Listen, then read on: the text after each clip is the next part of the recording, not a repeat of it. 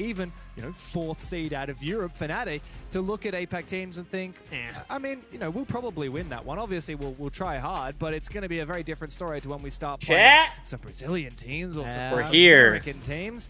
And I think EWC 2026. Going into it. Boom. You got to make sure you curb your enthusiasm. Don't let your understanding of a CAG from 5 years ago tarnish.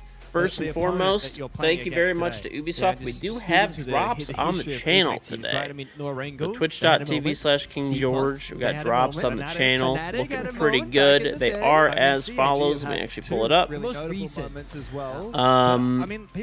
you watch 1 hour, 2 hours, and 4 hours, you get a Esports pack. Even though they were grouped, it's the only time in Rainbow Six history we've ever had a tiebreaker so tight we actually had to play an entire tiebreaker match just to determine which of the two teams should progress into the playoffs from the groups. It was CAG and Team 1 featuring Alamau. What is it? Before 1 hour, 2 hours, before he was on G2. And Team 1 with Alamau went on to win that entire major. And that team almost lost because of CAG. It was only just one tiebreaker match that allowed Team 1 to go through. So literally a 1 round difference there. Had CAG won by 1 round more or lost that 1 round less, that would history. Team 1 never won that match. Exactly. And then maybe Alamau doesn't go G2. A lot of implications all of a sudden, right? Of course. So, now they've been here for a long time, the boys from CAG, and they've stocked most of the roster also very consistently. It's not often that you see a team go to event after event, fall short technically, and then stick the roster and get better and better and better, but they truly have. And if you're curious about the whole like Saka name here from Dokkaebi, it's Arcoli. Yes. Arcoli, same player, but different name that happened stage 1 in kickoff, maybe, I think. Yes. So earlier this year. The only player that's really changed. All right, cool. Drop command is updated. So moving in from that coaching position to be on the starting roster, which happened after they made it to the grand finals at Reload. It was halfway through the following stage that he jumped in. All right. And of course, I mean, it's just been like a dream. It's been far better than anyone could have expected. Notably, if we do get to see some Shield play later, DD is a very different kind of Shield player to Anaton. Updated. Let's focus up on Fnatic. All right, we can do predictions. You guys want to do predictions? The young guy. Arby's. Oh my god, that like broke your brain when I said that Arby's isn't that bad. Yeah. Almost that broke your brain, didn't it? It's not that bad, bro. Almost nothing is playable. Okay, what's on 210 HP? What's on Edge 2? What's on Jorbs? What's on Sticky? What's on Straw? What's on Zilla? How am I live now? EWC, buddy. What's on Dutch Killer? But, very quickly, chat, thank you very much to Ubisoft again for putting drops on my channel. Really appreciate that. When you watch for 1 hour, 2 hours, and 3 hours, you get a drop today. Or 4 hours, sorry. Oops, I gotta fix that command. So 1 hour, 2 hours, 4 hours. So that's it, get the drops. And so thank you very much to Ubisoft for enabling those on my stream today. And remember, each day you can get that. There's new drops every day. I put in the exclamation drops command, you can see what drops we have on which days. So pretty cool. And thank you very much to EWC for allowing us to co-stream EWC. So appreciate that very much. Yeah. And then what else? Oh yeah, sub to me on Twitch, of course, to get my charm. And if you haven't picked one up yet, pick up a Throne Bidet. Done, Joe. On Sticky. You guys are fighting in Discord. Dairy Queen? I mean, bro, Dairy Queen ain't bad. I actually had Dairy Queen a few days ago, funny enough. We got it because we got a gift card for Dairy Queen. Someone gave us, like, we went to a birthday party, and in the goodie bags they gave everybody a $5 gift card to go to Dairy Queen. Honestly, Dairy Queen's fine. It's not the best ice cream, but I mean, it's not bad. Beautiful crossfire, yeah. I mean, again, they made it so well that why are we LARPing that Dairy Queen is bad? Maddie Ice, thank you for 44 month 3 sub. Welcome back. Very much appreciated. And there was only one person on the window repel from CAG. Something that we often see from this team in particular, from Japanese teams in general, is they play very heavily on the window repels. And they play like your Capital, your Ying, your Sense. They rabble in the windows. That's the execute. I see in Discord you guys were arguing about that shit. They're pushing stock, they're pushing in for Skyline, they're attacking lobby with a backstab, they're everywhere. Are we for real where we actually think Dairy Queen's bad? People are saying Dairy Queen's bad. I'm not saying there isn't better ice cream, dude. But, like, bad?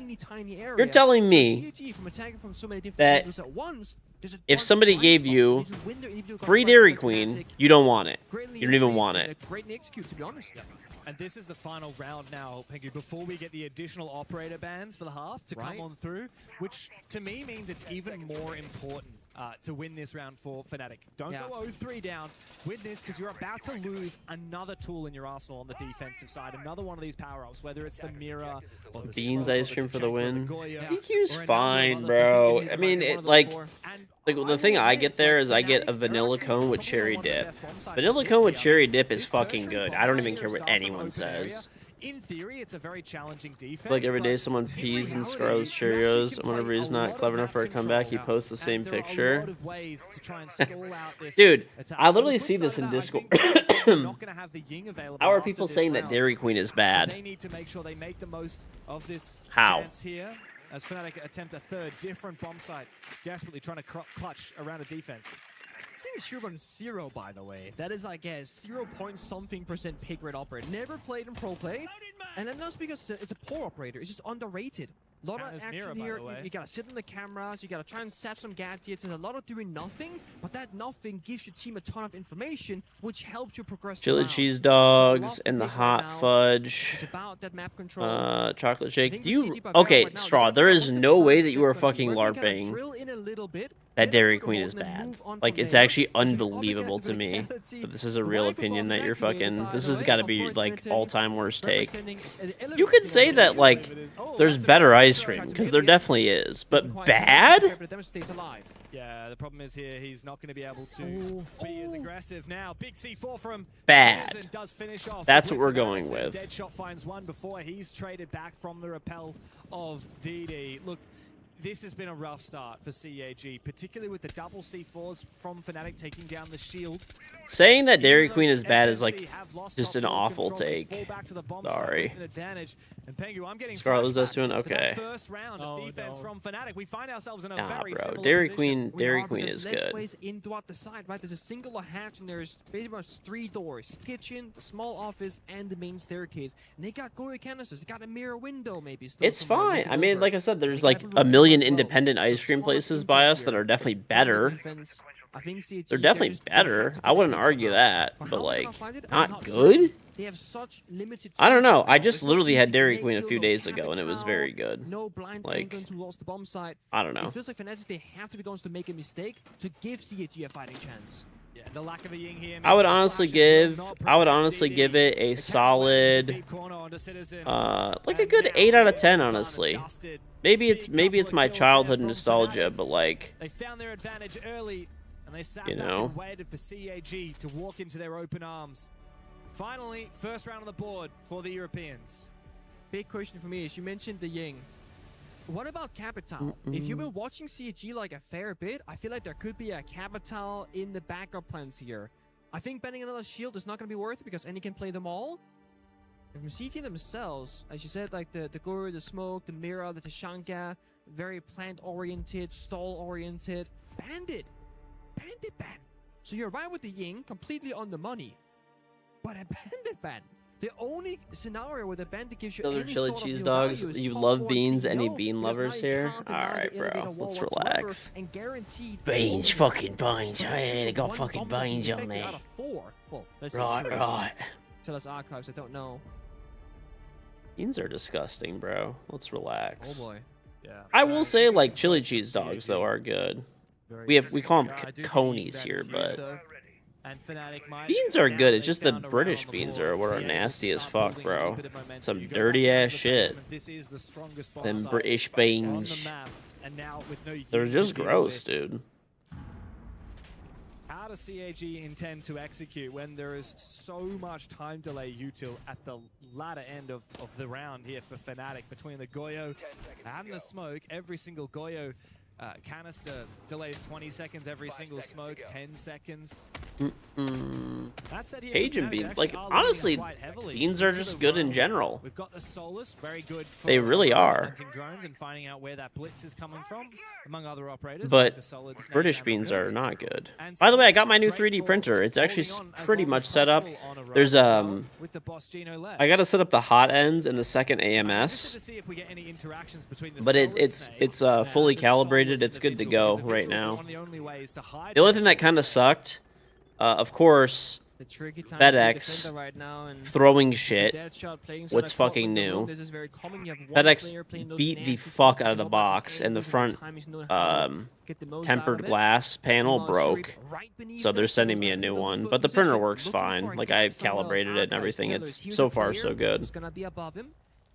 It's all about Dude, timing. I'm not even If CG joking. Morel can get in the middle of the I building, think get one of FedEx those has to be picks, like they're the like, all-time "Okay, like panic worst on shipping Fnatic's company, You're like seeing by that like a Shuri wide has margin. his gadget. It actually allows him to DHL's get pretty past the bad. Solus Maybe and DHL's and worse. find the kill, finishing off Citizen. That's the danger of Citizen letting his phone explode. He's now lower HP, and one shot from the DMR will down him. Deadshot tries to get some revenge, but Shuri shuts down a second. Fnatic dropping like flies. Fragile must be Italian. Real, bro. Real. Such an unenviable position. Smith feels the need to lash out for a kill. And now it's before he just, falls back I to don't the rest of his understand team. how you take a 3D printer that is like, I don't know, damn near $3,000. I mean, with the accessories, it is $3,000, okay? And you just whip it. It's a 100-pound box. Like, how do you not just have a dolly where you're like moving this around normally? Like, I have dollies at my house. Like, they gotta have a dolly. Dude, they for sure just threw this shit, like, all over the place. I mean, it is a heavy box. It is like 100 pounds, but they had to have beat the fuck out of this thing looking at the box. But the round is almost what's new?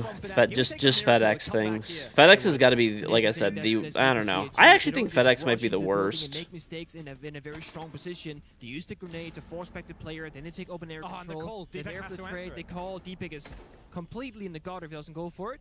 They should know that as well. So now with 35 seconds to go, they can wait for the fire to go away here from the Goyo. And when that happens, drop the lobby hatch, push from server. They know there are only two defenders. They can't watch all the angles. That's right. Second Goyo popped. Time is ticking away, though, and you look at that clock, it is... Oh, yeah, do you guys want to do predictions? I mean, we're part of the way through the game, but we can do it anyway. Otherwise, he will die to the explosion. Wizard gets revealed by the Solid Snake. He will take down Zaka as Deepak actually denies the plan successfully. Where's the push? CAG have had such an advantage, but now things get desperate. DD starts to force that plant down. We'll give it like 2 minutes. To claim both final kills for CAG by Varel. A third round on the board for the Japanese as they start to run away with this half. If I'm Sparky watching that round in the final seconds, I am stressed. FedEx is just sort of fed up with life on a room people's day because it was. No joke, if you ever look at like 90% of the crazy shipping videos where there's like there's damage, it's literally, I would say 9 times out of 10 it's FedEx. Have you guys ever noticed that before? Like occasionally it'll be like somebody else, but 9 out of 10 times it's FedEx. So very many small things again from CG, just very well thought of, very well communicated, and no one's overstepping. There's a clear line saying, guys, you can take a risk until this moment. At that point, we gotta play together. And that was open area.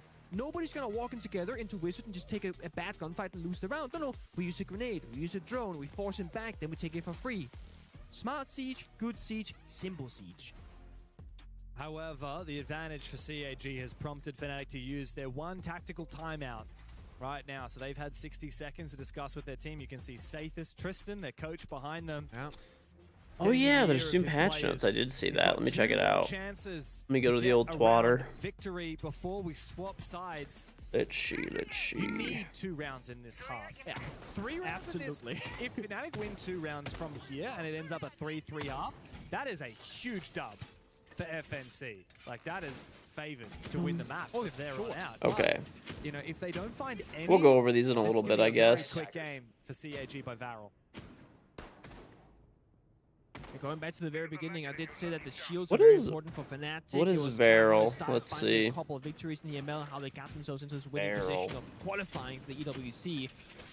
And it's a good thing, it's a bad thing. Oh, If you it's can a, crutch I guess something, they success bought and win, CAG because you it's do- another org. When you have to crutch something and it's also not working, what's your plan B? Smith has been playing Tashanga and Clash and Clash and then something else. Yeah. He hasn't been super Interesting. So, like, Okay. last time on CEO, he died before the execute. On Tashanga, on the very first round, he The was X last alive everything in a app. 1v2. Oh my god, bro. CG, they're not really bothered by Smith whatsoever, whereas a lot of European enemies, they're saying, oh, dude, the shields are too good, let's ban them away, let's deal with it, whatever. They didn't even ban the Clash, they banned the Bandit. Loading you back. Cam in position. Located a You know, the bomb. Bandit ban tells you that CAG are more than happy to play against the Wamai, more than happy to play against the Clash, more than happy to play against It the runs on Mirror. batteries. I see it. And I really like the way that they're countering the Wamai here with Zaka down below with the IQ. And he can very easily destroy these magnets one by one, which would have caught that Selma. So very clever work there by Kag by Varel. And now the air jab as well to prevent Smith from retaking. And it's smart because they're doubling down. Last time they had the Dokkaebi downstairs, also from Osaka. And again, he's watching the C4 downstairs. There was a Solus previously, actually, for the plant denial. When you're the IQ below, you're both destroying their utility and getting... Dude, I'm not action, even joking. but also I'm pretty gaining sure I'm in action like with the 1,000 bomb different site, meaning that discords they at this couldn't get point. back below the C4, and nobody's flanking server stairs up into square. So all of a sudden, against CG, they're gaining many things from a single player position. No one's wasting their time, no one's in a bad position. Now they have, as you said, the air tip on stock. That's stopping the Clash from pushing forward. If they do, they're gonna die. They got a lot of pressure being applied, the flashbangs going through. All they're missing for CG is an opening. It's on And that Richie. could be Anaton, because he's in top lobby. Yeah, he's in. Maybe and the daytime Clash stream for the will next 2 counter weeks. him, Yeah. is the only Pretty much, operator dude. Not in a position to actually fight him. Thankfully, though, Wizard is able to backstab. Anaton a little bit disconnected from the rest of his team, but now it gets desperate. Zaka goes deep, misses his chance to find one. Can't even backstab the Clash. It all goes down the toilet for CAG. I've never seen the sun this much. Look to have a reprisal with Dude, the flawless I will say back in the LD day, on the yes, window I was a with no gremlin, one but versus I actually, five. I actually went to the beach yesterday. This ain't happening. My It's youngest gonna be son worse. ate sand. Can go That was lobby not good. and peek him from the windows. They can toss a C4 out his direction. He cannot find What's players going on, Alan? inside of ATMs as they jump outside. The Clash will surely finish him off. It's a taunting move from Fnatic. Lift my arms. as they I don't. finally Man, I'm make not a tanning statement. under my arms. They're a little bit darker, actually. Beautiful. And nobody had any fear. No, but yesterday was actually a really nice day, bro. Yesterday was a really nice day. We basically went to like a local beach. And you know, kids played in the sand, went in the water a little bit. There's a splash pad there too. Went in the splash pad. We had 2 picnics, one when we first got there, and then one before we left. So we were there for like, dude, we were there for like 6 hours probably. The right hand side was not open. Look, see, he went piece here. You're right. So either they Got shot because I saw him throw the Selma earlier in the round, but maybe the breach didn't actually detonate. possible. That's a great point. Tsunami in Detroit. Yeah, my youngest son did eat sand though. Ace actually tossed that. He was trying to eat it like pretty much throughout. Most of the time he was playing in the sand, and you know, we were stopping him from eating the sand. But of course, there's just one time where like we turn around for 2 seconds because my middle son just starts deciding it's time to just bolt. And as soon as that happens, my youngest is like, "Oh, this is the perfect time to eat sand." It just shoves a handful of sand in his mouth. I mean, we got it out, but like I don't get it, bro. Like it's just he's waiting for his opportunity to eat sand, I guess. But if they can find a second round, that's not just out of the woods, that's into Candyland. Just waiting. It's crazy how it swaps so quickly, right? Touche, Oh, man, they touche. backspace the wall, just looking rough here and bang. Oh, now they're good. And it's just how Bank works. It's so attacker favorite, generally speaking. You need that So second funny, defensive round to have a dude. realistic Like, chance at I mean, winning. obviously I don't want And him to they've eat done so. sand, but it was just like, why? You know, when you play first or Why are you second, trying to eat every sand? single round matters oh so much. It's one of the frustrating parts about being a pro player is that you make one tiny You're mistake working on right now? one round, Hey. that can define the whole game all of a sudden. Good time, So risk you know, watch some assessment, hey, EWC, do I chill, dare get to some make this ballsy drops. play that's super high risk, super high reward? Easy Not every player peasy. has that gene in them because that one round is oh so I important. am happy by printer setup though. I still got to do the hot end setup, Was actually open that last round, but and I think that's pretty much it. It's other than that, I think it's set up fully and it works. I mean, I haven't printed with it, but all the calibration settings went through flawlessly, so that's good. his own drone. Besides, and they're shipping me out a new piece of glass for the front, so.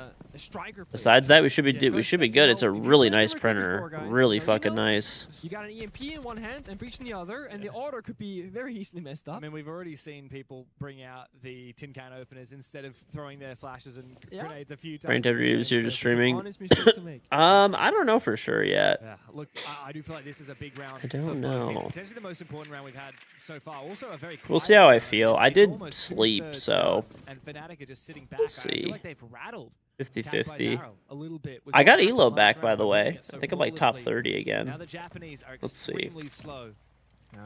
Yeah. Top 50, evidently. I got 40 rollback.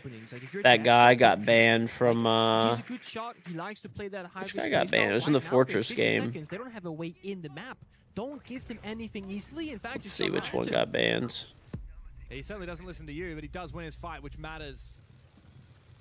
But will they bite off a little bit more than they can chew? Never mind. He comes back around at the exact same time as his teammate takes down. It looks like First the... round for CAG, but the diffuser I don't is know. down. And It was Fnatic funny enough, it was the guy that really went like down there. 5 and Doesn't 3. matter It at wasn't all. even the guy that was like Open because Fnatic more have obvious the in my advantage, it now opinion, favors but them. whatever. They know exactly where Zaka is. He'll find the first kill.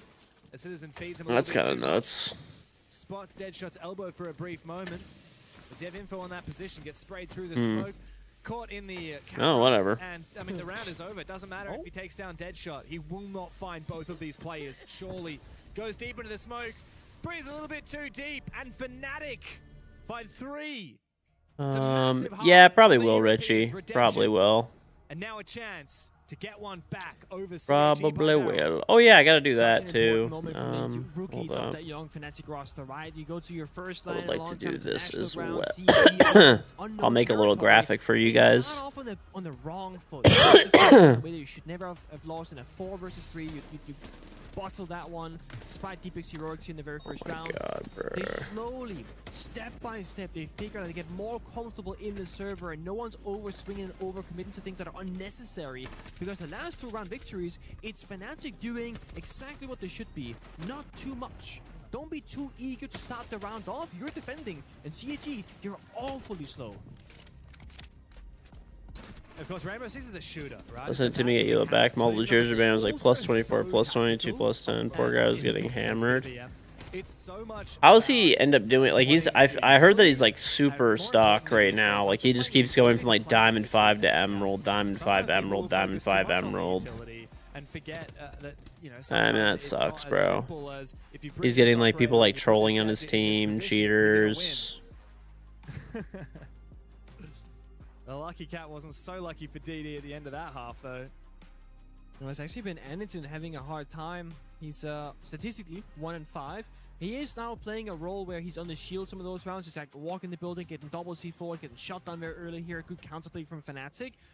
But one of the things about CAT Bavaro is that they have those 2 different styles of attacking. They're very, very slow, execute heavy, going for plants, and they got the map control. He's playing with go for Uzi and fighting. Athenium. And it's Okay. very required when it comes to taking Change your maps Twitch because name. You feel like your he is one of government those name was a ancient little players. much. When he's having a hard time, often CAT probably as a probably result not the best also have a idea. hard time. And I do People think that's can how they've be been struggling some of kinda those moments crazy. where no one's the one to Well, make the yeah. mistake I mean, going I round. kind of Like, figured the very based from final round, how right, there's like 50 you know seconds left. It's a things were 5v5. going that he would Most probably CG just be members are outside stacking the with building. people at this No one's point. taking that initiative because I Anderson mean, is it's now. He rough, could bro. himself. Like I mean, Siege is just the Siege As the community teams start is to load back up in. something else. I will Onto the tell you that second half, much. Now Fnatic on the favored side of attack, and it's time to get into these operator bans.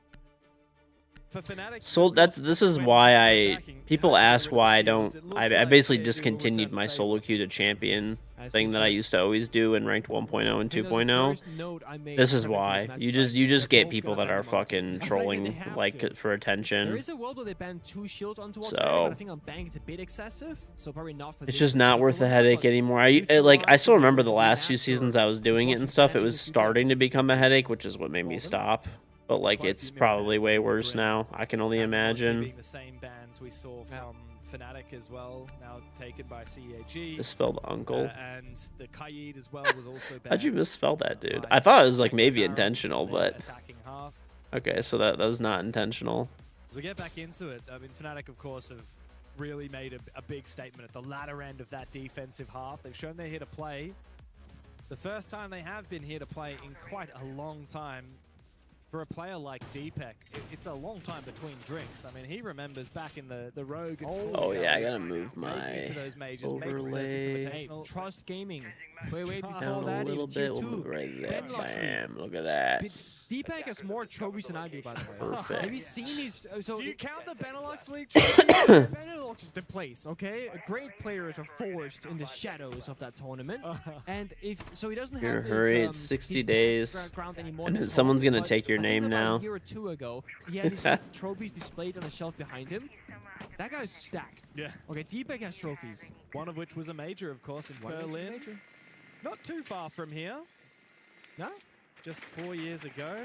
Huge moment for him. Great grand final. Yeah, one of the best grand finals we've had. 5 maps. I think it was overtime on the final map as well against FaZe Clan. Final round. Clubhouse. Bar bomb site. They're going to defense. Crazy. And Deepak clutches it with the Yokai drone as well. Yeah. Okay.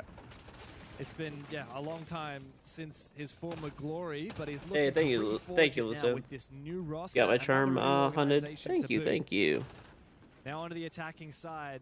CAG looking to bring a bit of fire on their defense of their own. Oh, that was They were playing on a unfortunate there for controller. dead Nah. shot. But he gets in the building No regardless. controller Big thing here, to worry about buddy. Here for Fnatic is Shuri, Yeah. the Grim Reaper on the He's found a vigil gap. with this boss G. He snuck past the drone and can play the sound key on the window repels, the skylight, and of course on the outside balcony. And if anybody walks in top square, there should be a good instead. There's a shield that's Oh, he almost got a double. Thankfully, does the fuse shield remove from action a 1-for-1 trade? Super worth it if you're CAG. And you saw Fnatic. If you got MVP skin, what op would I pick? Thermite. Yeah. Well, I Big think they're Thurmond. certainly going to be thinking twice about taking ground without thoroughly droning in future. Perhaps they didn't even know that the vigil was on the board. Oh, no. Losing that fuse is a lot of util and most importantly the shield, but they still have all of the utility to get Big the breaches Bobby done that Therm. they need to when it comes to executing down below. But the roam is still at large as Zaka falls back after taking a little bit of damage. DD has to keep answering his phone if he wants to keep his Yokais alive in the late round. Now Chibisu, the final roamer, decides to fall back for Kag by Varel as Fnatic are given complete map control. Yeah. But the timer is low enough, 60 seconds, and there's no Goyo and whatnot in this round, but there is going to be a C4 and the Yokai Yeah, drone, so they have like packed the Thermite. dial. Thermite is just so That useful, dude. changes Like, he's just everything. so damn Find useful. The Yokai as a mini IQ scanner, People EMP sleep on them, shoot Therm. them, and you can catch a C4 midair. Fnatic, yes, they've lost the shield, so planning on that default angle might not be possible, but if they can get into a safe position, or just get I kind of into want a to set up smoke grenade and my plant, hot it's very ends too. possible. We can get Very some popular prints angle going. these days taken by Zaka here. We already saw one of the CAG We can players get some die to prints this angle going. previously, Sticking out. but you can see how aware of the angle Deadshot is. Gets a lot of damage on, but might not be able to finish off. Zaka, 20 seconds to play doesn't mean there's I'm much excited for time the here glass to CAG come in get that too, revival. because Instead, there's a flank here from Chibisu, top frag. They don't know. From CAG, Ooh. and he has found his moment. He's found his gap. 1 kill. On to Citizen, can he go deep and deny the point? Ooh. Anderton's done it for him. A team kill does not matter. Wizard has no chance to get Ever the gone to box 3 up, printing? nor Oh get yeah, I have the 3 diffuser printers, planted. dude. I have 3 printers. CAG will take the lead. I just got a new Really one. big risk they're going for a flank because if you just I have walk the into a the drone, Bamboo no Labs turn, you're free. H2C, the new Like, one you're with the gonna die, vortex that's the system part that just either came out, round. the hot Plus, ends. watching the players in the And bottom then there, I Schmidt got, was dead already. Of course, he was watching a drone inside of circle, Creality right now, K2 when the Plus, planet's going down, and the and only I have an other, old drones upstairs Flash were Forge. That was not my first main printer. steps. There were admin offices by Lobby, They were somewhere else on the first floor, but they didn't have actual vision of that flank itself until it was too late. And I don't think they communicated that.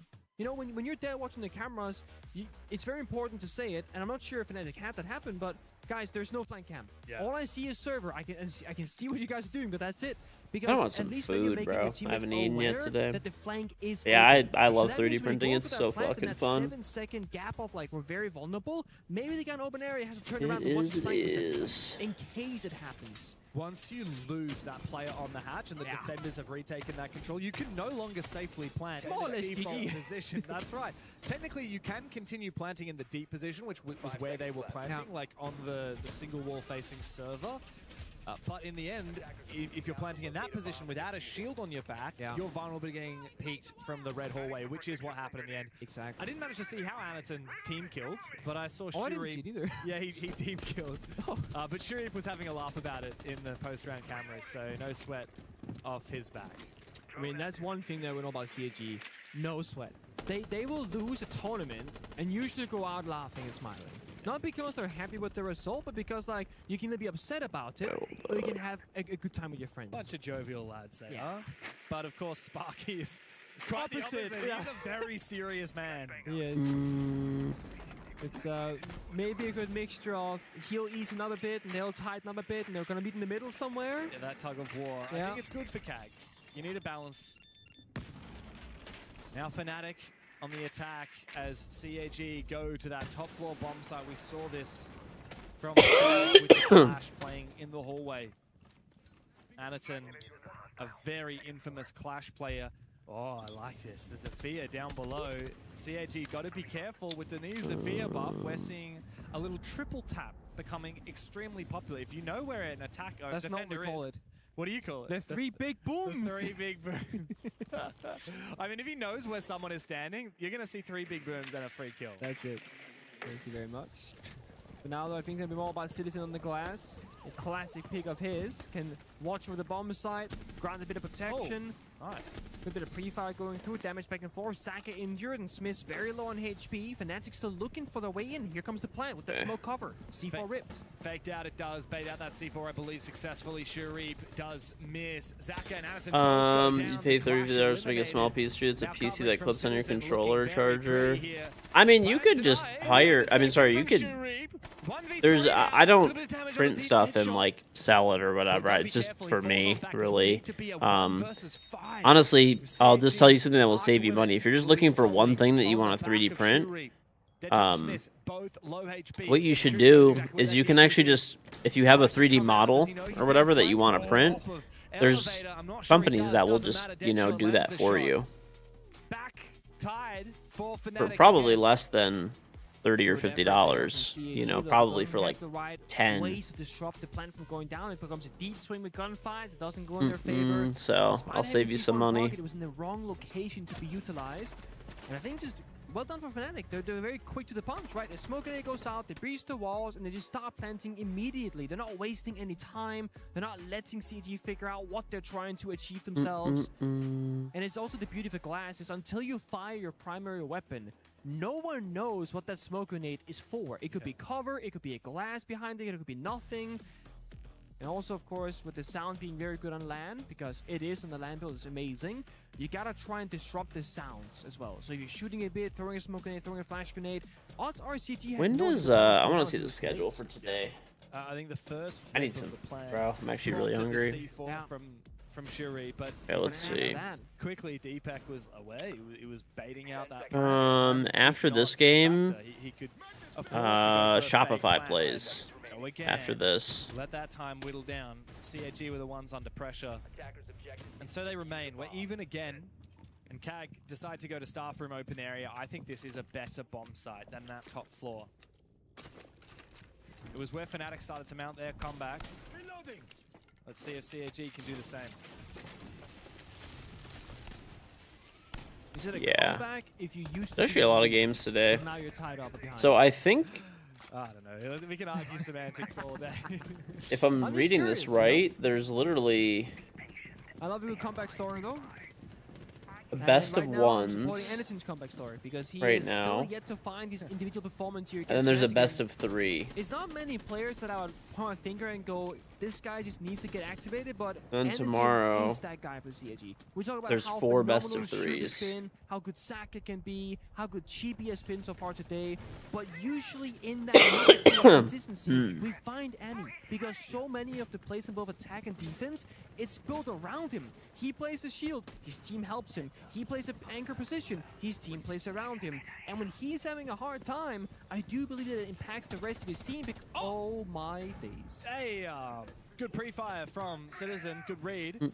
Oh yeah, that's what I was gonna Now, do. Oh propelling shit. into upstairs. Fnatic have taken a lot of map control. Chibisu forced back. Zaka the same. And Annie will fall.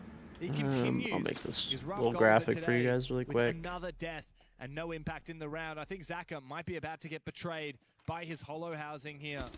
Citizen, if he can check his gadget, he'll know exactly where Zaka is. Out goes a nade. As the Wamai looks to try and find another chance to look for a pick. Wizard is watching his retreat, however. They've missed it. I think he's probably still around the main staircase, but Saka's found that tiny bit of gap towards the lobby double door, and the big question now is, do you stay in this Hold corner? up. Do you try and flank in throughout lobby? Do you retake that main staircase? Because you're in this 3v5, you have to feel a little bit desperate, but the round is not over yet. If you make the wrong choice now as Saka and you go down to a 2v5, then the round will be over. Kag just have to be patient here. I like this flank though. I think that DD and Chibisu have I mean, to I just guess be we could so just do patient this. and This is probably wait for fine. Fnatic to make the move. Wait for Zaka to rotate into Oh. position. Problem is, he's got a long way to go, and I believe they're watching kinda his hallway. cool. It is Citizen. As he moves away, Citizen does go to the hatch. He's not checking his gadget right now, which means they don't know that Zaka is upstairs with him. Patience will be the virtue here for CAG, but Chibisu starts to feel the pressure. Big kill from Zaka, but now he's left all alone in a 1 versus 3. 20 seconds to play. And Fnatic still have that Blackbeard up and alive from Smiths. Rounded by the corner, it's Wizard to conjure up another round for Fnatic. And they're in the lead once again.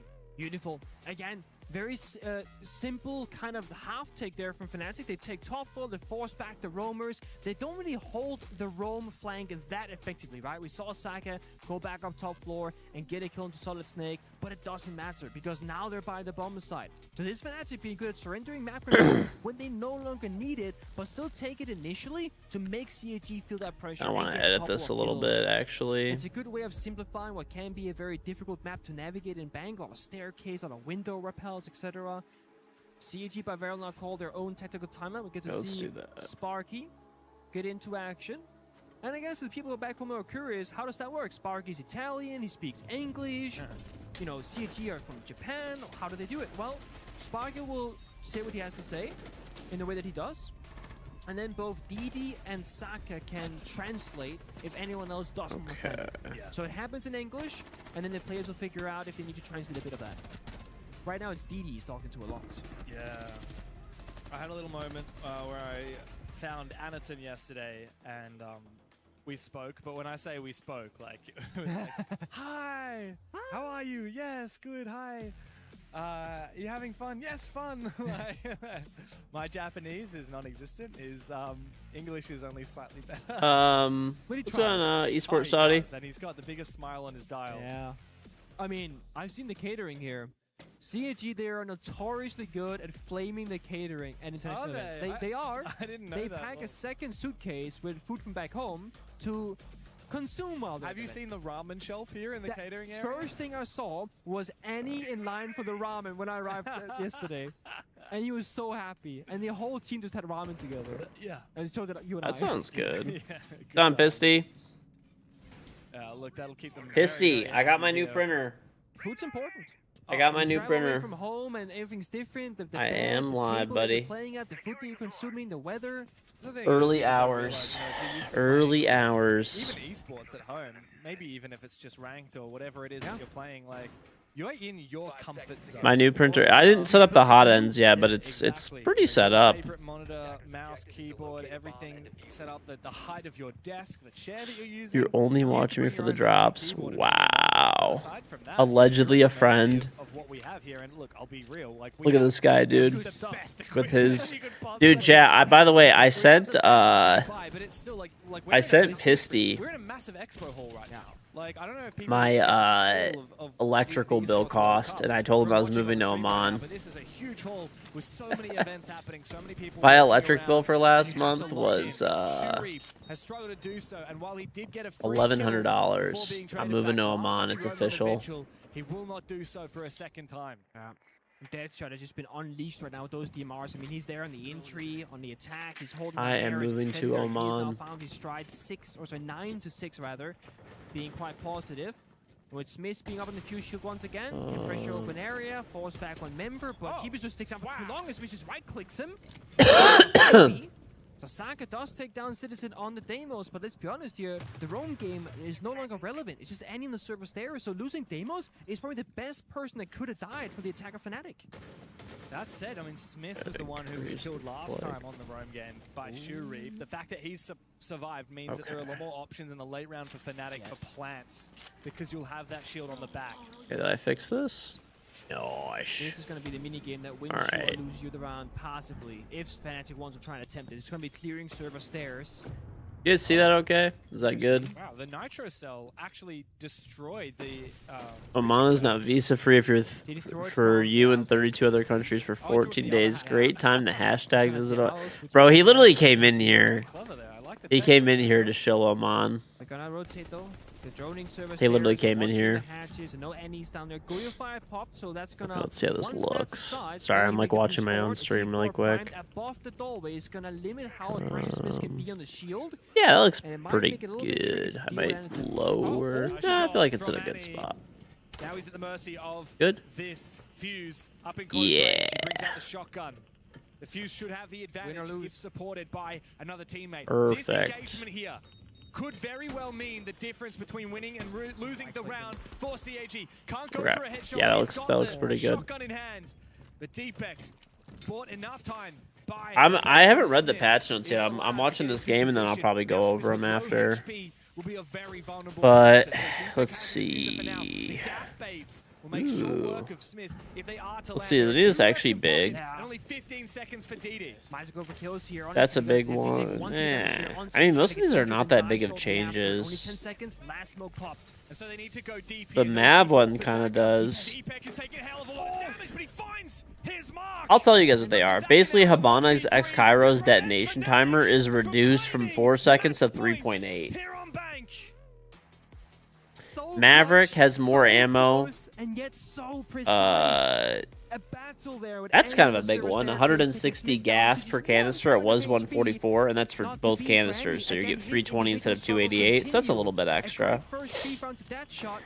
Fuse reduced breaching time by 0.25 seconds. Tub increased range to 3.2 meters over 3. Oryx's dash time was 8 seconds. It's 5 now. That's a kind of a big difference. Mute, bigger range for Mute. From 2.6 to 2.475, so it's like a little bit. Most of these are pretty small. Impact EMPs, this is kind of a big one. 2 meters instead of 1.8. The Reaper, the like, you know, little machine pistol Glock, that has a recoil buff. And they fixed the repel glitch on Chalet. That's a big one. They fixed the garage thing on Villa. The garage defender glitch.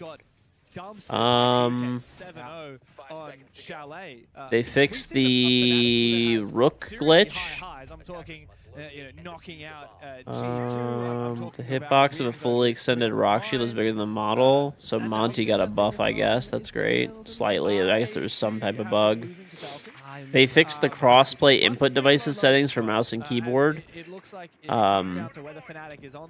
for a console, so if you were getting into the wrong lobbies, they fixed that, allegedly. So Matt's cancellation vote will disappear should a second player from the same team disconnect. Players with elite and third-party controllers plugged in are getting into PC lobbies. Mouse and keyboard not being detected on console, so they fixed a lot of bugs with that. Equipped items in locker do not show the equipped state. And 5 players in a PvE squad get stuck in infant loading screen in the second. I don't know, it's a little one, I guess. Okay. I mean, it's not like a bad update. It's just really small changes that I don't think will, like, really do that much, you know? Do you guys, I mean, I'm not really seeing anything there that's like, whoa, this is gonna change things. You know, like, maybe the EMP thing? Yeah, I don't know. Maybe the tub thing, mute thing, or like... I mean, they're definitely, like, better. You got 100 rollback. Ooh. I did not. This round his own, finally traded by Zaka, as DD decides to get aggressive as well. It's a retake here from CAG. Different overheat there from Wizard, maybe. Teammates still outside window repels, outside lobby, so far away from him. And with him going down, they lose that top main stairs control as well. A lot of pressure that was applied towards the defenders of CAG. So now you kind of reset the round to the beginning again. Everyone's downstairs if you're the attacker, everyone's upstairs if you're the defender, and they have smokes to work with here from Fnatic. But yeah, but like, I don't know, dude. I just feel like that's not going to make that much of a difference. The arrow of Smith and one in his own pocket of Citizen. If he can find that first skill, find the way in, that can change it all. But there's 60 seconds and a clash in their path. With the util here from the I don't know. Everything. The smoke comes through. Maybe. It opens the gates for Citizen to peek through with the glass. I die early every round. Never. What, you guys gotta make up your mind. Am I a baiter? Oh, by the way, Pisty, you're hating, listen, it came through a little bit, okay? Why does he have his shield off of his back? There we go. The glass on my printer came in broken because FedEx is full of, like, people who just attempt to destroy your packages. A beautiful dance back and forth there. Yeah. Puts down the shield, hits the We have a, I don't know, do you guys have FedEx? Dude, there's nothing packed well enough for FedEx not to break it. I think that they actually give people bonuses when they break items. Like, the harder they... Like, I think that they have, like, an internal competition where, like, they see who can, like, throw the items the hardest.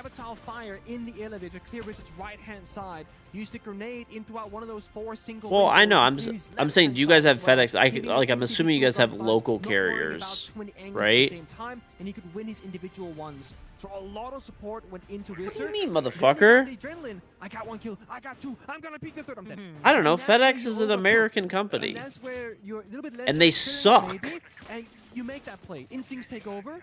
Where maybe statistically on paper, I know you have McDonald's, but I just figured that there was probably more localized carriers. Because FedEx is absolute trash here. They're good there? Oh my god, bro. You're better off trying to go for a gunfight 50-50 than to get peeked by a clash. I don't even know how, like, while you got the other guys fighting you back. FedEx, DHL, those are all good here. DHL is garbage, too, in the U.S. FedEx or DHL, like, they fight consistently for the crown of, like, who's worse. Yeah. And how many lands? You just got home from your shift at FedEx, it's terrible. Dude, if you know, chat, I don't, probably the delivery drivers are locals, maybe. I mean, they're local here too, they just don't give a shit, I guess. I don't know, man. Chat, if you guys understand how well a 3D printer is packed and how abusive you have to be with a 3D printer to break apart on it in shipping, it is insane. Like, dude, they must have been launching that bitch. Like, it still works, like, I calibrated, it's fine and everything. But to break that glass on the front, they had to fucking have gone crazy on that shit. Everything gets launched, you're not gonna lie, they do not care. That makes sense, Fisty, that makes sense. The primary gadget declares a bit of utility, which is great for bank here for the Goyo canisters, for example. Even the Echo drone sometimes if you're lucky. And you get a shield in front of your face for good planting opportunities.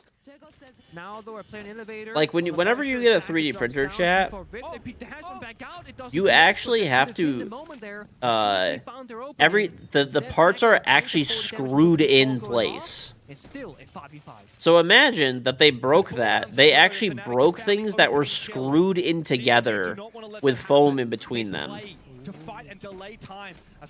Like yeah, like Pisty knows because he has 3D printers. 3D printers come packed in the craziest way. There's no other item I've ever seen in my life get packed as well as a 3D printer.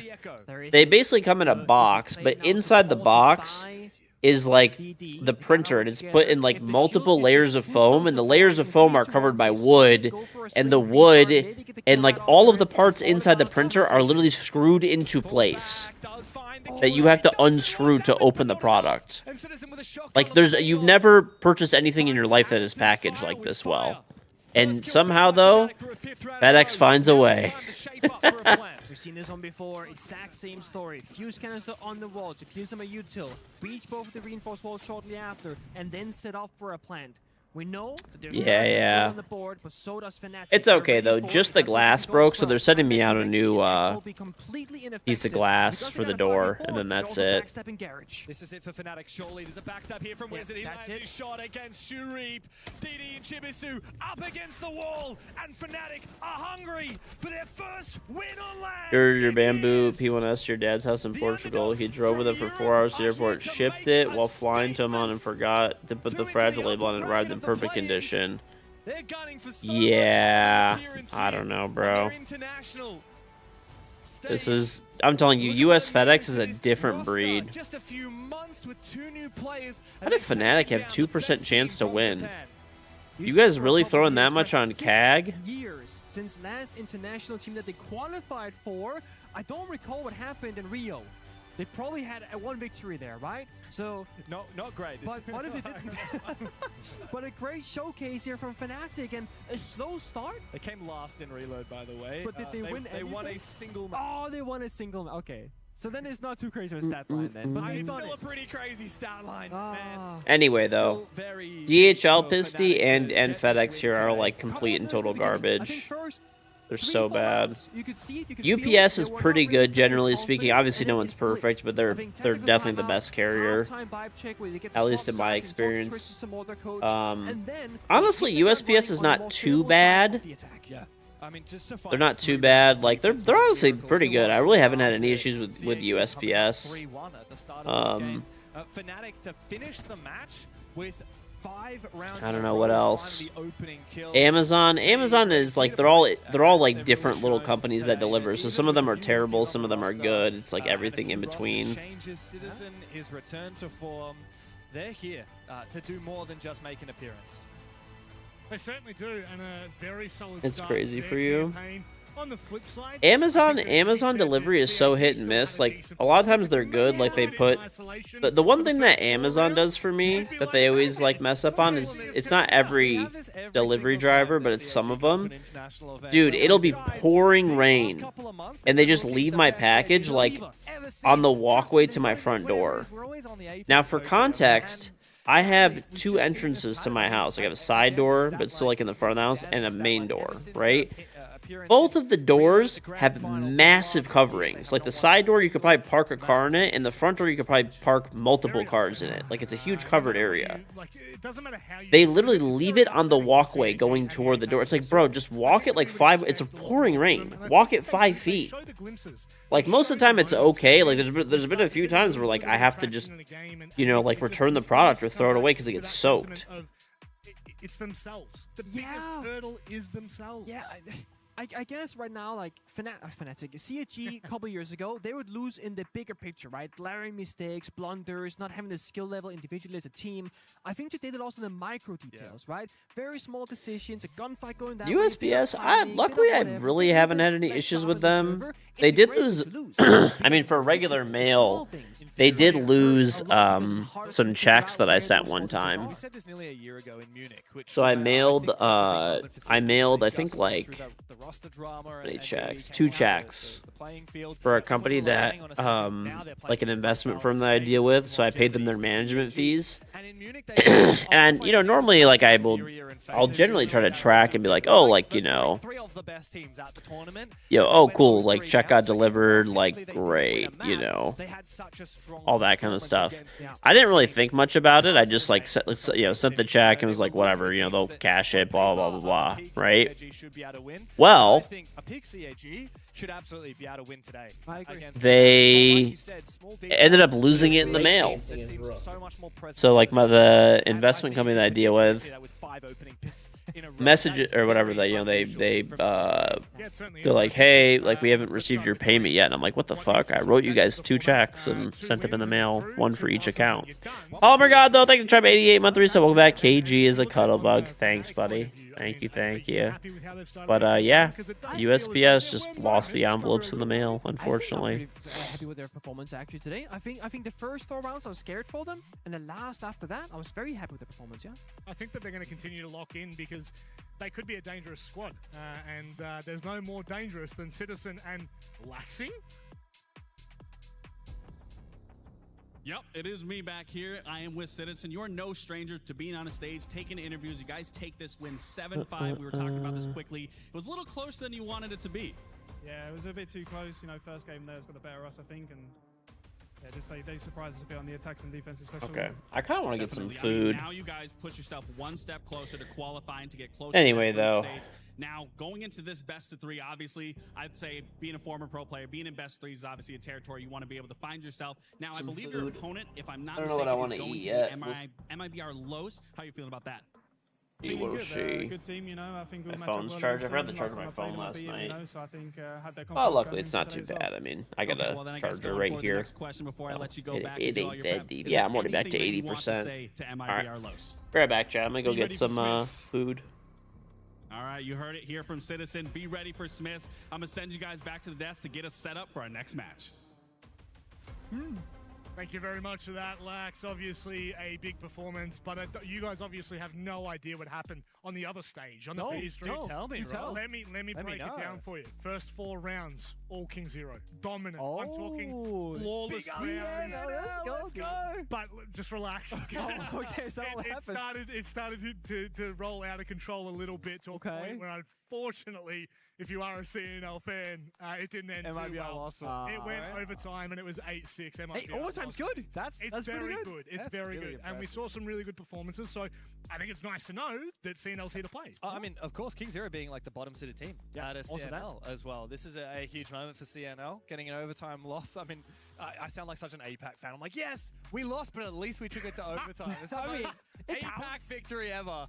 But look, that's credit to them. Of course, that means that we've got some big elimination games later today. I mean, King Zero, CAG will both be on the verge of elimination. We've got 2 more teams that will be fighting to try and stay in the tournament later today as well after we play the next 2 BO1s. Pretty intense. It is pretty tense. I think that is, we were talking about it a long time ago on the APL desk, just how brutal this format is for play-ins. You know, it's so cutthroat, right? These teams, they have made it a long way, but this is what, look, I say it's cutthroat. It's double elimination.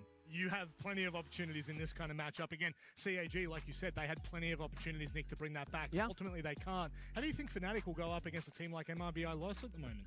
Ooh. I'm thinking right now. Yeah, no. Can you repeat the last bit again? MIBR Los? Yeah. Fnatic. But Fnatic, What do we think? is that the matchup? Yeah, sorry. So Are they on the same side of the Oh. bracket? Lax That's did confirmed? just I say had to, that, I had to sorry. confirm. Let me double check. Oh, he did 'cause say. What did he say Lax- to them? He Lax said, did "Watch just out for say that. Smiths." So Yeah. let's go with that. And if we're Okay, wrong, okay, we point okay, it back to okay. Lax. I Yeah. was not sure if that was a bracket, so I didn't want to. Okay, It's 100% confirmed. okay, They're in Group okay, B. good. I Yeah. want to throw Lex on the bus either. No. So I think, honestly, pretty decent matchup. Yep. They're not up against, you know, your Face, your Fury, you're like a super experienced team from Brazil. And Los, they're not bad whatsoever, but they've also been on a rough edge as of recently. Yeah, I think that if you just look at the head-to-head between like what happened in the Fnatic game, what happened in the MRBO Lowe's game, I would probably put Fnatic on the up there. Ooh. But that's just said, just a little bit. maybe. But also remember, there's an elimination game, which will be King Zero versus CAG. Yes. If CAG lose that, that is doomsday. Oh, it is. It is. They can't lose that. You can't they afford to they lose can't lose that. You look at the performance that they put up today. Look, it's just isolation. Bring it to the first half. Yeah. There are really good signs for CAG. They're totally. You have to say that they do look like a team that could beat a given team on their day. However, the problem is, we know, we've heard it, we've talked about it, the biggest hurdle is always going to be themselves. And that's a trope that hits APAC in the wider spectrum. Yeah. It's not isolated to CAG, it's not isolated to APAC North, it's consistently a problem within APAC. And I think that when you look at this, and then you look in isolation of the game that was just played with KZ, only barely losing out to MIBR Los, Yeah.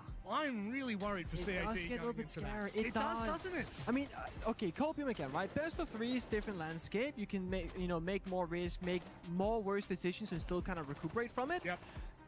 again, small things like today. Like I look at the highlight package right now. I'm thinking, okay, CHG, they're on the attacking side. They banned the Bandit and the Kite. Like the Bandit was the ban after the 3rd round. I'm thinking there are many bigger problems. It could be the Clash, it could be the Mira, it could be a target ban. They go with the Bandit, which only affects one bomb site, top 4 CEO. I just don't feel like that's enough up against Fnatic, up against email teams. Yeah, honestly, if I was CAG here, I'd probably be avoiding bank for a bit because I just don't think that Take a their breather. bank, yeah. I don't think their bank was looking perfect.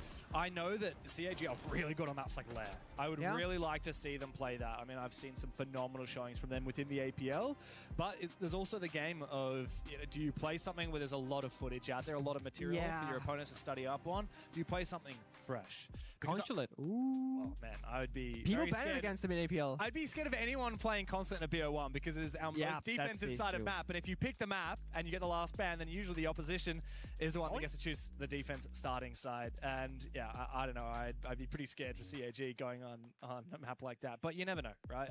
And the one thing that I do know for sure is that, like, it's been way too long that CAG have struggled on the international stage without winning a map. Yeah. This, on paper, is the best looking roster we've seen from them in a very long time, in the best looking form. They need to get not just a map win here, like, take down King Zero, stay in the tournament, that's step 1. Then you need to continue fighting through that lower bracket. You have to beat the loser of Fnatic versus MIBR lows to then qualify for phase 2 of the play-ins, which will be a single elimination match in a BO3 against the first seed team from the other group. It's going to be bloody hard. They're probably going up against Shopify Rebellion in all likelihood. Yeah, well, and they're setting up at the moment, and I think that is going to set a very big tone for what we can expect in the play-ins, because I think it's fair to say, Nick, that a team like Shopify, they should be coming into this with like they should be looking Why are they here? Why are they in play-ins, by the way? Finalists of the last match. I agree, and I think that when you look at them and you look at the team that they are, the individuals that they are, going up against, I don't want to say lesser teams because it just feels rude. Come against almost anybody. I would agree. I think that's a very fair statement. I think that if you're Shopify Rebellion, you're looking at this tournament as an opportunity to not only make a grand final again, but to also take it. You say last time we got so close, why don't we just finish the job this time? It happens to be EWC. But which would of course mean qualification directly to Invitational. We haven't even talked about that yet, by the way. It's like just such a huge point to touch on is the fact that, you know, the winner for this, they get an auto slot. It is like a major. First team to qual. It is so important that this no longer is about money, pride, glory, club championship. Although it's pretty nice. It is pretty nice. Right. There are worse things than an EWC. In a movie theater, Spider-Man starts at 5 minutes, bro. It's 9 in the morning. You're seeing a movie at the movie theater? Now, when you've got 9 in the morning. Spot, teams like Shopify Rebellion, they sit in a completely different discussion. Actually insane behavior. In play-ins, Nick. I don't think there's another team that I'd put in their category. No, I wouldn't either. I really wouldn't. I mean, we're talking about the experience of a veteran and truck Canadian with the fracking power of people like your Spartan, your Envy, your Serv, etc. They should be taking this very comfortably. But can they get it done? That's the big question, because they too can fumble. Do you know what the best part is? What is that? We don't have to wait. We're going to go to a break, and on the other side, this is the matchup you don't want to miss.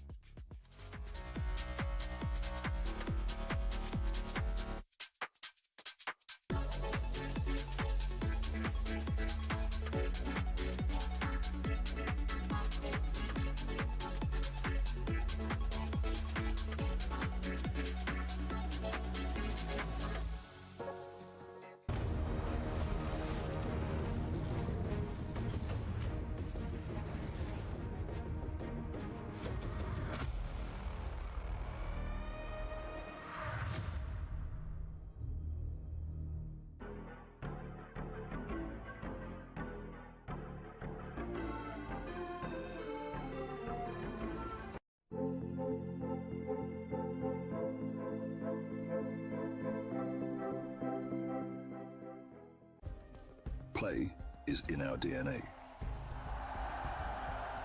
Whenever we let it out, it becomes our superpower. Now imagine an entire city being built to supercharge it. Kadir City, powered by Play.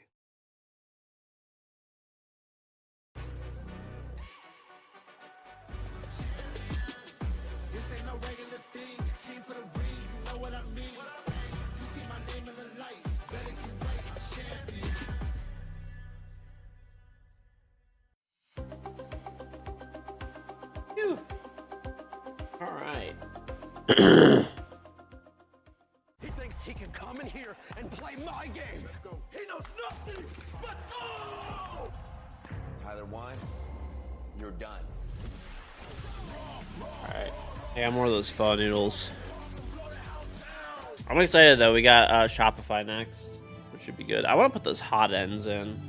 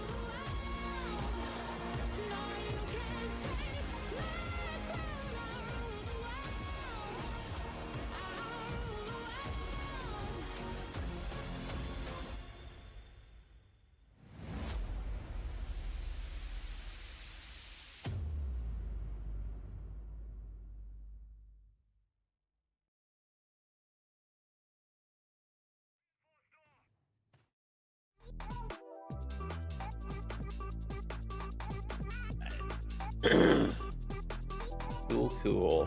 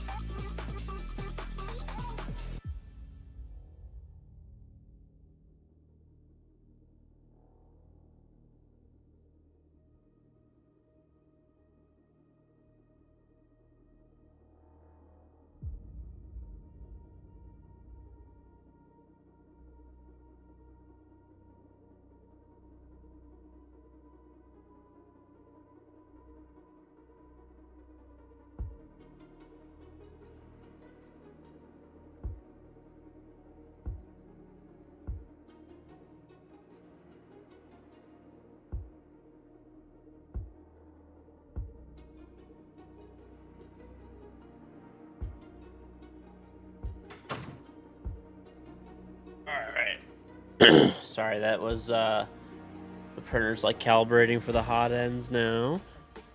I think we could probably do like a basic PLA print today, maybe. Possibly. We'll see.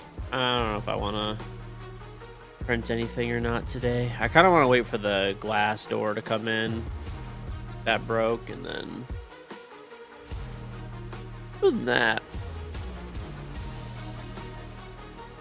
probably should be fine. I still haven't acted, so funny enough, I haven't had time to fix my other printer.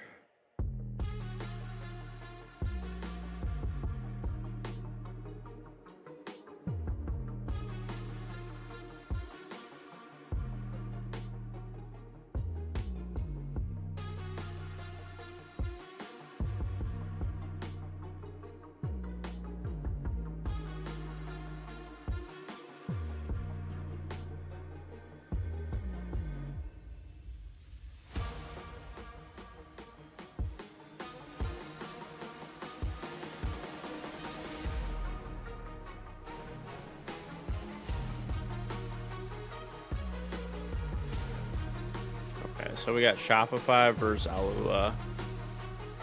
This is the game that I want to see really bad. I think Shopify and Los make it through. Like this little, these like play-ins, I guess. Can never be sure, but that's what I did on my picks. So I think it's a safe bet, but you never know. That's why they play, right? There could very easily be upsets. Almost done with these like noodles, bro. I bought so many of these noodles from Costco.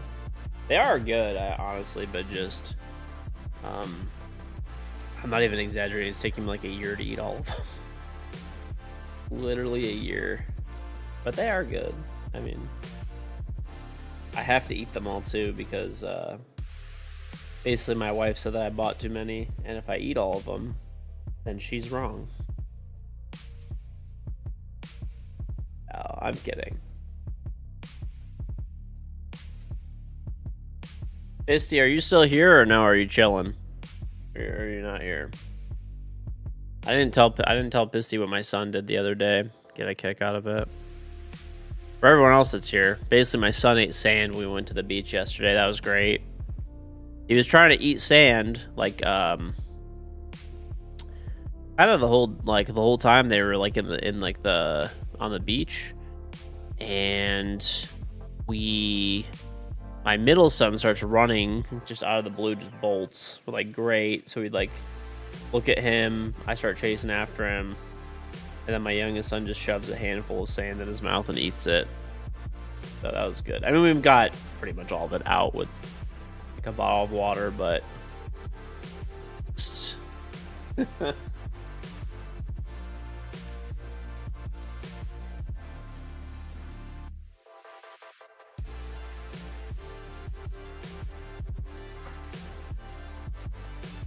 absolutely crazy.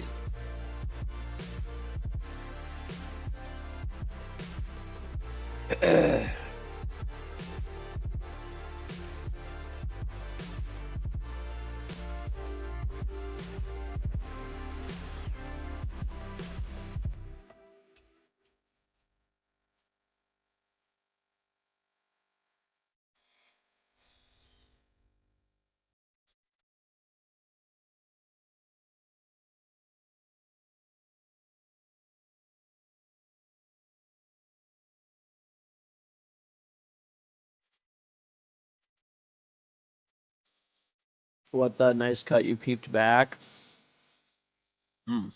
Let's see. Does Alua have a chance, do you guys think? I don't think it's going to be possible, to be honest. Maybe. I would say Alua has, like, maybe a 5% chance of winning this game. But we can still do predictions on it, and then, once they do bans, we'll do predictions.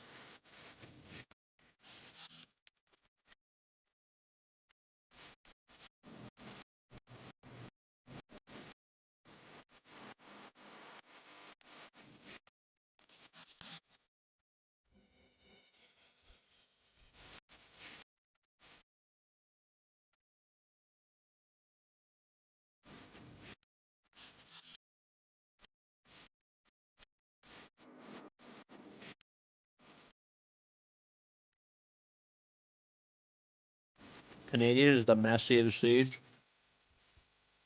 I don't know. I don't really know soccer, so maybe you're right.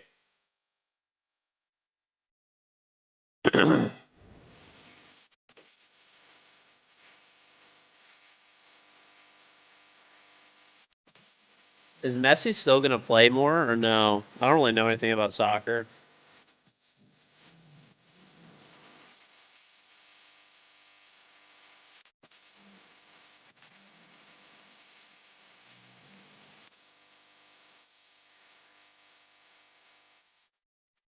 He is still going to play. Is he going to play another World Cup?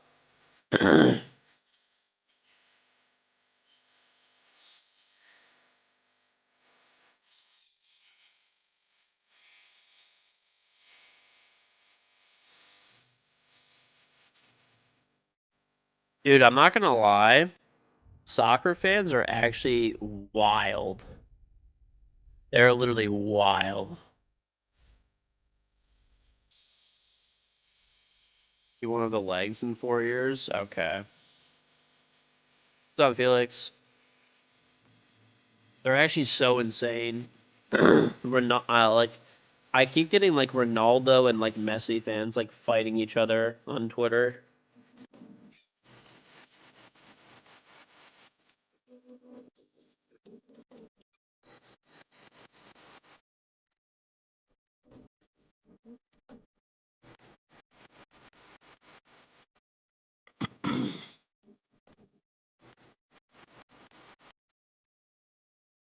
Those 4 weeks of the World Cup were insufferable. Well, I mean, Illustrate has been literally MIA over a Discord argument.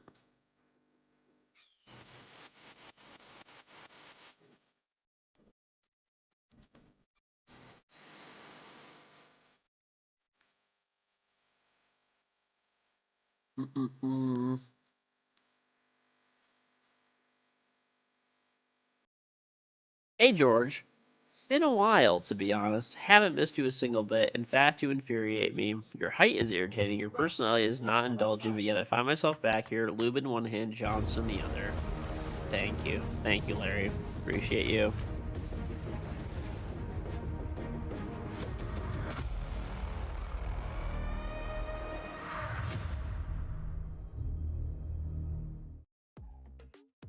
Ambi said it best. It's not about the size, but it's how you use it. Unfortunately, in this matchup, it may just well be about size. Welcome me back to the desk for the first time, actually, Xenox. Guys, boys, how are we doing? Oh, it's been a long time, Rob. It has been since we've worked together. Week and a half, 2 weeks.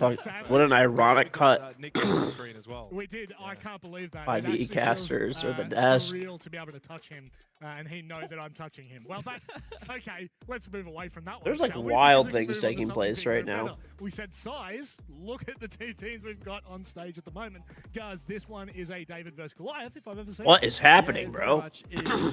Shopify Rebellion going is very, very firm favorites. Alula Club come in as the team that qualified through the separate MENA qualifier, so a fantastic opportunity for them. And a team that does have actually a little bit of experience, spearheaded, of course, by Valentino, who in previous years has done some pretty spectacular stuff at international Here we go events. here. It's best of luck, here. so who knows what may happen. I mean, but speaking of size, Shopify Rebellion, absolutely the dead set favorites in this. I'm as sitting Gus here. is alluding to, best of one, these things can sometimes happen where the underdog can cause a big upset, but this would be monstrous. It would be. I think this would be one of the craziest upsets in Siege this would actually be one of the biggest upsets that we would see, at least for the play-ins, because we were just talking before with Nick, and you know...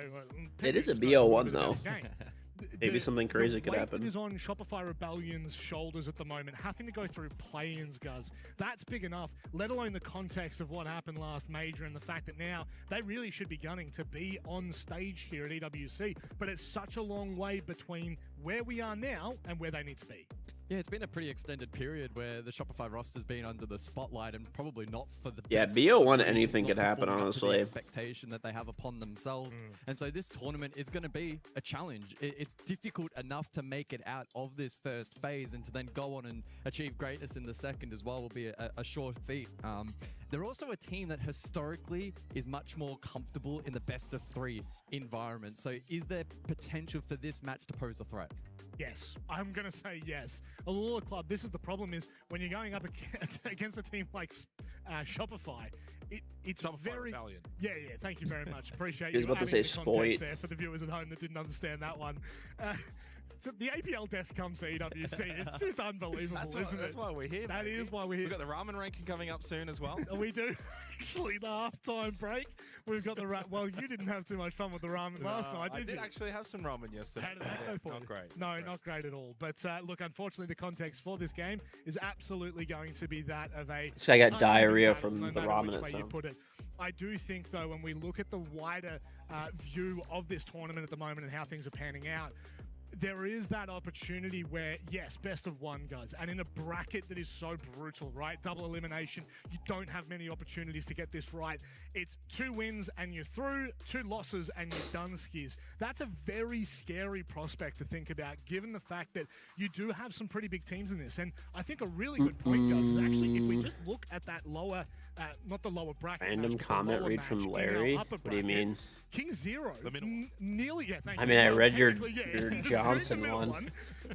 Like, we nearly saw KingZero come Oh, let out me on check top, my printer. and it probably should have.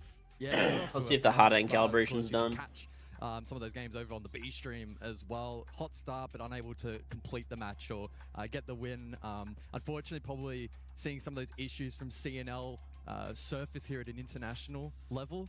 And so, I mean, in terms of contextualizing that for this match, will Shopify have the same issues? Because it's more likely than not that they will be the stronger team and they should get off to a strong start. But it's all about conversion and just making sure that on the day they can be clinical in completing the match. You look at the first 2 games that we had today, KingZero hot start, CAG hot start. So I wouldn't be totally surprised if we see Alula Club also get off to a hot start, and that's going to be their goal in a best of 1 against a team like Shopify Rebellion. When you're the underdog and you're a team that there's also not as much known about you. You know, we're looking at the stats pre-game, and well, we have all of the stats for Shopify Rebellion. There's nothing for Alula Club. So for them, it's all about the start then. But unfortunately, you look at the first 2 games, the start didn't end up meaning a lot once the more prominent teams started to get going and understood the game that was happening. So that's going to be the other aspect of it, is if you are Shopify Rebellion and you do start slow, don't panic. It's a long game, and they can then claw it back. But if Shopify Rebellion start really strong and fast, this could be very dominant. It could be over very quickly.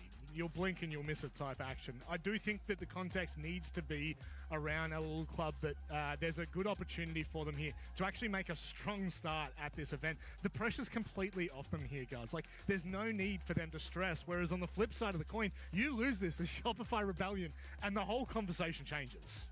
I don't think it's too far-fetched to say that this team on screen now, Shopify Rebellion, are the favorite team to make it out of this play-in phase. I don't think you can make an argument there's a stronger team than them on paper heading into this particular event.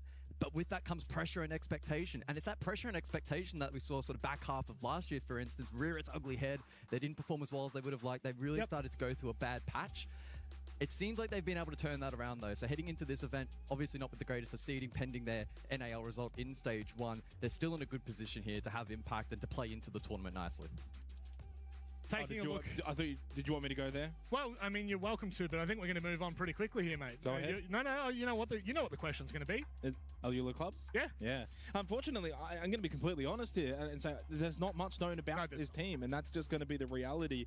But that's not a bad thing for us. It's actually a fun thing. We get to see what they can bring to the table. And in many ways, it's kind of like when you see teams coming from CNL and maybe even APAC teams that we don't typically see all that often, is that you get to see something foreign, something different. And that's hopefully what we can get from this game. If Alula Club is to win this, or even just be ultra competitive, they cannot play default Siege against Shopify Rebellion. So they're going to have to play and bring a style of Siege that is going to look to offset the balance, be a little bit different, and try and catch Shopify Rebellion off guard. And that may be also in the map selection too. Yeah, I mean, it's almost polar opposites. They come into this event with literally zero expectation, zero pressure, but they also have really good form. Looking at how they qualified, their road to qualification here for EWC 26, they played 4 matches over the course of that bracket. They did not drop a single map. So that's pretty impressive. Yeah. That's 3 best of 3s into a best of 5 where they went 3-0. So they're clearly a strong team regionally within MENA. And this is just a free shot for them to have a bit of fun here at EWC. It certainly is, but more importantly, where do we go? What map are we heading to? Let's have a look at the video and hopefully get a little bit more of an insight. Again, I'm going to be honest with you. I don't know if it truly matters what map we go to. It is Cafe in the end there, Jake. What are your thoughts on this one? Well, so looking at some of the numbers that we've got over the last, since February, so basically the start of the year, if you will, Shopify Rebellion, 4-4 record, 3rd preference map, so it's not the kind of map that for Shopify Rebellion we're going to look to and say, well, this is their strongest map, or this is the map that they'd be looking to often. Last played it against Dark Zero, 2-7 loss. But Dark Zero are quite a bit of a higher caliber opponent than Alula Club. Again, we don't have any statistics when it does come to Alula Club, but I will say Cafe, guys, structure. Talk about Shopify Rebellion and where they should have the advantage. I think this is a map that bodes well for them. Yeah, it doesn't stand out as being a massively dominant, massively strong map for Shopify Rebellion, but as if you contextualize that, the quality of the opposition, especially within NAL, is mighty competitive. It probably goes as far as to say that in terms of regional competition, it's the most difficult league, and that's probably why they're in this position, right, where they struggled a little bit in NAL, still qualify for EWC, but now they need to make the quote-unquote gauntlet run. So yeah, Cafe structure gonna be a fun map. Alula Club trying to find win conditions for them. It's I think about play the Vert. Yeah, Vert, get hyperactive, abuse the repel mechanics, just try to be a menace on repel. Bans are also going to be super critical, right? Do they go for more of a tilt towards info, utility, etc.? Can they try and play the game on their terms? I take Shields away from Canadian, and try and limit his ability to get into the map, and then on their attacks, abuse the Deimos, abuse the Solid Snake, the Dokkaebi, etc. Be aggressive, play the Vert, as you said, repel, etc. If they try and play structure and they play the 3-2-1s, I don't know if that's going to work for them. So I think for Alula Club, it's about just making this messy, make it as chaotic as it possibly can. B, take the structure away from Shopify Rebellion, and obviously then inverse, if you're Shopify Rebellion, you just try and play it as normal as you possibly can. Yeah. This is always the problem, isn't it? When you go to talk about two teams that maybe never played each other, have never even seen each other in a server Maybe before. Valentino, but yeah, no, it literally would be Valentino, and maybe even then you don't even know if they did. Who knows? But I think the fact of the matter is, when I look at this matchup in particular, no matter how it goes, whether they play aggressive, whether they play passive, that won't matter until we actually get into this map. And Cathay, as we well know, can be a very chaotic map for the defense and the attacks. However, I have a really big concern here, because Alula Club have the opportunity to kind of wipe the slate clean here. Like you said, if they can cause chaos, if they can play the game on terms that are unknown to even Shopify, this could completely change the conversation, guys. Yeah, it's likely, and I think the game plan will be, let's play it differently to NAL. If we play it in a fashion that Shopify are comfortable with, that they've seen time and time again, it's probably not really going to work out too favorably for them, right? So it doesn't necessarily have to be chaos, but I think it's just about having a diversion from the typical plan that we see in NAL. What that may look like, again, I think is going to be heavily directed by bans.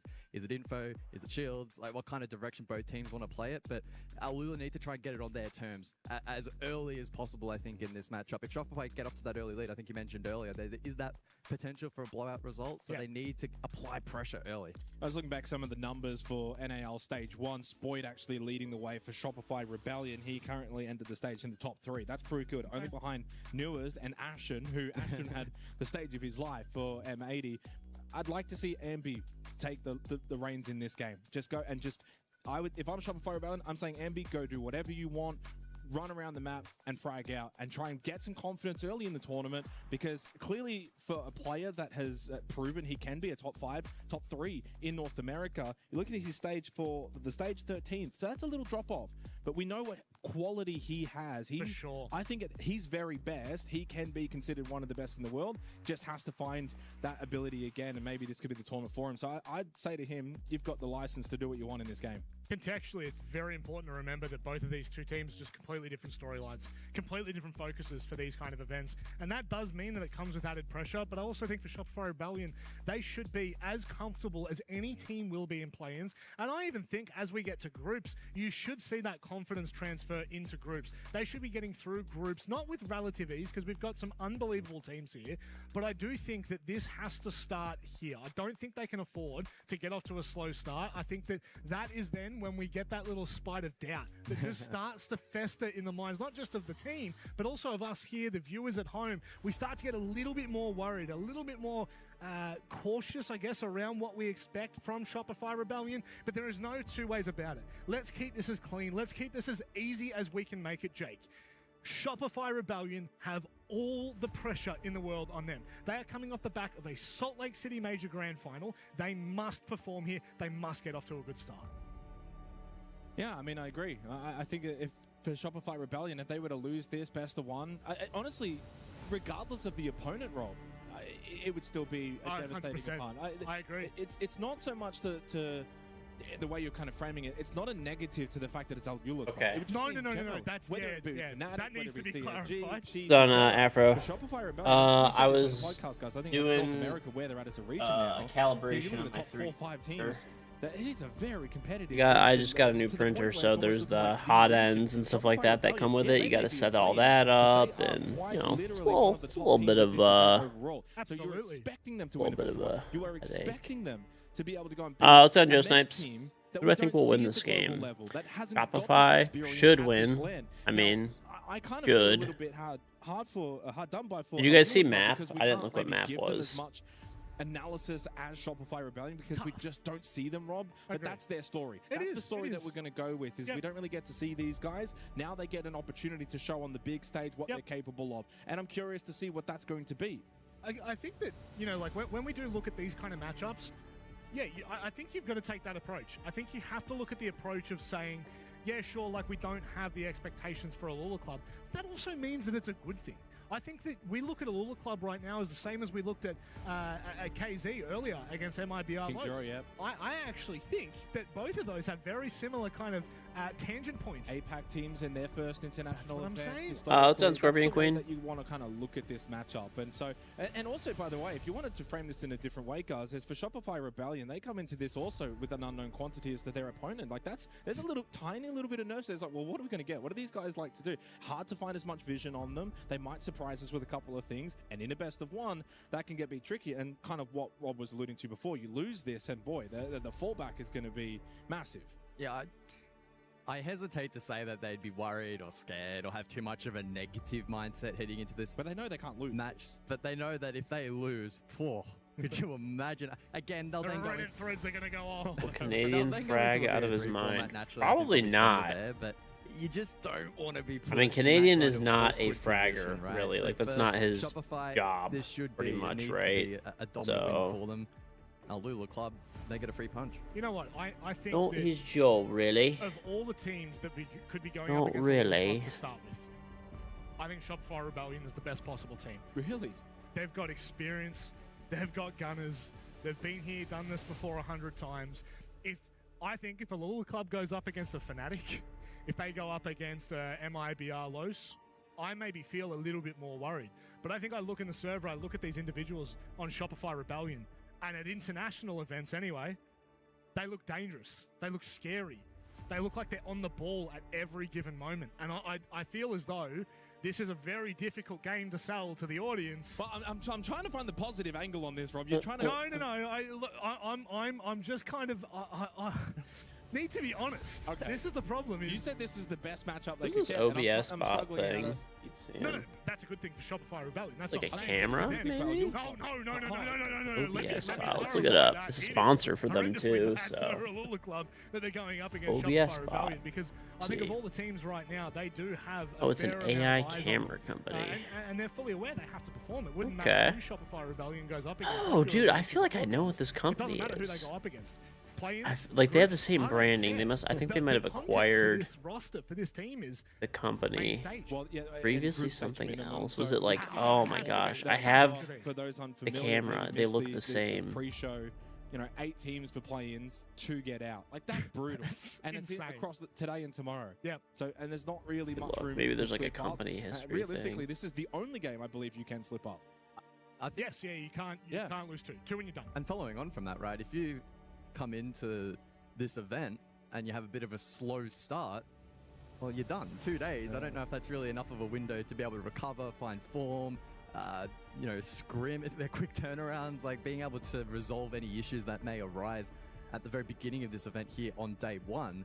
You don't maybe really not. get much of an opportunity to recover that, and that's again. But there was I still have the camera from the company that they 8 teams that are battling sent with it to only me a 2 long time making ago. it through, with Shopify probably a very safe I'm bet. blanking out on it, At least dude. I think maybe it's like just the one stop UCam or remaining, something. right, It was like which a is very, very Chinese company What we can do that had I don't know how much more we can some these like little kind of like little GoPro competitor, but they also made other. They made like a lot of different types of cameras. They're pretty cool. They were a pretty cool company. They were really easy to work with and stuff. It was very good. Pretty much did the same thing. I did it with Canadian and Spoit. I'm hoping at some point we'll get to see it, but I don't.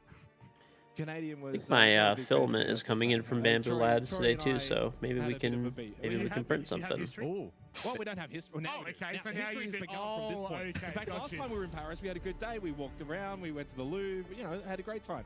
Now, the second time in Paris, I actually swatted him. Do you call? No context. No context. Of the no, that we no did before. context. Him or the ball? The ball. Oh, okay. But he shot the ball and then. I can kind of see Jake being like a Shaq-esque swat, you know, like just straight over the top. I didn't know he had any element of athleticism about him. Oh, whatsoever. no, I did. I also took part in the fitness test as Really? well. Yes, I did. What did you get on the grip strength? The lowest Of all the players? of all the players, 32. That doesn't surprise me. Which by getting that 32 was Almost broke your hand. We're watching Shopify, and they're going to be playing Alua. So Alua is like a play-in team from Mina. To be honest, they probably will not do very well. Like this should be like pure destruction. Like Shopify should basically be almost 7-0ing. Welcome back, Pisty. Looking extra bald today. Thanks, buddy. By the way, Pisty, I didn't tell you. My youngest son ate he ate some sand yesterday. We went to the beach. I'm not even kidding. He actually ate sand. Technically classify a pro player as an elite athlete in terms of... He kept trying. Basically, the story is, Jeremy says, dude, basically he was trying to eat sand all day, okay? And then my middle son, out of the blue, decides to just bolt. He just like full-blown like sprinting runs away from us, and I'm like, great. So we're like, my wife's looking at him, I'm chasing after him, and in that time frame, my youngest son just takes a handful of sand because we weren't watching it for that split second, puts it right in his mouth. I mean, we washed all of it out and everything, but it's like, bro, are we for real right now? Are you actually putting like eating sand, dude? Like, I'll give context for the viewers. I don't know. No. So if okay, you're just a hater, bro. Just a hater. We absolutely should. We run a ramen ranking segment, and Just a on this hater. ramen ranking segment, we try ramen from all over APAC. So that's from Korea, Thailand, wherever it may be. My middle son is And there's a specific one from He's Korea first started that is explaining that was quite my interesting. first son. It's a little bit No, problematic. believe it It's a or little not, like spicy. he was previously he was like a disaster, bro. Like he would just make a mess every time, like just nonstop, right? But he's lately he's actually been like pretty good for the most part. I know that's kind of crazy to say, but he's been pretty good. Are you done? He's done. Rob's done. Oh, we did well. No break time needed. We got through that technical. Yeah, my daughter is she's no complaints. I mean, sometimes she's like she whines a little bit, but I mean she's 4 years old. It's gonna happen, right? His mom makes the best food and he goes for the sand. I don't know why, dude. On the flip side, Hoping not break any more $200 blinds. That he does. He breaks a lot of shit in my house, my middle son. But actually now he's like, he used to be a dirt ball in terms of like just a disaster with like everything. But he's actually he's gotten way better. He actually like, you know, he wants to wash his hands all the time, and he's like very clean and like proper. He still breaks a ton of shit, but a lot tougher to hold. When you think about top floor, especially against repels and some of the power positions that typically are facilitated by those two operators, it's just going to open up the match a little bit more. Yeah, and again, this is where it gets tricky, right? Because teams have bans. I've heard the predictions regardless of their opponent. To me, this has got to be the Monty ban is towards Canadian. It's his most played attacking operator. blackmailing into not sending you into a home when you're 60 in like 5 years. Okay, bro. Documents he could use it when he grows up. I don't know, man. He's honestly so funny. Some of the shit that he does. The Grim ban, by the way, Rexon will typically play that, so he will obviously have to flex over to the Nomad, which is. It's all right, Pisty. You're gonna be joining me as well in the home. Okay. But listen, when we're in the home, okay, we're gonna have a home in Oman. All right. We could be senile there together. It's not even in the top 3, so that's a big change up for Honestly, dude, going to an old person home sounds kind of sick. Like, they just take care of you all day. Like, you don't really have to do much. They clean, they cook. You know, like, I don't know, man. It sounds kind of nice, to be honest. And you just get to do fun shit, like play shuffleboard and stuff. Yeah, shit the bed, literally. I mean, I do that now, but like, you know, not actually. He wins the fight on the crazy. It sounds nice, man. Continued to aggress in Sounds the opening nice. round, and unfortunately for them, Dude, this is already giving up. And waiting. Yeah, I mean, they look switched on, don't they? The opening minute of this game, Shopify Rebellion already early pick, expecting maybe a Lula Club to go for these peaks. Now, this is pretty much the perfect start. Hold it. Does he? Good information as well for the radar for Surf, knowing that they wanting to play site, expecting the pressure now from Shopify Rebellion. Yeah, realize there's like a drone on him, right? The snake scanner? He's not shooting it unless it's above or something. And unfortunately, Rexon then gets the double. And Also, if you go in now, you'd be strong enough to be the alpha male. You can start a gang. You could smuggle in prescription meds. Let's be honest, buddy. There's gonna be an old man in there that is going to absolutely fucking out alpha you in about 2 seconds. Okay? There's gonna be an old Omani man with his hands behind his back, and you're not gonna be able to step to him. Going the way, of course, of Ambi, and then the transition into the map was just completely perfect from Shopify Rebellion. The vibes seem good post round 1. Misty, what chances? So you watch Mina a lot more than I do. What do you think the odds are of Alua winning? Like, not this particular game, but like maybe making it out, possibly. I mean, I don't know. I've seen a little bit of their stuff, and I'm not really seeing it, but it's like kind of unfortunate for them, like that Shopify is in there. Like Shopify is basically guaranteed getting out, and then like there's like Los is pretty good as well. I mean, that's my 2 picks to get out. Give a little club a way back in, but remains to be seen. The best thing, I mean, they have Valentino. The way that, Ambi gets the opening kill. Okay, rated player, NAL stage 1, but so talented, continuing to impress, still as a young player. Straight away, expecting a Lula Club to go for these peaks, be aggressive, wanting to bring that chaos like we were suggesting. They're all good players. Oh, I mean, like, I don't doubt it. I mean, if they're at EWC, they've got to be good, but like, they have to play versus Shopify and Los. You know what I'm saying? Do we want to pick the windows? Do we want to be aggressive? Like, playing against Shopify and Los is brutal. Like, Shopify made finals. You know, for the finals for Salt Lake. It's weird. Shopify is like not that good domestically in like NA. Like, you know, they're solid, I guess. Like, it's not like they make events, obviously. Don't remind you. Listen, my predictions went good, buddy. It's another strong start for North America. My predictions went great. Winner of this matchup will take on the winner. You can still see that Hisham gridlock situation with Spoit. Still can't believe they lost to that. An opportunity for the winner of that. Dude, I'm not gonna lie. The way that you I feel like you were just like lost in Salt Lake. Like you didn't know what to do because like all of your hating was like collapsing. Like Twisted Minds lost to Shopify. Then you were just like, you just walked up to me, and you were just like, didn't know what to say. Then all of my pick'ems and my predictions ended up going right, and you just didn't know what to say. Just wanted to go back to Oman. Fair. Dude, by the way, I set up the hot end system in my my new printer. It's actually such a cool system, dude. I did not realize how awesome it is. By himself in the 1 versus 4, Alula Club are going to strike back in this second round. Yeah, the structure from Shopify getting disrupted. It's very cool. And that's a bit of a statement piece from Alula. Not a bad little response in the second round. I mean, it was courtesy of a massive hero play over towards Garage, disrupted the Rexon and Canadian double stack outside on that dining. Canadian's hairline is looking like mine. And then the rest of the team. Dude, it's actually, you know, it actually still throws me off so bad that Canadian is like the old man now. Because when I played with, this is how old I am. When I played with Canadian, we were teammates. I was literally the old man on the team. Like, so it's like, it's kind of a trip seeing everyone call him old now because he was always like, you know, young.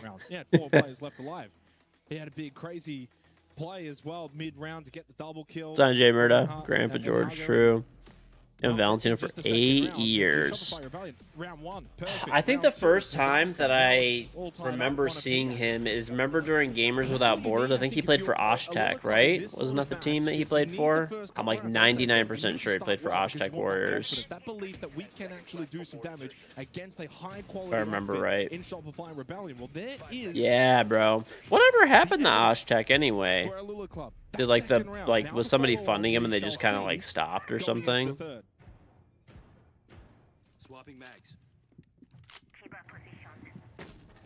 Or are they still around and maybe they're not in Siege? Okay. All right. Sounds good. From the defense, particularly Okay. Going forward. Gotcha. The Nomad brought once again from Shopify Rebellion to try and suppress some of that aggression, but can be limited in its impact.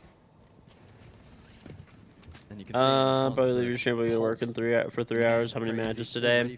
There's a lot. Well, there was 2. So there was like 2 best of ones that are getting played, or sorry, 4 best of ones. So there's technically A stream, B stream. So 4 best of ones are all being played. This is the second set, and then there's going to be basically 2 best. There's 4 best of 3s, but 2. They're going to be going 2 and 2. So like they're playing them at the same time. Currently, spots out. The Mozzie over towards Pillar, the hero from the previous round. And just monitoring that staircase at the moment, maybe trying to catch. Fun fact, the first ever brand search in your region for an esports team was done by you while you worked for NVIDIA, and it was Aztec Warriors. Oh, damn. When you did it, other brands thought it was a waste of time. Now everyone's fucking doing it. Look at that. You're a pioneer. Pisty the pioneer. Old man actually up at a decent time for once. I'm on all day, every day. You know, sort of, not really. The opening kill onto Valentino. Love that second one as well onto Bazooka from Ambi on the slightly inclined angle. Surf got rid of Imhaga as well, and this time the defense of Alula Club shredded. Dude, I'm not gonna lie though, this printer is really nice so far. I mean, I haven't actually done it, but back then there was no Saudi esports and all that. It was like 2016, 17. I'm actually surprised. Back then there was like, at least in NA, there were a lot of teams that were getting sponsored by like NVIDIA and different companies. The big one was G Fuel, dude. I feel like, I mean, I was sponsored by G Fuel for a long time, but they seem to have cut all of their budgets down pretty much to, you know, almost nothing. As you alluded to, tech was called in the chat. You feel smarter than marketing? Yeah, I think they're kind of just like taking advantage of what they did, pretty much. Like they spent, yeah, they basically went crazy sponsoring everybody for a long time, and they don't really sponsor anyone anymore for the most part. I mean, I think they have a few people still left, but I'm guessing based on like my situation, maybe it's just me, but they basically cut back really hard on their budget and stuff like that. But they do have a genuinely good product. Like I do like G Fuel, I really do. I still have my code. It's KingGeorge. You could use that. I think a lot of people just push their codes too, because it's like you technically make money when people use your code, and they say it's like a. But I don't think there's that many people that are like paid sponsored by them as much anymore. Maybe a few here and there, of course, but. Doesn't matter if it's Monty, Blitz, Blackbeard. I do like Nemesis T8 at all. So I don't think that if you're a Lula Club, you but don't much about banning the Blackbeard or banning the G Fuel, what's it called? You know where they actually make like a lot of money now, Pisty, which costs them nothing? They're on the TikTok shop. So there's like, they do like a bunch of, I don't know if you've ever seen, like I've never done a TikTok shop thing ever. Maybe there'll be better ones in the future, but the TikTok shop stuff pays like nothing, literally. Like they actually genuinely for the most part don't pay anything. They generally just give product, and then they just, you know, and you have to like make a video for the product, which, you know, if they're giving people a tub of G Fuel, every tub they give, they have to make, you know, they have to make a video. Even if they were to go on and into that lower bracket, depending on. Yeah, so you tried G Fuel and you hated it. You don't know if it's because you guys use ingredients you don't use in your region, but it tasted new in a weird way. Yeah, I don't know. I mean, it's all personal preference. I mean, I liked it, but. Test out a couple of ideas, see what the synergy is like, all personal preference, etc., and then that can carry them forward in terms of the knowledge and the confidence for the remainder of the event. There are some flavors that are also not good, so that would be a big factor too. Like there are certain flavors that like I kind of don't like. The PewDiePie flavor, oh, that one's pretty good. And then the third round again, what is it like? Forgot what it is. It's lingonberry. Yeah, that's it. That's the one. Oh, that one's pretty good. I mean, it's not like my favorite flavor, but it's good. Except for that second round over towards Kitchen. We've been in a tech pause, by the way, since the bans, reiterating the round 3 bans, the Aruni banned away, along with the Solid Snake banned away. Just a little bit of a lean back time here for Spoit and Shopify Rebellion in this technical pause. Hopefully won't be a lengthy one. Getting the guns out. He did have the best grip score. He did. And as you mentioned previously, I think when you have the best grip score, you can get the guns out anytime. You have the license. Yeah, I believe it's just an audio issue on the side of Alula, so some teething issues, but should be resolved in a moment's time. Don't think it'd be too much longer. Been an intriguing map of Cafe so far, a map that can... Dude, I just still couldn't believe my son ate sand yet. I mean, we mostly, like I said, he didn't really get to eat very much of it, but... We've seen that develop over the course of this first half. I could not believe it. I'm like, dude... The Salt Snake taken out, and then the ability for...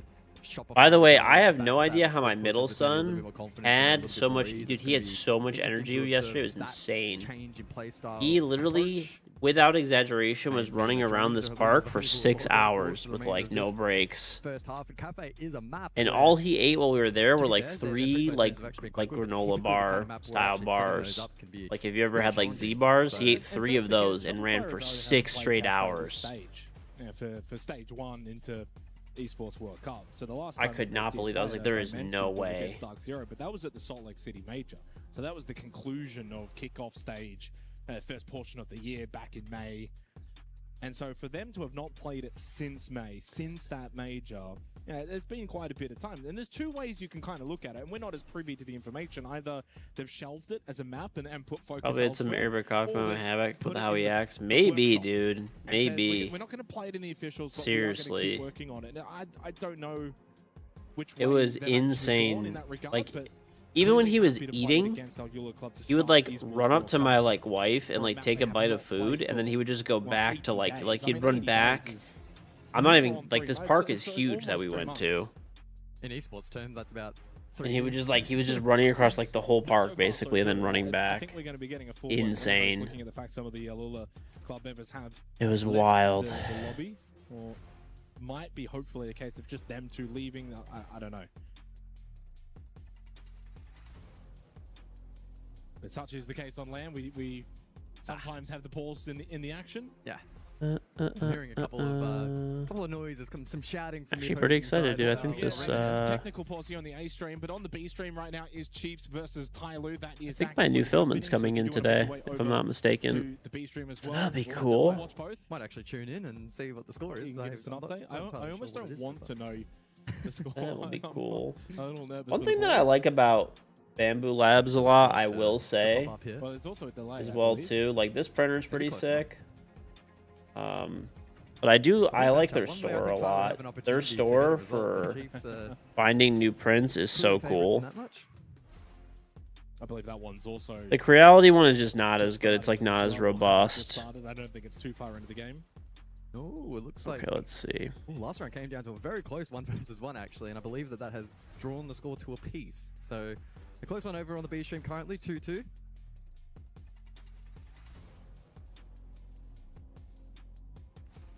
Playing over on Fortress, the newest map in the comp pool. Okay. Over here, though, on the A stream, OG map of Cafe, currently paused. A couple of technical gremlins to be ironed out. It seems like it's off to a decent start, though, 2-1. Yeah, it seems like some audio issues for Alula Club, unfortunately.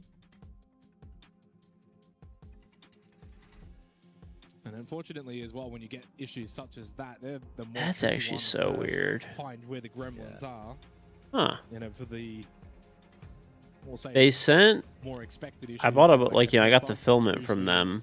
A bit easier to resolve. And they sent it into 3 different carriers. And I think if you're that's weird. Well, whatever. You're just sitting here thinking, I guess as long as it gets here, who cares? Over and done with as soon as possible. Yeah. And we're here a little longer than we would have liked. It's weird seeing it on my headset. I normally do have it on, but I just have it off for a sec because I'm like finishing something. I honestly could leave it on. Yeah, they're just sitting there in silence, as is typical. Not really allowed to communicate or discuss, and so you just got to kind of enter a mode of relaxation and patience. Very much will be eager to jump back into the server, just like you and I are, but when it's outside of your control, you kind of just have to put up with it for now. Probably a benefit of this team having so much experience. It's not like this is the first technical pause on land that they've ever had to sit through and endure. So I don't think it's going to be too uncomfortable for them, or certainly not unfamiliar territory.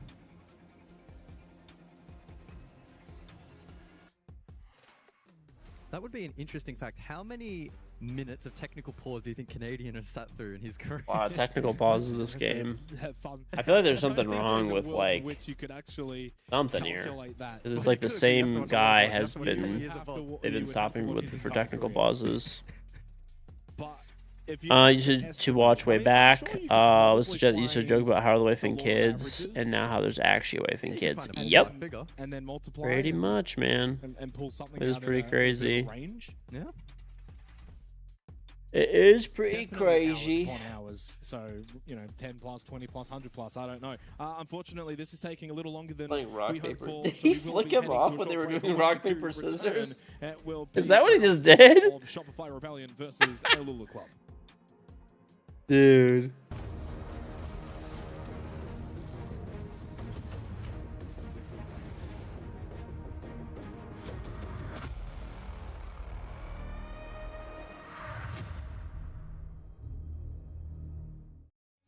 What kind of stuff do I print? Random things or actual useful stuff? Both. Mostly I print more like useful items, honestly. Sometimes I print toys for my kids and stuff like that too. But like this is what I'm in the middle of printing right now. Basically it's a drawer system. So I have a bunch of like bolts, screws, nuts, washers, like all that kind of stuff, right? So pretty much this system that I'm printing, they actually interconnect with each other and it's modular. You can make as little or as many as you like, and you know, that's what I'm printing right now. What film is that? Looks like shit. It's some gray Pet G, Histy's favorite. Loves gray Pet G. That is his absolute favorite. Histy, how mad would you be? How mad would you be, Pisty, if I just, with like the credits that Bamboo Labs gave me, if I just bought like 30 rolls of Gray Pet G? Listen, you could do a lot of really functional prints, okay?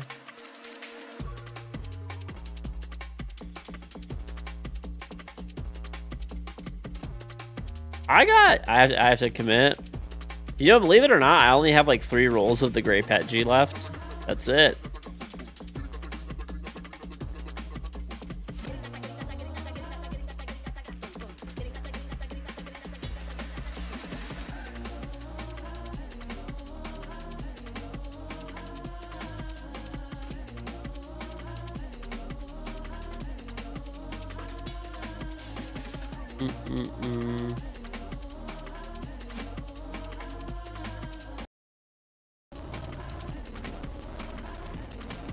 Hopefully they stop making them. Gray Pet G will probably be the last thing to ever get stopped in terms of getting production. I do love 3D printing too, dude. How many printers do you have, Pisty? I think you still have more than me, don't you? I have 3 now. I think mine are nicer than yours though, okay? I've got that over you.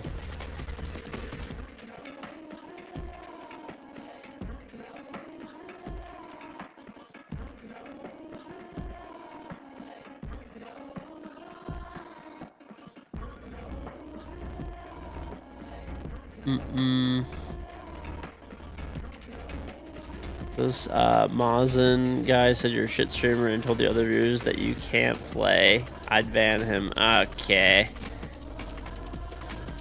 Probably a blatant lie from Pisty. What's new?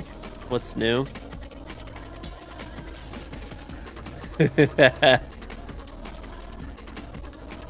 Listen, I know that Pisty's always full of shit, Mazen. Don't worry. I'm early, Cal. I'm always early, dude. Is 3D printing really expensive? The technology gotten better to make it cheaper? It is way cheaper now, yeah. I mean, 3D printing is very affordable. I mean, don't get me wrong, the printers that I have are really expensive, but you don't have to spend that much. I mean, both Bamboo Labs and Creality, and like other brands as well, they have printers that are around like $200-300 that you can print pretty much anything that I can print. with my more expensive printers. The differences that you get when you get a more expensive printer is you get speed and like it's enclosed. It will have like a better quality print a little bit too when you use a more expensive one. Like abilities to print like more, you know, different types, even types of filament. I mean, sometimes some of them don't have like they have different ends, but like honestly, like there's a lot of really basic printers these days that do very well.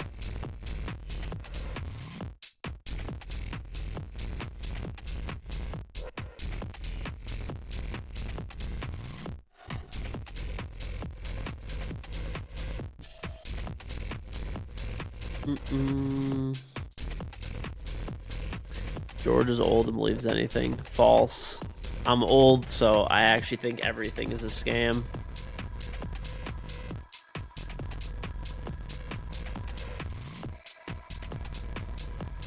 What's the high-end price look like? You're assuming multiple thousands of dollars. I mean, I have like the most expensive printer that Bamboo Labs makes, and I think it's like, depending on the setup, you get like 2,000 to 3,000. And then the most expensive one Creality makes is probably around like maybe 2,000, give or take, like around there. I have that one as well. There are some other brands, like you can print like metal. So like you can print metal, those are really expensive. Like some of the metal printers are like $5,000. I think they start at $5,000. Play is in our DNA. So whenever we let it out. But like I said, you can get a really good 3D printer for probably like $200, $300, $400, like in that range, maybe. For sure, like in that range. Supercharge it. Kadir City, powered by Play. We were there. Yeah, printing metal is cool. Every clutch. Is the audio choppy? Maybe my capture card might be messing up. No. The proud founding partner of EWC. Powering the One thing you don't like about Bamboo Lab is they're really big on space for it. I don't know, yeah. I mean, that's just any big printer. Lenovo Legion. Reach your impossible. He's been watching you since before 2010. Imagine wasting so much time of your life. Listen, you know, honestly, I think he's a saint for putting up with you for that long. That's a long time, dude.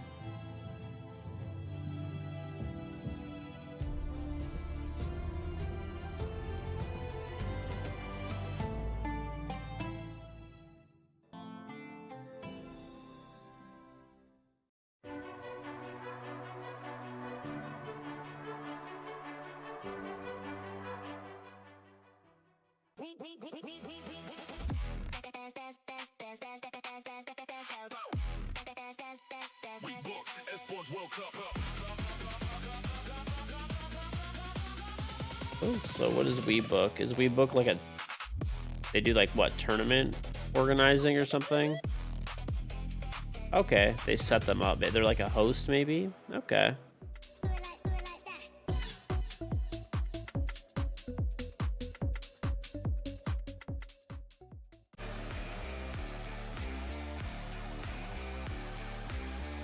Honestly, Mazen, you're a saint for putting up with Pisty all this time.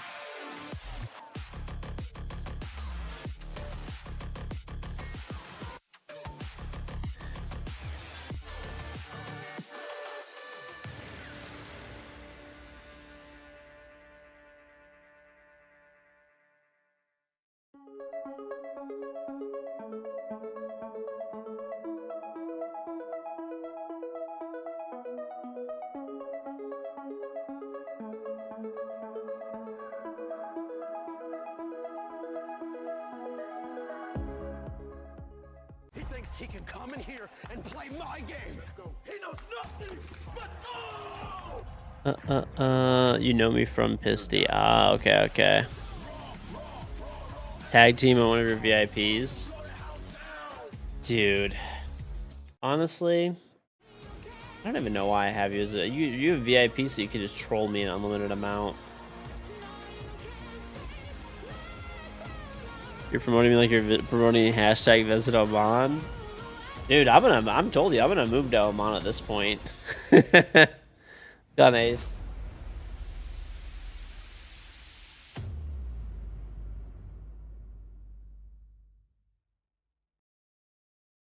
I don't know, dude. Omana's sounding good these days.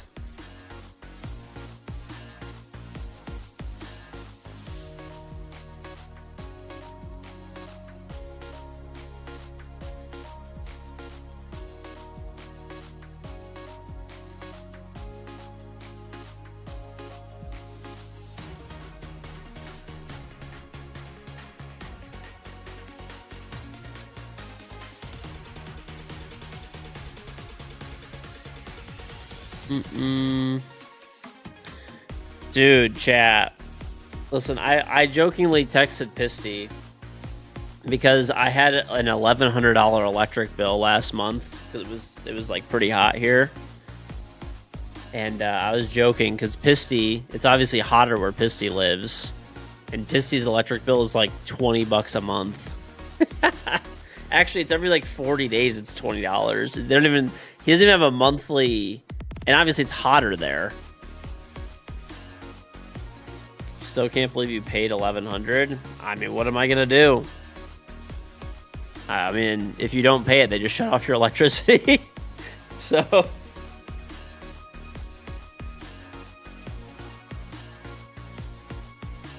we only have Pisty. We only have one electrical provider here.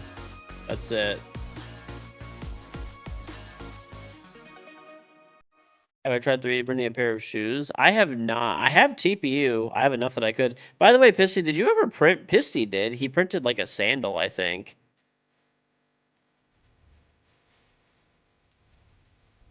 Did that ever come out right? I remember it was fucking up a lot.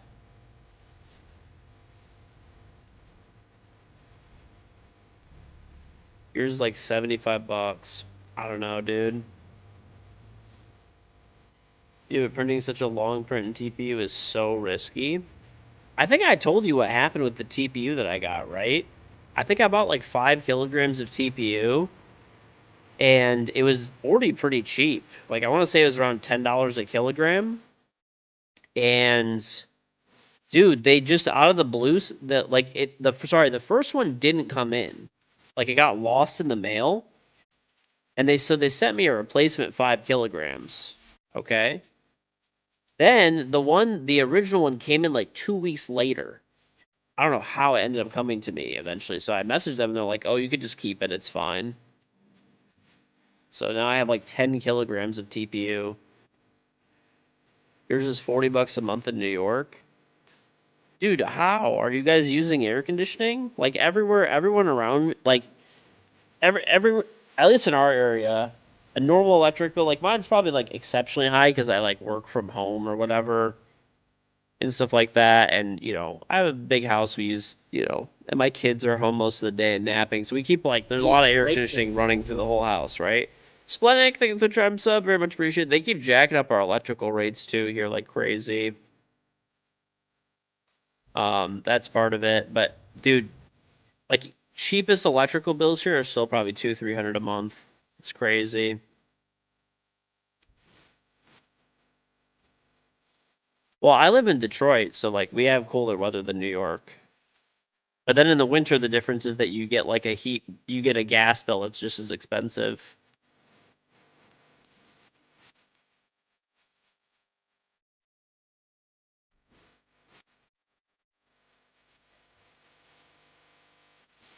So Pissy, you know Valentino well. It seems like his PC is the one that's having all the issues. Or whatever, he's having some type of issues, right? Would he tilt off of that? Imagine paying for a lot for gas. Well, this is natural gas. This is for heating. This is for natural gas. We also, I think I pay like over $5 a gallon right now for, I mean, I have to have premium. Yeah, natural gas is probably just as cheap. Let's see. So if it's at Costco today, if I go to Costco to get gas, it is $5.40 for me to get gas per gallon. $5.40. And remember, Costco is like a good, whatever, 30, 40 cents less per gallon than anywhere else.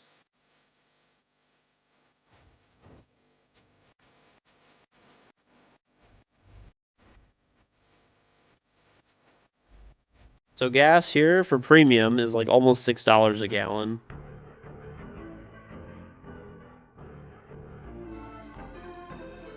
So ours is 93 octane. That's what premium is here.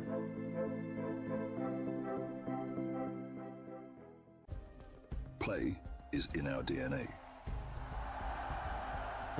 Whenever we let it out, it becomes our superpower. Now imagine an entire city being built to supercharge it. Kadir City, powered by play. We were there. 62 cents a liter. Every clutch, every respawn. Let's see. We were there for the years of grind, and we're here.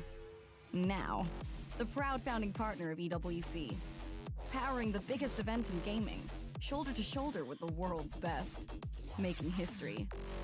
Greatness deserves a stage. Okay. Lenovo Legion, reach your impossible.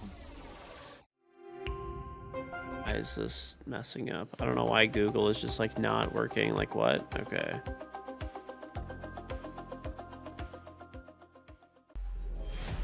Okay, it's like $2.35 a gallon. Okay, oh, you did it at the same time. That's crazy, dude. Is that for 93 octane, Pisty? Or like 91 or 87 or like... That's nuts, dude.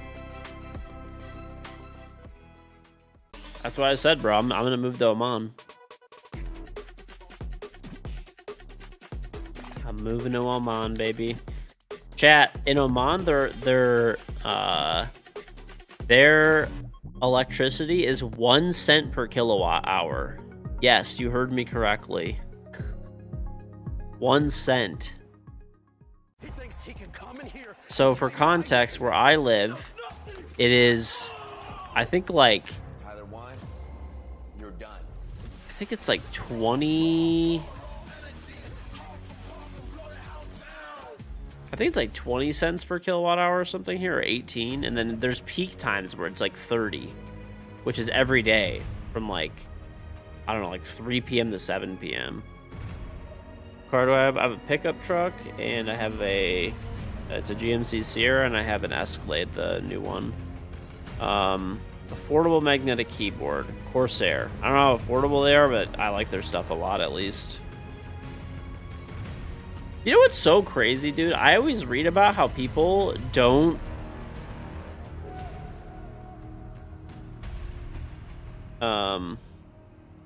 Pisty is bullying people, yeah. That's not even the price of natural gas, hold on.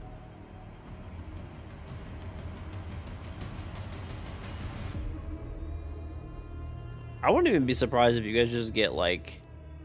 Ban this guy, too. Listen, Pisty, there's a saying, right?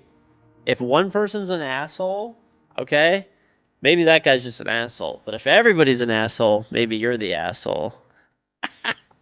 Go on, Red Mocha.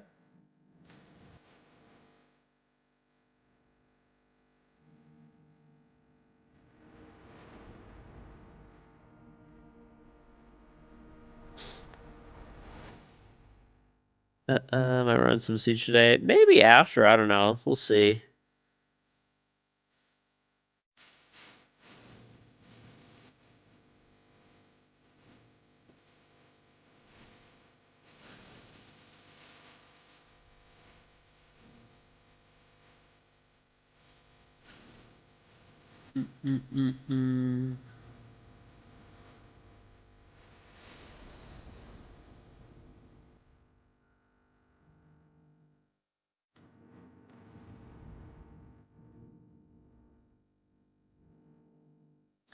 You can't find the price of natural gas anywhere online. That is one thing here that we have like reasonable pricing-ish on. Like our electrical rates are psychotic here.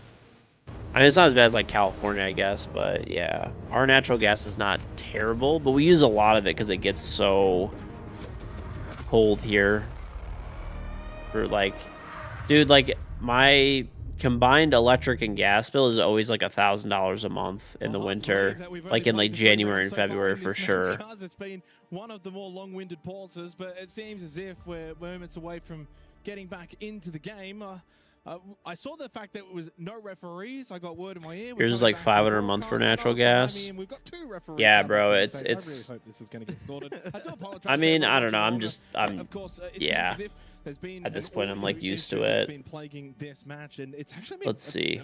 Watching the I'll tell you exactly because I have like that app or whatever. I can see my old bills. Like to replicate the issue, you don't think Valentino will be tilted? Okay. Oh my god, bro. Very shortly. Shopify Rebellion have been sitting, waiting. Oh, maybe it'll work. Yeah, only 3 rounds played for a match that, for all intents and purposes, should be done by now. Yes. Could have been done. There's been a lot of tech pauses this game, a lot. Yeah, not entirely sure what has taken place. Seems to be something audio related. We had a look across, and both players were. It seemed like they were in a lobby trying to replicate. What's on B Montana? No word as to what exactly that may have. Let's see. I'll tell you in a sec. It's making me log back in. Been fully resolved, and thus the pause. Okay, let's see. Yeah, so, my bill. A little bit more into what you're talking about. 2 players payment history. Okay. It seems from what so in the winter, my gas bill by itself was $800 roughly for like January, February, March. Just those 3 months though. And then like April was like $450. December it was like $400, not even $400, it was like $350. That we did get to see, and then were the Solid Snake and the yeah, so it's probably even more, dude. Let's see. My gas bill in the summer is like $60 a month. It's not expensive. It's just the stove, really. Get back into cafe. That's the only thing. Or we have like a Blackstone. So let's see. Oh wow. Okay, never mind. Dude, my electric bill was still like $500-600 a month in January, February, March. With Tyler actually currently in the lead at the halftime break. It seems like Chiefs actually just won around from what I can see from that language, so that one might end up being a little closer there you go. Than expected. As for this one, well, pretty much we reset now. So I guess actually I'm technically saving money right now, even though my electric bill is $1,100 a month. Winter's worse because it's like, you know, your electric bill is like $500-600 and you have an $800 gas bill. But then it's like it's like 6 months of the year you pay a lot here for utilities, but the other 6 months you pay like maybe a few $100s because it's pretty good. Like we have good weather. Like spring and fall here, you don't really run your like heating and cooling very much. Like pretty much not at all. 2 of those from Ambi, 1 from Spoit. The 1 round win for Alula Club was on Kitchen. We will be going mining for the first time. We actually get to watch Siege, chat. Let's go. Well, let's see then if Alula Club have fight in them for the remainder of this first half, or whether or not Shopify Rebellion can spring back into action with the expected form. Early Nitro how is he alive? Dude, what the hell? Ambi has plot armor. Where you live, the average rent for a 1-bedroom apartment is 116% of the average net salary. Damn. It's unsinful. You have a 2-bedroom house that you're renting to own. You're hoping to turn it into an Airbnb when you're done with it. Nice. I got, I don't know. Our utilities, like it's, I mean, everybody always probably hates their power company and stuff like that, but we have like literally one of the worst. It sucks. It's a reading hold. Crazy will get the information and quite a lot of one it of the worst. They are actually ass. A little bit of damage onto Ambi towards Cocktail. Damage onto Canadian. He just walked up to the doorway. Wasn't expecting maybe the double stack as Joza gets the kill. Again, equals things up. 3 versus 3. Yeah, very intriguing round developing here for the 4th. Signs of life for Alula Club. Can Shopify Rebellion, though, on attack. Show some good initiative here. Final minute of the round. Diffuser still needing to be collected. Vert established by Rexon, exposing into sight. Can he pluck a kill? Feet spotted, but the kill doesn't follow. An opportunity to reposition here for the defense. I think if you're a Alula Club, you're happy with this. Now 3v3, 40 seconds left. Yes, Shopify Rebellion get a bit of top floor power play with the Rexon Sledge. Crazy, though, can get quite a lot of information still remaining in this round on the pulse. Couple that with Bazooka, too, on the Solar, so intel's not going to be terribly difficult to gather here for Alula Club, but they do lose Bazooka. Rexon from above. With the floorboards opened up, the pressure mounting, he finds the kill. All of the pressure here, literally all of it is on Shopify, and it is a best of one. Like, Shopify should win this, but you know, there's always a chance, man. Crazy losing his life to Spoit, and Shopify Rebellion win arguably the closest round that we've seen between these two teams and go 3-1 up. Yeah, a really good way in which they've been able to problem solve and break down the remainder of that round. Some good discipline from Shopify Rebellion. I think credit to Rexon in particular, the amount of value that he got individually from the sledge late, from the Verdin, flushing out the defense, clearing, reading, plucked a kill, and then gave his team the advantage to play into for the plant. Some good coverage there of that particular plant attempt. Yeah, my wife made me food, I think. I'm actually still hungry, dude. I had that little ramen bowl thing, but I'm still hungry. Well, one of the more close rounds. Shopify Rebellion still just having the experience. In a 3 versus 3, they had the top floor. They were able to utilize the sledge, and from there, that really got them into a round-winning position. Well played, North American club. 4 straight rounds, though. Opening kills. That's been quite the concern if you're Alula Club on Cafe defense, where you're just never really in an advantageous position early. Envy is just doing whatever he wants. They've been fighting from behind over the course of every single round so far, and while they were able to pluck a singular back in the second round thanks to a really nice multi courtesy of Mhago, outside of that, it hasn't really been all that promising for them, with Shopify Rebellion being able to flex their muscles largely over the course of this opening map of their EWC 26 campaign. Well, it's funny I say that round that we just played was the closest we've had so far. 4 alive, 4 alive, and 4 alive, then 3 alive. So indeed I was correct, but it highlights we haven't really seen closeness within the rounds at the moment, which is a big benefit for Shopify Rebellion. They're dominating in the opening kills. 2 plants as well within the 4 rounds played, so going at a 50% rate. That's incredibly high. Double multi-kill rounds from Rexon and Ambi. Okay. So statistically right now, this first half has been largely dominated by Shopify Rebellion. 2 rounds to be played, and 2 opportunities for Alula Club to get some more rounds on the board. But already noticing the gulf. Do you guys think the TCSG gets a nerf? Between these 2 clubs. As expected. I feel like the TCSG is like... I don't know. It's always been good, of course, but I feel like it's getting like people are starting to complain about it a lot. I don't really have a lot of problems with it, frankly, but the TCSG, that's the one like the Cade shotgun. That's like basically a DMR. He's just straight away into the site. Got the free kill onto Valentino. Joker payload doesn't connect. Just so much pressure. Mhaga never getting out of there alive, whether it was going to be from the flames or the bullets. In the end, it will be a combination of both. Jose to push down from red stairs. Missing quite a lot of information from those RAUs. Canadian does eventually fall to Crazy. Big battle to be won. Surfer finds a way to hit the headshot. The spray controlled nicely. Ended up getting rid of the Fenrir. Allows Spoit now the entry through Small Bake and leaves Crazy by himself. Again, another very one-sided round. And this again in favor of Shopify Rebellion. Crazy will enter the Jugger payload, but while doing so, the plant will be successful. You think it's fine? You hate dying to it? I don't think it's too bad. I know they're going to have an update with DMRs. So I wonder if the TCSG will be included in that. In the DMR nerf, right? Because, you know, they said that they're going to nerf DMRs, right? Down the line at some point. Presented by that defensive structure. You're gonna mute me and continue editing, and know you'll miss me. I'll just send you pictures of my new printer. Adding to a collection of rounds. Yeah, on my new printer setup, by the way, Pisty, I have the Bamboo Labs printer and the Creality printer on top of that, on top of a table, and then below it I have my old printer, which I know you love my old printer. I know that you know it's your favorite. He's gonna fix the door closed in a few days when the glass comes in. Okay. Listen. listen, buddy. You guys have FedEx there, okay?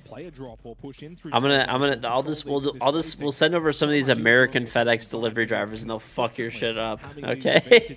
And that's the disappointing factor for another club. Now down 4-1. They will fuck your shit up. 6 for Rex, 6 for Ambi. Dude, they will literally destroy your shit. You'll never have an item come in again that's in one piece. I think so far it's fair to say that this is. I think like the person who breaks the least amount of items at FedEx like has to buy everybody beers or something. Like it must be, dude. In the second half, it could potentially be that dynamic where it's a little more attacker-sided, pending ban. There's just no statistic that I look at though and say, yeah, I mean this is where it can change. It's certainly a glass half full perspective. This has been very, very dominant from Shopify Rebellion. And so therefore, if it is to change, right? Because you're never going to say 100% certainty this game's done or whatever. You don't want to ever do that. It's still a whole second. Dude, speaking of cars, by the way, too, it is actually so crazy to me. It's mostly just Reddit that doesn't get this. But, like, for some reason, like, if you guys have ever watched, like, if you've ever been on, like, the cars subreddit and stuff like that, they have no idea, like, not all of them, of course, but they have no idea why somebody would buy a pickup truck that doesn't need it for work. Right? But as someone who has a pickup truck and doesn't need it for work, they're fucking awesome, dude. KingGeorge looked competitive against MIBL at Lowe's, but then unfortunately... Pickup trucks are great. And like, you know, granted, I don't, you know, every time I'm driving around, I have something in the bed of the truck. But like, I think the big thing that people don't get about pickup trucks, like one of the nicest things, there's a lot of nice things, but one of the nicest things is if you have to move something that's either really big or really dirty, right? So pretty much if you own a house, you're going to do this fairly often, like, you know, a decent amount. You have the pickup truck bed, which separates it away from the rest of your stuff, right? Like you could maybe do it in a car or another truck or something, but the ability to just throw it in the bed is so nice, and then you just hose out the bed when it's done. Last man standing. And he's the ace. He's already got 3 kills this round, 2 remaining in Surf and Spoit. Now the unfortunate thing is there's still a minute. If there was only 20 or 30 seconds left, I actually wouldn't mind his position here in the 1 versus 2, but with so much time for Shopify Rebellion to just work their way through this, you've still got a frag grenade, you've still got 2 Candelas, so you've got some utility. You may even have drones. I think that trucks, a lot of them eat gas. I mean, they're honestly not that bad on gas mileage anymore. That's the other thing too. And also, these are the same people that would be like super all about somebody getting like a sports car that gets horrible gas mileage, you know? That's what's super weird. 5-1-1 in favor of Shopify Rebellion. Very, very dominant. We expected it, and that is exactly what we received. Their attack was way too good. Flawless from the opening kill department. Your dad has a truck and you never realize how good having one is until you actually use the bed? Yeah, that's what I'm saying, dude. Like, okay, I will tell you why people who are not, like, they don't need a pickup truck for work buy a pickup truck, okay? These are, like, some of the main reasons, okay? One is, okay, this is going to be specifically probably if you're either in a suburban or rural area. If you're in a city, you probably wouldn't want a truck, right? The size of the vehicle is not a problem at all. In fact, it's kind of nice. You get good ride height, good visibility when you're driving around. All of the parking spots and roads and stuff like that are very easy to drive a pickup truck around, a full-size truck, and it's no problem at all whatsoever, right? Again, though, as we discussed, given the nature of you know, if you're living in that type of environment as well too, right, like a suburban or rural environment, you're probably, maybe not all the time, but enough where it's more annoying to rent a truck. Like renting a truck would be, you probably use it too much to rent a truck necessarily, but not enough to, you know, where you end up like buying one instead, right? Maybe you're not using trailers all the time, but like being able to put stuff in the back of your truck, like as an example, I buy a half a cow every like 8-9 months. Maybe sometimes even every 6 months, I buy a half a cow, right? So, you know, I throw the cow. It's obviously cut up, butchered. It's in all its individual pieces. It's frozen too, but the bags still always have like a little bit of blood on them. Yeah, they're not perfect, right? They're in a processing facility. So, you know, if there's any pieces of meat that get stuck to the bag or whatever, dude, that shit would reek. Imagine if you had raw meat in the back of your car, right? Because there was like some beef on a bag or something that you didn't see, or some blood or whatever. Dude, I've had that happen a few times when I pick up meat. It's not a big deal when you have a pickup truck. You take a hose and you hose the back of the bed out. You know what I'm saying? I pick up mulch, flowers, dirt, sand, wood, all that kind of stuff. Could you fit it in a car? Yeah, but it would get your car dirty, or you'd have to like line it or whatever. Whereas once again, you just hose out the bed, right? You know, it snows a lot here. You have 4-wheel drive. Trucks have good resale value, right? They're actually pretty nice and luxurious now if you get them loaded up. I'm not just a support player. I am. If you have kids, it's actually funny enough. It's if you have 3 or less kids, the easiest vehicle to put car seats in is definitely a pickup truck. So like we have an Escalade too. That's where all our car seats are, but it's easier in the pickup truck to put the kids in because you have to walk into the 3rd row otherwise. It's even easier than a minivan. He's not getting the kills because he's got the shield up and pushing and taking. So that's just the way. I mean, those are just some of the reasons. I mean, you can tow stuff too if you want to. I barely tow anything, to be honest. I only tow like maybe once or twice a year maximum. It's not that often. But there's been a bunch of times where I've also gotten stuff too, like either stuff from auctions or different stores or places, because I could go pick it up by myself, right? You know, you get really good deals on stuff. Dude, I bought a bunch of landscaping like stones and stuff like that at the end of last year, I think it was. I don't know. The last year or the year, I think it was last year. And dude, I got them for like 90-something% off. And they're fucking really nice. Like, I redid all the landscaping in my backyard, like all the stonework back there, for 90-something% off. Because it was the end of the year, you had to pick it up in person, there was no delivery. So, you know, I just put it, it took me like two or three trips, I just put all the stone in the back of my truck, and that's it. So 2 blitz shield in the stage on screen. I don't know, just stage design, you know? That's it. You need to play your game back in your system the way that you would typically play this. That's it, pretty much. Based on your opposition. And if this is the kind of set play that they're used to employing. I need a ladder to get my truck. True. Crazy going all the way up top red stairs. Met by Surf. So far, Surf is just kind of letting the utility do the work at keeping the blitz at bay. And Surf will know full well that it's not going to be just a solo blitz. It should be the double stack top red. Now they lose Rexon. Surf now starting to feel the pressure. He's also wary of getting pinched from Lounge with that window position. Spots left side, but he did get some damage onto Crazy. Knows there indeed is the double stack. Bazooka shot through the wall. He lived there way too long. From Alula Club here on this top floor. So far, so good on their attack.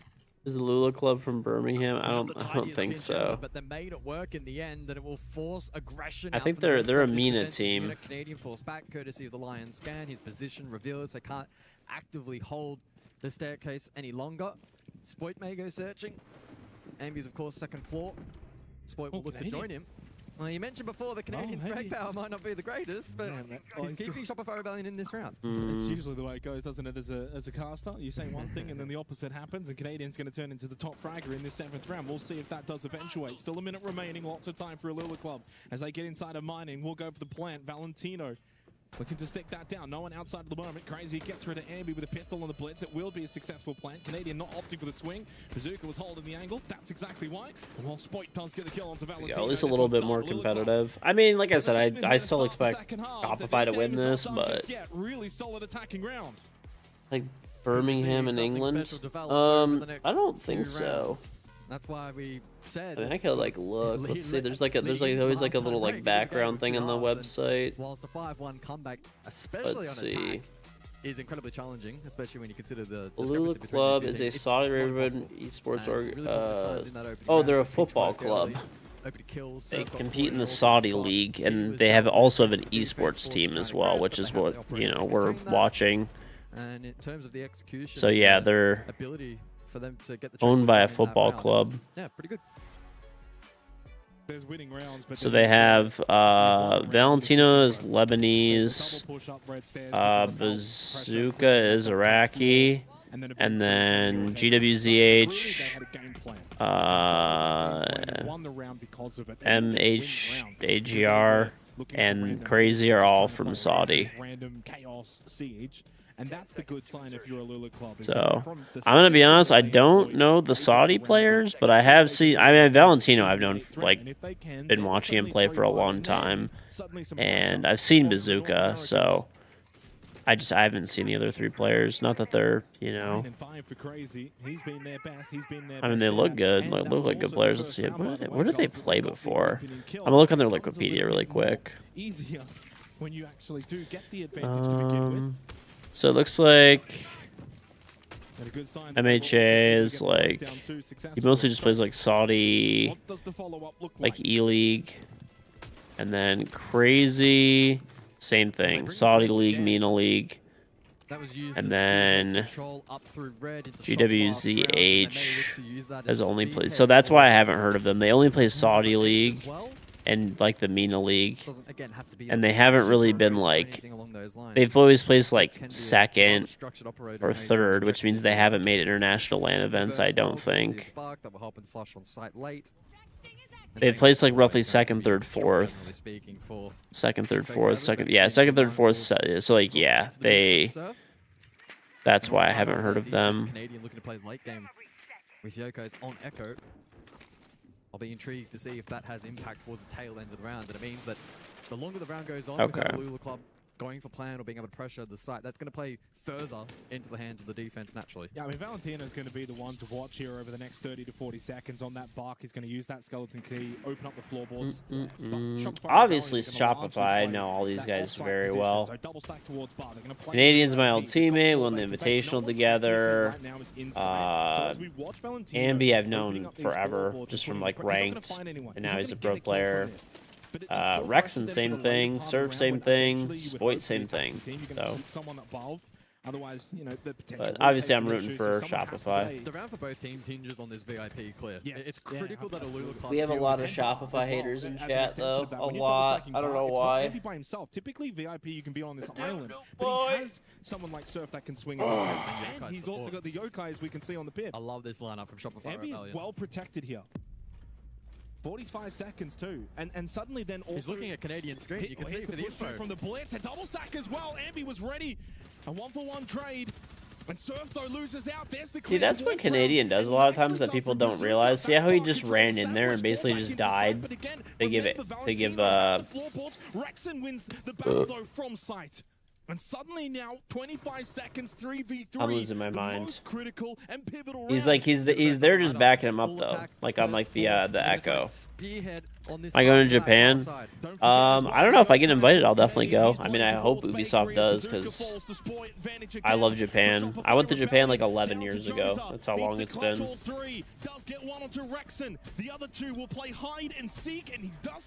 But I hope so. Are you going?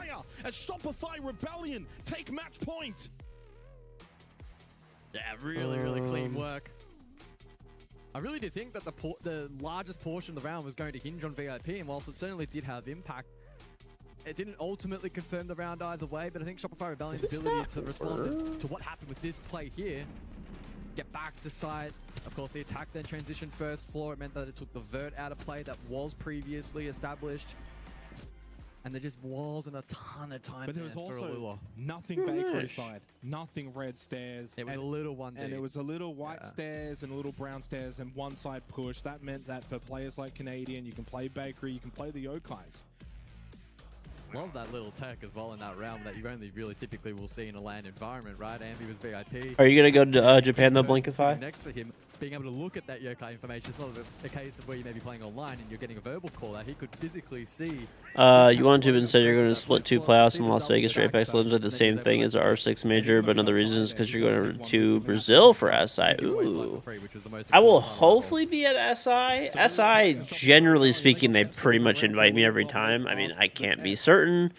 You know, you kind of find out if you're going to get invited to this kind of stuff like pretty late. So, you know, we'll see, I guess. Correct. Again, it's a brutal format here. 8 teams for the play-ins, 2 to qualify then into the group stage. So a reminder, I guess, for Shopify Rebellion fans, win this, you're into the upper bracket final of play-in phase 1 for Group A. Win that, you qualify for play-in phase 2, while you play another team from Group B. Win that, you are into group stage. It's a brutal run.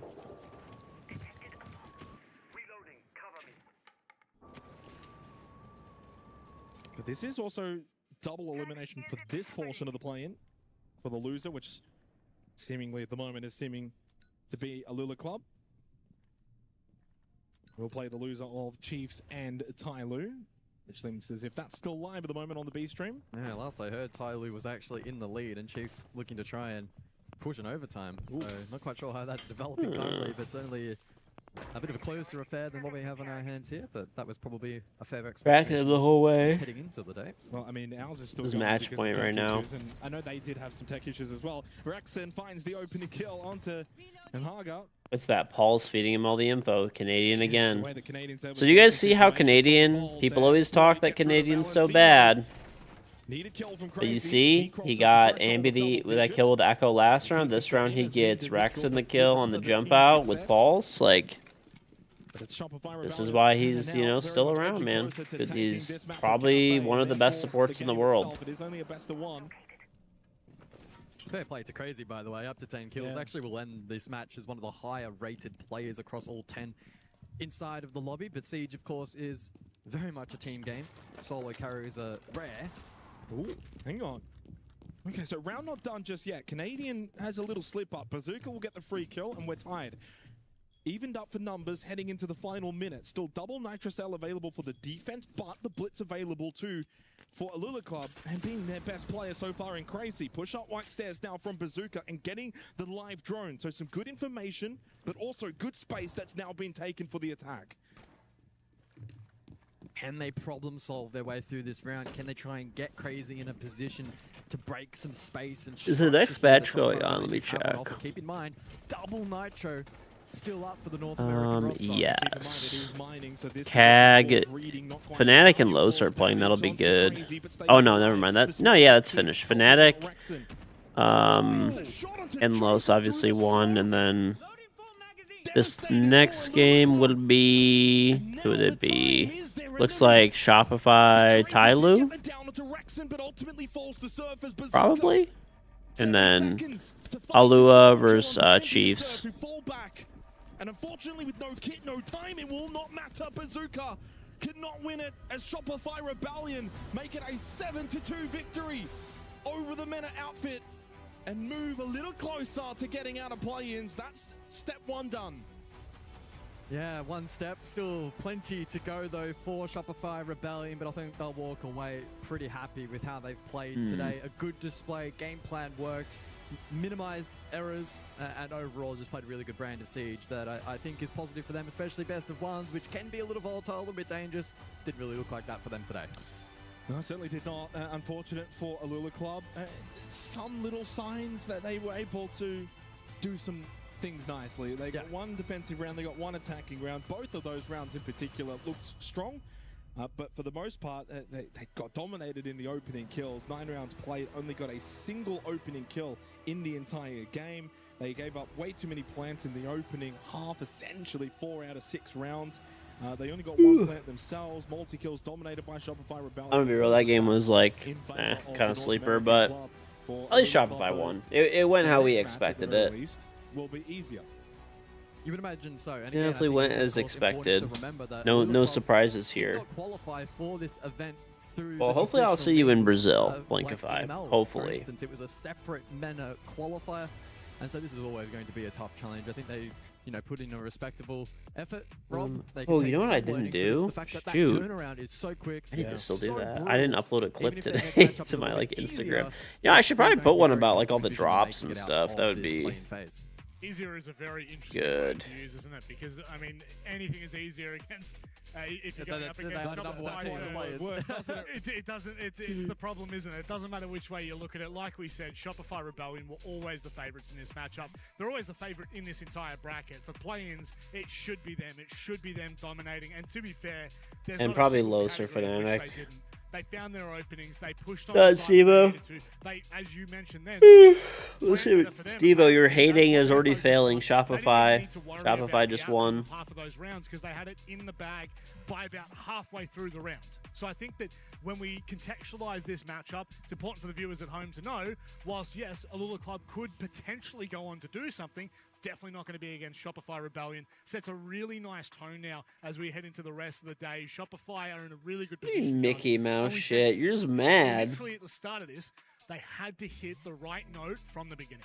Yeah, the spicy thing as well, as I'm looking over your shoulder, and the Chiefs Tyler game is actually still ongoing. So in terms of the forthcoming matchup for Shopify Rebellion, we actually don't quite know yet who that opposition is going to be. And whilst against either team, they're obviously going to be a clearly they're favorite quality opponent, right? Exactly. Like I don't think that teams should be underestimated in this playing. Anyone can win a best of one potential. So for okay. Shopify Rebellion, it's very much. Do you not hear the casters or whatever analyst desk as well? They're literally the favorite in the group. Okay.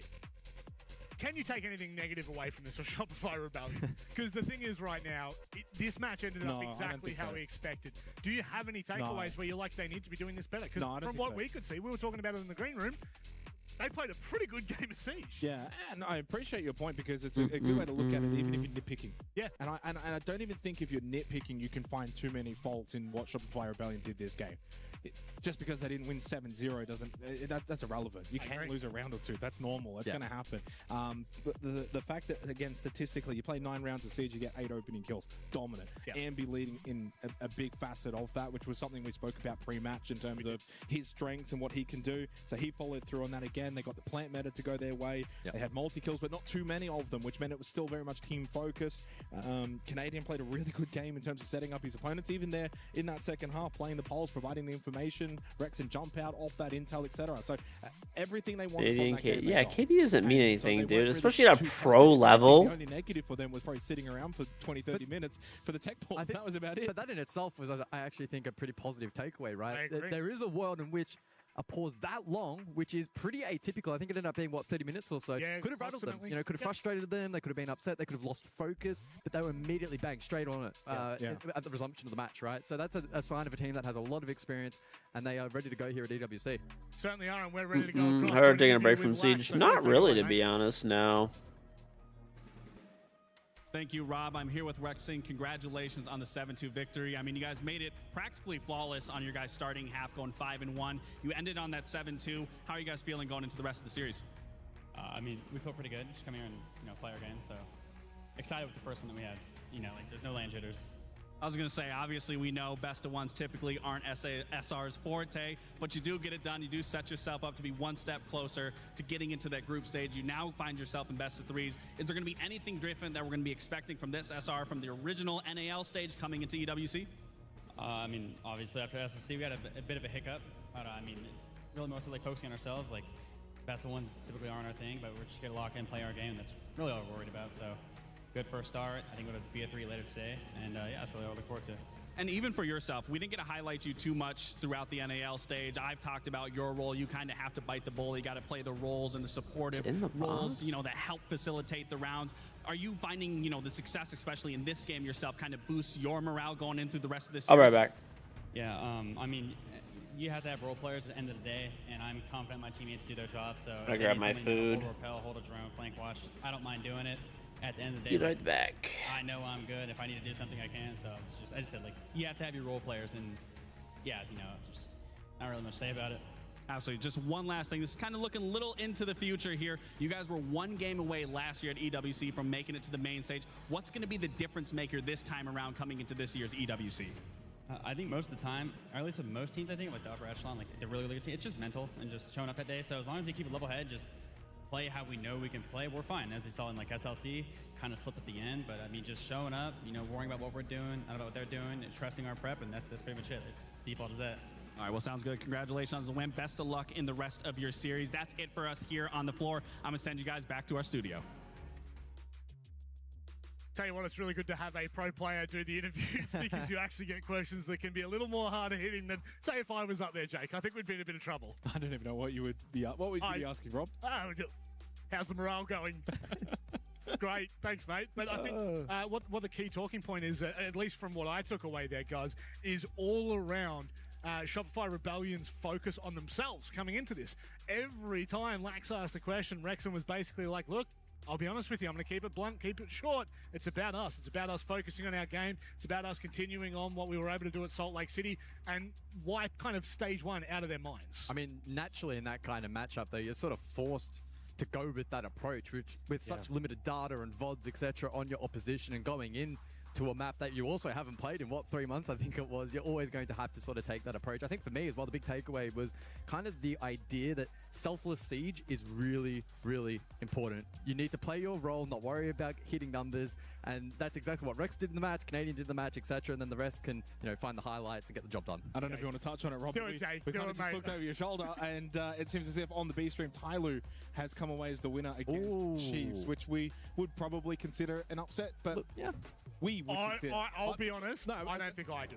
Really? I don't think. I think they went in the favourites. I think Tyloo went You in the think Tyloo went in his favourites? I do. I mean, when you look at the formats and the way that the two different leagues play, I just had always had Tyloo in the books. Devastated for my own region. But Chiefs, obviously. I mean, we've got Enterprise. Correct. We're going to wait for a bit to see them, but that is very true. I mean, look, we'll focus here, obviously, and I'm sure that there'll be discussion about Tyloo Chiefs later on because it matters. It's in this group. It now means Shopify Rebellion will be playing Tyloo at a best of 3 later today. It also means Alula Club will be playing Chiefs. And I'll segue into that because it's perfect, Rob.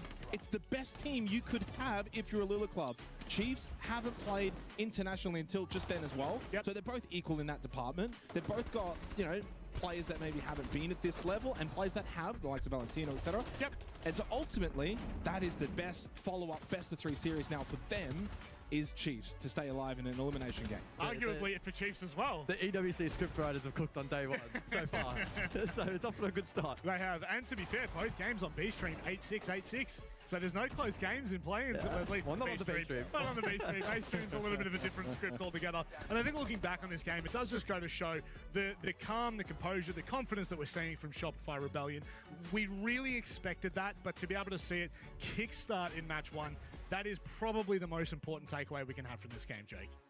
Yeah, and I think that now moving forward, I think Blacksing and Rexon spoke about it in the interview. The best of 3s now moving forward, that's going to be a big strength for Shopify Rebellion. I think getting away from the best of 1s is going to be, because we kind of said it pre-match. We were like, well, best of 1s, Shopify Rebellion, done.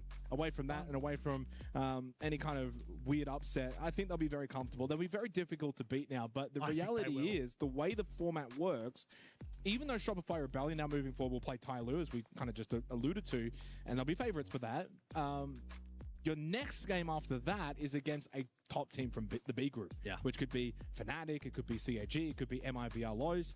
None of those are a given for a team like Shopify Rebellion. They might be the favorites, but it's not a given. Look, this is where things get tricky. Double elimination bracket, 2 different groups.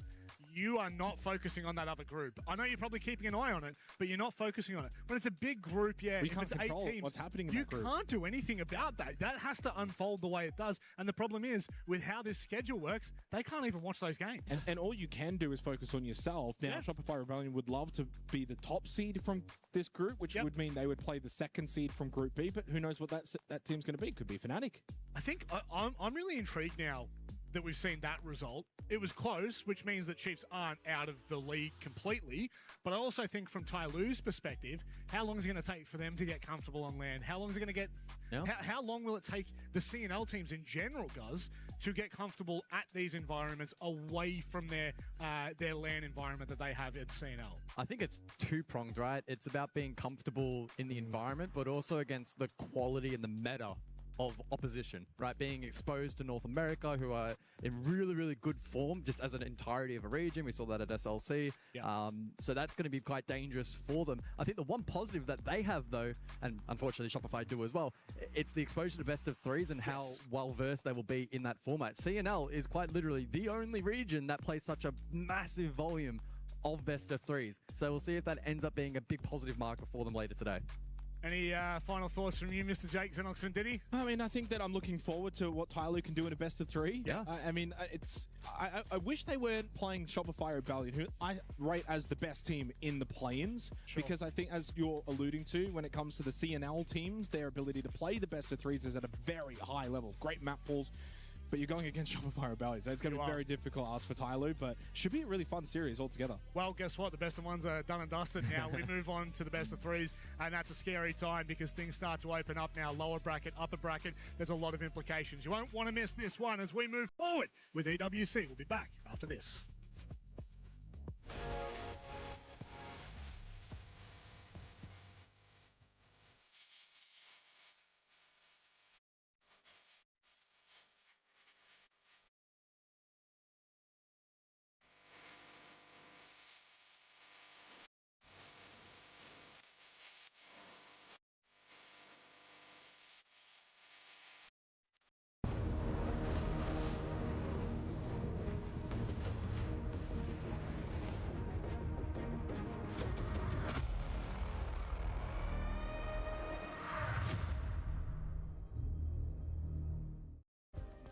Play is in our DNA.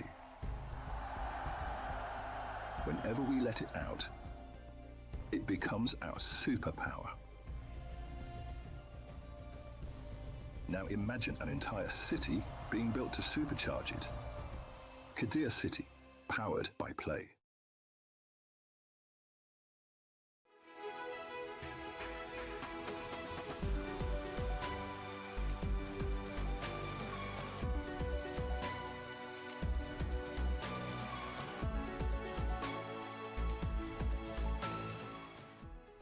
The human body was built to move. Not trapped at a desk in one singular posture for 12 hours a day. It's time your chair evolved. This is Secret Lab Titan Evo. Ergonomically engineered for you, gamers, hybrid workers, artists, backing your every move.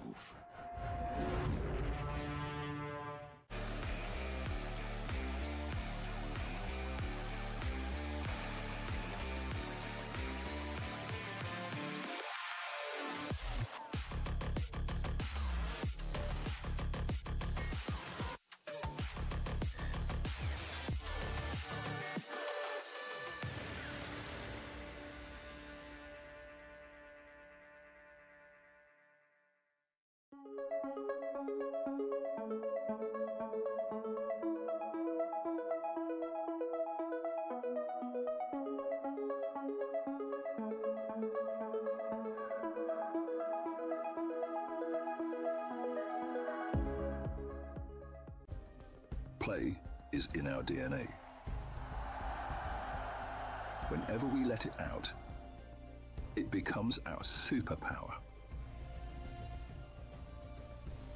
Now imagine an entire city being built to supercharge it. Kadir City, powered by play.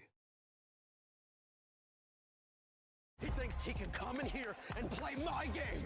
He knows nothing but go! Tyler Wine, you're done.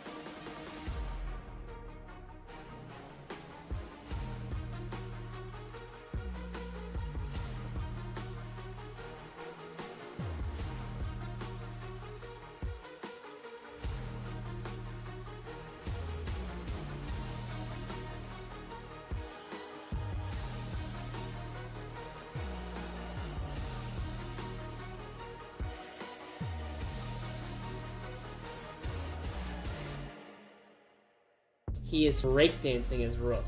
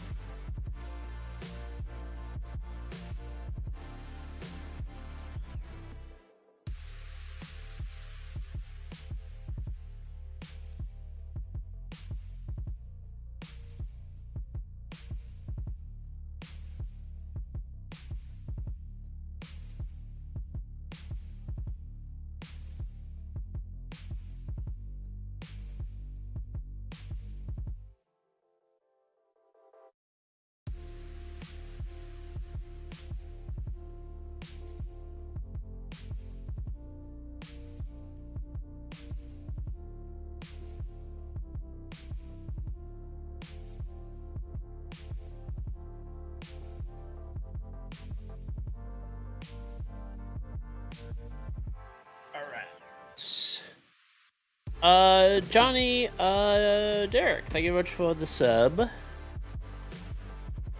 Whoa! Shit. Bastard.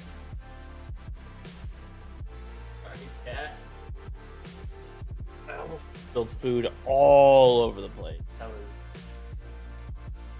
almost very bad.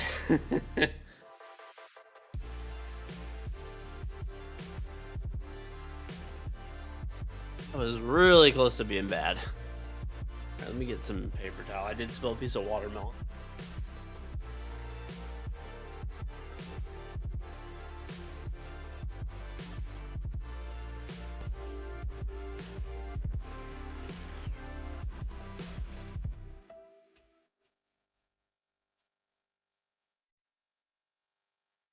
Okay.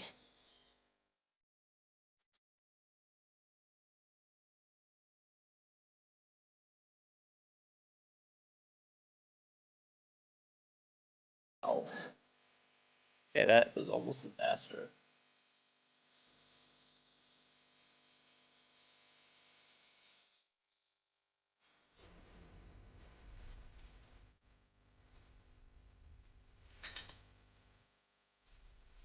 Narrowly avoided it.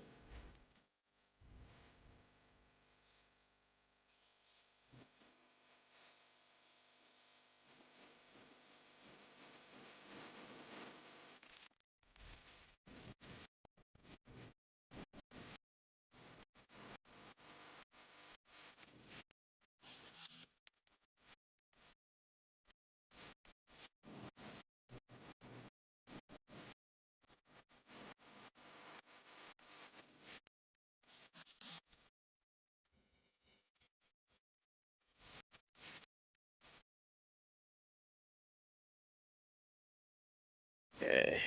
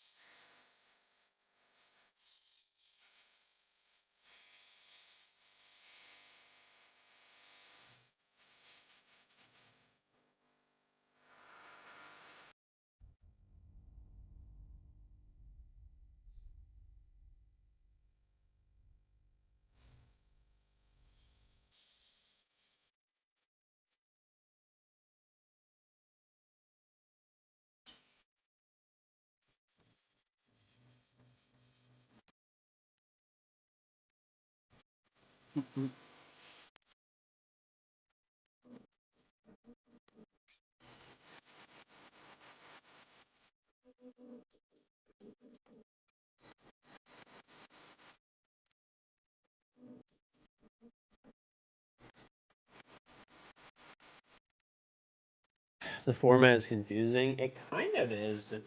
I'm following along enough, but it's an unusual format for sure.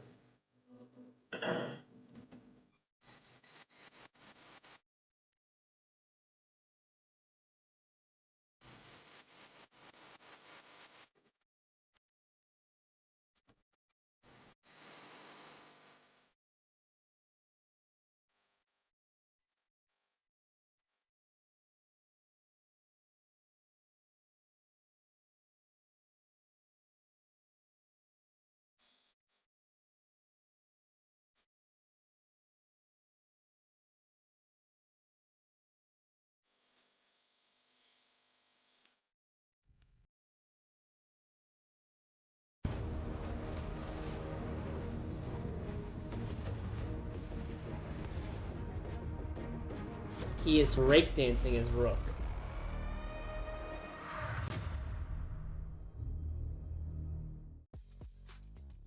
Things are getting very interesting here at EWC, but the best of ones are done and dusted. Now we move forward with best of threes, which is where true teams show their form and show their class. Speaking of class, speaking of form, two teams that we've got going toe-to-toe right now. MIBR loss. I know, boys, don't just forget about it. And Fnatic go head-to-head. And I think that this one, we've had a lot of conversations about this. CAG70, thank you very much for the sub. There's been some interesting performances. I don't know how much you guys got to see the B stream before. 286s. Yeah. It's a pretty big way to kickstart EWC. Absolutely. For sure. And like you said, we're into the BO3s now, which means that these could be long, drawn-out games. These could be massive runs for MIBR, Los, and Fnatic, who, like, my knowledge, like, I don't think these guys have ever played each other. Certainly not in these current iterations. Sure. Obviously, we've seen some pretty significant changes to both of these teams recently. Very notably, Fnatic coming into this stage of the Blast R6 ecosystem, they made two very significant roster changes. Citizen joining the team for the first time, and Smith's young gunner. On the flip side, in the MRBOs... It's not just me. It's going to get me next. Made in Brazil, Los, of course. New combination of two. When does G2 play? Alright, bro. Region. You're actually such a hater. It's crazy. After failing to qualify for the 6th Invitational in February. 4 roster changes. That's a lot. Hell yeah. And they really immediately rocketed up. You know, kickoff for them was a top 4 performance. They made I feel like you're mad that G2's not in here because you can't hate. Some respect, especially now that they're going back-to-back international events. They knocked out NIP. They earned their spot here. However, we know that Brazil as a region, historically the best region in Rainbow Six, but not so recently. NA has overtaken them. Europe might even be able to do the same. Hopefully, right? This match is basically live. Is the next one live yet or no? I forget who I'm sandwiched by. Okay, 2 Apex shields over here. Apex and EU sandwich over here. I mean, I see Hawkswood in the background as well, right? A player, I was going to say, a coach with so much experience as well. Yeah, whatever. We'll watch this one for now. Oh, yeah. With Elevate. Stint on Elevate. Yeah, that was a short-lived story there. And I think it's very important that when you get these new rosters in Brazil or any region for that matter, that you have a solid foundation. Either your support staff, your management staff, someone who knows the inner workings of a successful That's team. true. It would have been better if they got bounced by an Apex team while ship 1 goes up. So racing these, these younger-ish players that are not, you know, They're not going to star get bounced by an players just APAC yet, team. and help mold them into Okay. that kind of performance. I don't know. Then again, they did lose to Back at, I Fnatic, guess so. both of these teams' opening performances, right? I think that I probably look to the Fnatic because obviously you fortunately got to cover the Fnatic matchup. CAG by Varel still looked pretty good, James, but I think that ultimately we were saying it's the 1%ers that keep changing that discussion, and I think Fnatic at the moment, they do look pretty good, pretty comfortable going into this one. 100%. I mean, Fnatic have a good big Fnatic picture is idea of how to play the pretty game. They have so bad. much experience. I think they finally got a handle of playing in the I mean, they looked a little bit better in this, you know, today, but I mean, they're playing CAG, so and barely winning. Won the major. The meta was very different. Yeah, a lot less chaotic back in 2022. They've got new talent. Kinda They've got rough. Solid players, very fiery players like Citizen on their team. They're looking like they have a much more decent handle on how to play the big picture of the game. And when it comes down to the micro, as you said, also Deadshot finding kills, like 5 opening kills in a row to close out that bank game against CAG, one of the most aggressive and mechanically talented teams in the world. That really speaks volumes about what this Fnatic team is capable of. I think they came to this tournament modest Big expectations, but high understanding. I mean, he's always been a good player, but deal some damage. If we flip the conversation around a little bit here and look into the opening match against KZ for MIBR Los, I feel as though... I mean, I don't know how true it is, but I've always heard he's, like, not there's obviously a good discussions that go on in teammate the and green stuff. room, and we always And try he's, to like, keep it as toxic. friendly as we can. But one of the big I questions mean, I don't know. was, why are you taking I have KZ nothing to confirm that, to just, you know, Nighthaven rumors Labs of what people when say, they of have played it course. 12 times in the past, like, 2 months.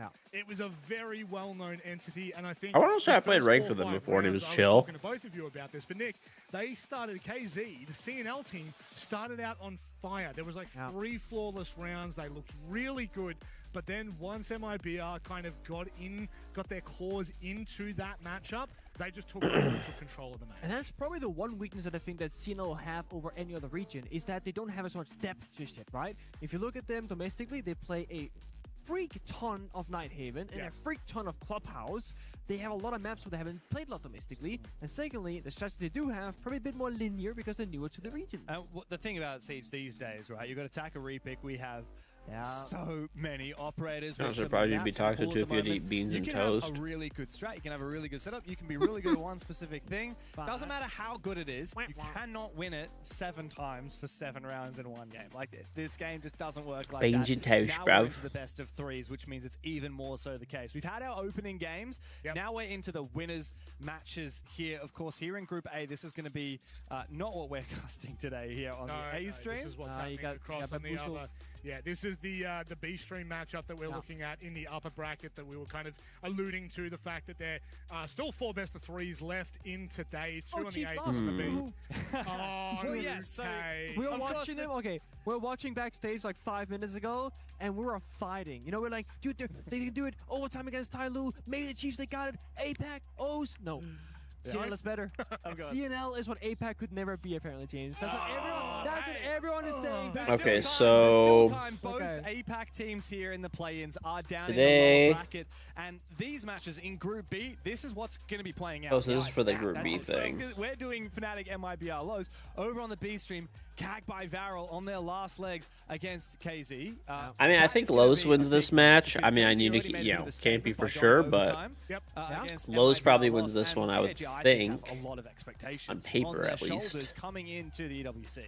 I think if you looked at KZ at the moment with where they're at and what they did against MIBR, again, it's really difficult because a lot of the APAC teams start in the first half really strong, and then they slowly dwindle out. And I hope we don't see that for the CNL team, but I do feel as though in that matchup in particular, I do favor KZ. I think that CAG by Varel. Yeah, look, I think Nick, I understand that. I also have I feel like Los is fine. Tyloo beating Chiefs as well. I feel as though it's a slippery slope right now in APAC, and they need to, as we were saying before, they need to get their claws into this matchup. When did you become a traitor? At what point in your career did you become an APAC hater? You love Chiefs. Well, been running all of the APL stuff. We've been doing the broadcast from back home in Australia. You brought us on. I came I don't know. Denmark. We've been seeing Chiefs. They made an A upset citizen in the just ruined APL. more dreams today. O's earned that that second spot to Come be here. on, bro. They did. And When did you decide to sell out? I will sell out for CNL every day of the week. I will 100% do it. I think right now, the unknown entity that is CNL, the fact they're on LAN, the fact it's continuous best of threes, that for me excites me because it's going to give us something, James, that we have wished for my entire career in Siege. A LAN in APAC that is consistent. And that's what I'm excited for CNL. What can these teams do? How can they continue to snowball forward? But keeping it more relevant, keeping it more topical, this matchup right now, Fnatic, MIBRLOS, upper bracket. I'm just looking at all the schedules and stuff. They qualify through to what is phase 2 of the play-ins, right? So this is a massive, massive game for both of these teams. I think what I'll do is I'm going to throw this up in the air. I'm just going to say, what side are you going for? Who do you actually think has the better chance? I grabbed him. Resident Europe shill over here. I'm gonna go Fnatic. My boy Ben, Citizen. I call that because we're close like that, right? And you have to take Lowe's, of course. That's how it goes. Look, you gotta go one or the other. We've been talking about this for a while on our broadcast, but eu aprender português. What's on, Desi? Let's get predictions up. I'm doing my best to learn.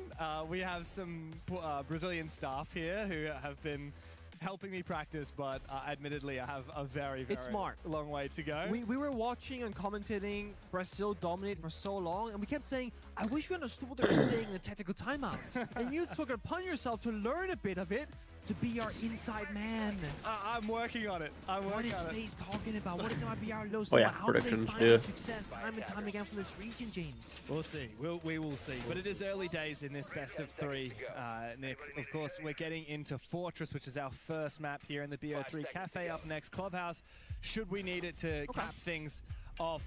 Fnatic starting on that attacking side. We saw them looking pretty comfortable on the attack of Bank earlier today, but Fortress is a whole nother ball game. All right, get your predictions in. There we go. Monty Ben as well from MIBR. CT did the same thing. There's a target ban on towards Smith, who will find the Blitz or the Black Pit, this time Blitz instead.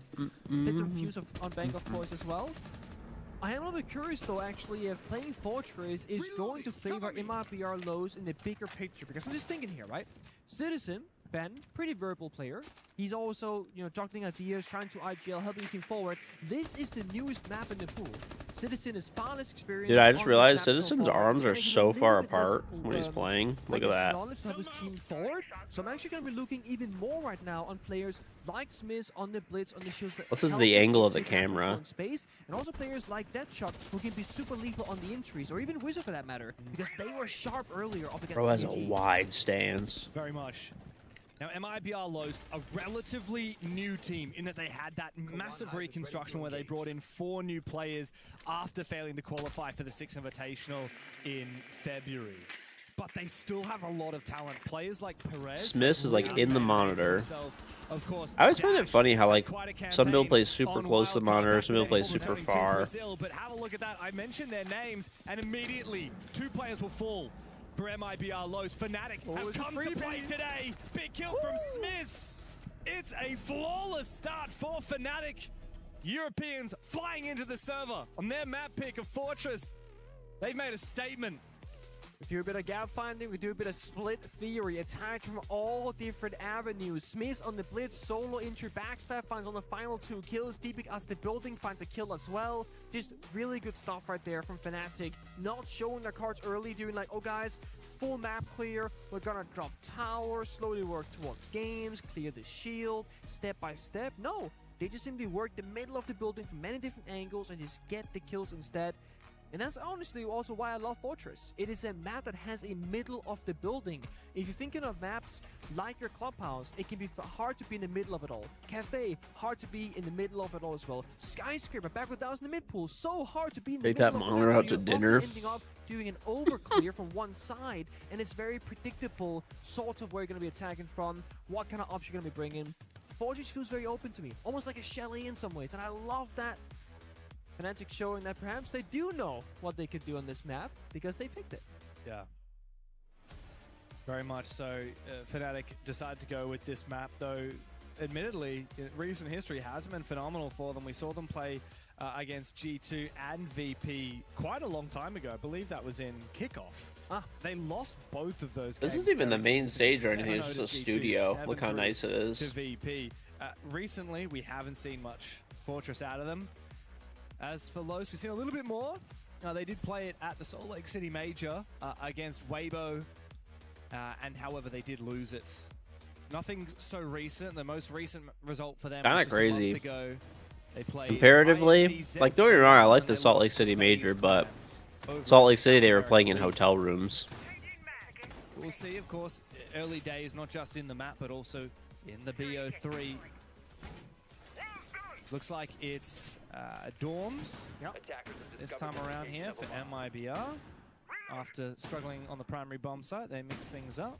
I think I prefer this bomb site personally. I know, like, sorry, I just want to get this plate upstairs and get it out of here so I can, like, have my desk space back. I just feel more comfortable on this side of the map. Like, playing lobby, playing commando, master bedroom, I feel like there's just so many angles you get pressured from, and, like, it's a very open bomb site. Kids dorms, you can close off a lot of those walls, mid-round if you need be. You can start in bathroom, fall back, reinforce, fall back from meeting, reinforce again, and just play the layers. Yeah. Something that we saw a lot of actually in APAC from CHE in particular just a few weeks ago. I think it's a lot easier to roam on the command and master side of the map than it is to roam on the dorm side of the map. So when you anchor dorms, you can actually waste more time on that roam game. I like that. But of course, with Fnatic, we've seen in just that first round gone by, sometimes it's not about a slow and methodical roam clear. Sometimes it's about looking for a gap and pouncing. Not a single body has fallen for Fnatic in that first round. This time, however, MIBR have changed things up. A lot of info gathering. I love the pulse pick from Daffo. The mirror as well from Dark is going to be super helpful. Oh, hello, Daffo. Look at this. Nitro Cell. As he jumps outside, tosses it out over, doesn't find its mark, but yeah, really goes to show that they are here to make it. They're here to take the fight to Fnatic. I quite like this. Fnatic early on the roof, opening windows, applying that phantom fake pressure, and then meanwhile, they just have Smith and Deadshot walking from lobby, taking master bedroom, taking command, and the reason why this is so free is when they're applying that pressure early around the building, all the roamers of MIBR lows kind of fell back, playing much closer to the bomb site, probably fearing a direct attack. So then they say, okay guys, they give up the roam game, let's take it for free, nice and quickly, spare the drones, keep the shield alive. C4 went down, takes a little bit of damage off Smith, but he's doing his job right now. He's just gone behind him, Citizen finds both players. That's not just a bait play, that is a double injury. That's your mate with the AK-12. Immediately followed by Wizard getting active. Another front. 2 rounds deep, and not a single kill found for MIBR. Lost, could it be back-to-back flawless? This is looking better than ever for Fnatic. 2 in a row. The Europeans doing away so quickly with MIBR Los. It's all up here, says Citizen. Oh, yeah. I'm living rent-free in their heads. I mean, I don't think MIBR have any idea what's going on the server, because I think it was Dash who swung out and was the first casualty in bathroom. He saw there was a soul blitz, C4 went out, did a bit of damage. I'm gonna swing him again. They had no idea how many bodies they're expecting on that roam clear. They thought, okay, it's gonna be a solo blitz like in the very first round, but it wasn't this time. And meanwhile, they also had pressure from outside the building, opening windows, applying pressure on the bomb side and the external wall as well. Again, Fnatic doing a great job of just doing many different things at the same time, keeping MIBR guessing, despite having a pulse. They had a bit of information to work with, but it didn't look like they knew what was going on. Again, the beauty of a map that actually has external access to important areas of the building. You could do so much, jumping in a window, walking a door towards the bomb site. So much freedom Fortress has to offer. Let's see now, 3rd round in, MIBR haven't found a single defense as of yet. They chose to start on this defensive side. It's where most teams are more comfortable on Fortress. Both of the top 4 bomb sites bear no fruit for MIBR. So they go downstairs, an opportunity found by Deepak. He saw Perez's head for a brief moment. Pengu, you and I have talked about this at length.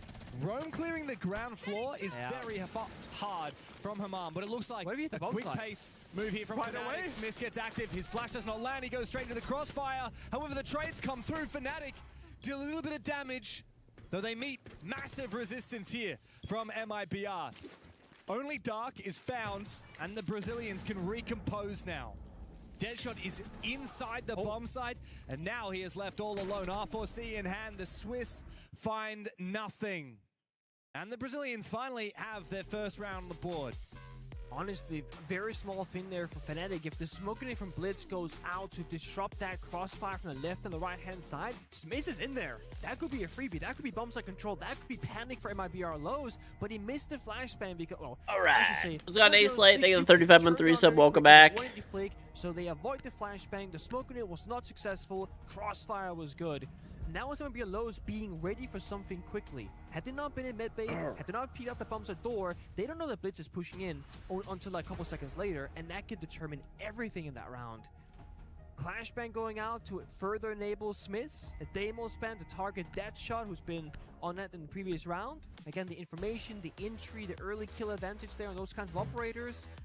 What did Citizen say in the interview? Popcorn. Fear Smiths? Something like that? Yeah. She'll be chill. Be fearful of Smiths. I love to hear players gassing up their teammates like that, especially when they're not statistically the top-rated players. Smith actually has the worst stats of any Fnatic player, but it doesn't matter because of his role on the team. He plays these shields.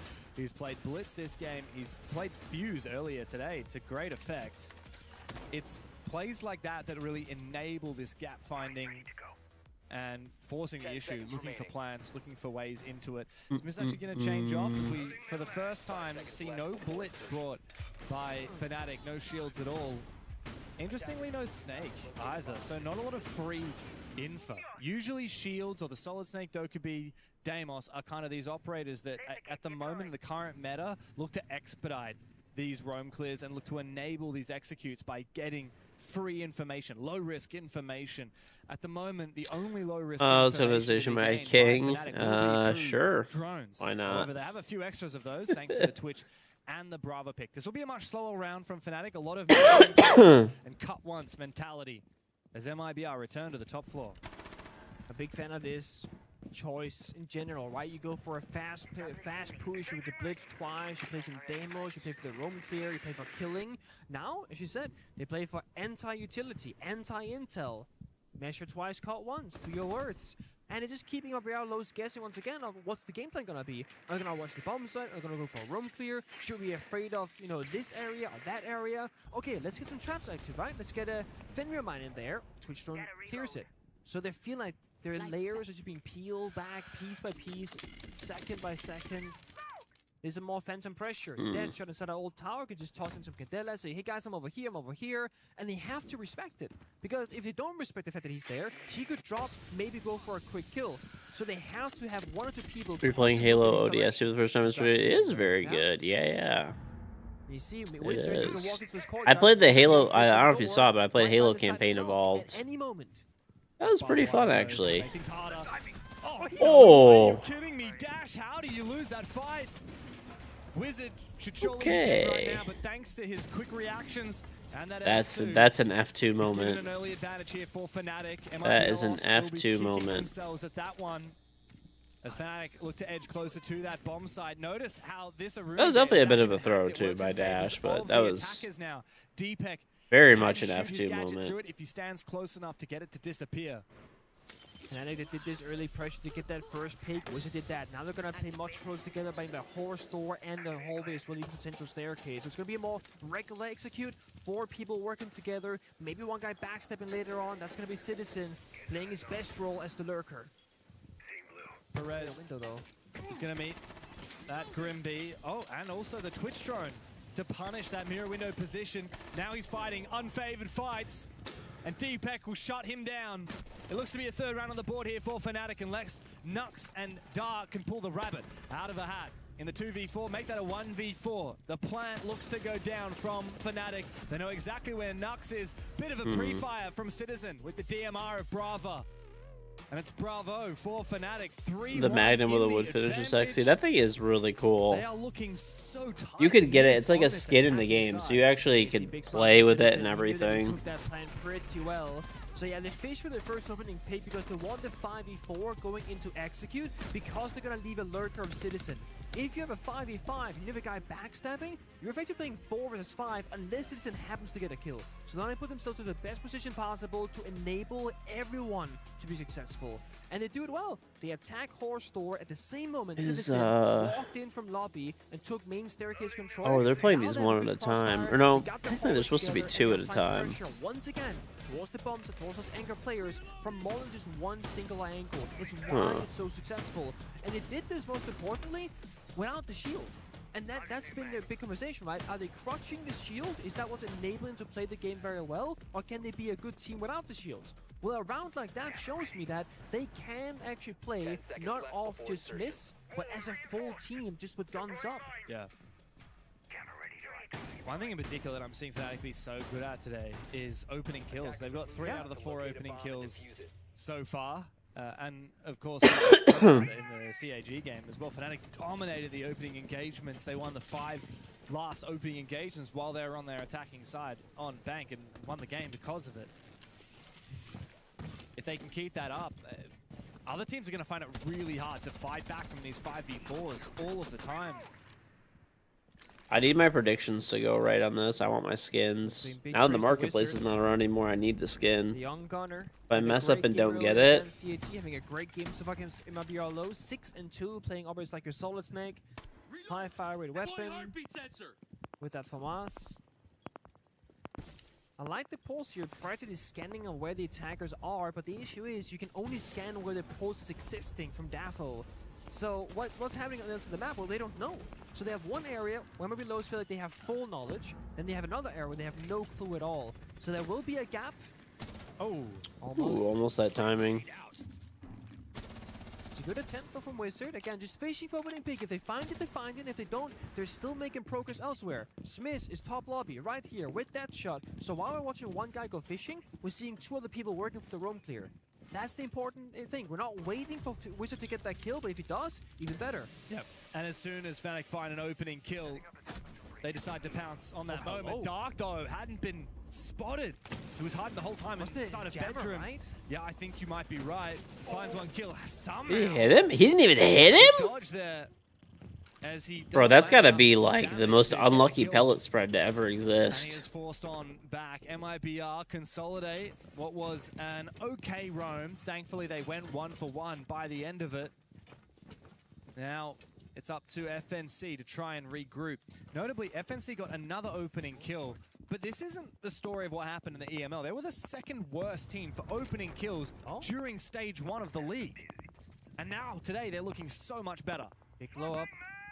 This pulse though, if Davil finds a C4 kill, that's going to give them a huge way to win the round. But even if he doesn't, he knows exactly where that push will be happening from. D-Pick is successful with a double in the round. I think Perez overswing with that DMR, feeling a little bit too comfortable in long-range engagements and goes down early. And so does Nox, the smoke. And last guy's pulse downstairs. This round was fine until it wasn't. Yeah, pulse downstairs below the bomb side is great and all when you're not in a 1v4. And that's the problem there. Why are we peeking that? I mean, MIBR Los are looking quite MIBR Los. Fnatic are running circles around them. 4-1 in the lead on their attacking half. This could be a very quick fortress if the Brazilians do not wake up. That's gotta just be discipline or lack of comms. They have pulls downstairs seeing You're in 25-0 in one of these pro league games. Guys, I'm gonna go off the scan. Staircase. Wait for me. And before man. Get to the staircase, both the smoke and the You sure about that? You sure about that? I'm like, guys, are you flanking or you're not flanking? You have a guy stalked downstairs. He can't help you. You're playing 3v4. Fnatic have to make the first move. It's up to FNC to get into the building, get into the site, and start planting. And they were tossing a smoke grenade while Rooney's peeking the door. It's like, are you fighting or are you smoking it? Yeah. Like, that's a small blunder. Panda's burner. We didn't get to see the previous game of MBLOs earlier because we had Panda's actually so lazy, it's crazy and apathetic. If he, I always talk about it, dude, but if he wasn't so lazy and apathetic, he actually could be a pro player. But he's way too lazy and way too apathetic, so probably won't see a Panda pro game anytime soon. I mean, MIBR Los right now have 7 kills. Dude, you gotta do it. Rounds. I mean, you know, invitational. If you win, it's $1 million. Certainly not good enough. So, you know. To be competing here at the Esports World Cup. They have really struggled against Fnatic. EWC, I think, is 750 for the winning team. For the first time in years, we're seeing a Fnatic that can actually contend on the world stage. We wondered for Gen quite Z a while Panda. Panda is could Gen even Z. contend within EML. They had such Yeah, oh, I see what trials you're and saying. Yeah, tribulations for years. Even playing locally within their region. 7th place. That is a Gen Z thing, dude, to be like apathetic. It just is. It's very much a Gen Z thing. Not making it to Paris. Gen Z. Sorry, Gen Z. And then to kick things off in the group stage. Individuals, but 7-1 slapped about by VP. And now the glow up from them with Citizen and Smiths bringing a new dimension to this roster. They are looking like they are ready to make a mark here at the Esports World Cup. Slow and steady for initially instead of playing the stream being AFK, maybe now you'll know how to play the game. Listen, buddy. Listen. There's no way this unranked player is coming at me sideways like this. I feel like you're literally randomly unmuting the stream just to talk shit when you want to break while you're editing. By the way, chat, this is a big day for Pisty. He works once a month, so it's a pretty big day for him.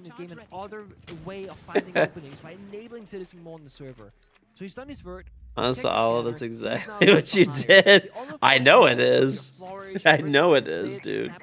That's going to be bombs that execute. They got to choose where that push is coming from. Do they attack mid bay? Do they drop the hatch? You saw that Let's Happy, you didn't like it. Typical. Typical ass shit. Yeah, one of the first times that MIB are Los have been the ones that dictate the start of these rounds. They can smoke and go.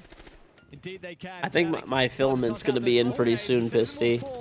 As he tries to get deep, my filament will be in. Let's try and take Infirmary, Dark, Perez, and Daffo together. How many by the way, Pisty, I was trying to ask you earlier, how many printers do you have? Round is found on their defense before we say goodbye to the half.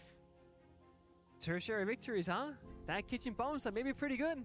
Yeah. You can play so much map with it, you can bonk down by the bomb side. And we saw Fnatic try and win the round almost the same time twice, going for a very simplistic attack, a little bit of mid bay, a little bit of bomb side. Neither successful rounds. What are we giving away today? I am very keen to see defense. I don't know. I have like random Steam keys I can give away, I guess. Wasn't planning on it, but sure. They've played Bank. They are arguably attacker-feared maps, I would say.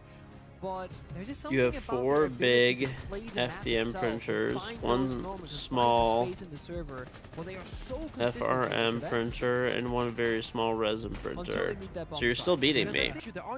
For yeah, you're right. Maybe FDM. What is FDM? I'm gonna look, bro. Bunker down, play heavy intel, play a bit of fused deposition modeling printer. Okay, so it's like an open frame. That's exactly right. I mean, yeah, Fnatic skills are not necessarily in problem solving. They're in capitalizing on advantages. If you prevent them from ever getting that advantage to begin with, it's gonna be hard. Yeah. I could see it. Yeah. FDM printer. I don't even know what FRM is. It's not even showing up, dude. Because you're swimming. You're doing just okay. Fine. Sometimes you wish you had more than 2 minutes because, guys, what the are we doing? Yeah, I mean, well, that's the catch-22, right? Yeah. I often think about this. Like, if okay, it's basically just a 3D printer. Why are you trying to be all fancy and shit? Out 10 million ideas to think about. Oh, FRM was a typo. Okay. There is a lot to think about. Okay, yeah, FDM is okay. Whatever. You have. So basically, you have 5 3D printers. You're confusing the shit out of me, dude. With extra information, just make sure that vibes are good. That's why we call it the halftime vibe check, because often that's just as valuable as. So you have 4 3D printers. What is a 5? What value are they getting? Like, you're not making a new strat. Maybe you might be right. You probably are right. I'd be very surprised if you're coming up with a new strat mid-game just because you swapped to the defense. You've already done your dry runs. You've already got your little workbooks on the table with all your strats. You already probably know what operator bands you're going for. I think for Fnatic right now, in the last 2 minutes, is talk about The small one. So you pretty much have 4 and you have a Right, we're mini. talking about a horse, for example. Oh The yeah, horse, the okay. one that goes from inside the horse to the outside. You also have 2 Super AMS, good. 2 If you don't hold CFS, that and walk 1 in, CFS your light. onside play commando I have. So by the way, I got an AMS. Let's see. Office. It's the backbone that gives you access to everything. Horse I got an AMS HT. I don't even know what this thing is. I don't think I asked for this. They just sent it to me. What do you need to thrive?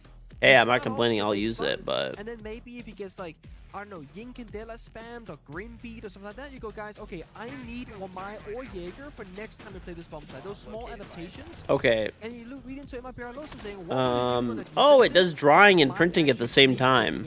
That's cool. They were always swinging a bit. They were very too heavy to take a gun fight. So we have 2 choices now for Fnatic. Either you meet them in the danger zone, okay. or you say, don't give them any fights. Let them peek and let's wait for them to get to the bomb site doors where we have a crossfire, we have utility, where we know what's going to be happening. And that's the thing, when you have a player like Deadshot, and you have a backline that's Smith and Deepak, the complete opposite kind of player, you can play Okay, this thing is cool, actually. Yeah, it does. It does drawing. This is sick, actually. You could print while drawing. This is really nice. I did not ask for this. They just sent it to me. This is sick. Okay, this might make printing some TPU. No, Dash obviously played a lot of shield. It's basically the mod that you did. Okay. But I'm noticing, I could probably do some TPU prints with this then, right? All of the shields are very powerful. I mean, no. Fortress. But the fact that TPU MIBR can't just go don't through seem it? to Okay. figure that. They have a little bit of Oh, I didn't know it was active.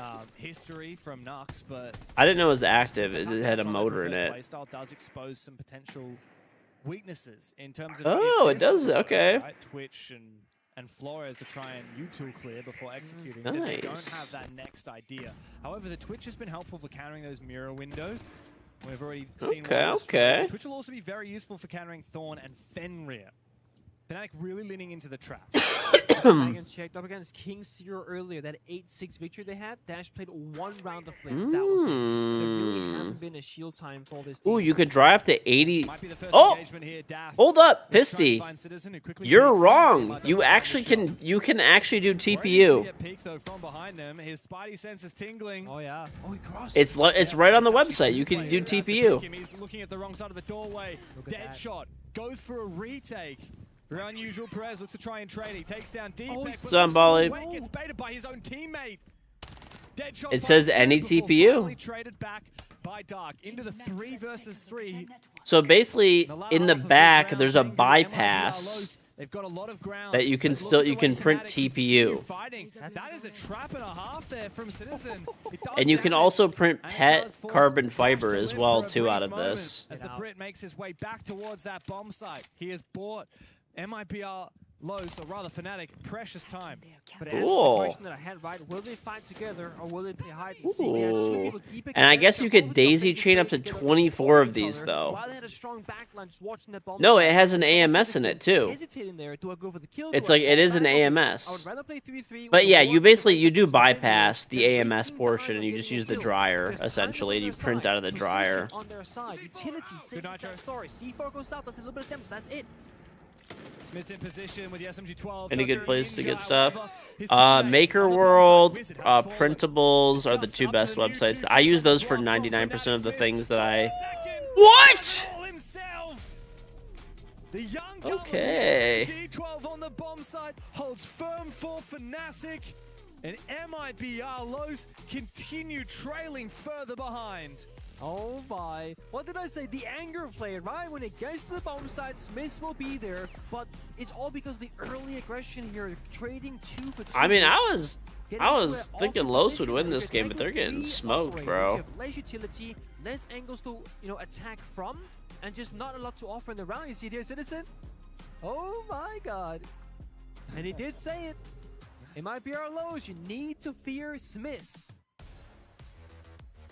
Worst rated player for Fnatic going into this? I mean, historically, yes. Another game? Yeah, and look, you think about the history of Smiths. I mean, Fnatic is his first. So Pisty, evidently you could into keep T1. daisy He's only chaining these 22 years things, old, and you could do and his first 24 appearance, different colors. So what you can do is the max setup for this is, let me look on the website. So basically, you can do 24 colors. You could do 4 AMS 2 pros and 8 AMS HTs. Great to see the young Ukrainian really making a stand here for Fnatic. Someone who actually had 20. I don't think you could do 24 independent ones. You could do 24 colors, I think, but you have to do. I mean, honestly, that's just crazy. I don't know who's printing that much. Like, that's. I mean, maybe if you like run a print farm or something. I mean, I don't know. They haven't been able to be a top contending team. They've been doomed to mediocrity for such a long time. They haven't been able to attract good talent from other teams. Constant roster changes every single season. Yeah. And finally they get Citizen, someone with a lot of experience, who's been through a little bit of turmoil, especially what happened with Team Secret. And it's like something has finally clicked for Fnatic. United playstyle perhaps, and same vision for the game. Either way, it's looking pretty damn good so far. Now, this is their map pick. It's what they wanted to play. It might be a lows. They are no slouch. That's they're nuts. A good team, they're a good opponent. They are being outskilled at the current present time. We see there. It was a random video you saw on Instagram. Shot, Maybe. Oh, I don't know. Actually. Okay, there's a way that I think that you could do what you're saying, Pisty. They're applying a little pressure, sure. They're reaching some of those walls, sure, but nothing's really happening. The Deimos track, that's a bit of danger. Instagram, talking about the Bamlas HG. I remember seeing a video of an insane stuff to use them. You know what the guy probably did, Pisty? Think about it. If you take the tops off of the AMSs, you could probably have 24 HTs. You know what I'm saying? And have them feed through the AMSs. Maybe that's how he did it. Deepak manages to thread the shot between the smoke and take down that glass. Big kill for him. But MIBR Los have recomposed. They shut down the flank from Wizard. Now Deepak This is such a risky play. He sees him. But more so to the door, to the bomb site itself. 4v2 advantage now for MIBR Los. The Brazilians have their best chance of trying to get around in what seems like forever. Smith clutched up big last time. Now he needs to do the same. The first of 4. Klein with the SMG-11 as his final gas spade is tossed on out to try and consolidate his position and allow for the right position. Goyo pops. He knows that the Deimos will try and hunt him down from behind. Dark actually decides to sprint on through the fire as Dash. I don't remember how he did it because when you saw it, you didn't fully understand how it works yet. I don't know how you would do that. Because, like, I don't know. I mean, I guess it's, I mean, I believe it's possible, sure, but this is a nice dryer, though, dude. It's an AMS dryer. That's so cool. Covering it off, he sneaks up close, but then the flourish drone spots him, and that made the round super awkward, dying by the breach shortly after from an angle on the door. Because Fnatic had every option to stay far back. We have the smoker plant denial. No shit. Dude, Pisty, by the way, the AMSs that I have also dry. I didn't realize this. Time it goes punished. So, basically, Pisty, check this out. So the AMSs that I have, they dry and print. And the one that, so the one that he sent me was for its high temperature. So that's like an ultra high temperature one basically. So the AMSs go up to 65 Celsius and the HT goes up to 85 Celsius. So that's the difference.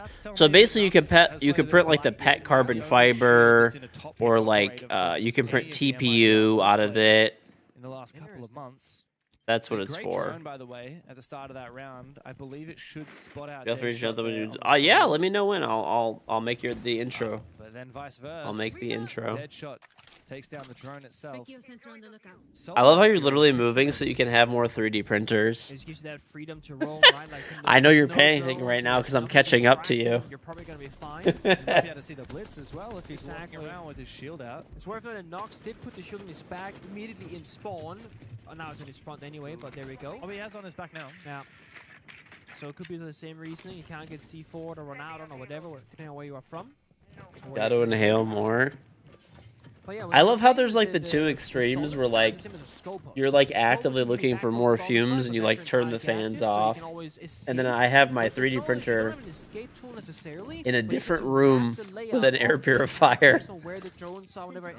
So the the one thing that I don't have for this printer is there's the laser engraver attachment. They have a 40-watt laser attachment, which is so sick. But at the same time, like you need ventilation for it. And I don't really have like a fume hood or anything, and I don't want to put my printer outside or in the garage or something. Of course, this is a bomb site, tertiary bomb site choice here from Fnatic downstairs. So how much time can they delay on that top floor is the question here for Fnatic. They decided to just peel on back, give up the ground above. You put Dutty at the bottom of your office when you print so no fumes escape the room. In the late round, they will look for flanks. Citizen has an impact. He could open up the wall right next to Dark, Jokes don't inhale 3D printer fumes. And walk straight into his waiting no, he loves the fumes. You shouldn't do it, but he loves it. No, indeed, it's the ability to hack the cameras from Dark. A lot of info now for MIBR Los as Fnatic find themselves on the back foot. Yeah, the issue is they know that Deadshot's also run because they killed Citizen, Melusi. TLA and PetG are allegedly, you know, not harmful. I don't know how much I buy that, to be honest, but could be good for one. Allegedly. It might be not working the hacks, not working the verticality, so he's kind of chasing his own tail upstairs. Meanwhile, below, a lot of pressure on side. Nice. Finds onto Dark, the Dokkaebi, but the damage is up. PLA is just corn. Great shot. I mean, it has additives in it, obviously. Wizard has snuck into the corner, denied the plant now. MIBR Los are corner. Unless it's one of them. Oh. Unless one of the links you sent me don't trust those. Who knows what additives they put in those ones, dude. Oh, dude, that's actually so nice. I didn't realize the AMS2 Pros actually had drawing included. That's so sick. And for them, it's map point on Fortress. Oh, they're planning outside the sense wall, outside the smoke grenade, exposed to just the angle on the bomb side doors. It's a way too easy kill for Fnatic that stops the entire plant in the push. And I feel like that's might be all Los maybe rushing that decision a little bit, thinking, hey, Deadshot is upstairs, he's got the Dokkaebi, side should be vulnerable. But then they deal with Deadshot seconds later with Ram getting that kill out of nowhere. And then I'm thinking, now he can restabilize. Now he can get Ram into the action, watch the verticality, try and listen, I'm going to be real. The gray PetG that I print is probably not the health. Who even knows, dude? MIBR had time to play that Let me check this video out, too. The numbers advantage as well. That is a round that so let's see what this guy has. Oh my god. Okay, no, he has the 24 color setup. Can really break down 35 second crucial moments here. Obviously, Deadshot one up above, but it's a 4v3. So he has 4 AMSs and 8. Yeah. His back is turned to the bomb side door, and they just die. By the way, that's a 2 versus 4 for Fnatic, where they didn't even drop a single body. I mean, Wizard did hit a nasty shot onto Blitz, to be fair. This is a crazy setup. He's getting the praise for it right there. And I think that's very important to see that the more experienced players, Deadshot, Citizen, DPEG, they are very quick to really praise when Smith's clutch, when Wizard hit a nasty shot, and be like, because it means so much more to those players, right? They need that encouragement and be like, oh my god, guys, you guys are crazy. Confidence is everything. I think in the current meta, especially, I was backstage with talking to Laxing, and we looked at the game that was happening, and Laxing went, Nick, are you happy that you're not playing this current meta? Because it's like Solid Snake, Shield, Deimos, you know, and I was like, you know, Lax, I miss playing Pro League, but I feel like I would struggle in this meta because there's so much uncertainty. Dude, his slicer settings are crazy. Yeah, me too, man. My red plays would never work anymore. Because you would always find an elevator to hide in, right? It's That's so true. Laxit was a little bit of a rat back in the day. That's a crazy setup. The fact that we're seeing Wizard That is a crazy setup. I might need to replicate that, honestly. I have the room. I might need to replicate that. That's cool. And he's got, you know, a much higher ceiling. You can build this guy into a much, much better player than he already is. Yeah, you look at Wizard right now, 9 kills. Same story against CAG. So far, yeah. And dude, I feel like 3D printing is so addicting. Your setup now is insane too. Yeah, but that one's cooler than yours. Wizard is a young player himself as well. What did I say? Smith was 20. You didn't show me how complicated it got. I actually don't know. I'll send you a picture of mine. The door is missing. If you won't hate it is. This is awkward. I'll show you. Hold on. Perez does a little bit of damage early in the round. Makes his position known. The shotgun with a Deimos from below. It's like a budget buck, but can be even more valuable if he gets that death mark going. Yeah.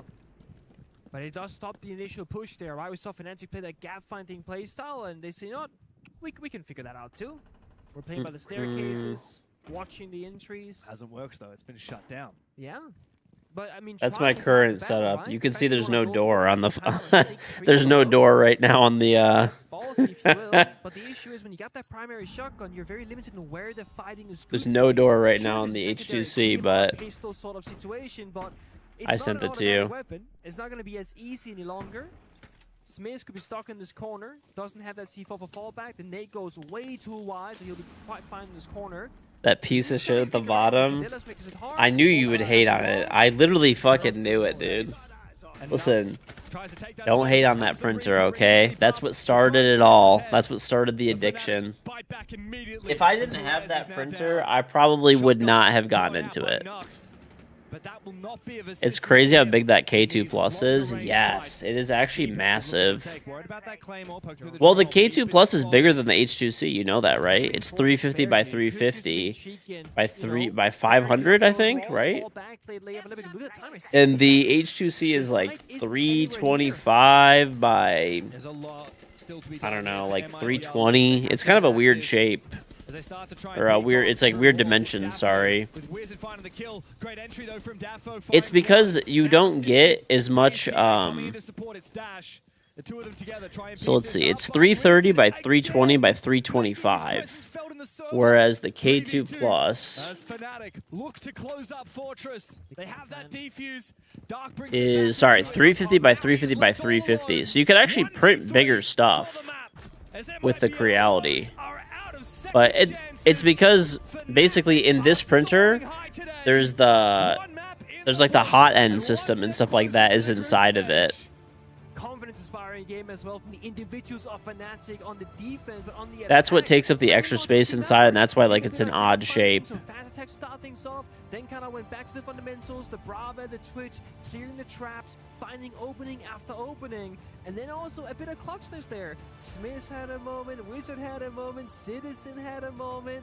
That was their matchups. It does pretty much dwarf everything. The real star will happen. It really does. I'll also, dude, I'll also show you, look, you always make fun of, listen, you always show me all these pictures of, like, this was the park yesterday. So far, I mean, this team that hasn't qualified for an international event in the last 6 This was the park years, yesterday. You can't even say that's not pretty nice. Better and better with every single game that goes on by. Hashtag visit Detroit. And they're through to phase 2 of the playoffs.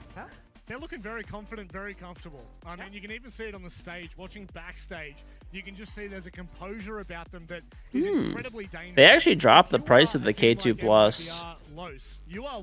It's like 1,300 now with the CFS and a bunch of filament. That's actually a good deal. But I think it's in the rounds that they were winning that I'm a little bit worried. They looked so confident on those rounds. They were closing things out without a question. There was no doubt that they were rounds for Fnatic. Oh wow, you can get dude, you can get a K2 Pro with Reality now, and they're like 700. That's pretty good. I feel like they dropped their prices a little bit. Some grass with 2 trees. You can't even say that doesn't look pretty chill. I mean, if I recall correctly, Citizen, he's a cafe merchant. Okay, he loves that, Matt. He's popping off on each league and plays acro peaks. And we saw how well they're working together. You're just a hater. That, I'm gonna call it overly aggressive position where I'm thinking, please walk back, don't keep walking forward. But okay, this is your setup. They're making a bait play all of a sudden, thinking, okay, let's see. I'm one sole roamer. JK, I got friends. Yeah. And sometimes it worked, sometimes it didn't. That's fair game. But the fact that they have the okay, your setup's actually gotten pretty crazy too. That's the big story for me. It's a good way to play the game. And they did it time and time again. Yeah, Fnatic are really working together. You definitely do need more space, though. Really is ringing true. Is like this is a team that is finally on the same page. Yeah. 5 players that want to play the same style of Siege. 5 players that believe that they've actually got a motivation to get new trophies, right? Like, I mean, Deepex won trophies before, Citizens won stuff. Dude, that one mini printer like doesn't even count. With this new generation, this insertion of young and up-and-coming talent, that they're eager to make an impact. And yeah, I've been really impressed by them. I think they're playing great Siege at the minute. I think that they haven't been truly tested necessarily. I would agree. But of course, It does print. This BO3, Dude, that thing is tiny. Group stage. I think even that alone would That's be some of your filament. Can't deny and say, like, if most Do you have more filament than me? for the play-ins, I think I have like 100 kilograms right now, give or take. Yeah. Right? Yeah.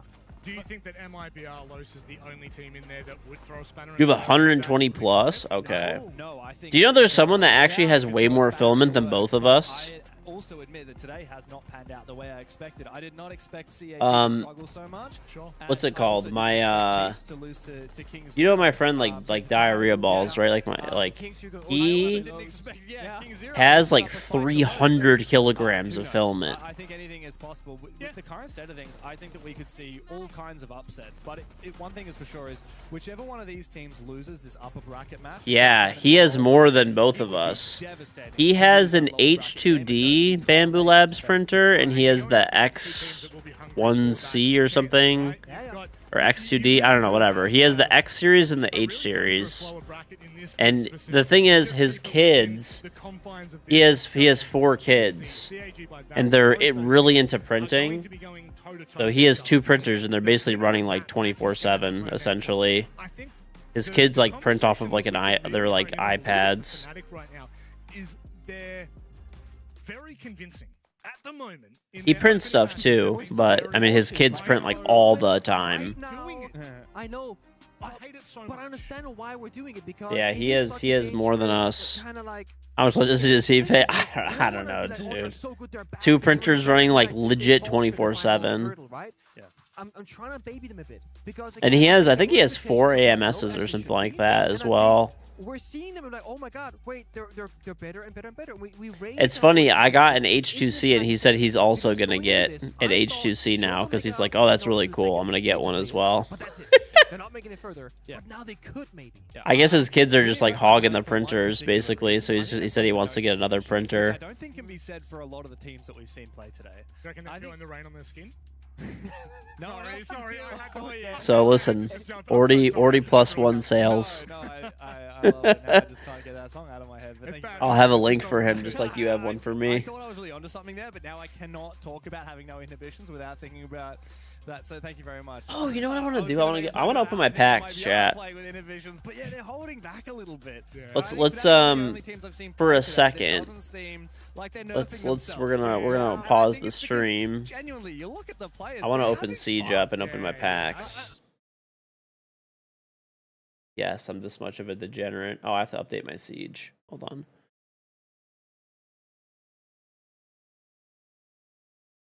It's alright, I'll be done in a minute. Yeah, I also want to switch to the Shopify game too after this maybe. That's the one that I actually... Well, no, that one's not starting now. That one starts after this game is completely over. Unless King Zero CAG goes like... Well, no, it should just be right after this game because it's on mainstream. So whenever this game is done, that's when we'll get Shopify Tyloo. Okay. Let me open my Siege up. I want to open my packs, dude. I'm not going to lie. No, this is not best of 1. It's BO3, yeah. BO3.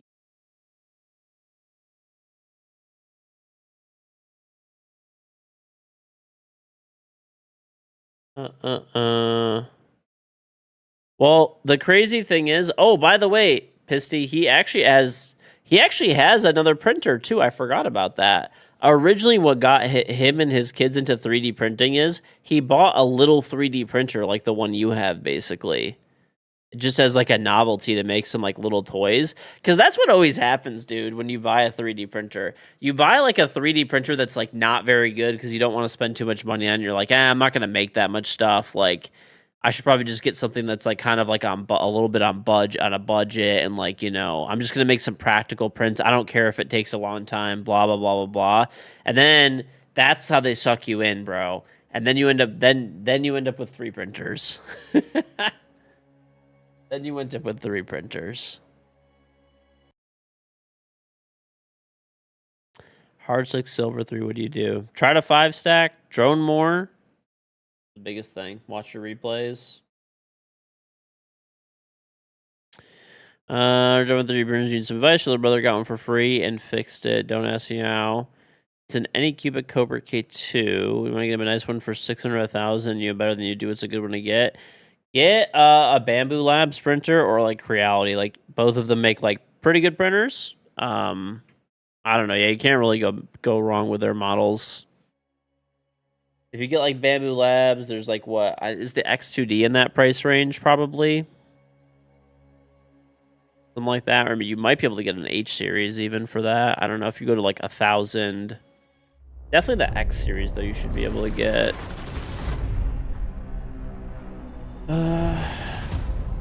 Okay, I want to open my packs up, dude.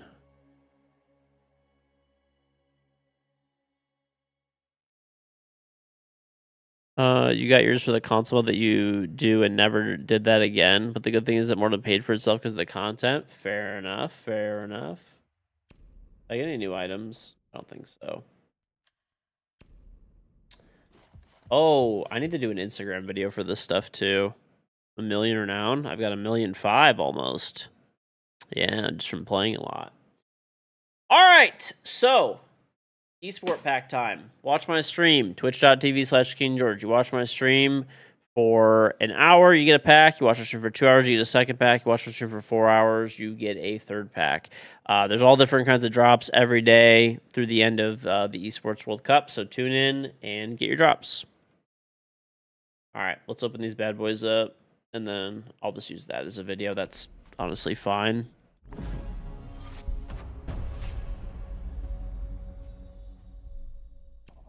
I just get duplicates out of these because I buy most of the esport bundles that are there. So I swear this is still a bug. This is so annoying. Well, that sucks. Battle Pass points I hate getting personally because, I mean, dude, I'm level 339 on the Battle Pass. Like, I do not care. I like. Okay. All right. Well, let's go back to watching the games. You would say get $500 $600 one, leave the rest of the budget for other things like a dryer, more filament, replacement parts, etc. I don't think you're really good. Like replacement parts, I wouldn't really worry about. Filament is like one of those things where like he could probably kind of pick stuff up here and there. Like filament's pretty cheap, honestly. And like a dryer would be something, yeah. But they're only like, if you get a single dryer, they're like $40 for a dryer. They're not that expensive. Oh, whoops. I don't want to open Siege. No. Okay. Whatever. I accidentally reopened Siege. But let's see. Is the X... I know the X series is pretty good.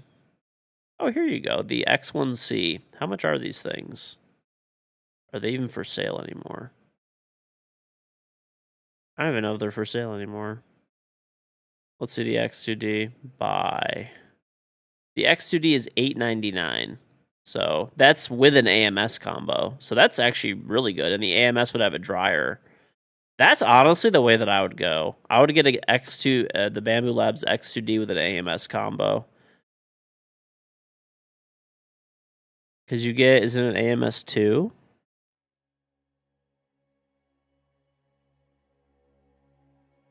I think it is. I think it's an AMS 2. If it's an AMS 2, then that's a no-brainer.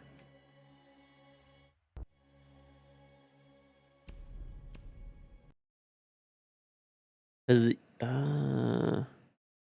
think it's a regular AMS, which wouldn't dry. Oh, no. Hold on. Oh, no. Yeah, it is. It's an AMS 2 Pro. Then that's that has a dryer in it. So make sure it has make sure it's an AMS2. So yeah, that'd be ideal, because then you're at $8.99, and then, you know, I don't know, you can give them $100 to buy some filament, and then that covers everything, right? That gives you a printer that also actively dries while you print, or you can set it to dry first and then print after, which is really sick. And then, you know, that'd be good. Yeah, I'm getting back on the stream. Hold, and piano gives you access to all the bomb sites with the bomb site.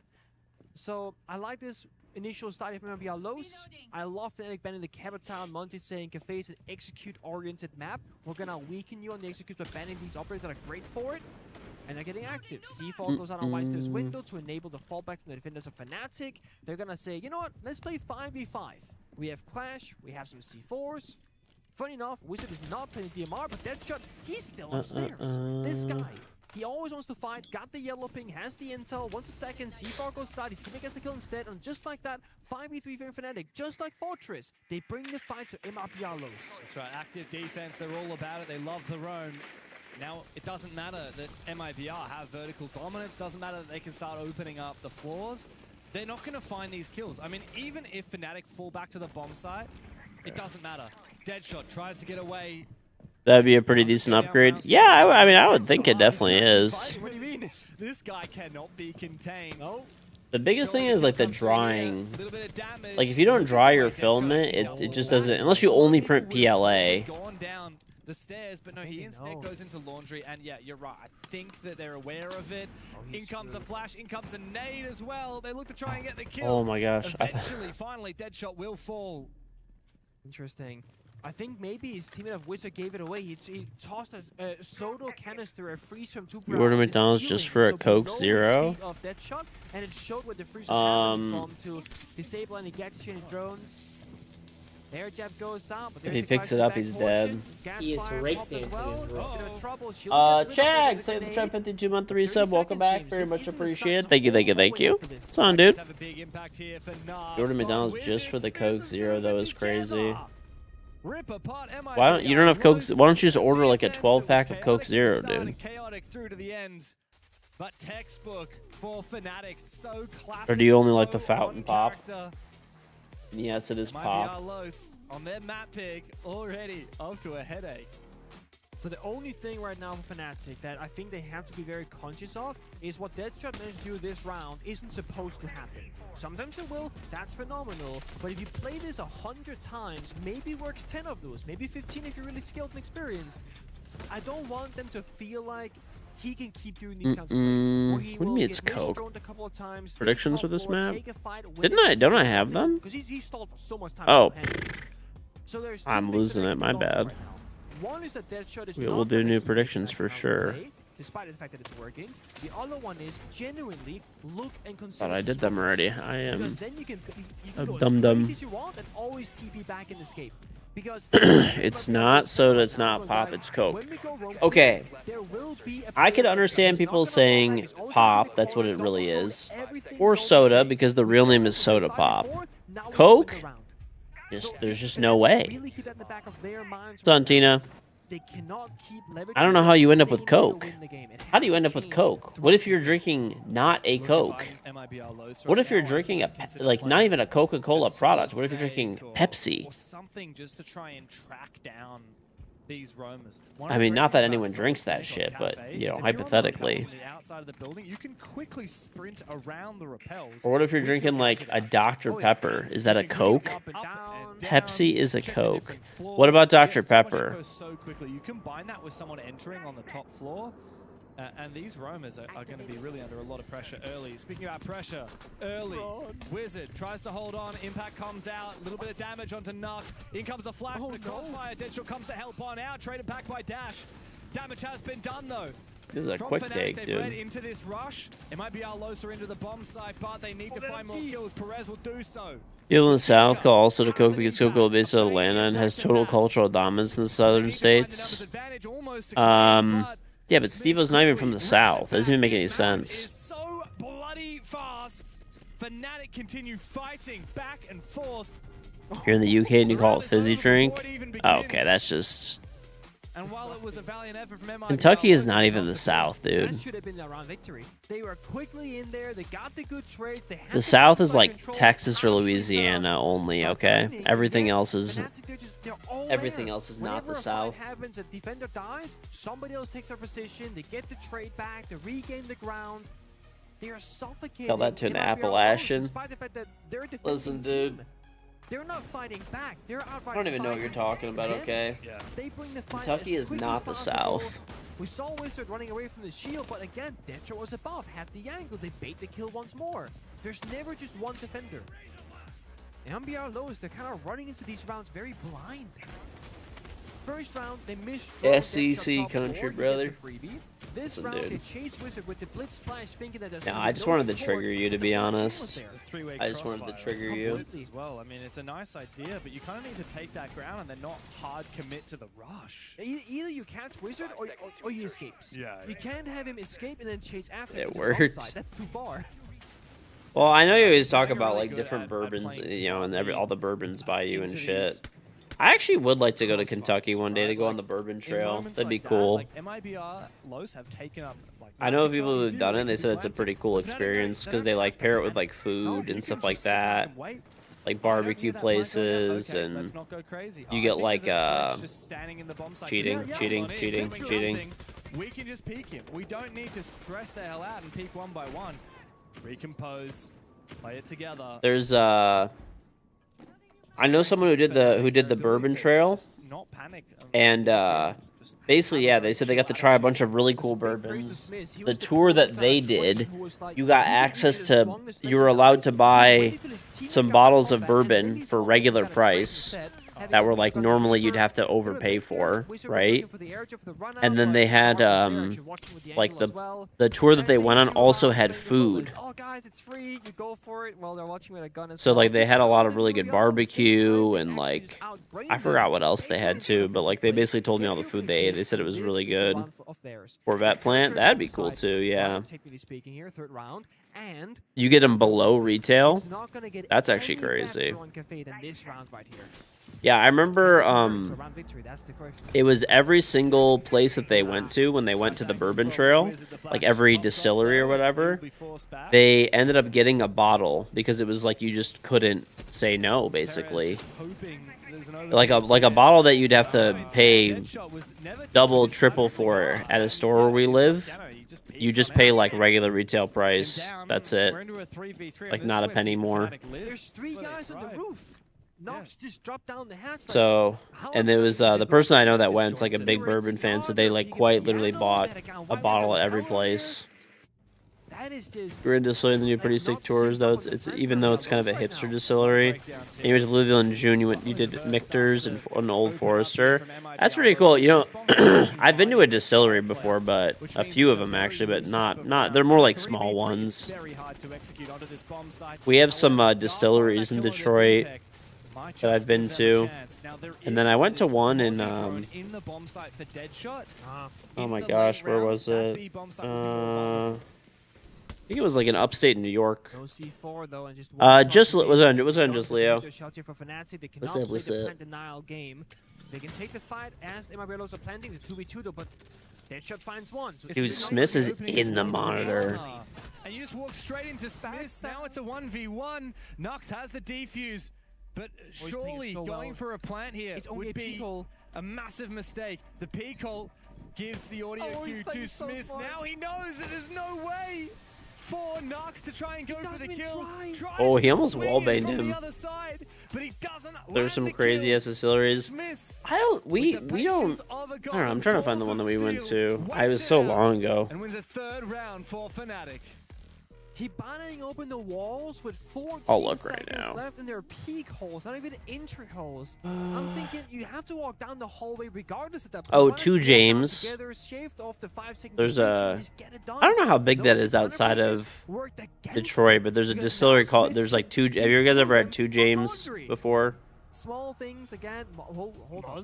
Hold the phone. We have banned Mossy. Have we lost the plot? To be fair, there were a lot of moments in that round. How many bats do you give him the drops? 3. But the Mozzie stopped them. Like, it's cafe, There was another one. Did they close? That sucks. Mossy ban? In 2026? I think if you're struggling because you can't drone, then you're not playing the meta because you don't need to drone nearly as much now they in play this mute. meta. Have you guys ever heard of 2 James Distillery though before? Like Spirits?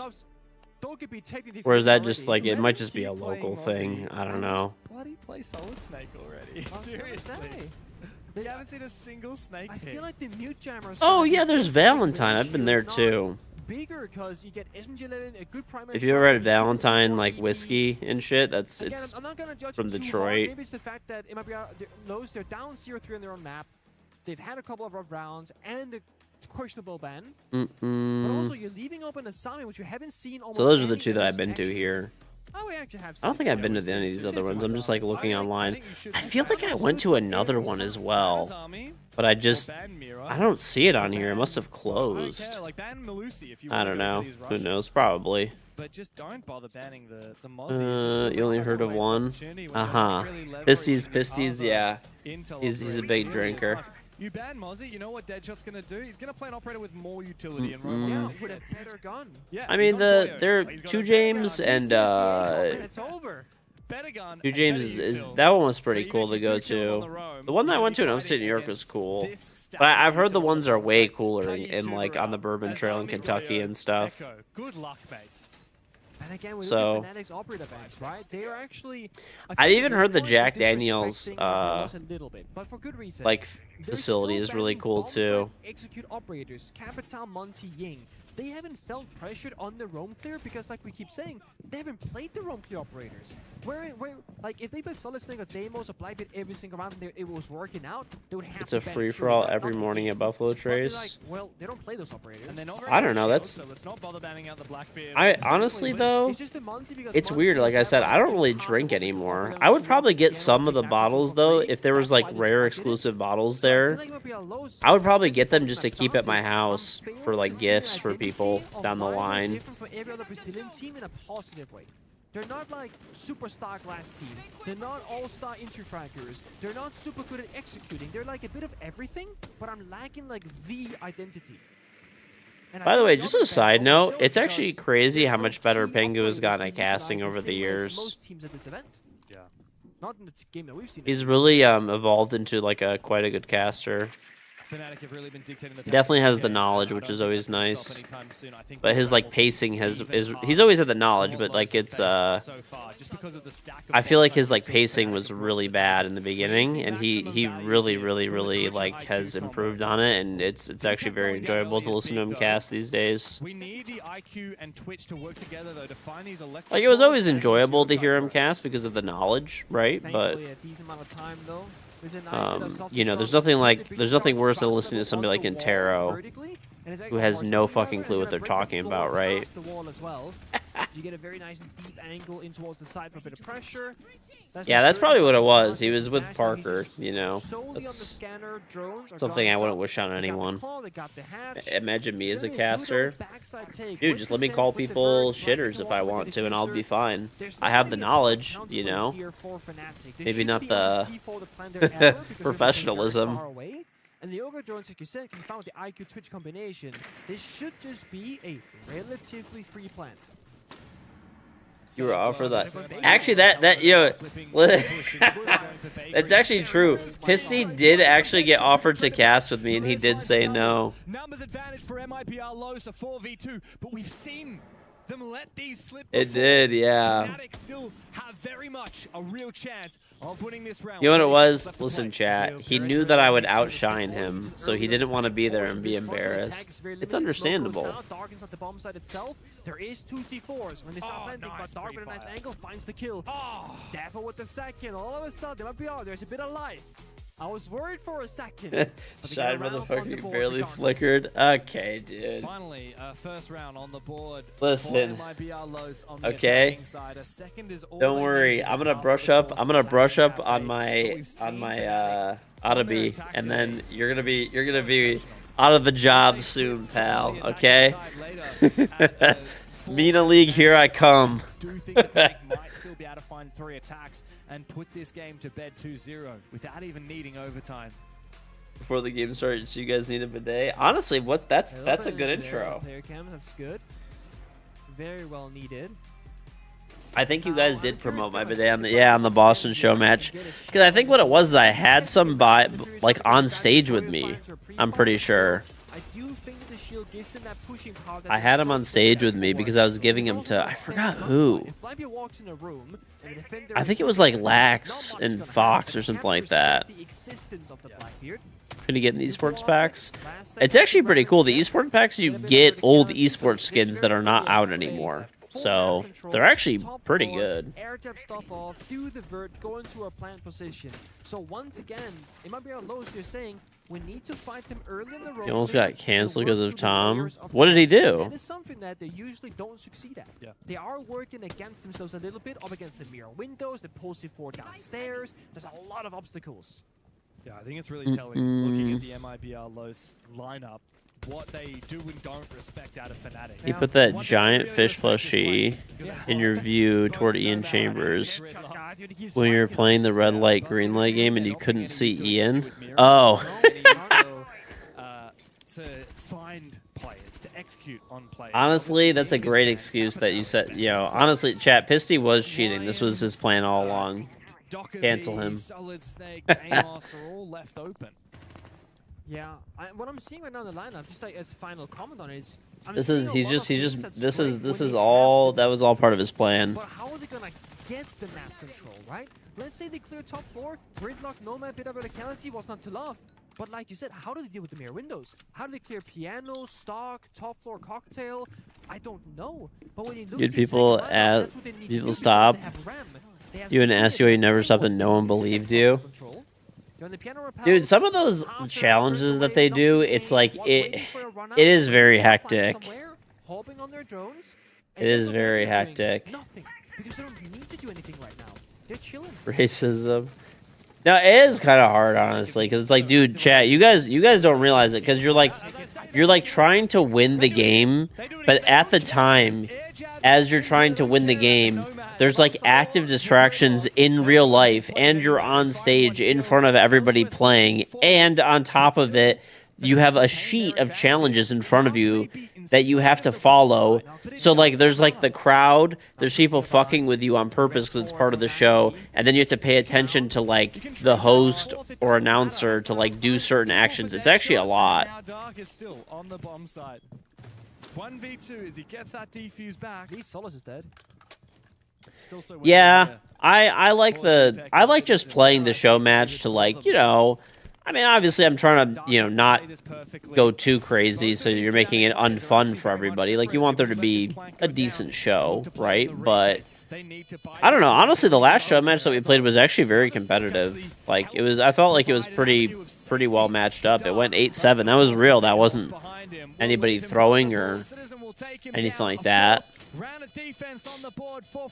Fisty was mad that we won, but to conjure up a little bit of valiance before the will close.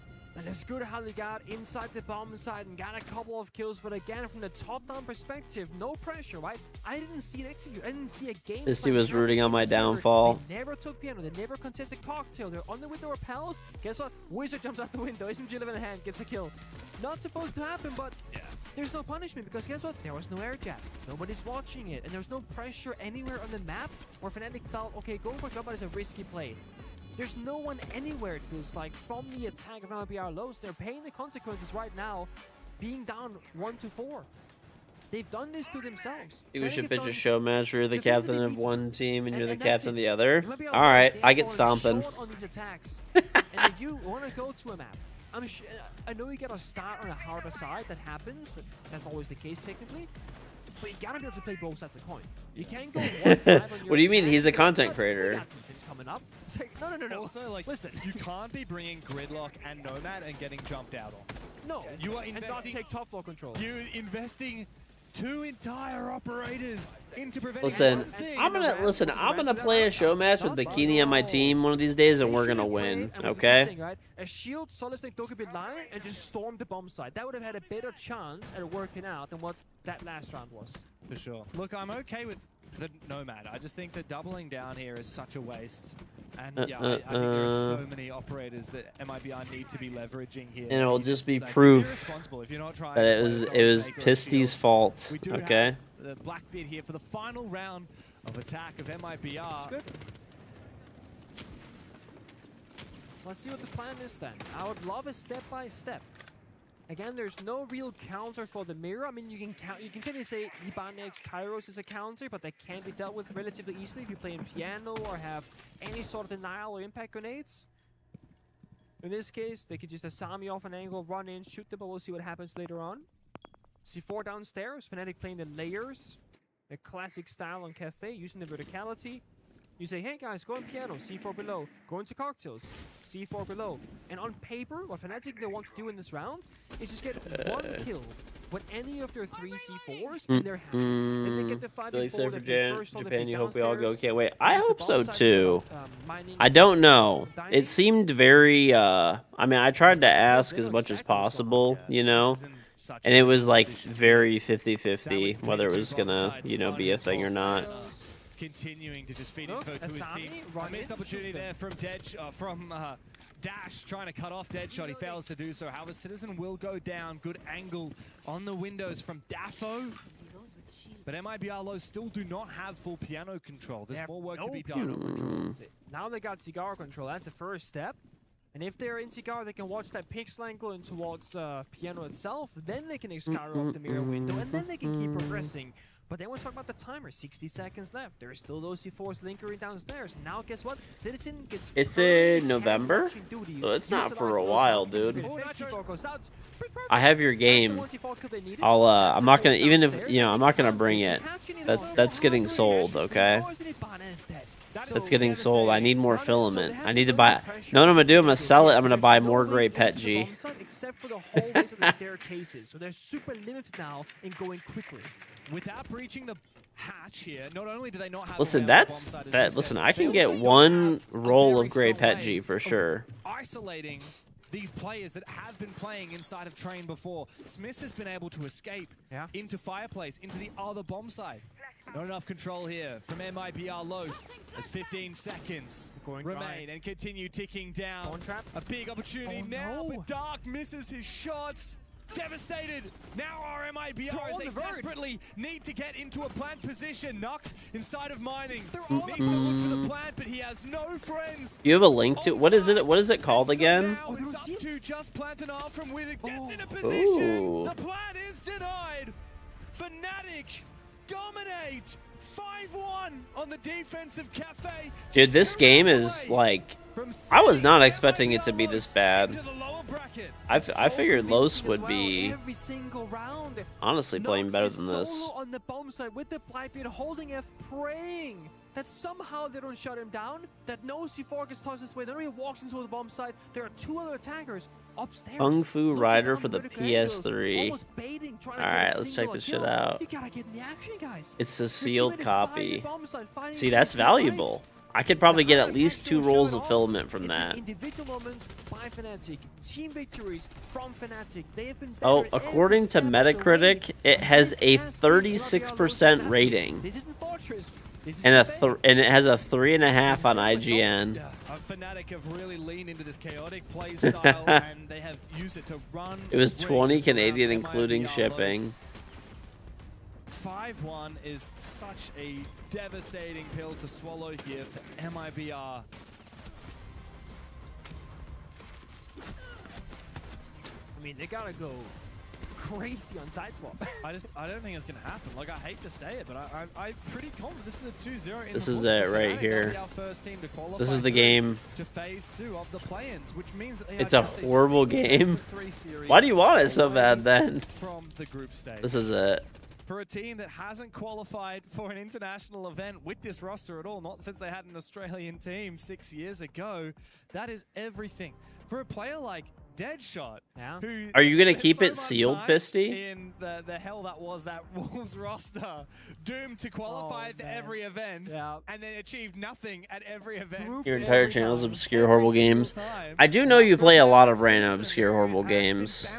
You're just gonna stream it? Okay. Filled region swabs for a player like Deepek, who remembers what it was like to lift the major trophy 4 years ago with stuck around all this time, and he's the only player that remains. KAG or KingGeorge. I mean, KAG should win that game, but I mean, there's no guarantees in life, right? I mean, I thought Los was gonna win this game, but an extremely long time. He's still a fraud.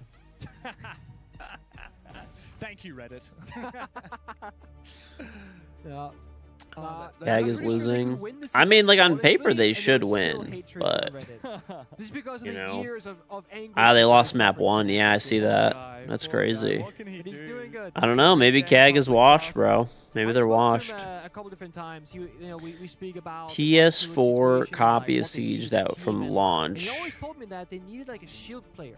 I mean, you could for sure find that somewhere. Your bottom EML team. Have you heard of this? I mean, just probably like eBay or something. I have heard about it, right? And then I swear Let's to God, see. when they qualified for EWC after, or maybe it was either when they qualified or after we cast them one of the days. So after we cast them. Yeah.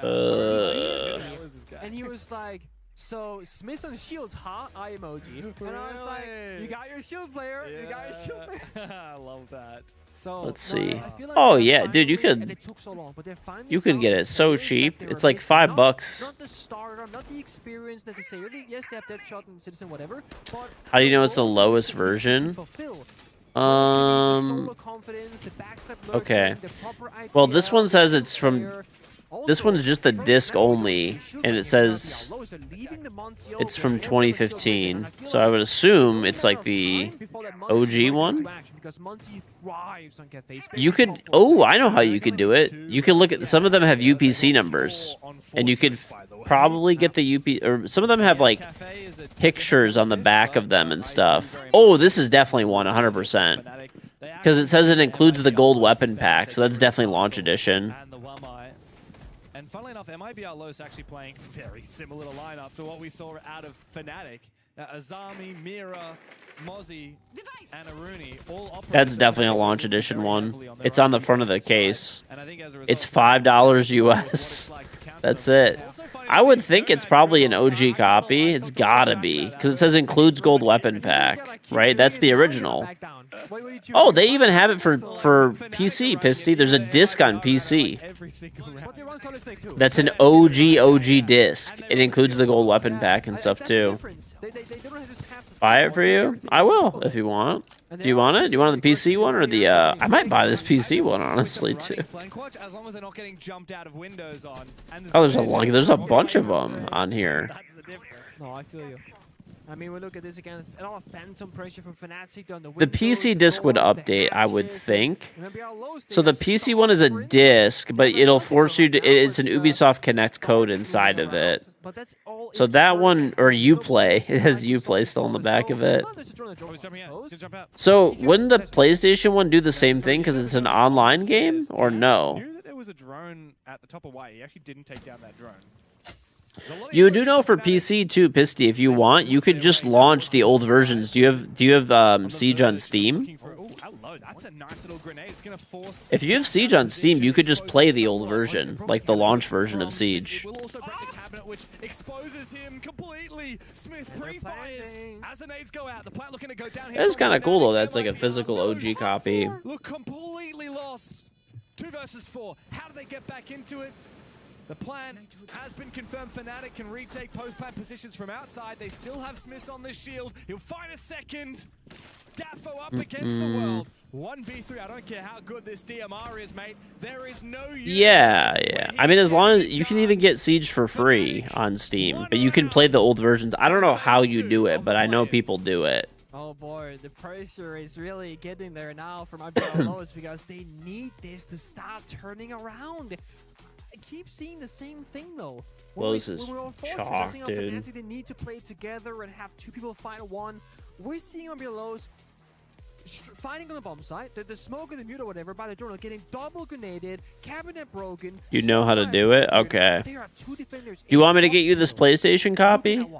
Fighting what? Stopping who? I think this has got to be an OG copy. You have a water bucket and you're not using it. Use the bucket. Put out the fire. Help your teammate, please. It's a bit baity. Yeah. And they're paying the consequences massively. Dude, it's literally like $5, like $5 delivery.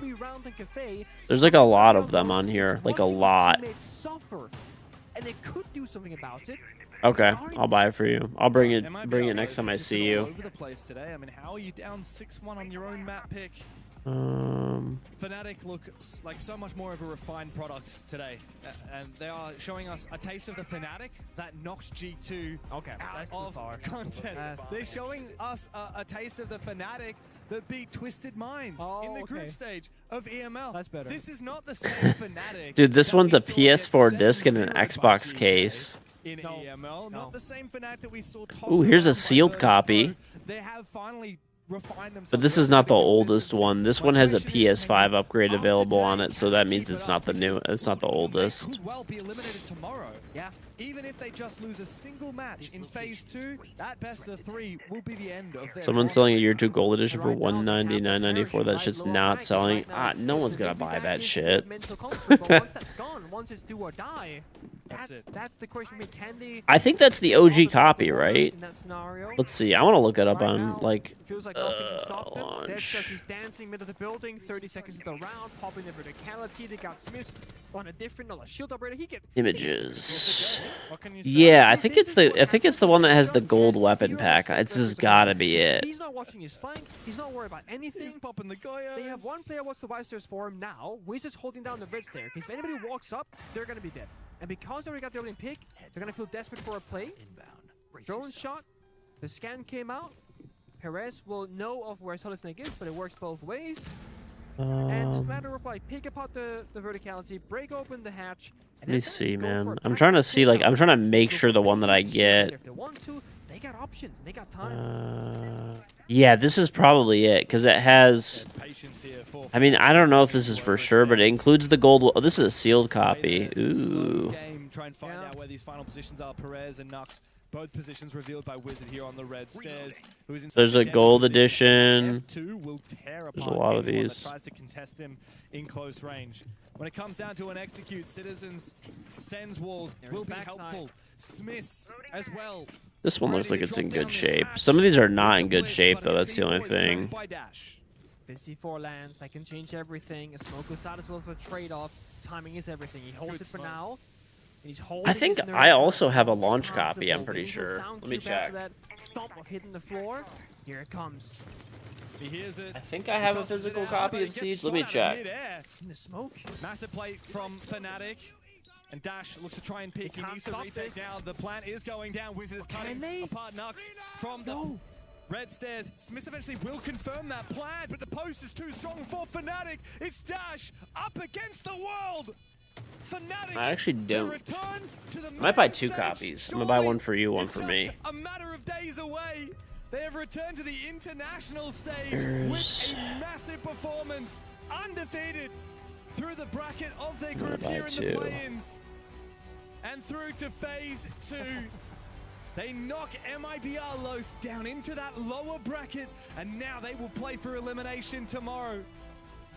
Whereas Fnatic now find themselves in such a beautiful position. Yeah. It's everything this team has hoped for. All right, I'm gonna do that. I'm gonna buy 2 copies. I think I'm gonna buy a copy on Xbox too, just because.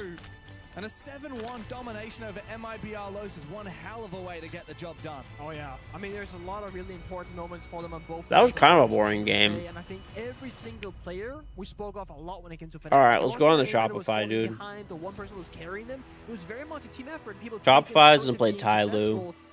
Not the biggest celebration when they won. I'm not sure if that's again keeping expectations low. Guys, that was good. We go again tomorrow, you know. But bro, they're just chillers. They're just chilling like that. And I think that right now, honestly, I think they're taking a lot of emotional control. Not feeling the pressure in the server, not applying it. I mean, all is not lost. Too big of a celebration or being too hard on themselves. Because Fnatic was winner's bracket, so I think, if I'm reading this right. Forgot their name at the current moment. But I think they're trying to maybe apply some of that emotional coaching from back then. Because right now, it's a bit of a mental game. You're the underdog, you got new rookies, you gotta play the right mental side. I think as you said, though, it could change very quickly once we start to actually have expectations on Fnatic. For example, going into Phase 2 of the play-ins, they will be the favored team. They'll be heading through Seed 1 into that single elimination best-of-3 match against the Seed 2 team from Group A, and they will be favored to win that. If that pressure, that expectation gets to them, then maybe that'll be the end of their tournament.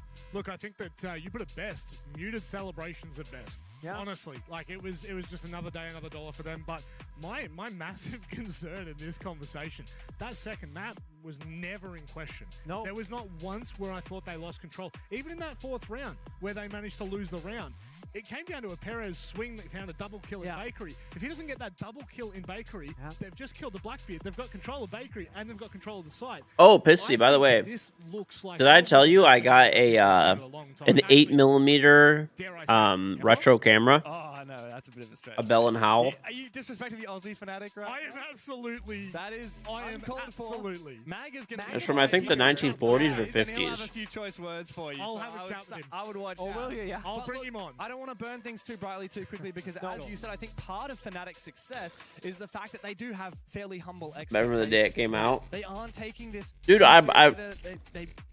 we're going up against this team first. All joking aside, I've actually bought a good amount of retro camera equipment lately. Honestly, like playing pretty simple Siege. They're playing. Dude, I've been buying it at auctions. It's so cheap. It's kind of cool to have, man. Anything too crazy, and I just think that they've It's honestly really cool. Works for the 5 players that are stepping into the server each day. Yeah. I think the one I bought some like 35. You know, funny enough, speaking of 3D printers, I bought this old Kodak camera that shoots 35mm film. It's pretty much kind of like an instant camera these days, or a disposable camera, but it's reusable. The cartridges they no longer make that shoot this film, but you could 3D print one that's refillable with normal 35mm film. So that's actually the next thing I'm gonna print probably.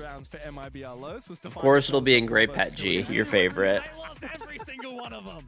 It's it's funny going back to the conversation. I think that the way you put it, Nick, was pretty perfect when you said that there doesn't seem to be a personality or an identity for that team, and whether that's just in isolation right now, I can't speak to that. I don't watch enough of the LATAM League to be able to make that comment comfortably. But what I can say is popcorn is good. They didn't have something that they were leaning into. But more comments about like the operator selection. I'll show you guys the camera if you want. Check it out. I'll show you guys the camera that I bought. It's an old school 8mm. Check it. I could hear that. Honestly, what are they doing? And you know, like I said, I'm Brazil's biggest non-Brazilian fan these days. But it's very hard to back in the way that MIBR Los chose to play Cafe. Especially when even when they did have some of the right ideas, like trying to suppress aggression by playing Gridlock and Nomad, they're still getting jumped out on because the Soulless checks, okay, no Claymore, no air jab, I can jump straight out. And so Fnatic, they really figured out the best way to play around MIBR Los. For that, I'm really impressed. However, job not done yet. Job is not done. That's a very well stated point from you, but I think it's time for us to maybe hear from someone who has a little bit more knowledge on the game. Comes in this leather carrying case. Listen, I don't have that you much open knowledge, it up, what I do know is and there's an Fnatic antique on an absolute terror citizen. It was like I just spoke to you just school a couple hours ago. It seems like 8mm but the weather for you guys. Ellen Howell camera. Watch out for Smith, and he showed who he is. So yeah, I think it's a good day from him.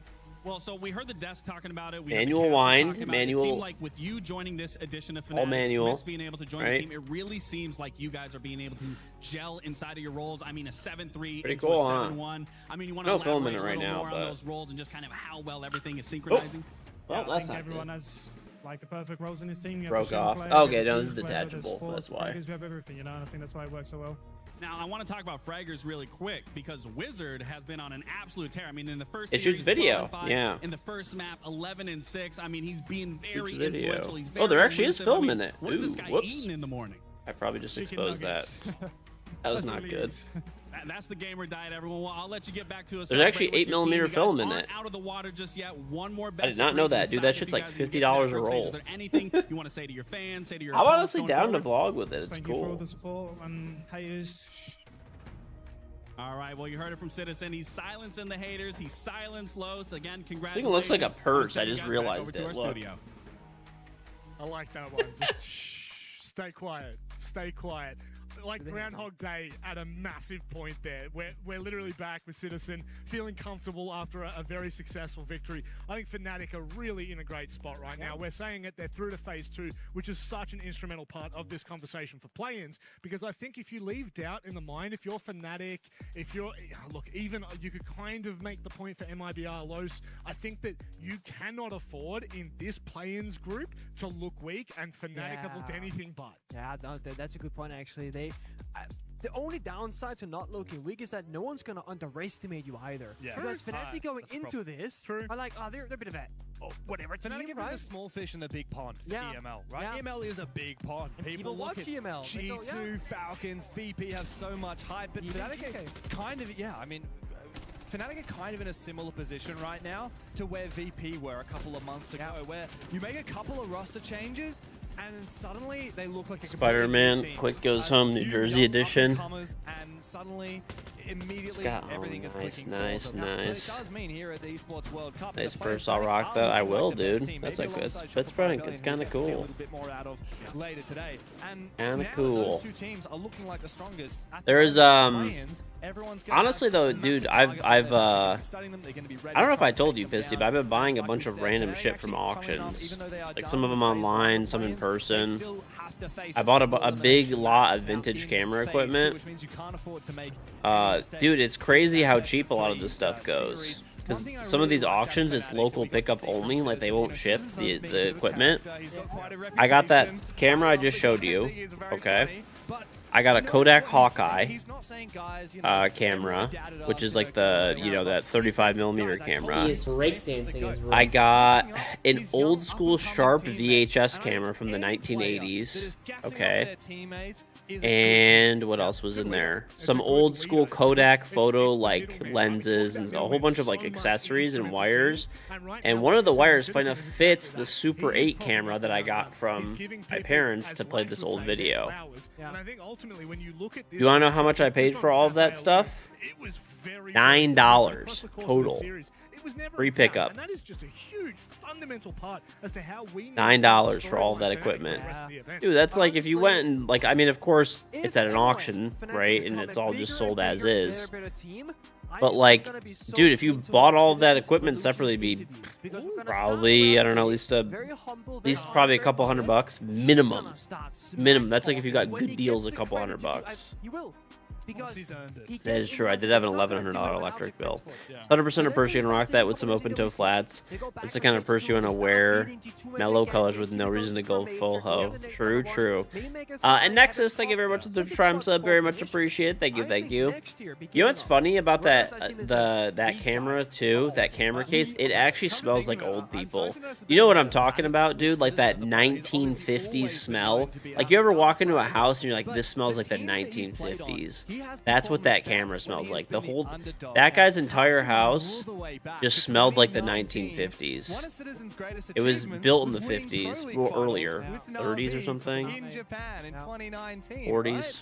And they were not the favorite team. They were the second seed team out of Europe at that Just event. smells of Americana. To win it. And yet he over-delivered, right? But oh, I actually got a crazier one, Pisty. This is the funniest thing ever. So, do you guys remember? Yeah, and on top, I think the pressure It was like old people, Pisty, hung over Gerald. Does he have that smell? I don't smell like old people. Okay, this was crazy. This was crazy, crazy, crazy. This was the literal best thing I've ever bought at auction in terms of like price-wise. Okay, I'm not gonna sell it, but it's kind of cool. Basically, I bought a big box. This was the same auction actually I bought the camera at. The cameras. There was a big box. Okay. Inside, the only thing you could see in the box really from, or like whatever, like they kind of had it laid out on like a shelf or whatever, I guess. You couldn't really see most of the items on the shelf. Okay. The stuff on the shelf, the only thing I could see was the talking fish. So if you guys remember from the early 2000s, remember there was like Billy Bass and like the cool catfish.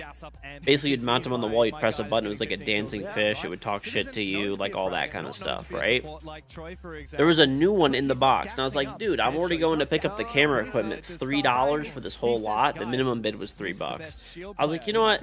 Let me fucking, you know, drop a $3 bid on this. If I get it, my kids will get a kick out of it for, you know, even if it's just for a few minutes, whatever. Okay.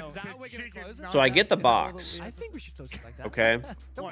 Of stuff. I'm like, cool, the fish is in there. The fish is worth like $50, so it's new in the box. But I took it out and get it for my kids.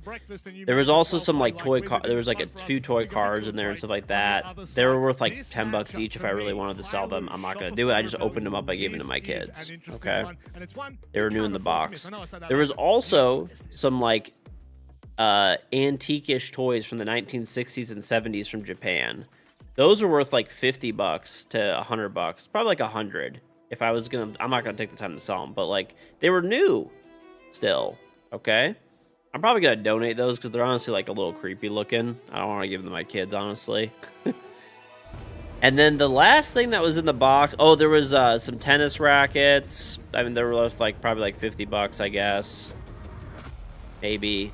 And then there was remember the thigh buster from like the late 80s, early 90s?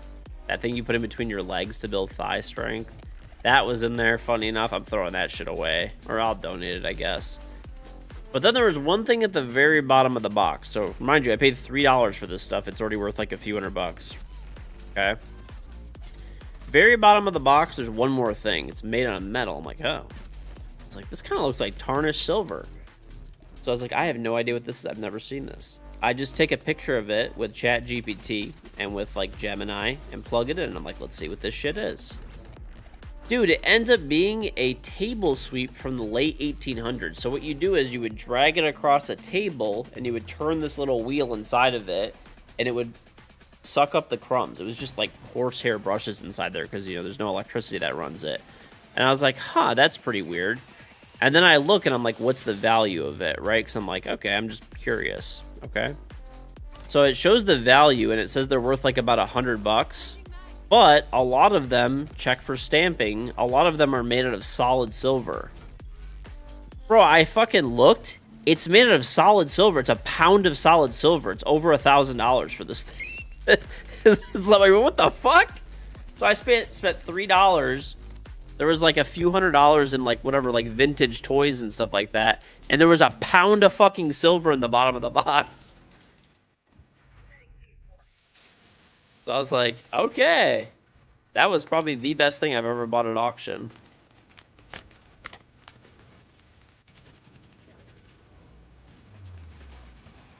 You know what it is?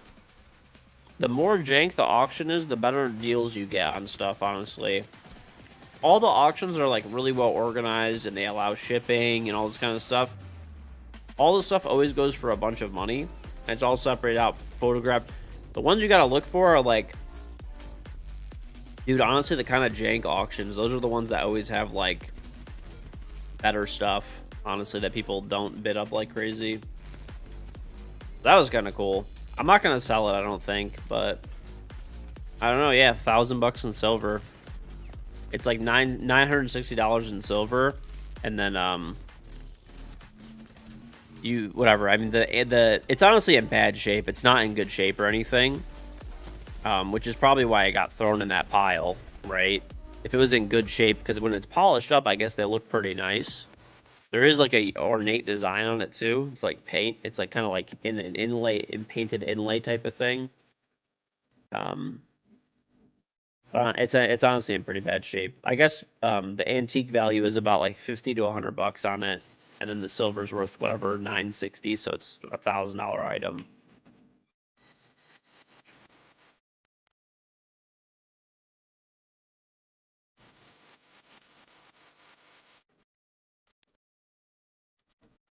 Fuck. I bought ancient Roman coins at auction. What else did I buy? Bunch of stuff, dude. I bought a bunch of ancient Roman coins. They were surprisingly cheap. There was a huge coin auction, and there was a bunch from different eras in ancient Rome. And, yeah, they were like $50, $60 each.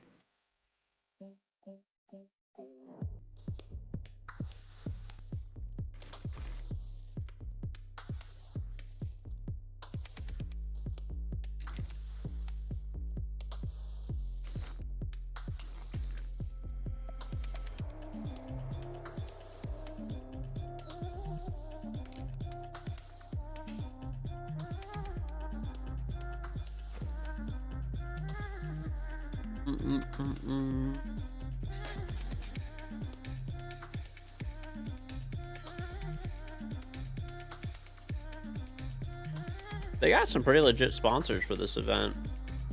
He is rake dancing his rook. And quick, thank you for the Trump 37 well back. Finally, I can give you my Prime sub. Sorry, Valkyrie. Had to sub to I'm this old fuck that plays Siege, but expired, so now I can sub to you. Fuck, wrong channel. Thank you very much, buddy. Appreciate it. Appreciate it. Listen, dude. Listen. No refunds, okay? No refunds.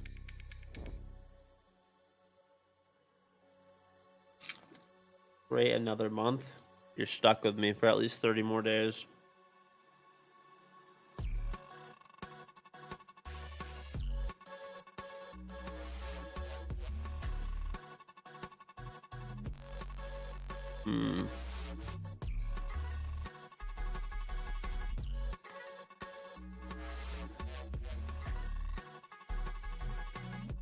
I feel like Ambi is just like, he just looks like he's happy to be there.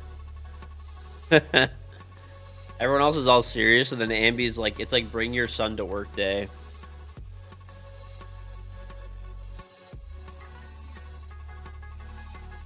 He's a vampire. Dude, he's so good, it's crazy. Shopify. No, dude, he still looks really young. You know what the insane thing is, chat? You guys know Ambi was like 10 years old. Literally playing ranked.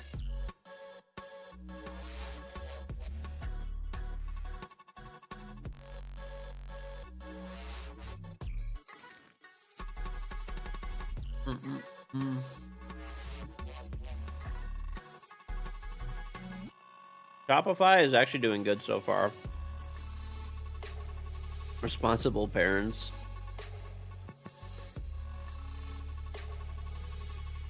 No, dude, it's actually crazy. He was literally like maybe 9 or 10.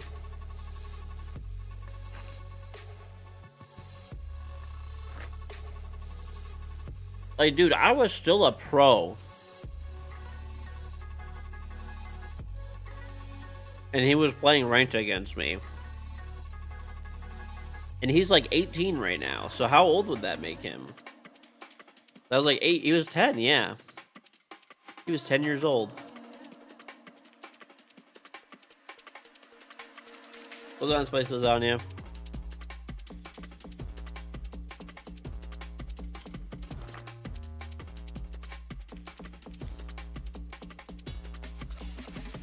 Evidently, I banned him from my chat for Q sniping and stream sniping me. He did apologize to me on Twitter for it, though, and asked to be unbanned, so I was like, alright, I got you, dude. No, I'm not gonna let my kids play this game ever, even when they're adults.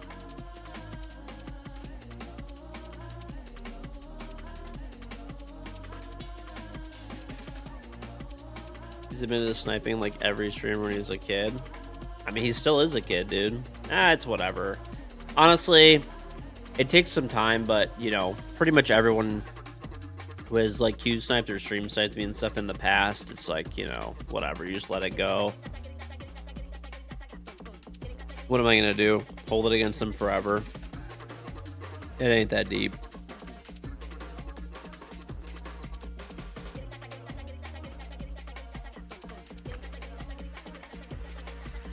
Better man than me.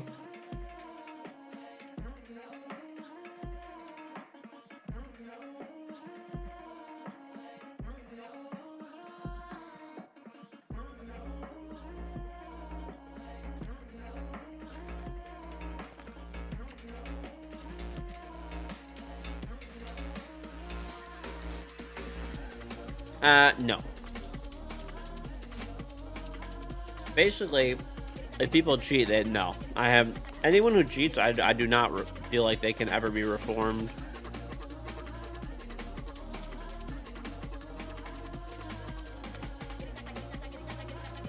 Censor.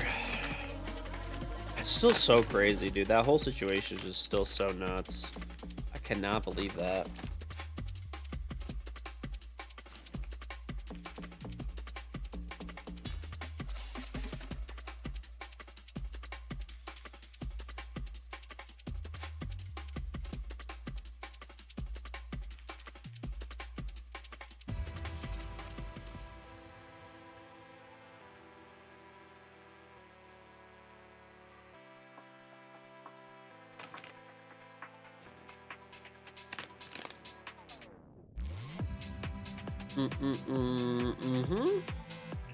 Basically, if you don't know what happened, there was a guy that I played with, not like crazy often. I started playing with him more this season because no one was on a lot. Horrible player, literally the worst player that I played with. The reason I didn't play with him much is because he was bad at the game, and I didn't want to play with him because I didn't want to lose because he would actively make me lose. Right? There was a bunch of people that I played with that would not play with them. Basically, there was a tipping point where he got kicked out of like every stack he played in, and people were like literally crashing out on him, like yelling at him. Out of the blue, he downloads cheats. Was able to continue after turning the computers off and on again. For the rest, Out of the blue, he decides to start cheating. Okay, and literally gets banned within 2 days. And everyone's like, "Yeah, KingGeorge plays with cheaters."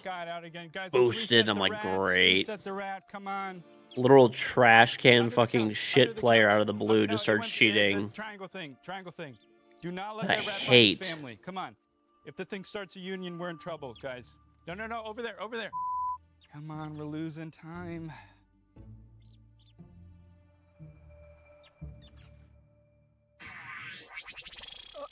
how long have I been out? Just a couple of seconds. The rat got out again. Oh, he's been doing that more and more recently. We're gonna get you a better hat. I think he may have peed a little bit. Oh yeah, there's a lot of pee right here. If we can clean that up, obviously, unless you can read the prompter without it. What, are you crazy? I don't do my own stunts. Just give me some cheese or something. Okay, hey, cheese. Let's go. Yeah, thank you. All right, yeah, this will. Hey, little guy, just want one of. Okay, I think that'll work for now. Are we good? Yep, we're good. We good? Are we good? Perfect. All right, guys, clear set. Let's go. So you should play with my whack ass, so at least you're not cheating. There you go. And It's crazy that you caught flack for that guy being so stupid. I don't know. I mean, that's what it is. What it is. I mean, you can literally see on his tracker that he goes from being like horrible to like super good in like a day. But I don't know. What are you gonna do, bro?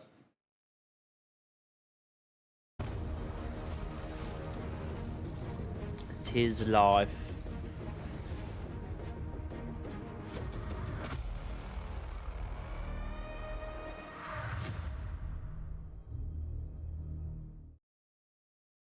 Back underway with our final best of 3 of the night. It is the upper bracket. This one This is is live, exciting. yep. It's CNL versus NAL. It is Shopify The Rebellion. best part of that whole versus thing is people are coming out of the woodwork to tell me that Sensor used to as two cheat in the incredible past too. Yeah, dude. Jason Oxen, Diddy, Michael Gus, I would not roll That's my whole thing is if somebody cheats ever, I don't care.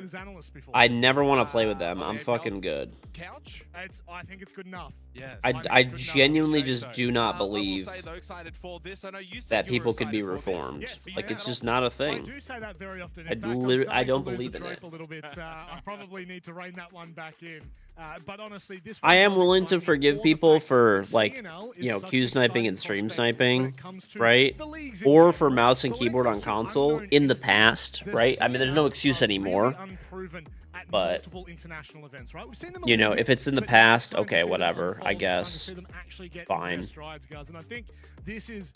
I mean, this is just a But decline for Tai Lu. This is probably cheating, the best like opponent that software cheats on your PC, like taking that extra time to do that, nah. In this particular phase of the tournament, right? So Nope. it's very much trial by There's fire no for chance. Tai It's so Lu. much Have shown effort promise over that the goes course of into the day so cheating. far, but this is going to be And it's intriguing. always They've got a been personal bannable way that forever. I'm most excited to finally cover a CNL team, but also some familiar faces, namely Jackie Wu, Songler, obviously way back in the day. We've covered those boys for several years, so very excited to see what they can offer. Just a fragile you know, leg up against everybody, yeah. I don't know if they will. Shopify Rebellion look very, very good in their match against Oh Yulacon. my So, I mean, God, it's going to what be a is difficult shit? task. I think that was the premise we had for that match when it came to Shopify Rebellion. And I think you'll apply that again for this too, against Hailu. Oh my god. One time that Almir and Elman fragged over me in a ranked game or something. How do you even have that? How much that's going to help them in That's a fake. match against AI. an American Giant, it's hard to say, AI. but it's something. It's actually nearly impossible to say. I'll be completely You know, honest. Quick has been known to use AI chat. That's just AI. I think It's just yeah, we saw it AI. in Salt Lake City, and I think Why am I there were alive? Why elements not, there dude? That we were starting to become a little bit surprised by what they could actually do. Now we get to see them on a. I don't want to say an early playing field, but it is. This is the opportunity for them to set the tone for the rest of the tournament. Planes. I do talk about planes a lot. This is where it's I don't even have that CC. Thought I'd delete all the evidence. All right, bro. Listen. Not even close. They are not Listen. They are not in the same discussion as what a quote-unquote play-in team should be, which is why we're expecting such great things out of them. Of course, as you alluded to a little earlier, Alula Club got absolutely dominated by them. That was the performance that we had to do to set the tone Shopify for could. They did so perfectly, but it was in that other match that I think expectations might have been broken. I think So and that's what I'm going to call this right now. they're gonna play. Because So I think whoever a lot of plays you would this have expected plays. Chiefs to put up a better performance, potentially take that. It was an 8-6 win to Tai Lu. I don't know. So they're not coming in with the I think most Los, amount of right? confidence.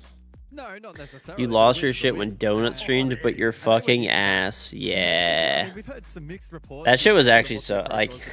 Look, I saw. Yeah, I mean it's just true, dude. He's just so terrible. Like I don't know. I mean, I guess that's why he was cheating, you know. Some interesting highlights. I mean, especially straight off the rip, Nighthaven Labs is one of the most played maps in CNL. We've heard some jokes behind the scenes. Done, Dr. Insane. They seemingly are. What are you gonna do, man? Wanting to go to all the time. It's super frequent. So for Shopify to be the ones to pick it in this series is interesting.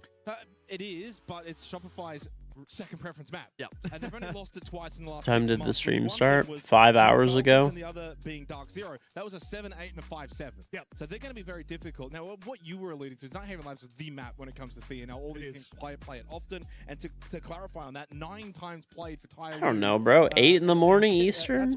You could use Google. Like, what is this? Why do people like refuse to Google things and come into a Twitch chat where it's literally harder? Things actually get kind of good for Tyler is that their map pick of bank, fourth preference. I don't think Ubisoft invites to this. This is just this is EWC, and I don't know. I don't even know if they're inviting anybody. Histy, are you going to EWC, or do you know if anyone is? I don't think anybody's even going, dude. 2 months ago, in fact, have only played it that time in the last 2 months. So this is an intriguing map. Dude, you're horrible grammar and spelling. Hard to answer. I'm out. You said, okay, fuck off. Use Google. Like, what? How are you this stupid? Like, just no fucking way you're this dumb. To get on this one, though, I tell you what, this could be a puffing Billy if I've ever seen one. What does that mean? Shopify Rebellion. That is a reference, by the way. Actually, to be fair, Australia. sorry, I actually didn't realize that the world doesn't know the infamous puffing Billy. I think that Shopify Rebellion Maybe, are Corn. going to be the You're not. I don't know if anybody is. I mean, it's possible there's people going to EWC that are content creators, but like, I don't know of anybody that is personally. We are expecting big things out of Shopify Rebellion. This is Ty Lu's free hit. Yeah, free hit indeed, guys. But I tell you what, as much as we want to try and paint this in a way in which the CNL team against a very high caliber NAL team has a chance. You're in Jersey Mike's. Let's be real and let's put the main story out there. Shopify Rebellion should win 2-0. But we had the caveats being, of course, what sub specifically? It better be something good. Don't disappoint. Enjoy your mayo sandwich. Okay, dude. I mean, Mike's way. That's the only way. But what'd you get? Yeah, arguably Mayo sandwich, the most Mike's way. challenging match of these Tyler players' careers up until this point. Rob, so. Rob, don't go too far. No, he's, oh no, he's not even turning. He can hear me 100% as well. He's kicked the feet up. He's long gone. Straight into the rehost gives us more time to kind of dissect things, and I want to kind of go back a little bit to the second map being Bank. Now, Bank 2-2 record for Tyloo. That was the pick that they elected to go for. Their losses being against Titans Esports Club 5-7 and KingGeorge 4-7. They did though, guys, and this is the big one. Beat Edward Gaming 7-5. Now, for those unfamiliar, Edward Gaming are the best team in CNL. So that's actually a pretty good result for them on Bank. And going to Shopify Rebellion, they lost the Team Falcons, they lost the Dark Zero. They did beat G2. Don't piss them off unless you don't want to sleep anymore. but all of that was 3 months ago. Haven't really played it since. Not really been in their wheelhouse. Didn't play it stage 1. Again, 7th preference. They prefer to ban it. 18 times banned by Shopify Rebellion, 11 times against them. So that second map for me is where the series will get interesting. I'm expecting Nighthaven Labs to go the way of Shopify Rebellion. Can't see the stream anymore. Oh my god. If Tyloo could do the impossible, Border is very much a map they could also win. Phone brightness is going nuts. It is. Yeah, home from Calgary. I think it is to be taken with a grain of salt. Right? Mr. Memphis. What are you doing in Calgary? I'll be the realist for a moment. I don't think that. Oh, okay, we're back. I haven't. It really shouldn't be having a major influence in the end result for this matchup. Now it may result in it being pushed to a third map. A music festival. A reasonable argument, but to make a case that any map veto would be strong enough in favor of Tyloo that it tilts in their favor in any significant fashion, I think is a stretch, but that's not really to take away from Tyloo what they've been able to achieve, qualifying for this event, having a bit of a splash, and still, you know, being a shot in terms of being able to make it through. It's more so a testament to Shopify Rebellion, strong team. Anyone like good that was there or no? Earlier on the B stream, so for the A stream viewers maybe didn't get to catch much of the Tyloo game, so I will go over it during this rehost. They did beat Chiefs Esports 8-6. That was on Fortress, and they started really, really hot. Got out to a 4-2 lead in the first half. Eventually then got to a 6-4 lead, but Chiefs were able to send it to overtime where Tyloo then won both on Dorm's games, actually, funnily enough, attack and defense to close it out. You want to know any of them? I don't know, maybe I would. Unless it's some hipster festival, maybe. You seem like a hipster. Never mind, you're probably right. 14-match game, so clearly dominated in that department. They were able to actually get plants down, the only of the 2 teams that were able to do that on Fortress. What's a new way to call someone old and out of touch? Unk. That's like the respectful way to just call someone like old, but like kind of chill, but they still don't know what the fuck they're talking about. He is one to watch. 15-9 from Abay. He went 2-0 on entry for a 123 EPS. But most importantly, it wasn't just him. Duha, Songla, Yovika all got basically double-digit kills. Jackie Wu actually had a very quiet performance, but he's one that can perform well, just very inconsistently. Yeah, he's a bit of a hot and cold player at times in terms of his performance, but it seems like the rehost is coming to an end. Thank you, JQC. Okay, news. Of course, the bands. How many Georgians do Kai, Washi, and Subtronics are? Yeah, of course I do. Listen to them all the time. By Shopify Rebellion on the side of Tyloo. Isn't Calgary where that crazy rodeo that everybody gets STDs takes place at? What the fuck? Expected up first. Tyloo looking to get off to a positive start. Yeah, and Nighthaven Labs, guys, this is where we have to kind of suspend belief in terms of OS. Yeah, fucking right, bud. But as we've seen over in NAL, attacker sided. CNL, I'm not the Calgary Stampede, eh? Actually CNL before, so I'm excited. Listen, chat. All I'm saying is Calgary has Gary in it. It's pretty much the Canadian version of Gary, Indiana. Now, to reiterate as to what this game means, if you win this game, and this is where it gets a little bit tricky, and I would recommend anyone who's not quite sure of the format, go check out Wikipedia. It makes it very easy. You qualify for play-in phase 2. Albertans don't talk like that, though. Done by beating MIBR Los. You talk like that. Shopify Rebellion, if they were to win this, of course, will not play Fnatic. They will play the 2nd seed from Group B. Teams being either MRBR Los, King Zero, or CAG, depending on the results. Hitting VC? No. Defense in CNL. Why? So I could hear, eh, bad. Played in stage 1. Highest was Lair at 237 rounds. So that again illustrates there's too much just effort. how much this map is played in CNL. This is comfortable for Tyloo. Absolutely. The map, but the opposition maybe not so much. No, exactly, and they may not expect the way that Shopify Rebellion are going to play this. A minute into this round, by the way. Soul from Southern Kent. You actually do have a pretty Canadian accent. I don't know if you realize it. You actually do. Talk about the bands, but the Monty through for Canadian, most played operator for Stage 1 of North American League. Kayed Bandit, along with the Ying and Solid Snake, the bands. A lot of pressure. Oh, they're gonna get the Monty here. Wow. He's dead. Canadian's going to go down. Tyloo, at the halfway mark of this opening round, got aggressive, and Shopify Rebellion just... Maybe we talk about there are people who dig for gold and none of it. Okay. Listen here, you have been in Discord with me multiple times, and you'll be like, listen here, Bod. You have done that. You cannot even say that I haven't. Or so that you haven't. Listen, I know Canadian accents, okay? I live in Detroit. It's basically Canada, okay? Spoit and Ambi may look to combine. Oh, a little bait out there from Spoit, but Duha will remain up for now.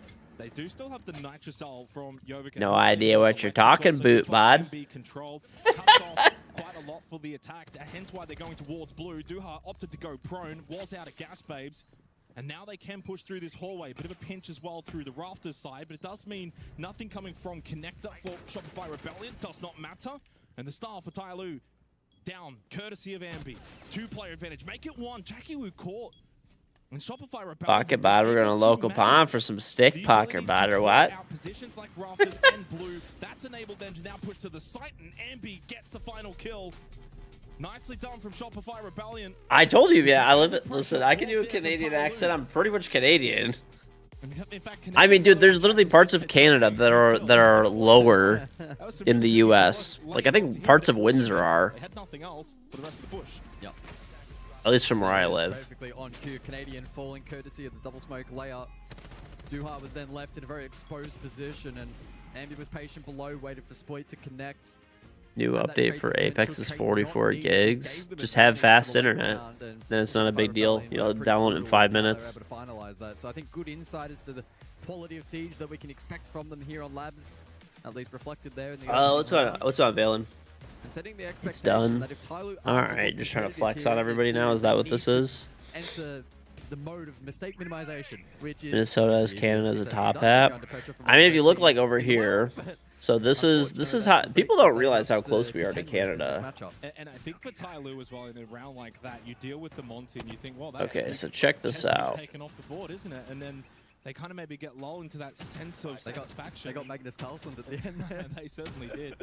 And honestly as well, looking at that round, Shopify check it out. Ability to then pivot. The way they why can't I just see this better? Oh, here we go. All their eggs into that rafters okay. And created that pinch. Down to basement for the second round.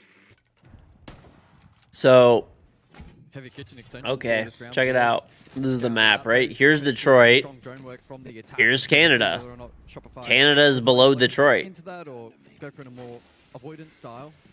Groundwork done pretty easily early on here with the presence here from Tyloo, by the way. Double stack top floor, got control as well around that first floor. Only Yovika is going to play site. It does mean Shopify Rebellion will go into this clear game. Big for Spoit on the Deimos with the death marks can look. Fucking Ontario, Bod. Yeah.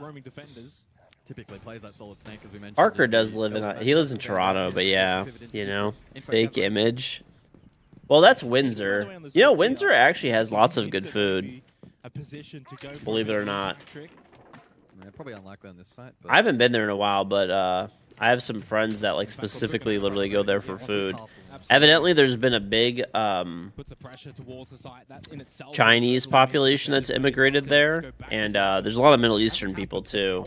So supposedly they have great Middle Eastern food there and great Chinese. Like evidently, there's a massive Chinese population there that have immigrated there like very recently. And like there's a bunch of like different like Chinese like dumplings and stuff like that that are crack there. And it means that this garage control for Shopify Rebellion playing around the house. They looked very good. Right now. Yeah, it's volatile. Vietnamese too, but evidently it's like Chinese. Like there's like really good Chinese dumpling places there. The place that my one friend was telling me about, it has very good ratings online, and then he also went there and said it was delicious. So he said it was the best Chinese dumplings he's had. I honestly kind of want to go there. So far, working. But like crossing like the border just to go get dumplings just seems like a fat move that I'm not sure I want to do.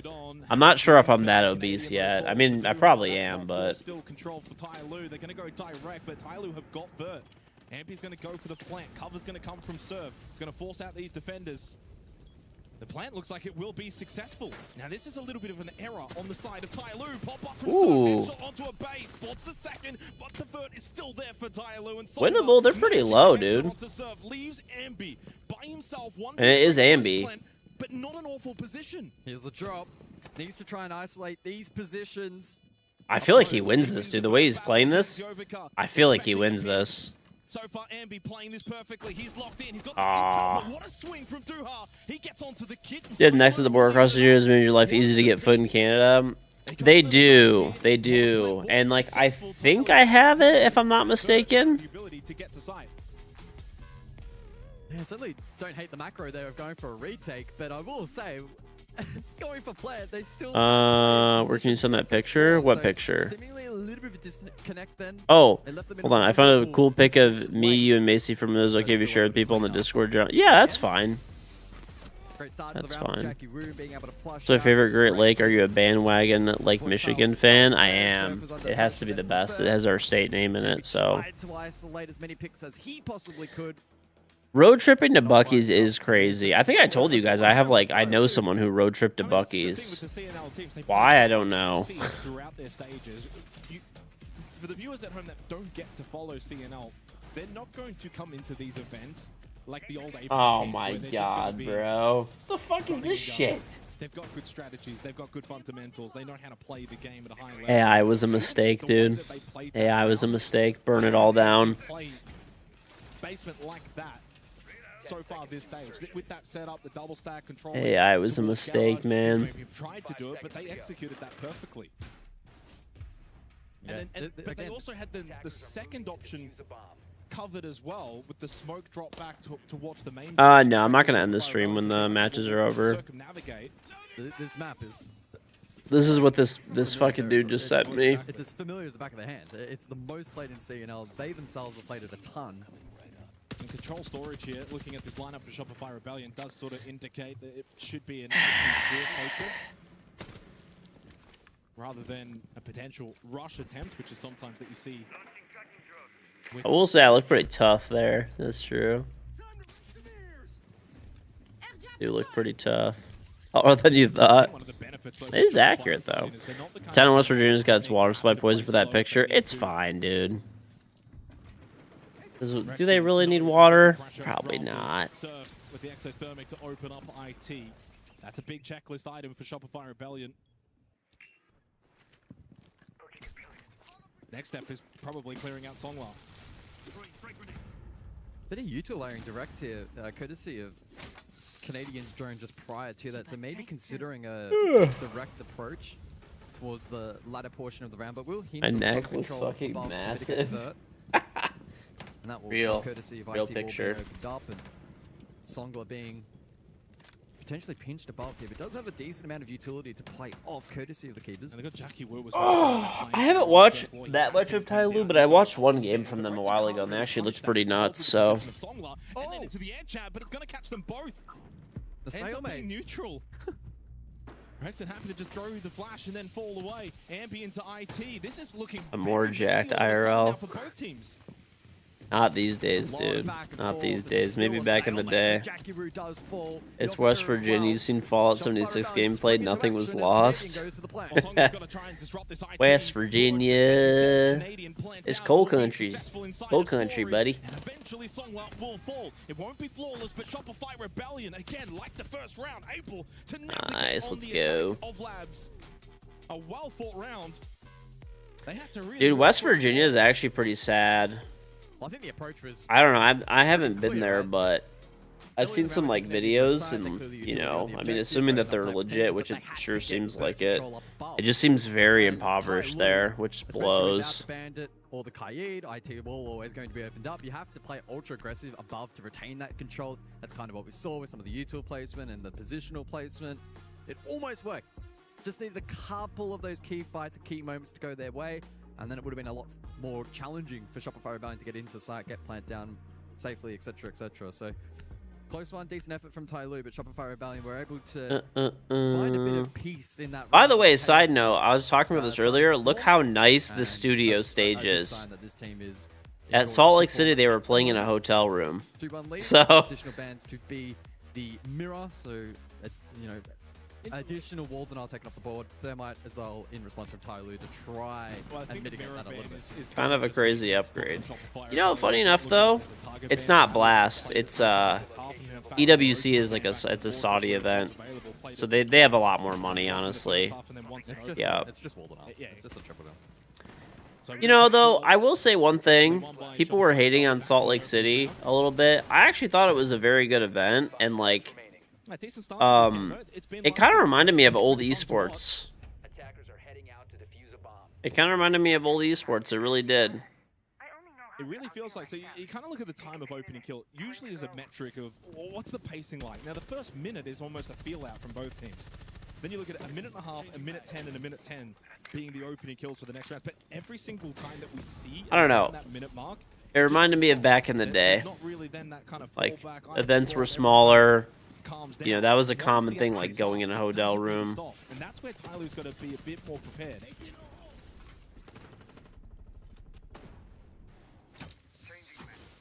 Big change up too for Shopify Rebellion on this top floor. They're going to drop the Monty. It's an unk statement. I mean, don't get me wrong. I mean, if an event is nicer, I think it's better. But it was definitely a bit of a throwback. Because it was like in a convention center that was like, you know, a bit more bare bones, to be honest. And, you know, the play-ins were played in a hotel room. I don't know. It just felt like old school esports, man. That's all. Control if required as well to dislodge those positions. It's aggressive IT side, but Jackie Wu clued on, ready to go. Third opening kill for Jackie Wu so far in this half. He switched on. We know he can perform to a high level. Well, every 3-4 games. Yeah, it was quiet earlier today. I think bottom performer for the team, but doing well here so far. Breaching activated. And that's the impact of it as well. You get rid of Surf on the Grim, so no Quan Hive launcher, less information gained for Shopify Rebellion. Deep position rafters for Spoit acquired. Rexon, though, inside of IT. And a little moment for things to calm down. Rexon wanting to creep and maybe catch out Duha, but no damage applied. Oh, this is a high-risk position. Oh, he could get swung. Damage onto Duha. They know that he is sitting inside of IT. Rexon able to fall back. They lose Canadian to the Nitrocell of Yovica. And under a minute remaining, Tyloo have an opportunity to once again tie the scoreboard. Rexon needs to get aggressive towards rafters. He's going to go and get... Dude, I swear Rexon gets so many kills with that Nomad, and it's from Macy. That's you know that's Macy's strat. Yeah, courtesy of the Selmas, they'll have a route towards site. Still, though, largely hinges on Hoping Optic comes with the EWC this year. And he's looking sharp at the moment, two in the round. It's too bad esports don't get the investments they used to, except from the Saudis. Honestly, I mean, they're not. The problem is like it's not really like people haven't found a good way to make money yet. Nice, let's go, let's Well, that go. was a comeback round win for Shopify Rebellion. Tyloo started hot again. But the North American team are just navigating the stormy waters. 3-1 lead. Yeah, so close yet so far for Tyloo. Positive start to the round. Dealt with early aggression from Surf. Great Nitro onto Canadian. Got caught in electrical 3 versus 5. 50 seconds on the clock. But then the air jab catches one rafters. Rexon looks sharp. Oof. IT wasn't dealt What a with shot. when there was a window of opportunity probably for a potential double swing from Tyloo. They opted not to. You blame the crackhead weirdo? Oh, Sam Bankman or whatever. Spoit claimed that kill for himself. You know, funny enough, I told you guys a story about that guy of when I knew that guy was a fraud. 20 seconds remain. It's a short period to try and make some big adjustments. Basically, I saw an interview with him, with like I think it was CNBC or something. And I'm watching the interview, and he's saying that he lives in the Bahamas with like 9 roommates, and he drives like a used Prius. And at the time, he was worth about $30 billion. And I was like, yeah, this guy's full of shit. He was the difference maker, and he's done that back-to-back rounds now. 4 kills in round 3, 3 kills there in round 4, and currently 8-1. Ahead of the timeout for Tyloo, 2 rounds to go in this opening half again. Like, there's nothing wrong with, you know, living modestly or whatever, but, you know, roommate part was where they were doing crack and fucking. Yeah, but okay, here's the thing. if you win that game, you are into group if you want to like live in like modest, the thing is he was saying that he does it to save money, right? Like essentially in the interview, right? Like if you say that you like something, then that's fine, right? But when you're worth $30 billion and you're doing an interview, it's just PR at that point. It's just full of you're just full of shit, dude. There's cracks forming. Oh yeah, we have to take every dollar and put it back into the business to grow the business. Bro, get the fuck out! You're like you could buy a fucking new Prius or something or whatever, or say you want to live like more modestly, like it's just hilarious whenever I see that. That's a great catch from Ambi. We don't see the Jackal often these days, but Ambi puts it to good use. It's like when people say Warren Buffett lives in his original house from the 50s and drives an old car. You know why? It has the same old car from whatever 30 years ago. Yeah, you know why he has a car from 30 years ago? Because he gets driven everywhere in private. Yeah, he might have his original house in the 1950s, which is still pretty nice. Okay, by the way. But he has like 10 mansions in like random different locations. Ooh. Ends up taking himself out with his own impact. No, Warren Buffett's out. Warren Buffett seems it's like you're Warren Buffett. You're literally the Oracle of Omaha. You're worth $100 billion. It's fine. Like, what is all this PR bullshit?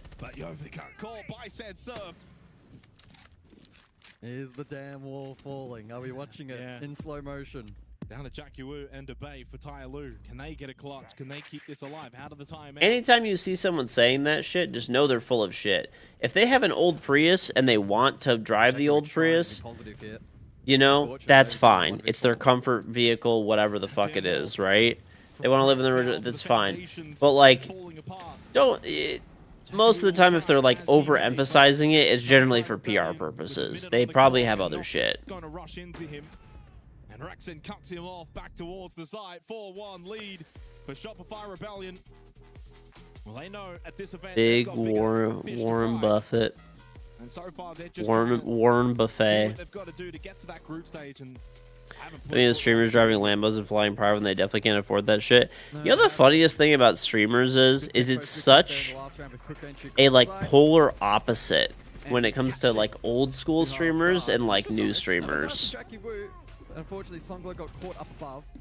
Again, would have died irrespective of the impact. Have you guys noticed that? Like, pretty much every old school streamer is like, generally speaking, they always cry broke when they obviously have made a lot of money over the years. Unfortunately, it's not really been a case of a match so far where we look to the second half. And then you have like the new streamers who are like just spending every cent and like in debt to appear wealthy. But again, NAL attack aside, Matt. Yeah, true. 9-1 for Rexon. 5 seconds left before insertion. And the multi back in play for the top floor here from Shopify. So Canadian's going to be potentially peppered with utility once again. Cloud don't come easy. I guess so. Play this time from Tai Lu. Instead they'll bring the Clash, so a bit of additional protection and maneuverability on site. And the introduction of the Wamai for catch, likely to protect these armor. I think the biggest I think a lot of it comes down to the reasons. I feel like most of the older streamers, you know, they stream and play games because they like streaming and playing games. Whereas a lot of the newer streamers and stuff like that, obviously not everybody, but a lot of them stream, and the whole reason that they stream is because, you know, they basically want to make money and be popular. Like a lot of the new IRL streamers and stuff, mostly. Not really the gaming streamers as much.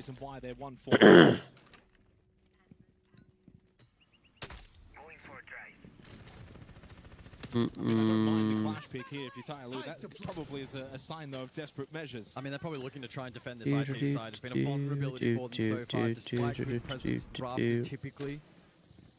So maybe this additional looks like a hamster. Thanks, man. Hamsters are chill. In a deep position. and be caught elsewhere, though. It's been the one element of this half, though, for Tyloo that's been successful. His opening kills have been 4-2 in the first half. He's outside, isn't he? Oh, no, maybe not. Able to avoid an ending kill onto the Clash of Abay. A very, very difficult half for Abay. 1-6 after he was the star back in their earlier match against Chiefs. And again, Shopify Rebellion have the advantage, although Surf is down. Will get brought back up, and a freebie onto Canadian. Just walking in the middle. Would you send me Memphis? From Songla. Optic bod. Gets rid of Dua. Well, he's been the star in this half. Goes double digit. 60 seconds remaining. Songla and Yovika need to hold on. They need this second round. Decent positions, but the pulse with shotgun may limit playability. It's up to Songla to make this play. Rafters. An ill-advised swing. And Surf will punish Yovika by himself. And it seems like 5-1 Call of Duty. Barring a colossal throw. Big old Call of Duty. But the way Rexon's playing, you're not beating him even in the 1v1. He goes to 11-1. A dominant half from Rexon. Even more so dominant from his team. 5-1 lead for Shopify Rebellion. And they go on defense. Their map pick looking solid. You're an Optic fanboy though, Memphis? Brick by brick. Shopify Rebellion have just been dominant over the course of this first half. As I said, Rexon up to 11, look like a Terminator inside of the server, getting good calls. You have in your entire life. Do you guys want to know something? Actually, I mean, time has passed now, so I can tell you guys I don't really care. You know, I was almost a content creator for Optic. That not look the case over the course of the last 6 rounds. So basically, this was actually right before COVID and stuff like that. Optic was making a streamer house, right? And I was gonna be there in it, and it would have been like there was like a whole bunch of content that they were gonna build around. I was gonna do it. Yeah, I was willing to do it. They were gonna pay me money every month, and I would have had to move to Texas. And there was like a house that they were doing there. It was like a content house type of thing. And then COVID happened, so it all got canceled. But yeah, that kind of sucked. Would probably be back in round 4, which was the 5v3 lead for Tyloo. But Rexon's ability to win and control IT gets them that round win. Honestly, though, I am kind of happy that I didn't do it though, because I still remember they were gonna pay me like a lot of money, but I ended up making way more money because of not doing that, because there were so many deals that were that went on during. So I would have had to take all their sponsors and stuff like that. That was part of it. I don't think we're going to be here much longer. Might be yeah, another 20 seconds and the game might be over. Bank's going to be the interesting one. So this is what I was kind of getting at in the pre-match discussion. I do know all the Optic guys though. They're all really chill. I've done sponsored stuff with them before. I like Scump a lot. He's actually very nice. You would think that he's like a massive content creator, blah blah blah blah. He'd have like an ego. Not at all. See what kind of direction. Not at all. He's actually super down to earth and chill. Is a wall denial like we saw from Shopify Rebellion in that. When they ever get a siege team, I don't know. Seems like they are going to go wall denial kite first. Bandit likely to follow, and then from the side of Shopify Rebellion, the Capital out first. And the Nomad as well, which we saw quite a bit. I was surprised about dealt with, so no huge surprises there. Does leave this is like random, but like vulnerable. One of the key walls. How many horror movies are coming out lately? Where a lot of those attacks are spearheaded from. Second floor up first, and Shopify Rebellion will be looking to get this one done quickly. Yeah, but it's one of those kind of things where. Anyway, though, yeah, all of the Optic guys were actually very chill. Like, I've met a couple of content creators over the years where, like, they're nice enough you're working together and stuff like that. But, you could tell they love themselves a lot. Yeah, let's just put it that way. And they have, like, a little bit of an ego. But, believe it or not, all of the Optic COD guys, like, normally what I try to do is, like, if I'm at an event in person with people, we hang out and stuff. I try to follow people on Twitter so it's not awkward. right? Before they followed me. Dude, they all followed me on Twitter before I even followed them, and they're like way bigger content creators than I am, you know, like Scump and stuff like that, all those guys. I was like, wow, this is like a first. Like, even if I'm bigger or smaller than other content creators that are there, I will still like follow them to just try, you know. It's like, you know, we hung out, like. No, it won't be, but they'll be looking to show some fight here on attack. And the biggest issue with esports from a fan point of view, these teams turn over players every 2 to 3 years. Also, you don't know if the org will be around or in what game in a couple of years. That's a big thing too. Especially for attack. That's a big thing too. Different kettle of fish if we get there. Let's see this hard breach battle though, with the mirror trick deployed, hole in the wall. I hear my son causing chaos. Maybe it won't be the end of the world. Good impact trick though from Canadian will ensure that just delays really. Some of the X-Turrets are delayed. I don't think he's going to stop this. How many orgs have I seen cycle into and out of Siege Organizer? A lot. Also not an entry point just lot. Yet. These ones need to land. These are the last 4, I believe. And tricks. So with the mirror up, that's actually really big. He might still be able to walk through that with the 2. It's very glitchy. You could sometimes make it work. Right as the overlay went down, I was like, oh, maybe that's it. But no, they'll salvage it just, but a little close for comfort. He moved him too far away. Jesus, think? Yeah. I don't think it's gonna happen. Maybe. The tight squeeze, and either way, they've spent what, a minute and a half? They've spent half the round on just this little mini game. And that's, funnily enough, with no guy even banned it. Yep. That's the power of the mirror. Spite was the 3rd ban back in the first half. I always ban Mira first on this map. I'm surprised that they didn't. Not because she's necessarily so good at like denying, but it's because it fucks the wall up worse. It's almost better to ban like Mira Bandit, and then you can bring something to take, or whatever, ban Mira Cade. This means Shopify Rebellion can kind of fall a little out of sight. You can play Electrical, you can play Blue Hallway for Surf, so they're almost enabling Tyloo to push through, but that does mean Duha, with that Rafters control, does get the headshot. I'm actually surprised it's 5-1 right now. It feels closer. Like, Tyloo seems to consistently get like man advantage and then just like toss it away. Will not connect. Can Canadian get into a position to at least block them off with that class shield? As Rexon will sit inside of Electrical, allows the first cross, now expects him to peek. Rexon, though, loses the battle. Really, the first one he's lost already. Chucky Woo gives Tyloo a 5v3. This TSM, even TSM and Apex doesn't mean anything anymore. FTS destroyed that, or yeah. Might just need to do just that. Canadian still up along with Yep. Surf. Canadian, the double. Surf then combines 2. Could we ban it up and stop him from tricking from below? Yeah.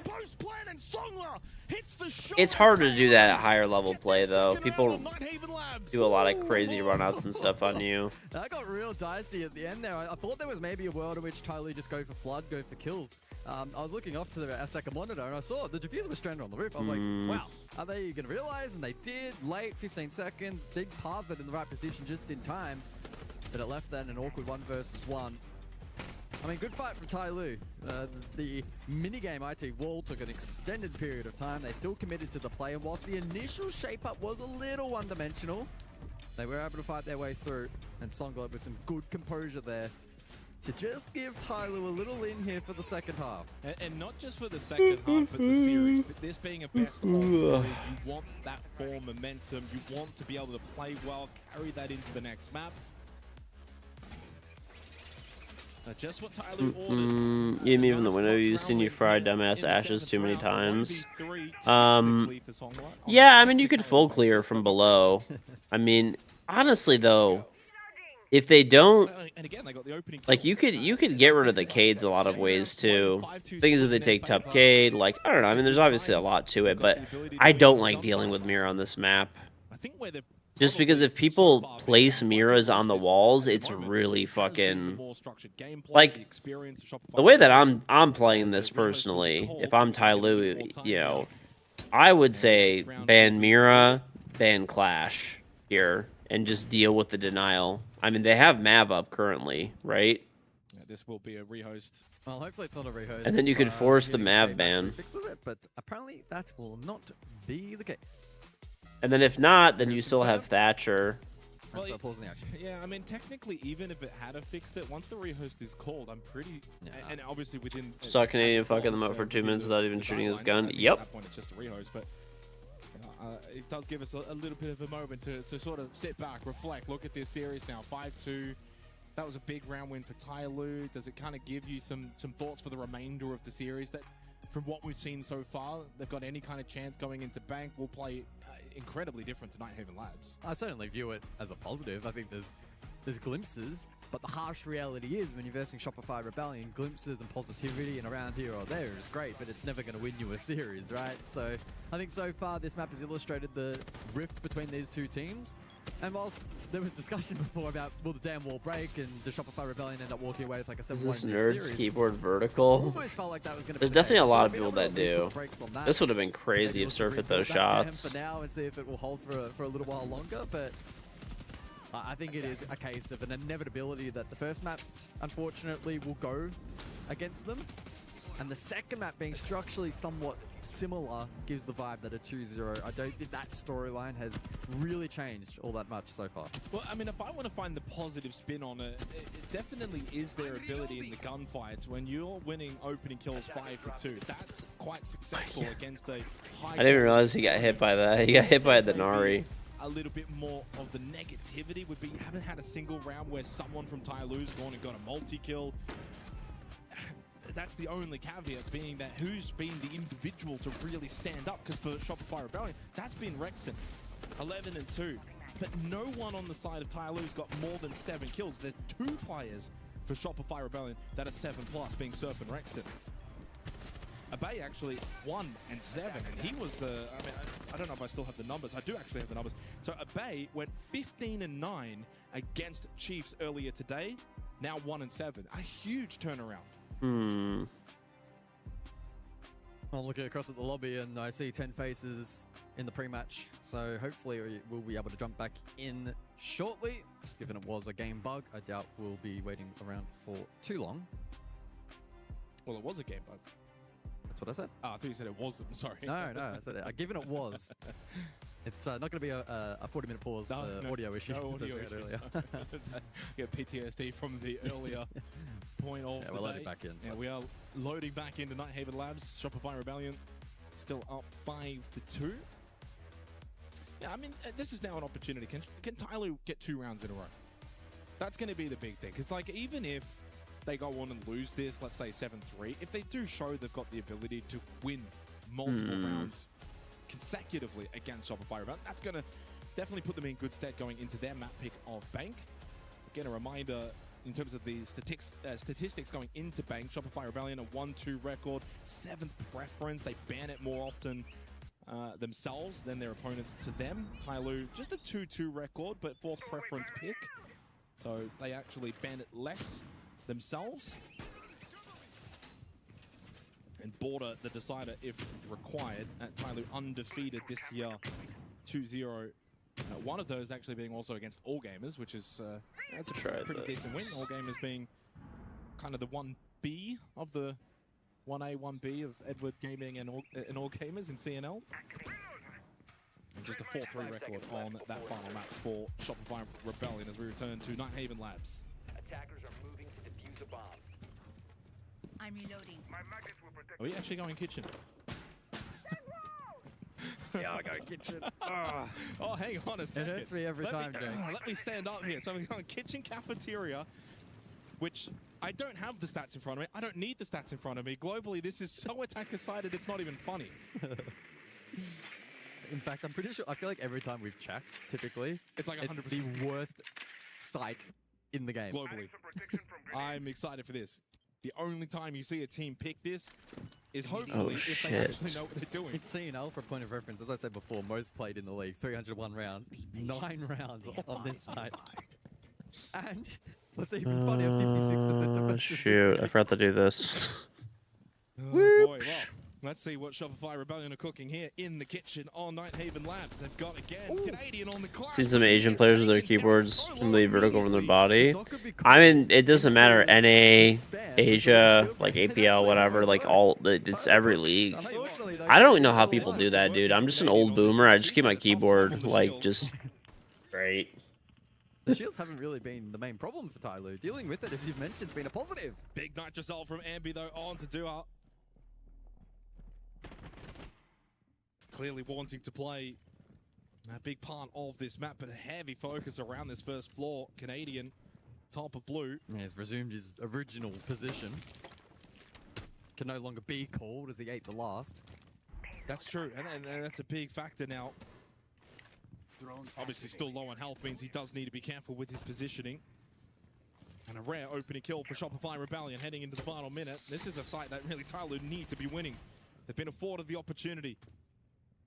But down a player early. Dug a payload call going out onto Ambi. Oh, more cash. Active, so much cash. Well, hang on a second. Shield goes down. Canadian falls to a bay. And with Jackie Wu fighting that kill onto Spoit, it's a 4 versus 3 advantage now for Tyloo. Jackie Wu, bit of information as well on the radar of the Solid Snake. The vertical keyboard players basically going to playing claw on a controller, which now all those old players have hand issues. Yeah. Look at the Quake Pro sister keyboards. I remember there were some videos of people placing them in their laps, but that's because of lack of desk space. 25 seconds on the clock for Tyloo. Big kill from Jackie Wu. 20 seconds, as you said, not a lot of time, but where is that kit? Wait, I didn't download this? It's not in a good spot. Rexon can play this Oh, I side downloaded this. I did Very not. winnable now for the defense of Shopify Rebellion. Tyloo's just gonna have to flood in and hit the kills. They do though, straight away. Bang, bang, just like that. A quick double and a third round for Tyloo. They go back to back. All right. And we're not done Bringing it back a little bit. Labs. Giving us an interesting game. No kitchen, no more. No, never, please. Every time. Okay, no. I had to double check. I saw it in game and I saw it on our STP tracker, and I still didn't believe it. Look, credit to Tyloo. Laid a lot of pressure earlier onto the Clash. Okay. Great little combo there with the payload and shots fired. It meant that Canadian. You want Tyler? I mean, they're not probably not gonna win. Shopify Rebellion I mean, even if they put up a bit of a fight right now, it's. And some of that's still even being caught towards the end. We saw the frag grenades. They were trying. I'd be shocked. One landed. Canadian then caught. And then the rest of the follow-up there from the attack was a good snowball. So credit to Tyloo. 5-3 the scoreline. Still hesitating to see this as a potential comeback. It's a lifeline that's now been given to Tyloo. Yeah. As a courtesy gift from Shopify. They're on an attack. It's possible, I guess, but. Well, let's see where it takes them, though. Now into the 9th round, we go control storage. This feels a little bit pivotal, because you go 5-1 up, totally in control. 5-4 is where there's just a little bit pressure. This has been incredibly attacker-sided. Only one defensive round win so far. That was Tyloo back in the 2nd round, and so far that might be enough.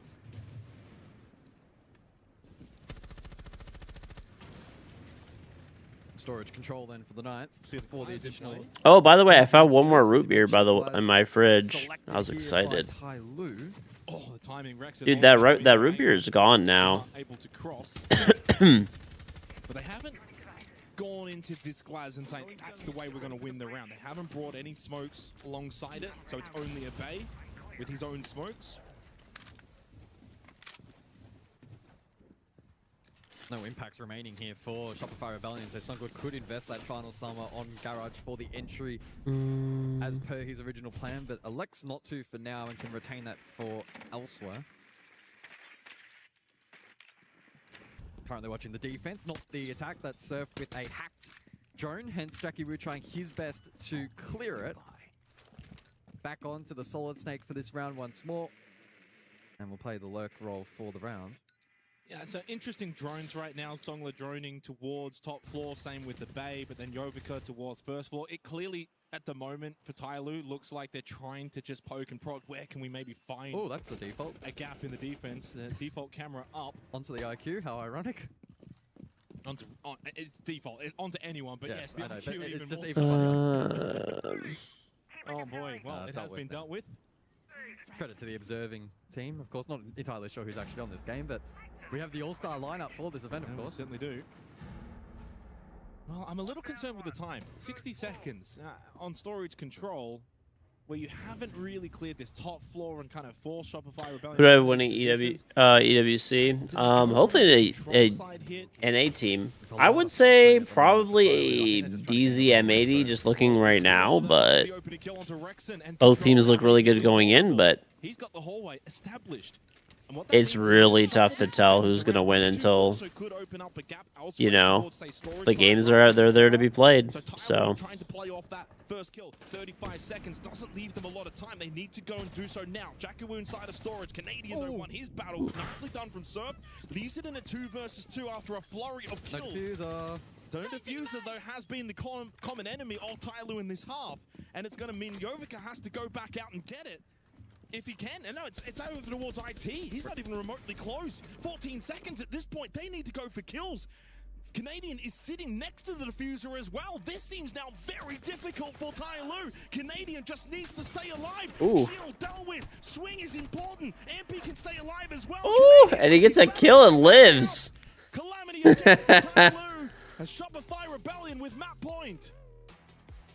Well, it finally catches up with Wildcard could be, yeah. Honestly, I mean, it's not a guarantee. Anything can happen. That's why the games are here to be played. But NA looks good in general. Positions, either willingly or unwillingly, which is probably more of that case. It just means they're going to be more. Your headphones run backwards.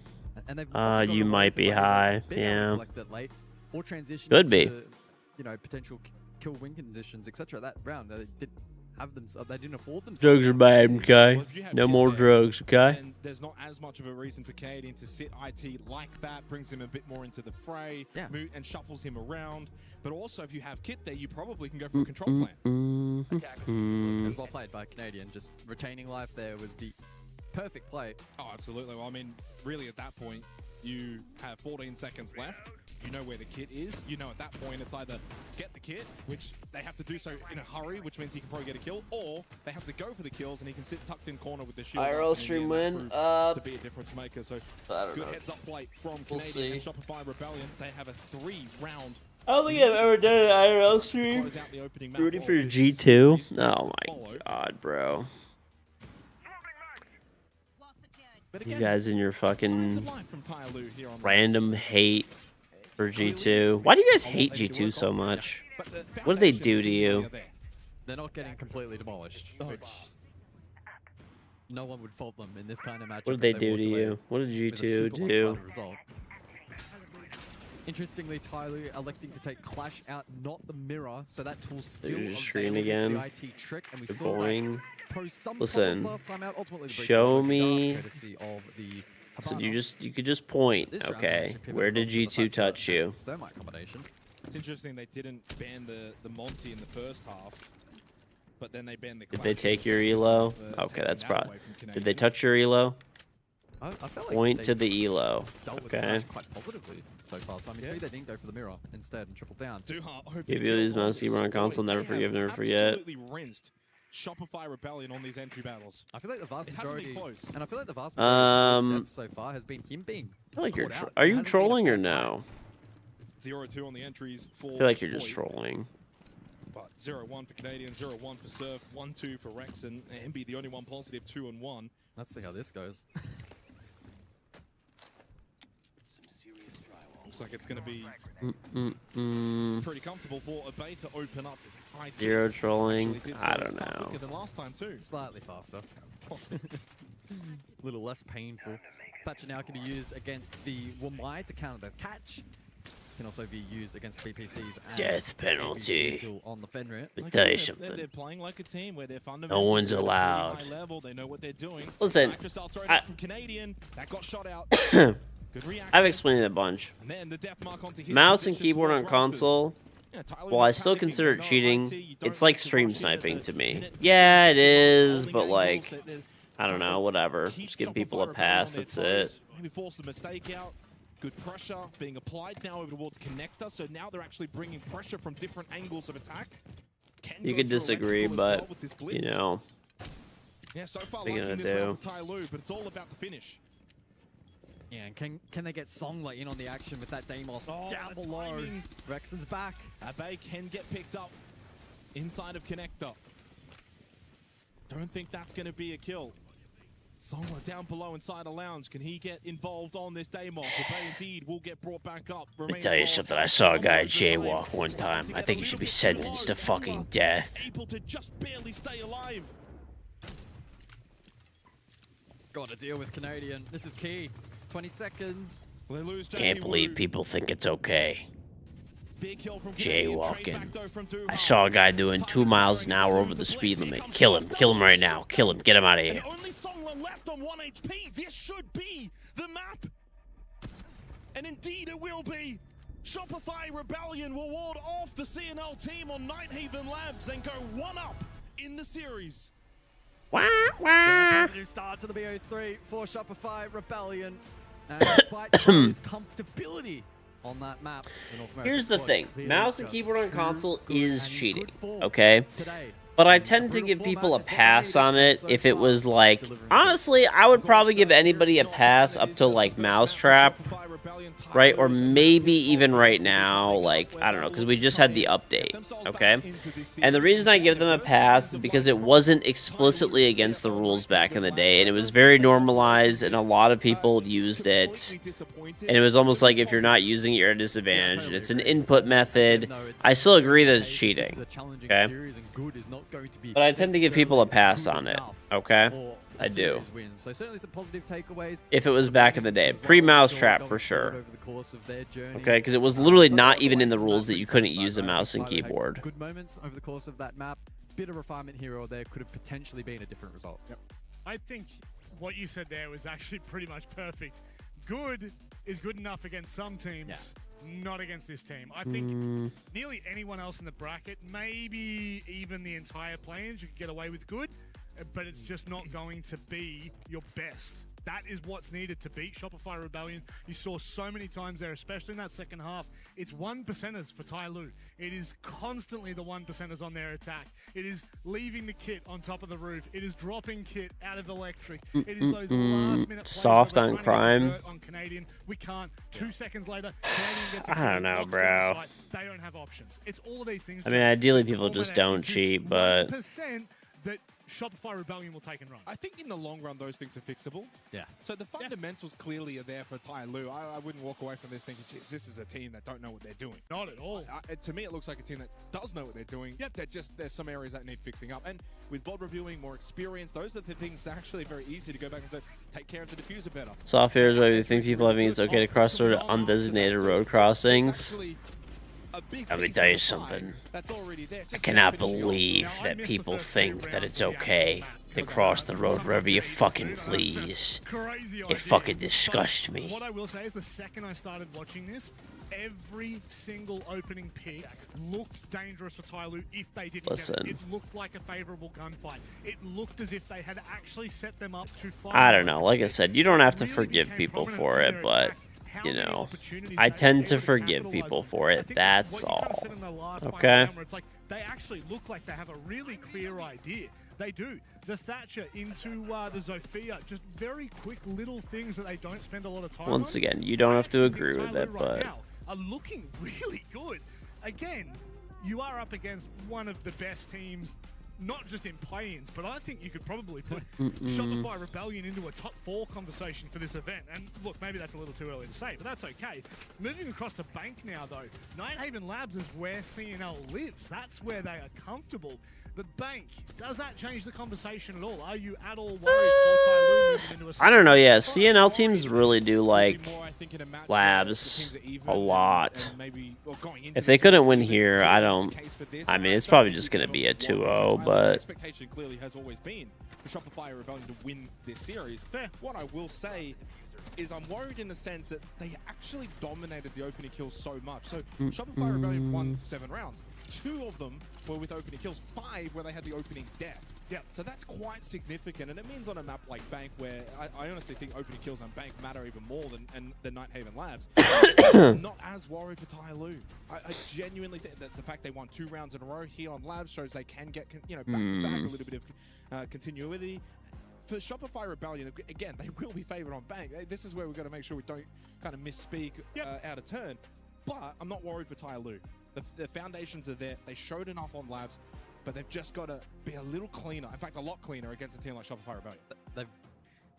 They've basically got to play the best map of their career, and that's... They're going to be faultless. That may sound a little crazy to say aloud, but they're not a team that's obviously been around for ages. CNL is certainly in its inception phase, right? So they need to play the best they have. This could be an opportunity for them to present that here, but it's still a question of, is their best even good enough against the Shopify Rebellion, who have come in today with really good form? And I think for me, that's probably one of the big positive takeaways is this is the kind of format and the kind of day where if your mind's a little off, or if there's niggles in the background in terms of the mental, etc., that can compound. And in a day that's so How do you brutal, do you know what CNL team's like? Know why you watch that shit? I do. Sometimes I'll leave it on in the background. It's not like I'm playing all the time, but so far, and you know, a case of let's just get a 2-0. Let's have an opportunity now Still a big game tomorrow. Relax and build up for that second game. This is the thing. So for Fnatic and potentially, I'll watch. I still keep up with it a little bit. You lose tomorrow, you're out. Yeah, it doesn't matter. Doesn't matter how much form you had today. It doesn't matter how well you're still playing an elimination game tomorrow. That's the correct. And that's the thing with the two-phase play-in. I actually quite like it because it means that you don't just have to be good for 1 or 2 games. It actually comes down to that third and final game where it does become so important. You're going to be playing a higher quality opponent. You don't just get to, we got fortunate. We played a Lula club into Tai Lu and we're in. No. Yeah. Whoever you're going to be playing tomorrow is likely to be never catch you watching APAC Junior. I don't know. I mean, if the main channel's on and I'm like watching, well, they don't even have CNL on the main channel. It's always like third-party streamers and stuff. But the game really, really better than Tai Lu. That's where Nighthaven Labs was lost. Tai Lu never was in control. So for Shopify Rebellion starting defense bank, I think they can control the game pretty nicely. I hope they can, because right now, look, they are a good team, and you can see, as you said, foundations are so important in Siege. Their foundations, their mechanics are really on point. They look very, very comfortable when they're in that server. And now it's about capitalizing and actually making sure that you can kind of find your ways into what would be a bank. And I think, realistically, if you look to one of the key factors as to why Tai looked so close on that 7-3, I don't think actually accurately assesses how close this entire game was. It's the opening kills where they seem to find so much success. You have a look right now. The scoreline's actually flipped when it comes to the entries. Let's not fly away. Stream before 11 p.m. Yep. 10-round game that we played. Would be an early bird. Nighthaven Labs. Jackie Wu. Phenomenal Early in the first bird. half. But then Duhua that we were talking about. Where did that come from? Every single time there seemed to be a fight in the second half. He was there, he was taking it, and he was on his own terms. And I think moving into bank, like you said, it's going to be important to see how they can manage to control the game. I actually don't think that, when we love to talk about win conditions, I don't think that there is a win condition. For all VWC, yep. Check DMs. Have to get control at the start of the rounds. You playing Siege? Slowly. I think that where they started to fumble, listen, they left it too late. Okay, I don't even know what this is supposed to mean. And every single time, they either didn't have kit or they just fumbled. What's my prediction? I mean, Shopify 99% wins this. Generally speaking, the early round was actually pretty positive from Tai Lu. Not only just the listen, you're just a hater, Memphis. I don't even know what the hell this shit is supposed to mean. They caught Shopify Rebellion off guard. A couple of occasions where maybe they forced a faster play style, which is again atypical. Shopify typically a lot slower and a little more refined in how they go for their approach. So a lot of it is mid to late attack in terms of diffuser location. Some of the positionals, some of the attacks as well, maybe a little more one-dimensional than you would typically require against high-quality opposition. And then defensively, a couple of occasions where they kind of allowed Shopify Rebellion to sneak back into rounds that they should have been closing pretty confidently. So I think for me, I'll be analyzing pretty heavily on bank the last 45 seconds of the round. I don't foresee massive issues early round. If it plays out similarly to the first map, that could be a condition that they play into, and maybe a discussion that they're having backstage right now is, early round was great. Let's keep it up. Good information, good execution, comms were flowing. Late round, though, that's where we need to see some improvement. But, I mean, that's the credit, though, to Shopify Rebellion. Understanding that, yeah, okay, maybe the opening rounds haven't been great, but we've got the ability to close the game out. We know when to fall back. We know the win cons late round. And so clearly for Tyloo, that's going to be, I think, a gap, just for today, a gap too far. I don't know if they can do that. So if I'm Tyloo, I'm thinking, forget about the late round. Let's try and win this earlier. Around the minute mark, minute and a half. If we find that opening kill, go. Doesn't matter. Who cares if there's a minute 45 on the clock? Let's just play a little bit more aggressive, up the tempo, and try and catch Shopify Rebellion off guard, especially on a map like Bank, where I think it can be a bit more applicable than, say, Nighthaven Labs. Well, you were talking about Abe in the first round of the second half, where it was like 1-7. He is statistically their best player over the last 60 days.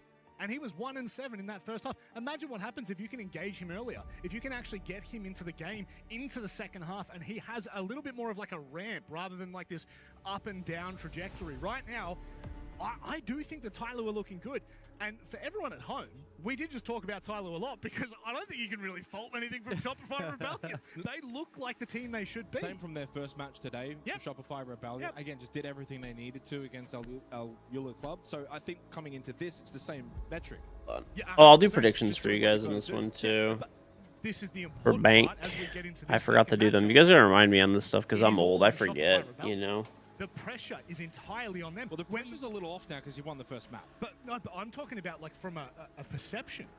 They are by far the best team in play-ins, and it's not even close. They are not a play-ins team. They're a back half group stage team. They are a playoffs team. So this needs finally to banned the clash. I don't think they can leave any doubt in our mind. Makes sense. As we get underway with Gotta Bank get Canadian off of that, dude. He's you, honestly like Alex such a thorn in their side. Good to have him on the desk. And honestly, I agree with him wholeheartedly. And I think that for Shopify Rebellion, All right, they've be right actually back. handled the quote-unquote pressure, if you will, because there is pressure when you're the top team. And you're playing against teams you arguably should be winning. That's almost as pressurized as, say, if it was Shopify Rebellion versus Falcons later on in group stage, for example. The pressure levels would be quite similar, but just for different reasons. Now let's jump into it then, as the bands have rolled through. It's double hard breach from Shopify Rebellion, looking to make that a challenge for Tyloo. They respond with the Kaid and update the Clash. the Stream B result? You can go ahead, Jay. It seems like CAG by Varel have also been able to win their series Guz 2-1, which was against, I can't remember. King Zero, I believe. King Zero? Yeah. That would mean, I believe, King Zero have been... That was an elimination run, wasn't it? Yes, that's unfortunate. So they will be the first team eliminated from the Esports World Cup.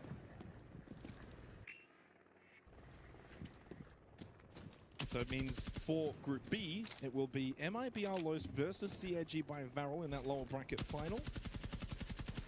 Winner of that will qualify as the Group B 2 seed, which actually could end up being against Shopify Rebellion, provided they win this map of Bank. They will be that 1 seed from Group A. Of course, this is, by the way, the last match of the day for Stream A, but good news, Stream B will still have Al Yula Club versus Chiefs, which is also going to be an elimination game.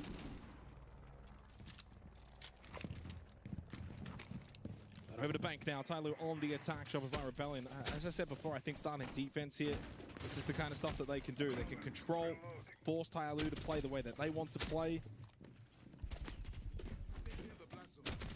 Basement to begin. Drop down from Ambi. So small amount of pressure as per usual towards staff and open area. Play the drop and so much delay available for the defense.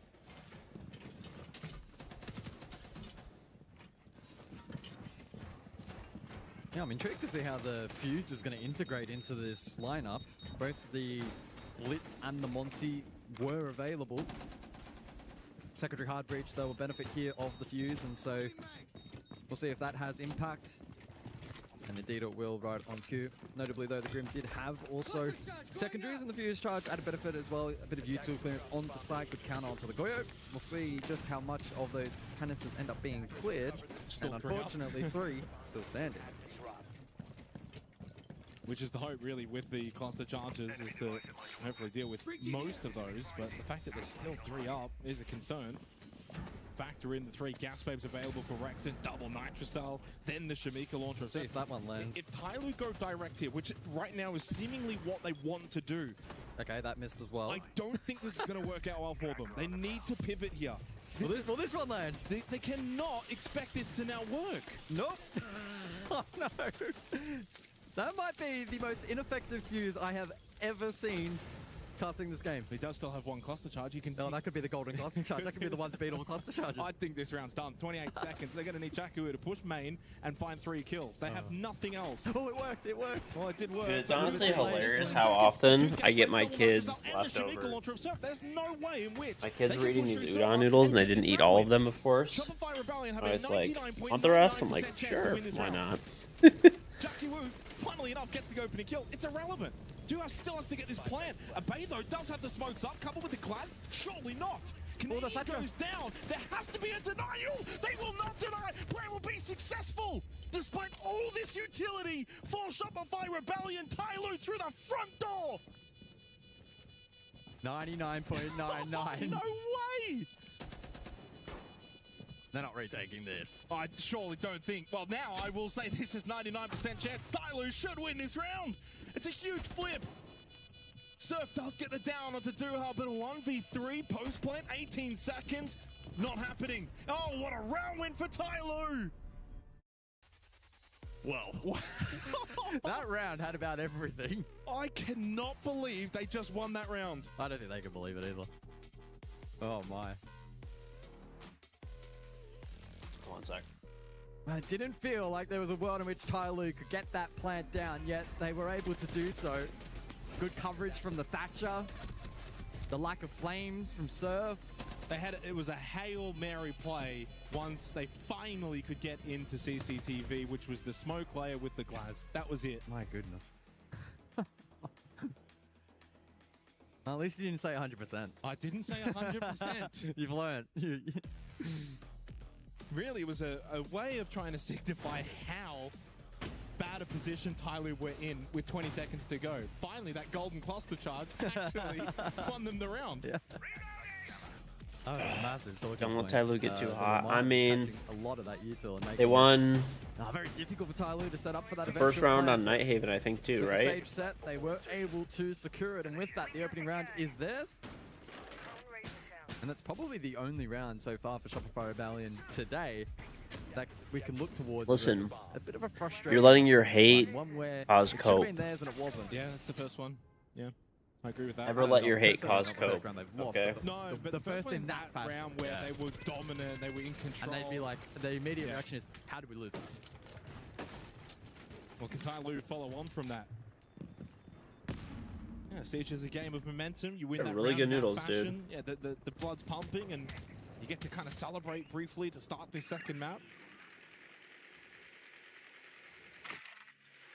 It's half an open area for the second round. Was the bands of the Ace and the Hope you're winning now. Apartment We'll Canto see. Ball Let's over see how several the game might be ends. able to get opened up. They lost Nighthaven, so I mean that was the one hope they had, really. No clash available for Canadian.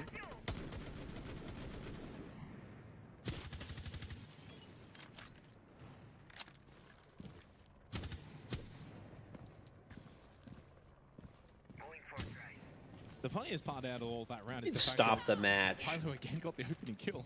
Just let them win 1-0. They won one round. That's fine. Been a strength. Slow and steady here in the second round. Almost halfway through it. Dude, these are Yeah, really because- good. I always forget these are great. With a little bit of direct pressure. And then it's Canadian that pops up. Oh, finds what the was kill. that? There's an avalanche in Pakistan. What Well, happened with he that? caught at the skylight. Dude, there's so of much Jackie stuff in Wu. the news now. And Abe follows up onto Canadian. And suddenly, Tyloo, despite not getting the opening kill, don't have the extra player. Well, in classic Tyloo fashion, they don't have the diffuser. Well, Let's see if that poses problems. They might not need it, though, with Rexon falling to Duha. Spoit and Surf. Last two up. Surf able to connect onto Abe. Falls back open over at the bomb chassis. Answering the Jugger payload. Spoit now low. Could be susceptible to that. Well, no, I guess he won't. Jackie Wu, by the way, is planting, and that is going to be an easy plant. No way to deny that one. Lovely shot, though, from Spoit. And Song was all the way over towards Lone. Jackie Wu. Oh, timing. Oh, they know he's here as well because they had the cross covered. They knew he was still over at the plant. Here comes Songler, catches out Serve, but Spoit's just sticking. Songler has no idea. That's the round one. Bro, he's doing that fake. Songler had no clue. That was cold from Spoit. Well, Banker started a little sloppier than Nighthaven Labs. But who does that favor? Maybe Ty Lu in the long run. Yeah, chaotic Stable round. Bears climbing broads beat the 12th highest mountain in the world, 1 of 14 mountains over 8k meters tall, 6 in Nepal, 1 in Pakistan, 1 in Oman, and 1 is Chinese. If your position is known, because Surf was still playing Dude. over towards Staff and Open. He Tell, knows, okay, tell yeah, Pisty there's an Omani mountain. But we know exactly where he is. So that ends up being an easy clear for Spoit. And then it's a 2 versus 1. Spoit obviously just gets straight on the kit. Oman mentioned. He doesn't have the information. Damn, though, that is sad, dude. Yeah, I wouldn't climb a mountain, I'm gonna be honest. But if you're Shopify Rebellion, you just Not something that interests me. You don't care how. I climb up a hill and I'm like, yeah, I'm fucking good. Rounds to begin here on Bank. We head Oh, CEO that's the nationalities. Okay. For round number 3.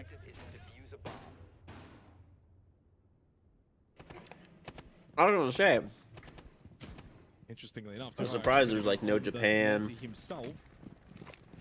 There's some more mountains that are over 8k, but I was like, I don't know. Too much shield play from Ty Lu. Did bring the blitz a little bit back in the second half of Nighthaven Labs. I was like, at least Mount Fuji. Only 2 rounds. That's one I know off the top of my head that's tall. That tall.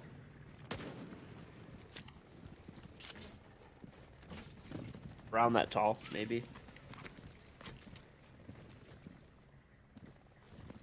It's looking like heavy repel play again, lobby side from Ty Lu. May look to stage an attack on that was really good. side of the map. That was Especially with the honestly Monty in play, good. sending up Nana. Go for a play front. I mean, this has to be a Zofia. Oh, really? Below to clear out. 3,700 meters tall. It has to be the play. Abay, though, gets rid of Canadian. It's just on the repel. Well, it could be jam below or just for the U-tool and the castle barricades. Oh shit! I don't think thought it was there's any point taller. getting too fancy Oh. now with advantage. Shows you how into climbing I am. 100%. Electrosensor active. Puts Surf under quite a bit of pressure here. He wants to try and retain position and ward off that Monty. And a drop isn't necessarily always the safety from that position either. I mean, the elevator position's quite volatile. If you don't get help from long desk, and with that shield, but the problem is it's a solo push right now from Duha. Like the smoke play, they know he's there, they've got the information, but where's the follow-up? So Duha gets into a good position. This is where you want to be if you're Ty Lu. Oh, Songler's just going to go repel straight down. That's one way in. The gas babes, though, from Wrexham will delay the push up Banana. Yovika caught by Ambi. They do have Wrexham playing long desk and can provide a little bit of help for Surfall. In the end, he gets cleared out. Ty Lu retain the advantage. And good position as well around front desk. Good drone. Fundamentals at the moment from Ty Lu are really sound. Yeah, absolutely. That was certainly a point we brought up back on Nighthaven Labs. They're following through here as well on Bank so far. Job's not done. But they do have Ambi already low on health. And they've got good control in towards the site. Good damage from Ambi onto Duha. Does still have that Nitro Cell. That could be the ticket to get rid of this Monty. Throws it out, but doesn't quite connect. And over toward top main, Rexon almost found an angle. Holding right side. Covered. Does get the kill. Onto Songler. Then knows one is up close. Took a bit of damage and then goes prone. 20 seconds left. Jackie Wu does deal with him. That's long desk now opened up. Ampy still holding in a good position towards airlock. His position unknown. Catches out a bay. Duha falls and only Jackie Wu left. The duo for Shopify Rebellion on site will hold strong. There's no time for Jackie Wu. And once again doesn't have the kit.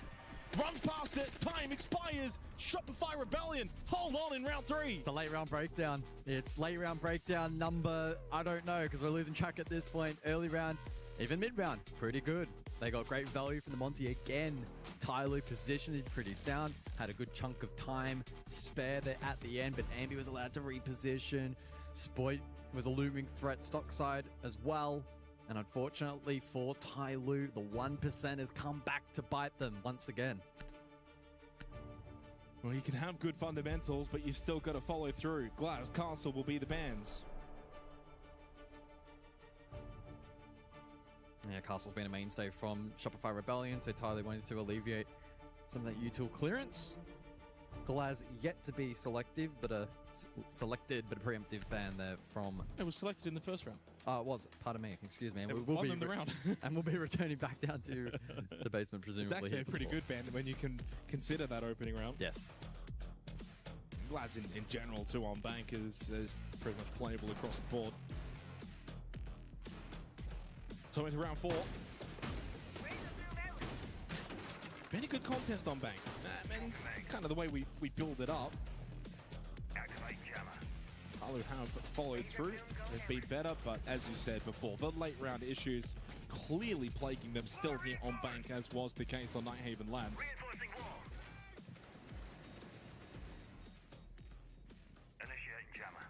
It's a cruel game, Siege. I mean, for all intents and purposes, it should be 3-0. It's almost like there's 3 stages: start, middle, and end, and they're almost 2 out of 3 every round.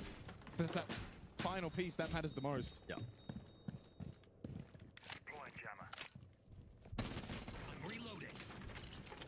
They'll bring the Saints for the 4th round, so that's indicative that we'll likely see a hatch drop execute in this round. CCTV, the lineup is well known now at this point, and that will offer some counterplay onto this defensive lineup, which has seen a significant shuffle from Shopify Rebellion, probably a little bit scarred after their failed plant denial attempt last time on basement. Once again, they presence first floor with potential fallback through open. This is pretty aggressive from Spoit, this position right here. Because if someone does push... Oh my god. Default again, guys. Gets rid of the shock drone too. Still up. Yeah, this is... That's bad fundamental. But this is, again, where in the VOD reviews, they're going to learn quite a lot. This is a round loss based off this default. Easy Nitro Cell for Canadian. And if it wasn't going to be that Nitro, it was going to be Spoit anyway. They lose Duhar immediately. Jackie Wu is main stairs. Now, it might catch them by surprise. This is a rather deep position. Barbed wire is below, so he can't just push through. Mount McKinley. A couple of Candelas used as well to clear out first floor. Jackie Or Wu bitch made has compared to all those ones. I actually watched a video on Mount McKinley one time, and evidently it's like the most dangerous mountain, pretty much. It's not the highest, but it's like the most dangerous. Job done from Shopify Rebellion and punishing some really basic... No chance? No, it is. Not from... I'm talking about because people underestimate it. Because a lot of Mount McKinley, I guess the weather changes like crazy there, and a lot of people die. Like a fucking lot of people die. I don't know if it's like the worst, but K2 might be more dangerous to climb. But the thing is, people that go to K2 or Everest are prepared. They are climbers that are prepared to climb Mount Everest. The difference with McKinley is evidently it's a mountain that you could climb kind of like yourself, really, like even if you're not an experienced climber. But the problem is that people don't realize that the weather changes there like very fast, and it gets crazy very fast, and a lot of people die because people that go to McKinley are not prepared for it. Does that make sense? Let's see. I'm gonna look. Kind of curious. Dominant round that we may have seen actually in the series as a whole, certainly here on Bank. Some big issues for Tyloo in this 4th round, and Shopify Rebellion have put them to the sword. While Songla denies the flawless nature of the round, it's still an easy round win for Shopify Rebellion as they go 3-1 up. They make it 3 straight. Okay. Yeah, they do. Maybe it was Denali. We talked about the dam wall back on the first map, and it feels like a similar Now I'm second guessing myself. Developing here on Bank. Tyler trying to now reset. They called their tactical timeout for this map. So for ratios, the highest is Annapurna, then K2. Total numbers of deaths and rescues is Mont Blanc. That's number 1. Then the Matterhorn. And then Mount Everest. Evolved into a situation where Tyler play it down, having to go for the plan B, plan C, kind of a amalgamation of a back hit plus a garage lock, and even with the Solid Snake information, that too also didn't go their way. A 50-55 garage was their best way. McKinley is the way to say Denali and Freedom Link. Oh, okay. In their favor. Yeah, I mean, again, you can, if you want to find the positive. Yeah, I mean, evidently it's pretty much right there. Walking away from this event, I mean, these are death rates. We're like total deaths. We can fix this. Yeah, we can fix getting rid of default. we can fix our late round execute. Yeah, there's a lot to. I don't know. Whatever. Either way, Denali or McKinley a region as a whole is very deadly. Still, new in this department. Because basically there's like storms that like come out of the blue there and just kill people. In terms of the format, this is not an elimination. There's also like weird avalanches that happen. So I don't know. I mean, maybe there's one that's like more deadly or something, but it's more it's a lack of people being prepared to go there, right? You go to K2, you go to Everest, you know what you're getting into, right? Like no like random person goes to Mount Everest or like K2, right? Like that's not a thing that's happening. If you're going to K2 or Everest, you're like planning on climbing. The reason that McKinley is so deadly, like I said, is just it's more of like it's a lower mountain. It's like not as dangerous, right? But the weather changes very fast there. There's like avalanches, all that kind of stuff. So just lots of people die there. That's it. But also, it's Shopify Rebellion are winning in the way they want to be winning here. Better fundamentals, better late round.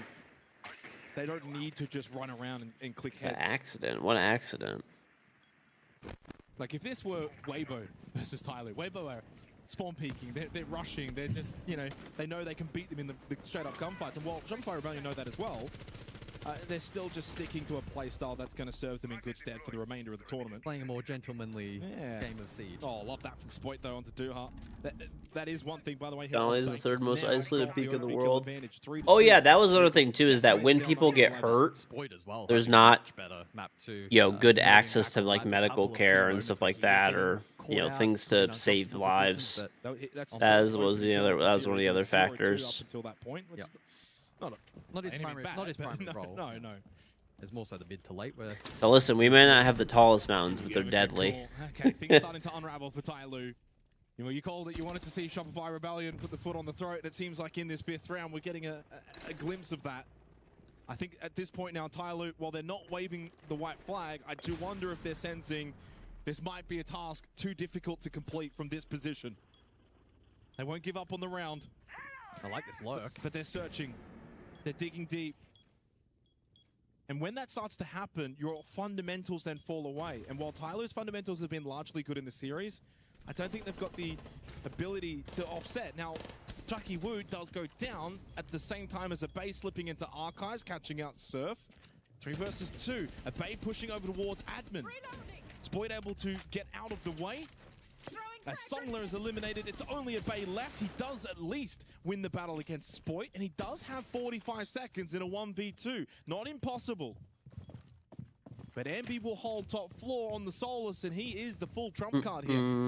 Even if Ambi gets kit, and tries to plant, Ambi has got him covered. And Rexon, though, has Abay covered up close. 4 straight for Shopify Rebellion. 3 rounds away from securing their place in play in phase 2 tomorrow. Yeah, is this now too far gone for Tyloo? Game of 2 halves, of course, it must be said. And Bank sometimes can be favorable for defense, but it does feel like there's some breakdowns now for Tyloo. I don't know, I'm going to look it up now. Now I'm curious. Not as good as we've come to expect over the course of this series so far. Abay with a bit of fight shown, but needed some support, and Jackie Wu was on the ground. I mean, that round, to me... Okay, it's 2 names for the exact same spot. I'm just going to lurk push. Are you okay, Michael? I'm great, how are you? You just look a little staggered there for a moment. Oh, it's been a long day, hard work. Might not be too much longer though with Shopify Rebellion firing.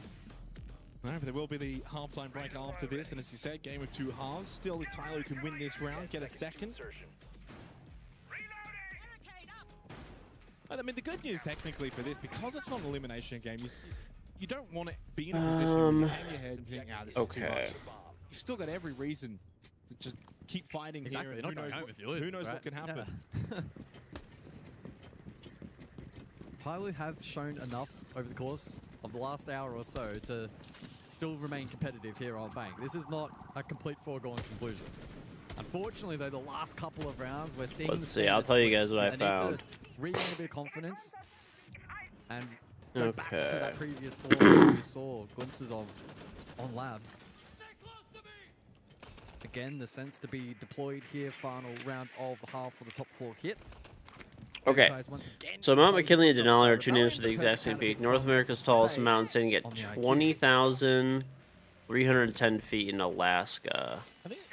Denali, the original traditional name used for thousands of years by the Yukon Athabascan people, meaning the high one or great one. And there's Mount McKinley, named in 1896 by a gold prospector to support President candidate William McKinley, made official by the U.S. government in 1917. Has increased, and with that, it's really been a successful engagement. It's a 3-1 advantage to Shopify Rebellion in the last 4 rounds. Evidently, it's been controversial because it's gone back and forth. Now being around, that's actually going to play out very as a political thing from Mount McKinley to Denali.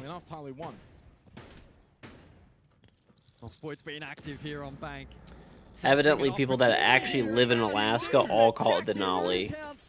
Yeah, well, I mean, I thought Spoit had him. So did I. So, pretty much in the state of Alaska officially named it Denali. The federal government kept it as Mount McKinley. In 2015, the federal government changed it to Denali. And then in 2025, there was an executive order that named it Mount McKinley again. Okay, so that's the deal. Local residents, though, and people in Alaska still call it Denali. Now it's within their sights. Surf though holding strong towards. I honestly didn't even know what the difference was. Double from Surf. But the more you know. On the Songler and a Bay, and with Rexon getting rid of Duha, they flipped this round again. Dude, honestly, Tyloo is throwing right now, like so hard, it's crazy. From 5 versus 3, he's now the solo. My, oh my, what a play from Surf. I don't even know if he was going for the second kill. I think he was just going for the confirmation. 20 seconds on the clock, and Jackie represents something special. No! And Shopify Rebellion 5-1 up at the halftime break. Unbelievable play from Surf. Politics, no thank you. 5-1 lead for the Rebellion. Never. So clinical, so dominant. I mean, there's not much else to really say to it, as much as we want to try and sing the praises of Tyloo, find the positives. It all just circles back to there is a huge gap between these two teams, as expected. Yeah. You don't say. No, it's a testament to North America, right? Oh, Shopify Rebellion is still so deadly, irrespective of how they've been. Done, Jesse. Event, right? The lowest seeded North American team, who also happened to play in the most recent Major Grand Final. That's harsh. It's a very strong region at the moment. Some may argue the strongest at the moment. As a collective. Are you one of those some? I'm in that, yeah. I'm in that camp. Hand up. I mean, for some reason, Shopify has just been bad domestically always. No, it's not. but that in itself, you know, if you got 24 months ago, would have been an incredibly hot take. Well, it would have just been flat out wrong. Yeah, replay package of the first half, of course, playing through Tyloo. Their one and only round coming off the back of some extraordinary circumstances down below on that basement side, where they were able to clutch up and get a plant on the ground. But outside of that, Shopify Rebellion have been largely in control. And whilst Tyloo, in some instances, have looked good early round, I think that narrative has shifted a little bit here on Bank, where Shopify Rebellion have refined things a little bit. There's been some gleaming issues and mistakes as well. I don't think there is a 6-hour drop, is there? Well, we've got 25 seconds left of the I think there's just a break. 1, 2, and 4, so. Let's put our thinking cap on for a split second. MRBR Los are playing CAG by Varel tomorrow. One of those are going to then play Shopify Rebellion. Who has the better chance of those two, realistically, against SR? Well, before you even posed the question, I was just going to say Shopify Rebellion just flat out win against either of them. So, in terms of who has the better chance, has to be it's MIBR. a tough question. Probably MIBR Lows. As much as I would love to make an argument for CAG by Varel, but And I'll ask you the second question: MIBR Lows versus CAG. Who have you got? Probably MIBR Lows. But I expect that to actually be a pretty competitive 3-map. So back underway into the second half. Don't imagine we're going to be here on Bank for much. Is Rebellion longer, the but Argentina that of our is good 6? news when we've got a whole nother series. I don't know. I don't watch soccer, so I couldn't tell you for that one. So there will be Maybe more people that like siege watch action both still could tell be you. played for And that day is number 1 here at the Esports World Cup. Allure Club, I believe. Yep. And that is an elimination matchup as well, of course, over on the B stream. Yeah. Big stakes for the Aussie boys in the MENA qualifier. I think at this point in the series, this is now where I kind of look at this and think this one's mine. I 7-3 on Labs. Is this a 5-1 here on Bang. 99.99% chance? That was quite funny. Canadian it's crazy he's played this long. You guys gotta remember, he was my teammate. But since then, they haven't won a I haven't single played professional Siege in 8 years. Should have won the second as well. Yeah. We won the first Invitational 9 years ago. Coming up on 10. Tyloo on a better day with a little more experience. Maybe next year they could do some damage. Important to note that this is this team's first appearance at this level of Siege on the so I think they've done a decent job. And again, most importantly, He was the young phenomenal. Yep, he was. Yeah, people don't realize that. Like people, say he's old now, but he was the young gunner back in the day. He made in the Mesozoic era. Listen, dude, it was the Paleozoic era. Thank you very much. Okay.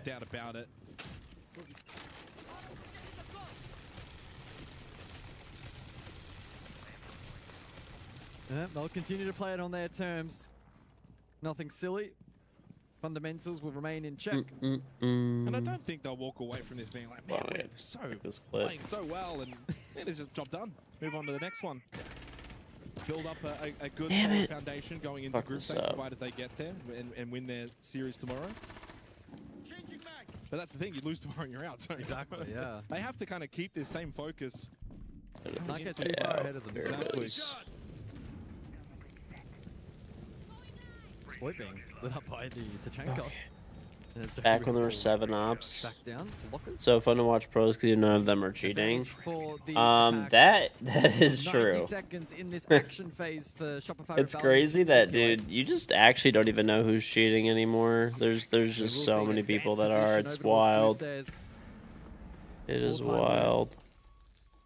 You know what's sad? There's like actually a lot of like, I mean, they're not like big content creators, but like little content creators that cheat. Pretty much gonna have to play live. I mean, they see that as their way to like break out, basically. No, he's committed. He's all in. Yeah, he's definitely committed.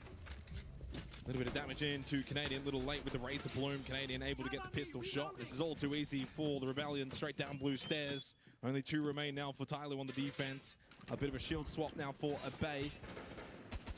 Knowing that pressure's So funny enough, I saw a guy.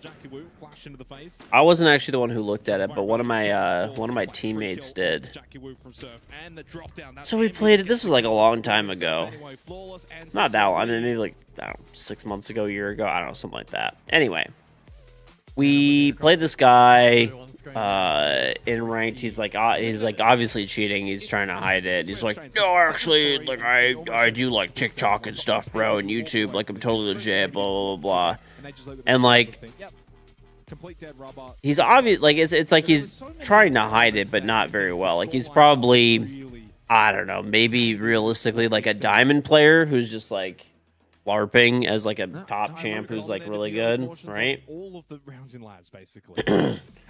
Person I'm playing with goes onto his TikTok and or whatever, like his YouTube channel or something, and he is you know, it's all edited to look like any of the clips that are weird and stuff obviously get moved out or all that kind of good stuff. But the thing is that he fucks up on, there's an old video that he has, and there's an account on there, and it's the same name as the current account that he's using, which is like kind of like a little bit of an anonymous name, and it's banned for cheating. Oh. But you're leaving defaults up. Yeah, it was like one of his like way older, like whatever, a video from a year prior or something, and that happens a lot. The red flags have been a lot. Hugely still there for Tyloo. But again, not elements of their gameplay that So be fixed pretty quickly. No. Caught in 4K. Yeah. Well, I mean, and then when he got banned, of course. Oh, it's a false ban! False ban! False ban! As a team, it's hard to fix someone's All right, bro. and their ability to That old account that you have that got banned for cheating, say, you know, that's probably nothing, right? That's pretty easy to fix. You can fix the way that you play around the kit. That's how it always goes. I'd be a bit more questionable. Lost cause. Lost cause. Death penalty. Death penalty seems a little extreme. Clearly able to provide the evidence. Bans of video games should result in hardware and IP bans. IP bans they don't do because they're pointless. You can bypass them in all of 5 seconds.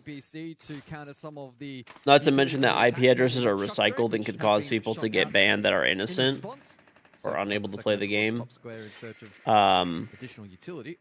But yeah, and then there are hardware bans, including in Siege. They're just people just bypass them. There's ways to get around that stuff. While chipping away at that castle utility, making life So uncomfortable for the defense and be up close. Sound. Oh, okay. Well, netted it in the end. 2 half falls.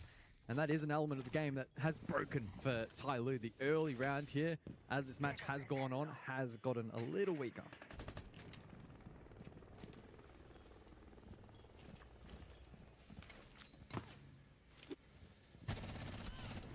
Surf now very much wanting to end things quickly. Could kill onto Jackie Wu.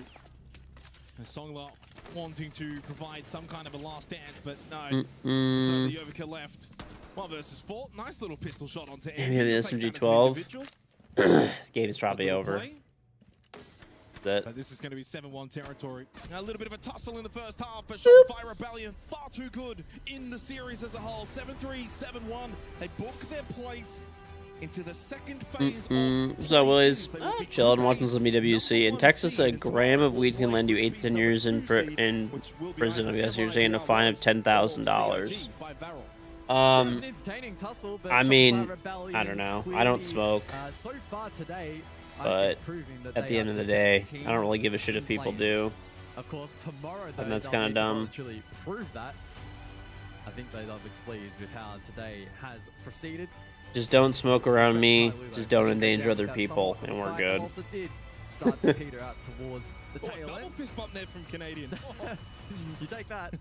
Look, they played some pretty positive Siege over the course of the last couple hours. And that's the best review material you will gain as a team at this event. Yeah. And that's usually where we say for APAC teams, that's the positive. When you get to, say, see a team like Chiefs make their first appearance, well, this iteration of Chiefs.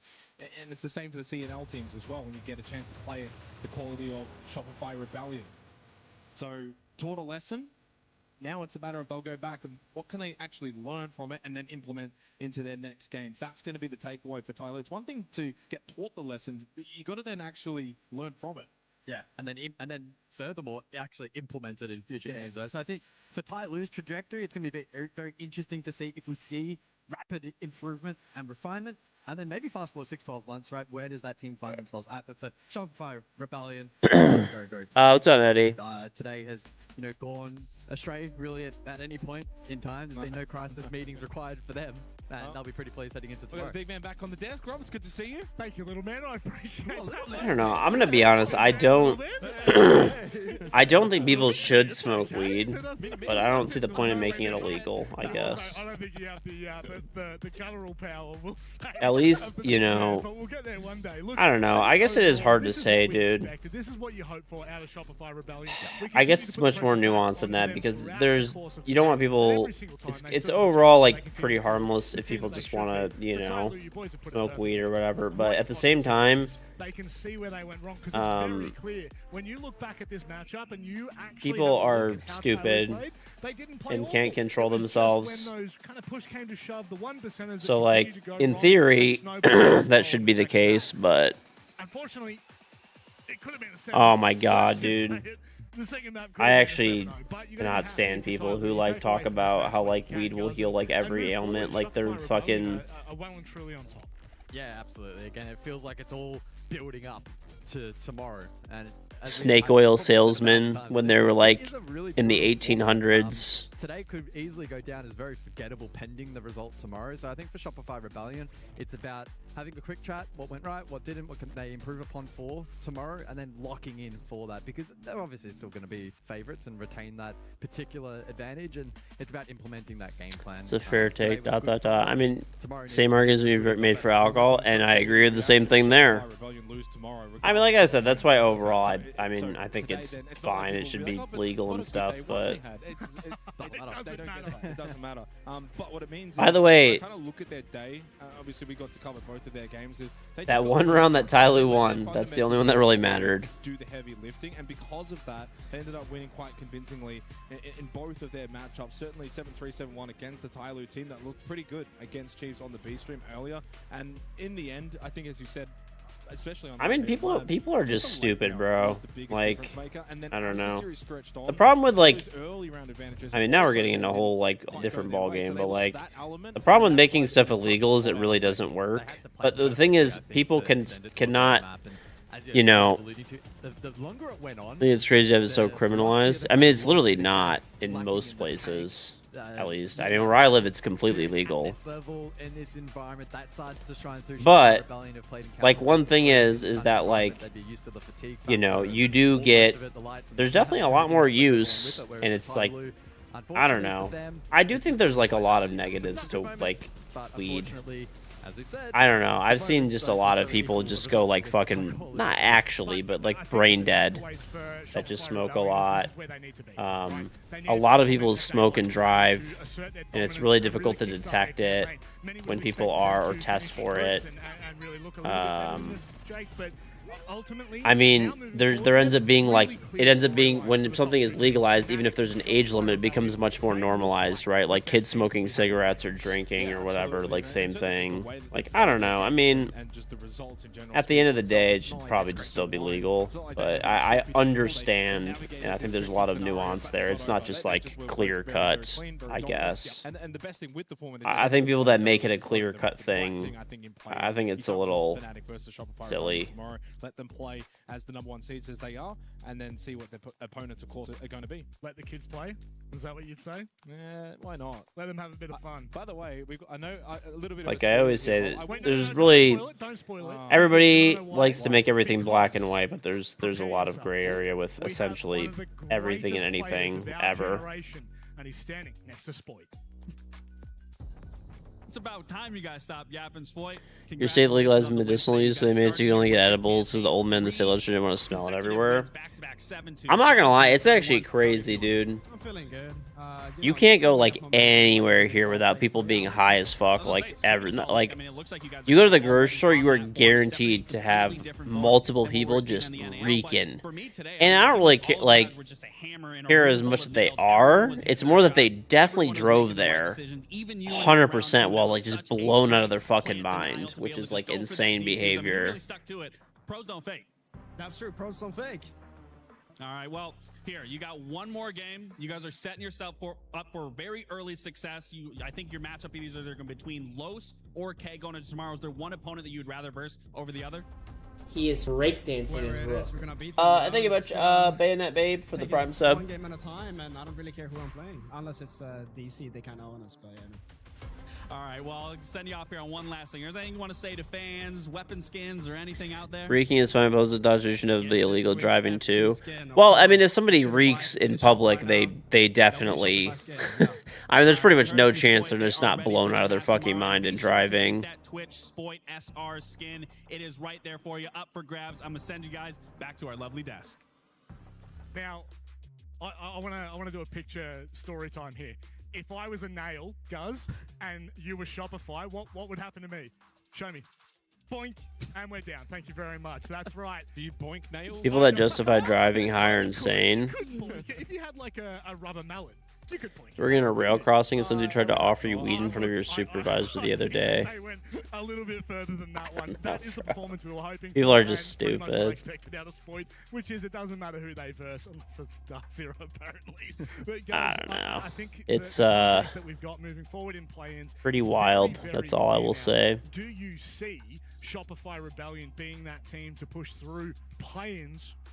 People are just at the end of the day very irresponsible, but Yeah, I think it would be pretty unreasonable. I don't, to and say that Shopify Rebellion can't go on. To when something is legal, it definitely increases availability and normalizes it, and especially for like minors and stuff like that too. But there's like positives too. You get tax revenue. You can ensure that things are like safer, right? Like in terms of like what's in something, right? Have standards in that regard and testing. The money is, you know, all legal and taxed and stuff like that. As long as they don't play Dark Zero at some point, they're in the pocket, mate. they're probably in a good position. And the other aspect, actually, there's a positive. I don't know. Like I said, overall, I think it's fine, and it obviously I think it should be legal, but it's just it is definitely much more. In my opinion, I could see why people are against it as well, 100%. Because like I've seen it like where I live, as an example, you know. Really be a group stage team. And so for Hey, well, thank you, I Bayonet. think that will be a big boon for them. But again, it all hinges on tomorrow. Like we sit here and talk about both Shopify Rebellion and Fnatic as being, wow, how good they were today. If they both lose tomorrow, it's irrelevant. Well, I mean, can you really call the warm-up Dude rolled up in a car full of Michigan Rust like, hey man, you want to buy some weed? The crazy thing about it is that he opened the door, 3 beer cans, so his car reminded me he parked in the middle of the street and blocked traffic. It is weird how like people very much normalize being high and driving. Like people, there might be like people that are degenerates and they drink and drive, or they're like just horrible people, right? But like everybody off rip just is like, yeah, drinking and driving is like bad. But it's really weird how like being high and driving is like for a lot of people seen as like completely fine. That team, where if they go back tonight, look at that VOD and identify an action. I mean, I still remember we talked about this one time, like a while back, and there was like a lot of people that were like really trying to justify it, if they can refine that, saying it's not as bad, saying it's not bad, or it's not as bad. It's like, okay, well, even maybe if it's not as bad, it's still bad. Like, right now, Alula Club Esports taking on the Chiefs Esports Club. They've just swapped the names around on the final 2 words there, but I do think that Chiefs have a decent chance. They are currently playing, I'm not even sure what the score is at the moment, but that one obviously, it's a soul-crushing, a key-crushing match. However, we have already had a key crush. Yeah, KingGeorge Esports, they won the opening. Oh, they're officially map out. CAG. I actually saw Sparky during the break, and he Tag versus MIBR or I Los. said to him, I said, it's the mentality again, and he I agreed. know. straight I away. mean, It was yeah, like it's a got to be vulnerability. Los, right? It's just something to deal with the mental on the land internationally for CAG. But I'm glad that they were able to get over that particular hurdle against KingGeorge for CAG. Win that. Their quality is good enough to beat MIBR Lows. I have not seen the Odyssey yet. People are not going to like this answer, but I'm probably not going to watch till it's out on streaming. This event as a whole have the greatest trophy system. I'm not just talking about esports, sports. I don't care. There is not a trophy system like it because we just said it. It is a soul-crushing, key-crushing opportunity. I think you're right. I think it takes some time for driving. It'll take some time for driving to be thought like that. Remember people try to justify drinking and driving? Sure, but performing King Zero, considering we haven't really seen them. yeah, this is actually so Let's crazy. just take a minute to bask in the Very first key crush. TD at looks so happy to be doing this. Oh, look at him! Look at him! He's got the cheek about him. Bang! Oh, I got to watch that. You can hear it from here. Oh, it loud. is so loud. Is that what that was? Yeah. Oh. Bro, it is insane that they have a hydraulic. He knows what it feels like to crush the soul. Could you imagine Anderton did it though? I think it would have obliterated the key. I genuinely think Anderton I could don't do think that you without actually need the press Correct. machine. You jump in. Basically, what happens if you haven't seen for EWC is when you eliminate a team, you crush their key, and they have a hydraulic press to crush the key.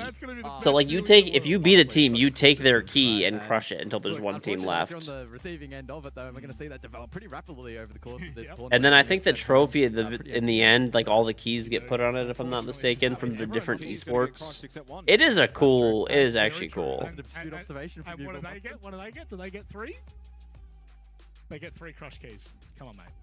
And then he just picked that one up. Sorry, I didn't know you were actually throwing it to me. I thought you were fair enough. I just looked directly at you. We've only worked together for 8 years, you know. I wouldn't expect it could have been 10. Literally crushing their dreams, yep. And who knows, maybe it will be one day, Jake, but not today. Boys, before we go, any final comments before we get into tomorrow's matches, which are the most important of play-ins? It has been a pleasure.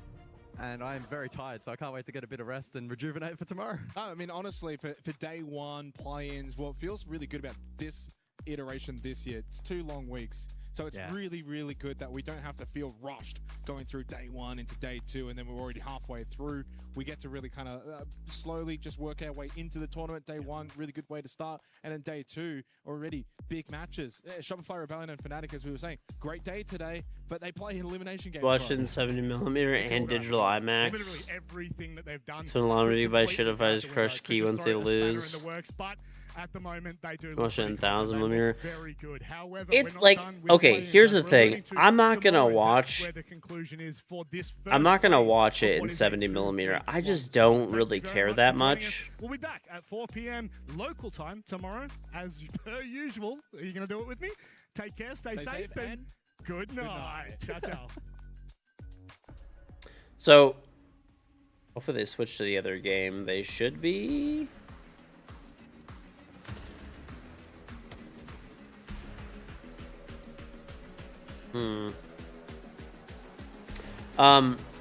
The 70mm IMAX is not in Detroit. No, it's in Grand Rapids, which is 2 hours away. So for me to watch it in 70mm, I have to drive 2 hours each way to see a movie. I'm not fucking doing that shit, bro.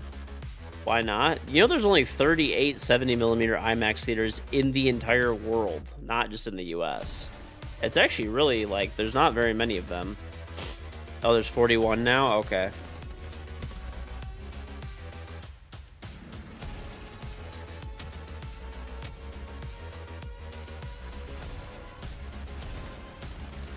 Or they put it in Grand Rapids of Detroit? No clue.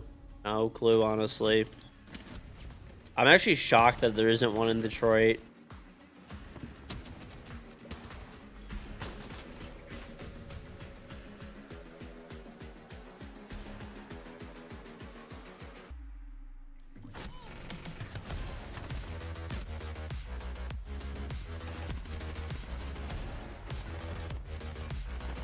Are they gonna switch to the other game? I mean, we could probably just swap channels, I guess, but I want to stay on the main channel ideally. I'm just gonna swap. It ain't that big of a deal. I don't want to watch this, like, ending screen thing. I know it's gonna auto swap at the end, but we'll just go to the B stream instead. Game after a 2-piece, so I want to see them battling back for these opening picks. I want to see them getting a little bit more active and engaged with how they take these early fights, because right now it's Chiefs who are dominating and dictating that early phase. Yeah, absolutely. I think, you know, realistically, with you know, Owl is going to be, I think, out of any of the teams here in the playing phase, certainly one of the biggest learning curves that we will see for any of them. But They need to find themselves this round. And I think I agree with you. I like the timing of that tactical time. I'd normally say the same as you. Coming into 6, it's a little bit late. But I think for this one, if they can come away with a 2-4 half on the attack, it's actually not the end of the world. I know it seems like they've been beaten up here, but Those rules was converted to digital projection years ago to save money and simplify operations. So Detroit may have had a 70mm and then converted digital, while Grand Rapids kept their 70mm. Maybe. And what has Chiefs dominance got them? One round. So it's not the end of the world, but they do need 6. Yeah, and keep in mind too, for Chiefs, it was their attacks that really struggled on this. Yeah, I don't know, man. I guess I just don't value like that game. So that's where the weak point is. I don't know, like it's gonna look pretty damn good. Like if the movie's that good, I might just buy it on like 4K like Blu-ray or something, and then just watch it on 4K Blu-ray. Like I have a really nice projector and sound system in my house. It'll be close enough. You know, is it gonna be better? Yeah, but like I'm fucking good on driving like multiple hours, like 4 hours, sitting, you know, drive 2 hours, sit through a 3-hour movie, drive 2 hours back. You know what I'm saying? It'd be their first entry kill if they're able to get that first kill, and you know that's really not great from their perspective. And this is another similar defense Chiefs were running earlier today, where they've actually got quite a lot of top floor presence. They're just leaving player alone in the basement, on the main floor, I should say. And I mean, like I said, if it was in Detroit, which is like I could drive down there in 15-20 minutes, yeah, that's a different story, you know. As it goes down, and depending on where they plant, maybe then I would think about it. It'd be a maybe. Still, for Kenneth to be able to deny that plant. So that's why you're seeing a lot of this early pressure kind of come from the west side, kind of come from Hammam, and maybe try to plant on that side of the map, which is a lot less susceptible to verticality. Which is, of course, one of the reasons that we don't see too much verticality from the attackers a lot of the time. Yeah, you got to watch on Twitch to get the Esport drops. Twitch.tv/KingGeorge. We're talking about the Odyssey, like watching it in 70mm IMAX. Gadget that could be a huge win condition. Come the end of this round, has just run away from you. Yeah, that's really devastating that you do lose that. And now we're actually seeing the attackers move over towards the medical side of things. So Lunchbox will have a lot on his plate. He's got to be able to even stop with the man, they're showing the Odyssey from 2 Denied a.m. from the verts. and 7 a.m. What the fuck? There's new drops every day. Yeah. Manages to find one back in response. Every single day. At least a little bit of important utility taken off the board, but it's effectively now a 1 versus 3. I said Crazy was the man coming in, but not even he can step up and get those 3 kills against Chiefs, who take a 5-1 half, and you got to say, it's well deserved. I understand why they took them to Fortress, but right now, people might be wishing that they hadn't. Yeah, they have the same drops again tomorrow, but a new set. You can get 3 more. And they have some really good ones coming up, like later in the week and stuff like that, and then especially for the playoffs. Not something we do in the UK. Really? Yeah, the PB&J. Not something that we really do. I was arguing with Laxing backstage over whether peanut butter was a great condiment, which it is, or whether it's disgusting, which Laxing for some reason thinks so, which I don't know, man. Is it like peanut butter and jelly? Less and less every day.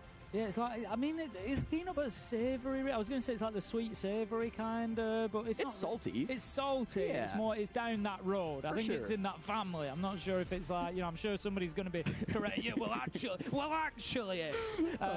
But yeah, what you'd call jelly, we call jam. But yeah, it's not really something that we do. It's not a common thing. We call it jam too. I only ever say jelly in the reference of PB and jelly. Of that sandwich. Yeah, that's the only time I've ever said that word. I mean, it sounds like a cracking lunchbox. Just like Lunchbox has been inside of the server so far. A beautiful link that you found for us there, Jesse. Currently 5-3, but we can't overlook relays. We can't, to be honest, we can't overlook most of the Chiefs side. I'm gonna say Jaken has been a little bit quiet, but don't come for me. He's been quiet because everybody else is getting all the kills. There's not really many to go around. We've got Neptune 6-1. We've got relays 8-2. We've got player 6-4. He's fighting for scraps at this point. Exactly. I mean, on the one hand, Jake Kenna only has 2 kills, which doesn't sound very good. But on the other hand, he's got a 2.0 KD ratio. I mean, that's ideal. That's the best in the lobby. So he's taken 3 gunfights. He's come on top on the majority of them. I think that's all you can really ask for him in a domination match like this. And you're right. It's been a different person stepping up from round to round. In that final round, it was Lunchbox inside of Medical. But it kind of comes as a whole team effort, right? From start to finish in most of these rounds, the overall strategy from Chiefs has been sound, and there's never really been a break in it. In a lot of those defenses, Alula weren't really able to disrupt the game plan to find a gap to try to make Chiefs move and do something that they weren't expecting to on the defensive side. It felt like they were always able to play their game, and now needing just 2 attacks here on Fortress. I honestly hope Alula wins. If they can do it again, that's enough. Just need that third choice side. If you can get that 5 on your they're half, it's such huge a underdogs. inside of Siege. You know, with the way the scoring system works, you can almost, you're not going to give them up, but you can almost give up those first, the 2 first choice sites, and then you just pick up the downstairs in this case, which is what it will be, and that's going to be tough. It's going to be tough for Alula to hold on to that site, and yeah, Chiefs, I think, seriously in the driving seat. Yeah, and I mean, it's not even about like giving up some of those sites, but like if you're Chiefs, you can play some crazy strats. You can go for a rush. You can try something to catch your opponent off guard. And listen, I may not be the later. I gotta pick up my filament. With OCE, I know they love a little bit of a cheeky rush. They can go for something crazy in it. So I'm really excited to see what Chiefs try to do with this lead. Do they get kind of messy with it? Do they go for a bit of an aggressive play just to start things off in these first couple rounds? Or do they just say, let's play our best strategy, let's close this game out 7-1, take our opponent's map pick, and take firm control of the series? I get the feeling with the way Chiefs have played that it'll be the latter. I feel like they are meaning business so far today. Like, they are not playing around here. They've really come in, they've locked in, they're laser focused, and as you said, just been able to find that one player popping off each time, and Alula just... I don't feel like they've been able to take anything more than what they've been given. Round to round, it's been the case. They've maybe taken games and domes, but only after we've seen Chiefs drop away from it, maybe after getting a kill. They've maybe taken a little bit of horse control, but it's only after it's been given up. So right now, disruption is the key, absolutely, and they're going to try and do that behind the Blackbeard shield. In front. Sorry. Is my wife okay with me streaming this early? Yeah, it's fine. On the side, so. And so what I really want to see from I mean, during, we already knew EWC was coming up, so we have stuff like planned around it, but I gotta go to my office today too. I have to pick up actually several things. That could be the key. Unfortunate lack of utility. I have some paperwork to pick up, and I actually had my 3D printer filament sent there. So I knew it was coming in. They still need to be able to play behind their utility. They have but yeah, when I have stuff Valentino and Mahagar are the 2 shipped for, but I expect them to come back stream stuff, I have it shipped to my office. Yeah, no push coming whatsoever. Or PO Box, one or the other. It's all looking to be kind of yeah, see, it's not showing the Michigan Science Center IMAX because the theater is a special dome screen and an educational programming for it in the traditional flat. Oh, okay. Yeah, the Michigan Science Center has a really cool IMAX screen. Shopify won. I think that's the big difference, right? Like the last game. Really early. It was like a minute 50 when Alula were reinforcing that book. Oh, that screen can show 70mm. Okay.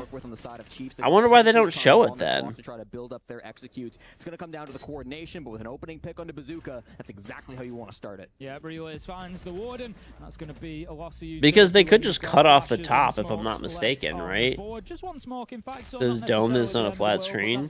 Yeah, but can't they just cut off the top where it's projecting or whatever? No. Okay. Well, whatever, then maybe not. We're going to see this site get opened up like Swiss cheese, I would imagine, as they try to push on in. Jose manages to find Relays, takes down the ace, but the plant is just about to go down as soon as that Blackbeard finds space. Oh, okay. Yeah, they've got to find some way to retake into this office bomb site. They've got lots of players in Master, lots of players in Bathroom, but nobody can actually stop this plant from their position. Crazy goes for a swing, but he's gunned down, and so is everybody else on the side of Alula. It's a perfect plant-focused execute, and we are 1 round away from Chiefs taking their opponent's pick. I think that answers the question that we were asking. I can see the Michigan Science Center like adding maybe a 70. I don't know. They probably wouldn't, I guess. The screen that they have inside the Michigan Science Center is actually so crazy. Not only was it about taking the space, but it was recognizing it. That is the coolest like theater I think I've ever been in. It has a huge capacity to fit people. Like there's like I remember we had a school field trip there when I was a kid, and they do this.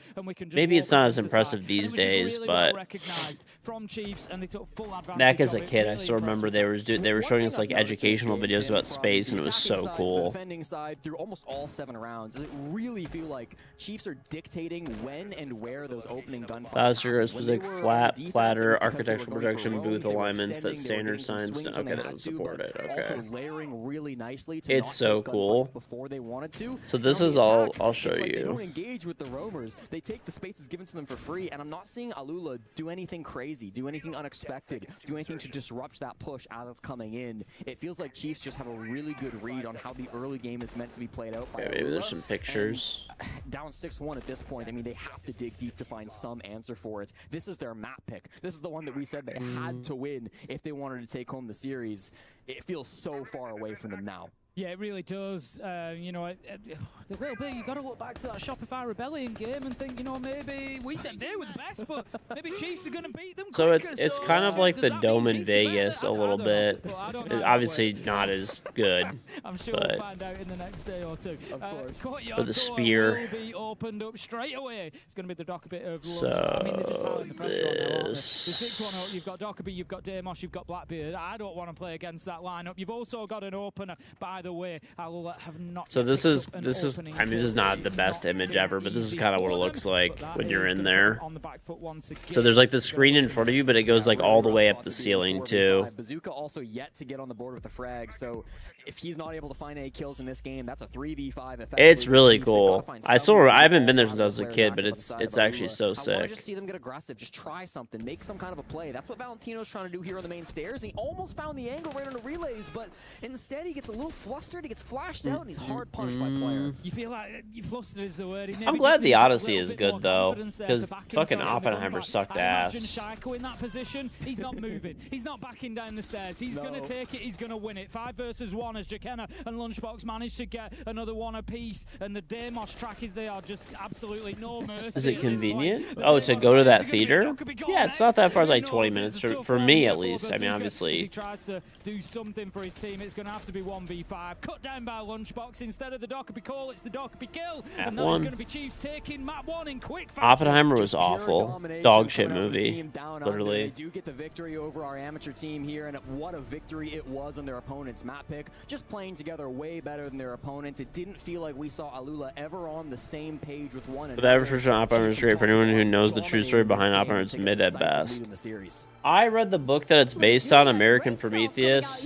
I love the topic of the Manhattan Project and Oppenheimer and his life, and I hated that fucking movie. It does seem like Chiefs have learned from their matchup earlier today with that loss in I like overtime. Christopher Things Nolan are a way lot cleaner here too, on the and side as well. I feel Cillian like the big point Murphy. you're making Like as well is that that movie was two like on the maybe same a side with each other. I 4. feel like Valentino was very vocal to them. I'd probably say a One at 4. time, talk about things that were going wrong. Players, of course, not having a great time, but from Chiefs, what a start in the matchup. They just concentrate on the drama of his life too much, which like is I don't know. There's like other things that I wish they would have concentrated on. I hated the timeline jumping, and I hated how shitty the audio quality and dialogue was. It feels a little bit like Tyloo have kind of hit a hornet's nest with a stick and then said, no, we're gonna What else are they supposed to do? I don't know. Have the timeline continuity be a little bit better, and fix the audio so it's not dog shit when you're making a movie for millions, you know, of dollars, and actually be historically like, you know, don't concentrate on the drama as much. Concentrate on the history of the subject matter more. Again, it seems like they can't really get anything going here for themselves. And I think from Antero's not EWC. He's definitely not there. I mean, Jesse, his duo is. Side choice, of course, on this opponent's map pick, and they chose attack. So they just won a single attack out of 6 attempts. Now they've got to go right back to that side and try to make. I don't know why he's not there. I remember before he didn't want to go because it was like in Saudi, I think, but now it's in Paris. So like maybe he would go, and maybe he's just because he normally doesn't work it, they didn't have him. I mean, I don't really know, to be honest. They're now facing elimination as well. Yeah. One more map, and it's, you know, the first time that they're going to face elimination. You know, I'm sure that they've been in tournaments before where there's been an elimination, and a possibility. The stream of explaining why. Was not that on an recent? international stage like this, not at the Esports World Cup, here in Paris, you know, huge event, huge occasion, and now you're facing that key being crushed, second one of the day. Yeah. It's going to be a big ask for them to come back into. Yesterday. Especially as our only there you go. representation, you do want to see them making it further into the tournament, but right now, Well, you know, everyone's free to do whatever they like. rough. I mean, I personally like EWC a lot. Back when it was, you know, I've watched every year, either co-streaming it or going in person even. So, but, you know, to each their own. Immediately out of your brain, like that game didn't even happen, and you've got to be playing together in the early game. They were just getting picked apart. They had so many man disadvantages. I believe they lost every single entry duel. I mean, that can't be happening at this level. It doesn't matter who you're up against. It doesn't matter if this I'll be is the back. biggest I'm gonna go to game the bathroom. you've played as a team. Like, you have to be able to step up and win some advantages throughout the game. The fact that they couldn't do that, even trading back kills, I think is something that they'll be looking at between these two maps, and hopefully can be addressed. Trading is, you know, particularly important. It's such a fundamental of Siege. They need to be. The thing is, I'm not even being critical of them not playing together, because they were. We often saw them going into the map in 2s and 3s, but they just weren't getting the trade. They weren't always creating that situation. So that's something that they can do to improve. But, you know, looking at the positives, it's got to be Chiefs. The takeaway there is they looked absolutely electric. You know, like I say, you can only play what's in front of you, and they've done that brilliantly. And there's more positive things, right? We're talking about relays, we're talking about player. There's improvement. They've won a map. That's a difference than what we see from the last time of them attending EWC last year. The question is, can they win two to keep themselves alive in the competition? We're going to find out after the break.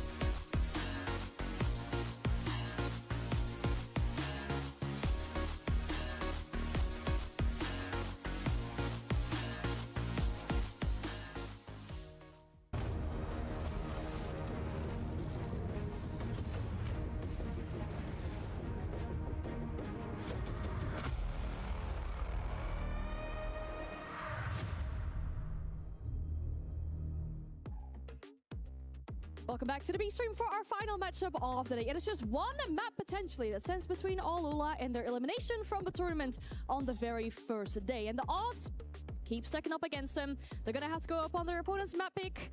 They picked attack as well. And even if we look at the match history for Chiefs on this map in particular, it's looking even more off. Yeah, there's a reason Chiefs picked this map. They are 3-0 undefeated here on the second map of Lair. It's going to be really tough, I think, for them to lose it for the first time against Alula. There's some footage for sure. There's a couple of VODs that they can go back and watch, but I mean, this is a map that they really do run in the OCE League. They'll be very comfortable playing on Lair, and they should be feeling quite confident in this series. I think it's a difficult map to go to as a newer team on the circuit as well, because it's one of those strat-heavy maps. It's a big map. There's a lot of space to play in, a lot of corners to check, a lot of places for roamers to hide. We saw it relays, we saw it lunge. You know, we're going to get more of that, I think. And look, I think, you know, sometimes I'll say this, when you've got maybe a little bit of a mismatch in terms of experience, it can be easier to go to a border or somewhere like that where it's dead simple, gunfights, there's not too much map to fight over. So yeah, I think it is stacked up. Is it unlikely?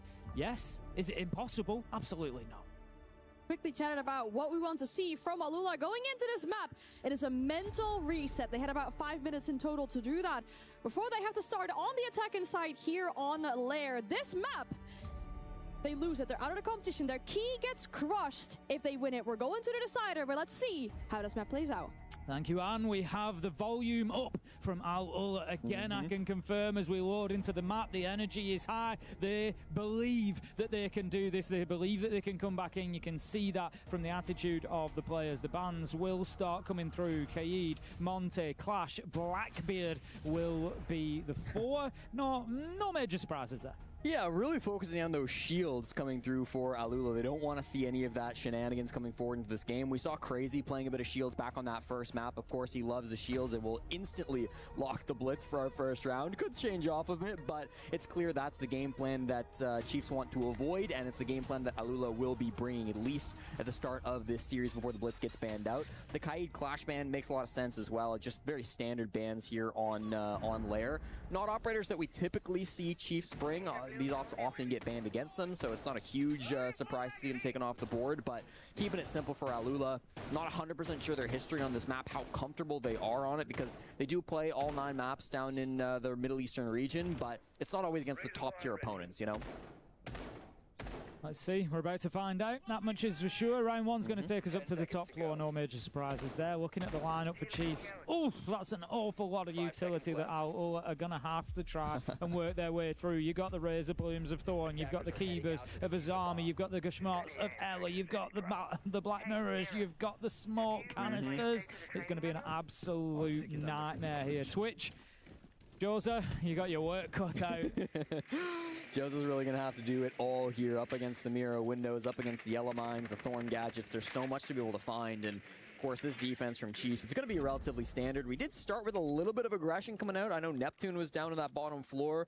Relays playing towards the bottom of Missile Stairs as well. Kind of an interesting Mira setup here as well going on just in towards Ops. So they've got a couple different looks that they're pushing towards Alula. And on the other side of things, we're starting to see Alula look around towards what might be the easiest push. They've got a couple of players here towards the Skybridge side of things, so they can maybe go for more of a north-focused push. And player, you'll just notice on your HUD, is putting down his second mirror window quite late. That might be in a reaction to where they're seeing some of those early drones come in from Alula. I see the aggressive push onto the breach there. The Selma Charger's first detonation will allow the angle for it to be taken off on the second detonation. The Azami's going to be playing in behind this mirror window. Needs to be careful though, because it is soft underneath. Nitro comes out, not really going to connect there. Crazy takes no damage. I'm going to have the Azami targeted out by the Deimos as well. Will need to dip back because they were stood on top of that soft surface in Ops corridor. So just playing a little bit deeper now. A little surprised while we're seeing Mahagar on the Maverick. I mean, it's not really an operator that is countering a whole lot on this defensive side of things. Mira being brought, no Bandit, but regardless, it's an opening pick for Alula. Their first of the series, as they didn't find even one back on Fortress, so already off to a better start here on their opponent's pick. They've still got a lot of map control to work for, but they've got ops control, and they're starting to pressure on the rocket stairs too. Not only have they picked up the entry, they haven't suffered a trade on the back of it, so they now can cement that man advantage that they've got and start working forward. The Deimos trying to find a little bit of something from underneath. The tracks come out, but not able to do any damage. Crazy needs to be careful as well. Half health at this point and looking to push towards an Azami that doesn't have impact, so not too much of a worry for him in that sense. Neptune bringing along the barbed wire instead. Relays does manage to find Joza. That's going to be the Twitch taken down. 4 versus 4 time starting to tick away for Alula. And surely they can just get a plant down here. There's really no denial as that Toxic Babes have all been used over towards the main stairs. There is one Thorn Trap still in the pocket of Lunchbox. He's going to be trying to use that to deny this plant, but with the zombie going down as well, this should be an objective-focused round for Alula. Working in underneath, finding the shotgun, just forcing them back. 4 versus 3 is crazy. Now manages to find Neptune. Valentino still got Diffuser in hand and only 15 seconds to decide where and when it is going to go down. He's going to give it another try. Are they able to deny from beneath again? I don't think they will. Relays manages to find the Maverick, but the trade is there. Valentino wants a Chicana, and all of a sudden Alula look far more competitive here on Lair than they did on Fortress, and they take round 1, and they let us know about it. With the way that they are exploding after these round wins, Tim, you'd think they're about to win the tournament, but every step is important. They're yelling across this stage at their opponents. A massive 1-0 lead coming through here now on their opponent's pick of Lair. And, you know, it's not a crazy push. They take ops control, they plant mask. After a little bit of disruption from down below, they change things up and plant a bit deeper in towards the site. But you know what? They dealt with the problems that were facing them. They got past that mirror window really nicely. I love the vert play from down below to try to apply pressure onto the Azami, apply pressure onto the Mira. Really good attempt from Relays. Not only does he get that early pick over on the bathroom side, comes back for another pick, stops that plant from going on down below. It just didn't feel like any of the other guys, Lunchbox, Jkenna, were able to have much of an impact. They spent a lot of that round over on the R6 side of the map. Nobody ever pushed them over there, and by the time they tried to come in and stop the plant, it was too little, too late. Okay then, let's get into round 2 and see if Chiefs can stand up a little bit taller than they were able to in round 1. They're going to take us down to the basement this time around. Just having a look at the vertical possibilities coming in from Alula and actually seeing them switched away. Crazy. He's going to move off the Ram and onto the Nomad. There is no real verticality here. Just having a look when we load in. Are there any soft breach charges? No, there are not. Snake is going to be your only option to gather up a couple of those soft breaches, but I just really don't think that's going to be the play. It looks like this one's going to be mostly horizontal. Yeah, I don't mind that on this bomb site, right? You take that garage control, you definitely can try to work a plant without having the full vert. There's just so many different plant spots you can do. If you can overwhelm that basement site, can be huge for you, but immediately the opening pick comes out, and it's the F2 coming through to take down Lunchbox. That's a nice early pick from the Snake, from Joza, to be able to get that first frag. This is a very standard defense from Chiefs. They really like running Jake on this Echo, having the smoke from Neptune. This is basically the only strat they have on this bomb site, so being read well by Alula, and it gets them that opening pick. 2 in a row. It's unheard of so far in this game for them, but this is where they need to start them putting rounds on the board, just totting things up. Player does manage to take down Lula for Valentino. That levels things up. A lot of utility loss with the striker going as well, of course, having the double secondary utility, so that's going to be a little bit of a blow for Alula. Yeah, it's also the only player that was really pressuring that west side of the map who was coming in through Supply Closet. Everybody else is trying to push this east side in through Garage, so it makes the push a lot more one-dimensional now that one player is gone. Joza might try to rotate himself into a better position now that their one player is gone, try to add that second dimension back into the push, but that's a really good pick if they were going to get anybody. Play manages to use that DMR, found another. It's going to be crazy taken down. I expect the air jabs to already be out there. Twitch drone will get some work done, but will be taken out as well. A little bit of a peek around the corner. And right now, Relays doesn't want to overcommit to this, doesn't want to leave any space for them to push on in. Already the pressure starting to come through. A great smoke grenade's going to start to block off some lines of sight. The Toxic Babes go down too, but Relays is able to find that frag on a Mahagar. There goes another one from Jkenna and leaves it all up to Bazooka. He didn't find any kills in the first map. He'll need a 4K to be able to close out this second round on the second map. Bazooka just takes a little peek around the corner, hits Relays with a beauty. He was already low health, so just needed the one shot from the DMR. Will surely, no, I think he takes a little bit of damage from that Toxic Babe, but he's down to about 60 health now and needs to be careful about any engagements he's getting into. I'm looking particularly at Player here with the DMR. It's going to be 2 shots clean. One will do it as he manages to pick up that final kill. Chiefs 1-1. Brilliant little triple kill coming out from Player. I thought he held down the Toxin side of the map really nicely. Player's a guy who has been dominating throughout stage 1 of the OCE League. He had a +6-7 KD. That's a real stat back in the regional league.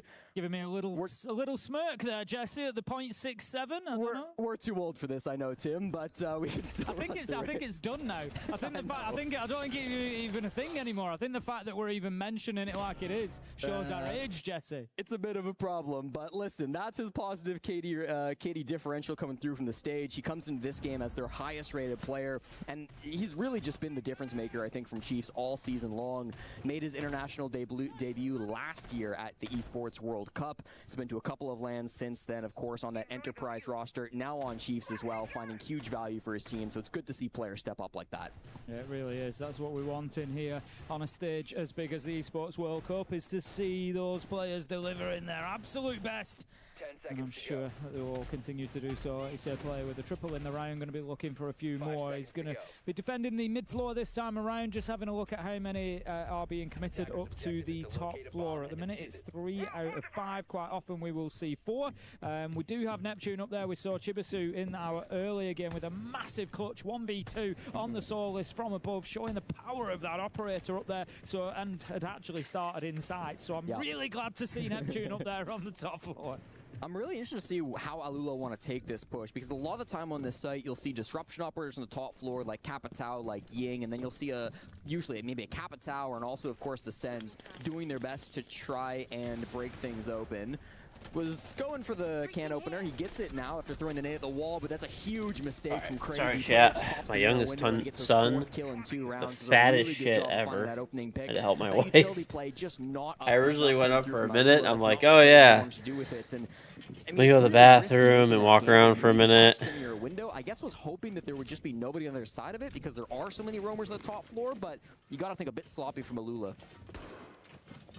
And take out the fire extinguisher. You always got to be careful with those on the shields, because a lot of people forget if you're struggling with the shield, that's what then you can pop one of those extinguishers. It will actually give the shield. That's what Parker said, Flyboy. When you're pushing forward on the shields as well, or when you're maneuvering as a clash, because it can be your downfall. Has been mine many times. Toxic Babe Canister will go out onto that door just to try and slow things down. Chiefs are doing a good job of holding on here, but by the contrast, Alula are actually putting them under a lot of pressure here. There's a lot of utility being burned early in the round. Quite often you like to use those smokes for the plant denial on this site, you know, in conjunction with the Solis, but just not possible here. Yeah, I actually like the lunchboxes using these early, because the win con for Alula is to get top floor control, and if you can delay that top control, if you can stop that blitz from taking the space, it's absolutely worth it. He will find Neptune, so that's in 4v4 coming through now, as he has been downed with it. Big swing from the smoke, but Lunchbox doesn't get punished as they miss a couple of fights on the side of Joza, and it all goes sideways. Jake with the shotgun.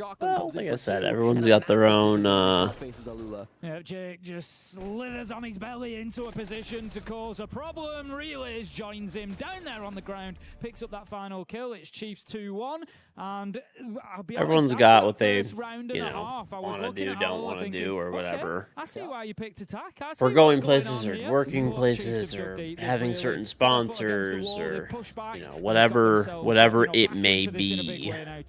I think a big part of it is just Chiefs understanding where their opponents are trying to get in and what the win cons are for a lot of these bomb sites. I mean, that mid-floor site that we just witnessed in particular, such a nice defense from Chiefs, where they do everything to counter the blitz. They stall him out on the display side of things. They force him to rotate over to the hallway in the north, and they've just got a brilliant crossfire set up for him. And I mean, I don't know. Now there's exactly like what they had to. Again, plenty of companies and stuff like that with the breach you that was know, happening down on that I don't know. I mean, to be honest, Comcast offered me a ton of money at one point to take them as a sponsor. I didn't have an ISP sponsor, you know. They've gotten past their first issue on the first map. They're finding entries, but not really able to convert some you know, just a personal thing. I hate Comcast.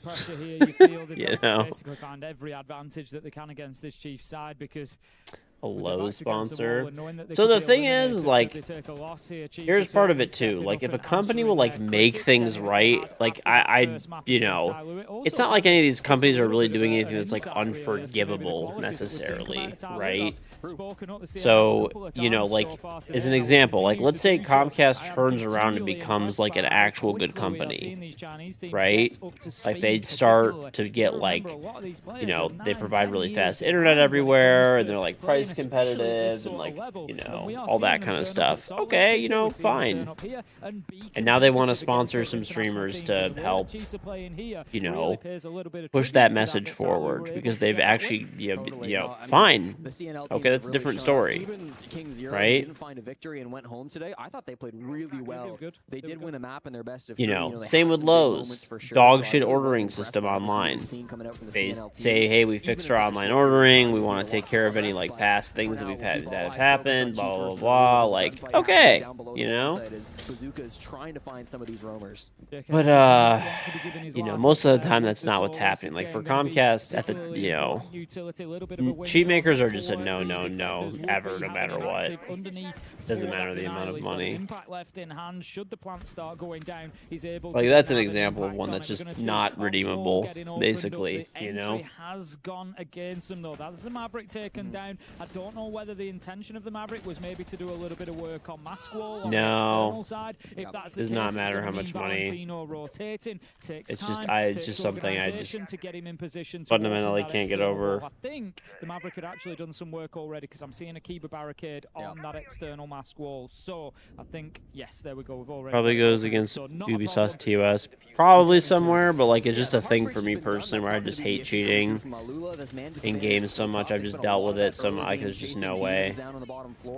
All they found was a It's just win. not. It was a really nice play. It's not. Joe's I'm just not actually something I'm getting down compatible Lunchbox, with. And then he threw out the twist drone. I was kind of wondering, is he going to try to finish that off with the zap? But Lunchbox is up a little bit too quickly. So with this utility in hand, you're looking at Alula. Like even Comcast is one where like I don't see myself ever doing it. Like I'll be honest, they offered me like a lot of money, and it was like a 2-year contract as well, like a lot of money. And I said no because they were driving me fucking nuts at the time. Bathroom side, as once upon a time was particularly popular, but just seems to be not ignored but overlooked a little bit sometimes. Crazy manages to find Lunchbot relays with one of his own onto Joe. I mean, things, I don't know. I mean, I'm pretty open to most stuff when it comes to sponsorships and stuff like that. Like, I don't know. You know, like,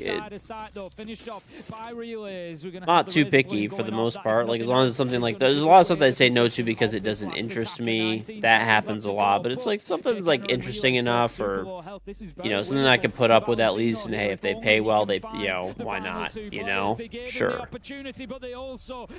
Sure.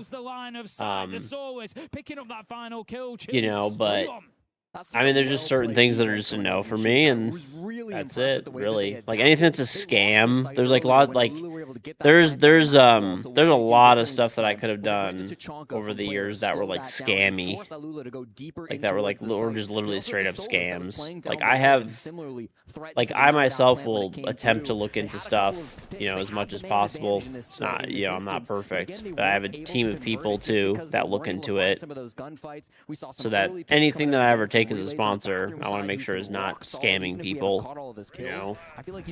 So far I've done pretty good. I've literally done thousands of sponsorships over the years. Once again, I mean, I'm fine with doing sponsored stuff, but, you know, never had anything that was a scam for anybody ever. So, you know, the extra work that I put into it has, you know, been worth it. And I've said no to a lot of companies because they seem like a scam or they could be. You know, you may be forgiven for looking at that and thinking, do you need to yeah, I mean, crypto rug pulls would have been like a really easy one. For sure. That would have been like a lot of money, very easy. You're playing in your ranked game and you're down. You are still a camera. You've got to be active. You've got to be giving that intel. You can still give game-winning calls. I've never done any crypto sponsors except for, the only crypto sponsor I did one time is I did a Coinbase sponsorship. That's it. That is it. Just Coinbase, which is, you know, as legit as it gets when it comes to crypto. I don't really fundamentally believe in crypto, so I even said that when I did the sponsorship. I told them that I was going to do that. Like, I don't invest in crypto, I don't like believe in it and stuff like that. But I said when I was doing it, I was like, there's so many, at the time this was like at the height of the crypto scamming era. I just told people that, like, hey, if you're, I do know a pretty good amount. I mean, obviously I don't keep with as much anymore, but like, I know like pretty good amount about crypto. I was in it before anybody else was, and I mined all of the cryptocurrency that I had back then. So basically what I told everybody is I literally said, listen, I don't believe in cryptocurrency. Like, I don't think it's going to be valuable. I would never invest into it. But at the same time, there's a bazillion different crypto scams out there, scam exchanges. I know Coinbase is legit. You know, if you do have crypto, if you're looking to get into crypto or whatever, all that kind of stuff, like, you know, if this is an actual legitimate, you know, exchange that you could use, you know. Good, you take the responsibility over that. So many streamers just jump at the money and low-key scam viewers. It happens all the time, yeah. I mean, like I said, I don't mind doing sponsored stuff. Like, it's fine. Like, let's be realistic. We all have to, you know, make money and eat food and pay electrical bills and, you know, property taxes and put a roof over your head. But, like, it's pretty easy, I think, at least if you're not brain dead, to, like, you know, not scam your viewers. Like, you just have to be a piece of shit, you know. Make the Hawk 2 girl look like a saint. His own frag right onto the smoke as well. It was really impactful to come through from Crazy, and this is what I'm talking about. He's just able to close that gap so perfectly with the shield. Yeah, I feel like that's something we've seen as a little bit of a trend today. When the Blitz has been brought along, not really aggressive enough on the Blitz. You know, you've got to close that gap down. That is when Blitz is really terrifying, at his most powerful. He's right up in the face of that defender and can get aggressive on the back of it, make sure that they're within flashing distance. And we've seen today quite a little bit, I think, of Logan Paul did a rug pull. I think I heard about that. That allegedly happened. FaZe Clan content creators. I don't know. Yeah, there's a lot of really shady content creators. There's been, I don't know. Into round 6. Chiefs' final defense here, and they're going to be scrapping to get themselves a 4-2 half. There's been a whole bunch of stuff over the years too, where there's like, I still remember at one point there was this one thing where, like, it is like legit, but it just doesn't. There's also some things that just don't feel right, so I've avoided them. So there was a thing years ago where people did charity streams, right? And they were legitimate charity streams. Like, they would pick a charity, right, and then they would pay you to promote to do a charity stream, right? But, like, that just feels weird. Like, I do charity streams when I feel like it for a cause that I feel like supporting. Like, why are you, like, I mean, I get it from a perspective of like how it works. Basically, they figure that if they pay you X amount of dollars, they're going to probably bring in X amount of donations, and overall the charity will, like, make more money. But it just feels weird. I don't know. I was not, like, comfortable with that at all, so I just said no. Like, that's an example of something where, like, it's technically, like, legit, but it just doesn't feel right. You know? Straight away though, the ace goes in, looking for those top floor breaches so they can start. It just seems a little scammy. It ended up, like I said, not being a scam, but I mean, I'm still good. All three of these defenders still exist on the top floor. They've got great information with the Snake as well, just to try pinch on these players in the Blitz. There's a girl that did a charity stream who basically only donated half the money earned. I mean, if somebody is doing a charity stream, the way that it should work in theory is there's platforms that, like, there's like Tiltify or whatever I think it is. Or if ideally the charity has their own platform. Like, most charities nowadays, they have their own platforms, right? Like, when I do I do charity streams for the University of Michigan Children's Hospital. They have their own platform, so you never donate to me and then I donate to the charity. You just donate to them directly. They have their own system that they built out, you know. There we go. But here we go, as you say, which is good, honestly. Each, you know, if they can have their own systems, that's even better. But if not, they could use Tiltify. 45 seconds. They've done a good job. Like, Tiltify is fine, they're legit. The charity gets the money, blah, blah, blah, blah, blah, you know? Ohio State better? Oh my god, bro. That was actually the most disgusting shit ever, and it made me fucking absolutely hate sports fans, like, just so much. Oh, this might be throwable. He's doing his best with the SMG, but finally finally gets shut I was down by doing the a charity 3-3 stream for the starts off. University of Michigan Mott Children's Hospital. So got to literally, wonder what's where does the money go to? You donate the money directly to the hospital, not to me, and then I give it to them, right? Just right to the hospital through the hospital's website. Okay. So what does that do? It's for different types of like care, and research, and for things to make the stay of the people there more comfortable, right? So it goes from anything from doing like they have like research stuff, right? Gaming. So and then they do like let's say somebody like loses a hand or something, they'll make like a custom controller for a person so they can still play video games with one hand while they're in the hospital and stuff like that. So like there's like really cool things they do like that.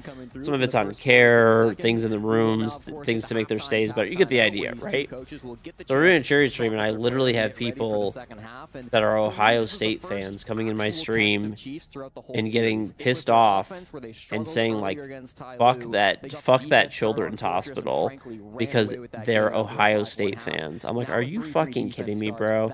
Like how brain dead and stupid do you fucking have to be? Like, it's just fucking insane, honestly. Like, I could never imagine, seeing I'm sure they have one or whatever. If there's an Ohio State Children's Hospital, I hope they do great. I also just don't really care about sports and could never imagine caring that much about like any sport, especially fucking college sports. But it's just insane, bro. It's fucking insane. I just remember being like I don't know. I can't think of anything where there'd be like a children's hospital caring for sick kids that I was like not hoping for that to do well. Like I don't know.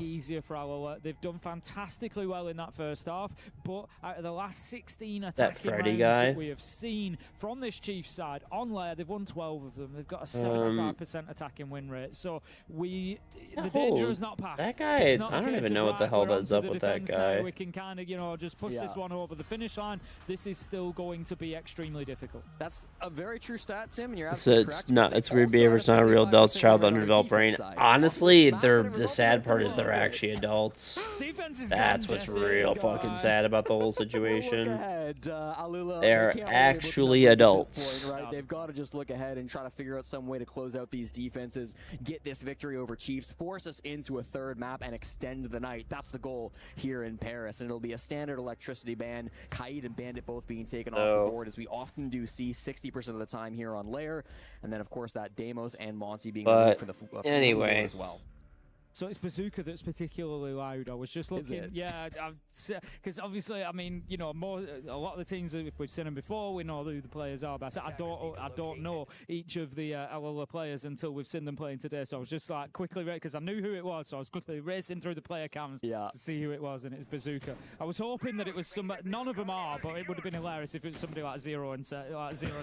I love a bit of that 0 and 6 and straight in the old chat. Yeah, GG's, love it. But no, it's not. It's Bazooka. He's doing pretty well.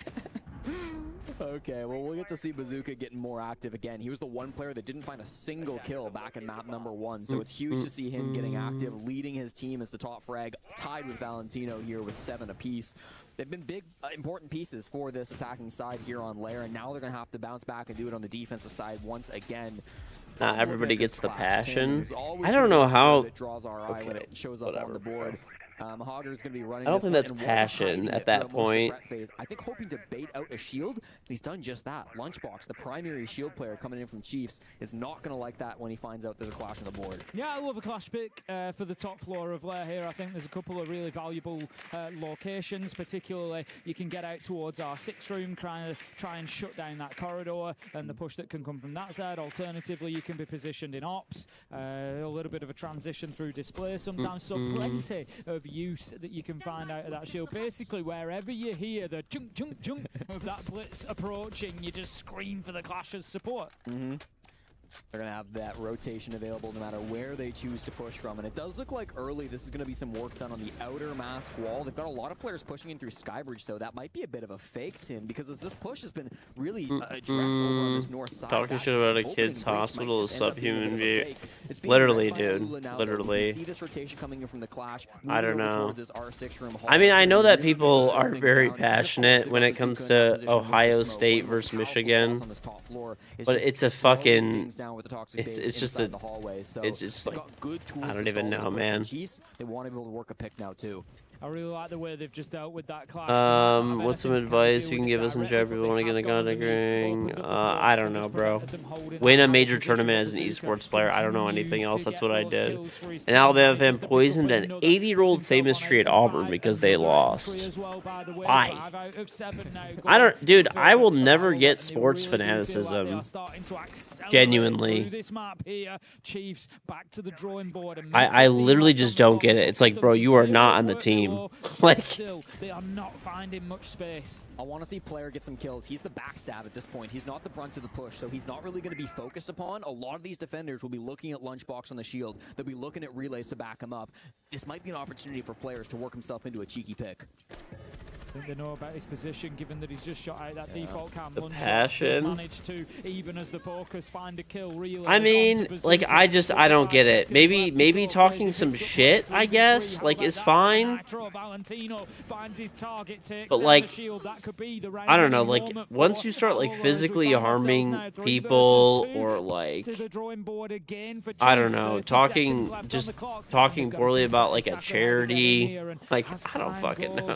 It's just so weird. Like, it's just, I don't get it, man. More and more powerful with Jaws are able to hide behind it before popping out and getting that kill, using the utility available brilliantly well. Valentino on the kill, and it's going to be Alola taking another round, 4-3, and they find themselves in the lead.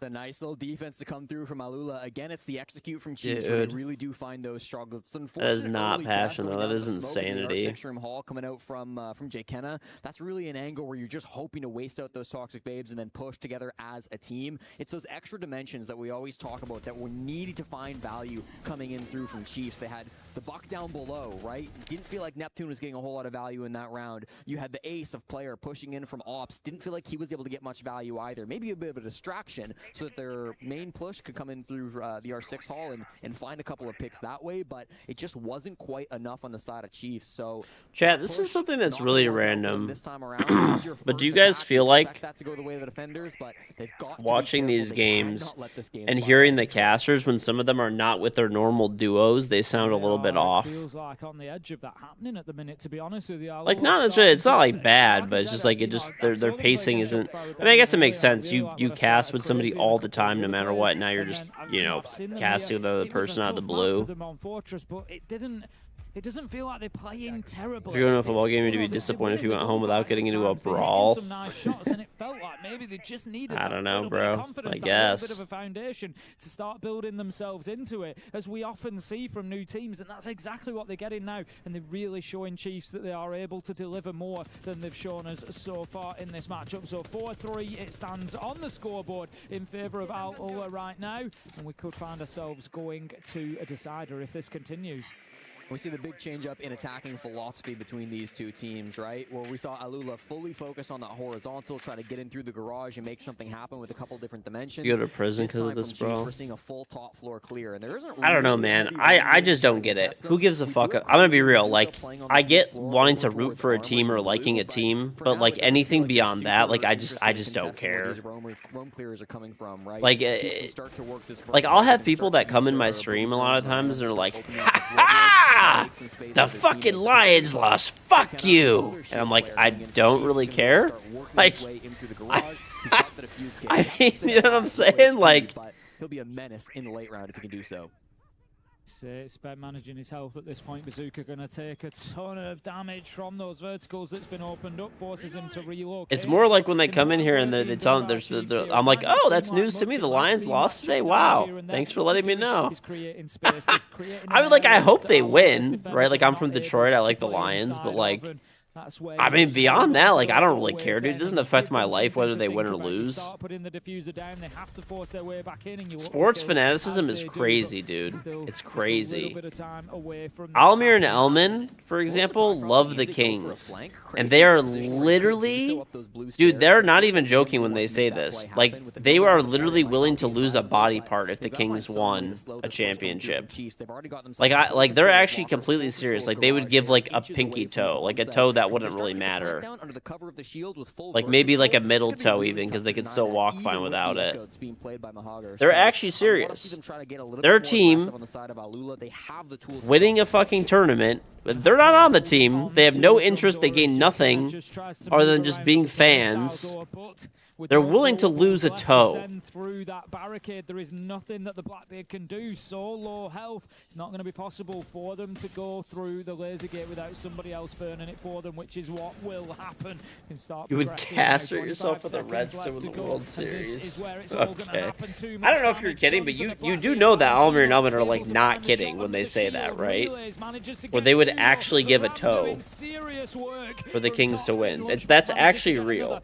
By the way, I do know people in real life where if like the Lions won a Super Bowl, they would probably do the same. Can the drone be decisive, as we've seen so many times? No, we're going to have to go to the gun instead. Neptune able to find the kill, and Chiefs. Yeah, full cash, you definitely shorten it. Alright, from Chiefs. That was not an easy one to win coming in from the garage. This is okay. Really nice crossfire being held between Valentino and Joza. This is on a lesser level because my dad's not a crazy sports fan, but like my dad likes sports a lot. Like my dad loves like the Red Wings, for example. Dude, my dad still talks about this one Stanley Cup Finals where there was a bullshit call from like 20 years ago. Steps in with the ram, finds that opening from the team, and then even with low time in this round, with less than 10 seconds. And I mean, it was a bullshit ass call, but like, who cares, dude? You know? Especially like at the time, the Red Wings were winning the Stanley Cup every few years. Really good recognizing the situation they were in on the side of Chiefs, and a really good job. It never leaves you. Blackbeard took so much. I guess, dude. I guess. The score might not be definitive after this. One team is only going to lead by one round. It's not a huge margin, but for me, this is actually a really important round. It's one of those swing rounds. For sure. If it's 4-4, I wouldn't normally call round 9 that, but the reason that I say that is Chiefs have just won an attack down in basement, and they've now got an attack opportunity on the tertiary side. There's a real chance for them here to grab those 2 attacks that they need and then rinse and repeat. So Alola, if you're gonna step up, there's a clip where the interviewer asked New York Mets fans would give for the Mets to win the World Series, and a bunch of people said they would give up their first round. Honestly, those people probably were serious. Maybe, yeah.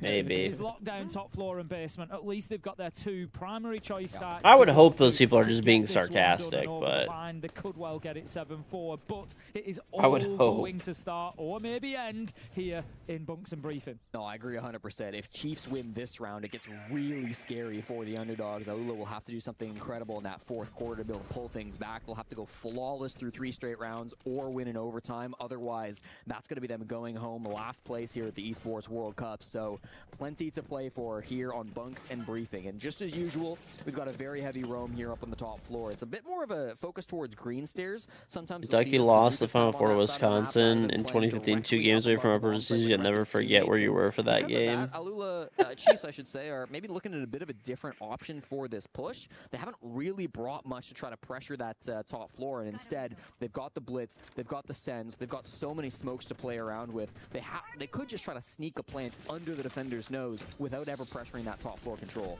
Look at the utility pouring in here, and somehow Bazooka manages to wriggle his way clear. 2 nades and a shield chasing him down.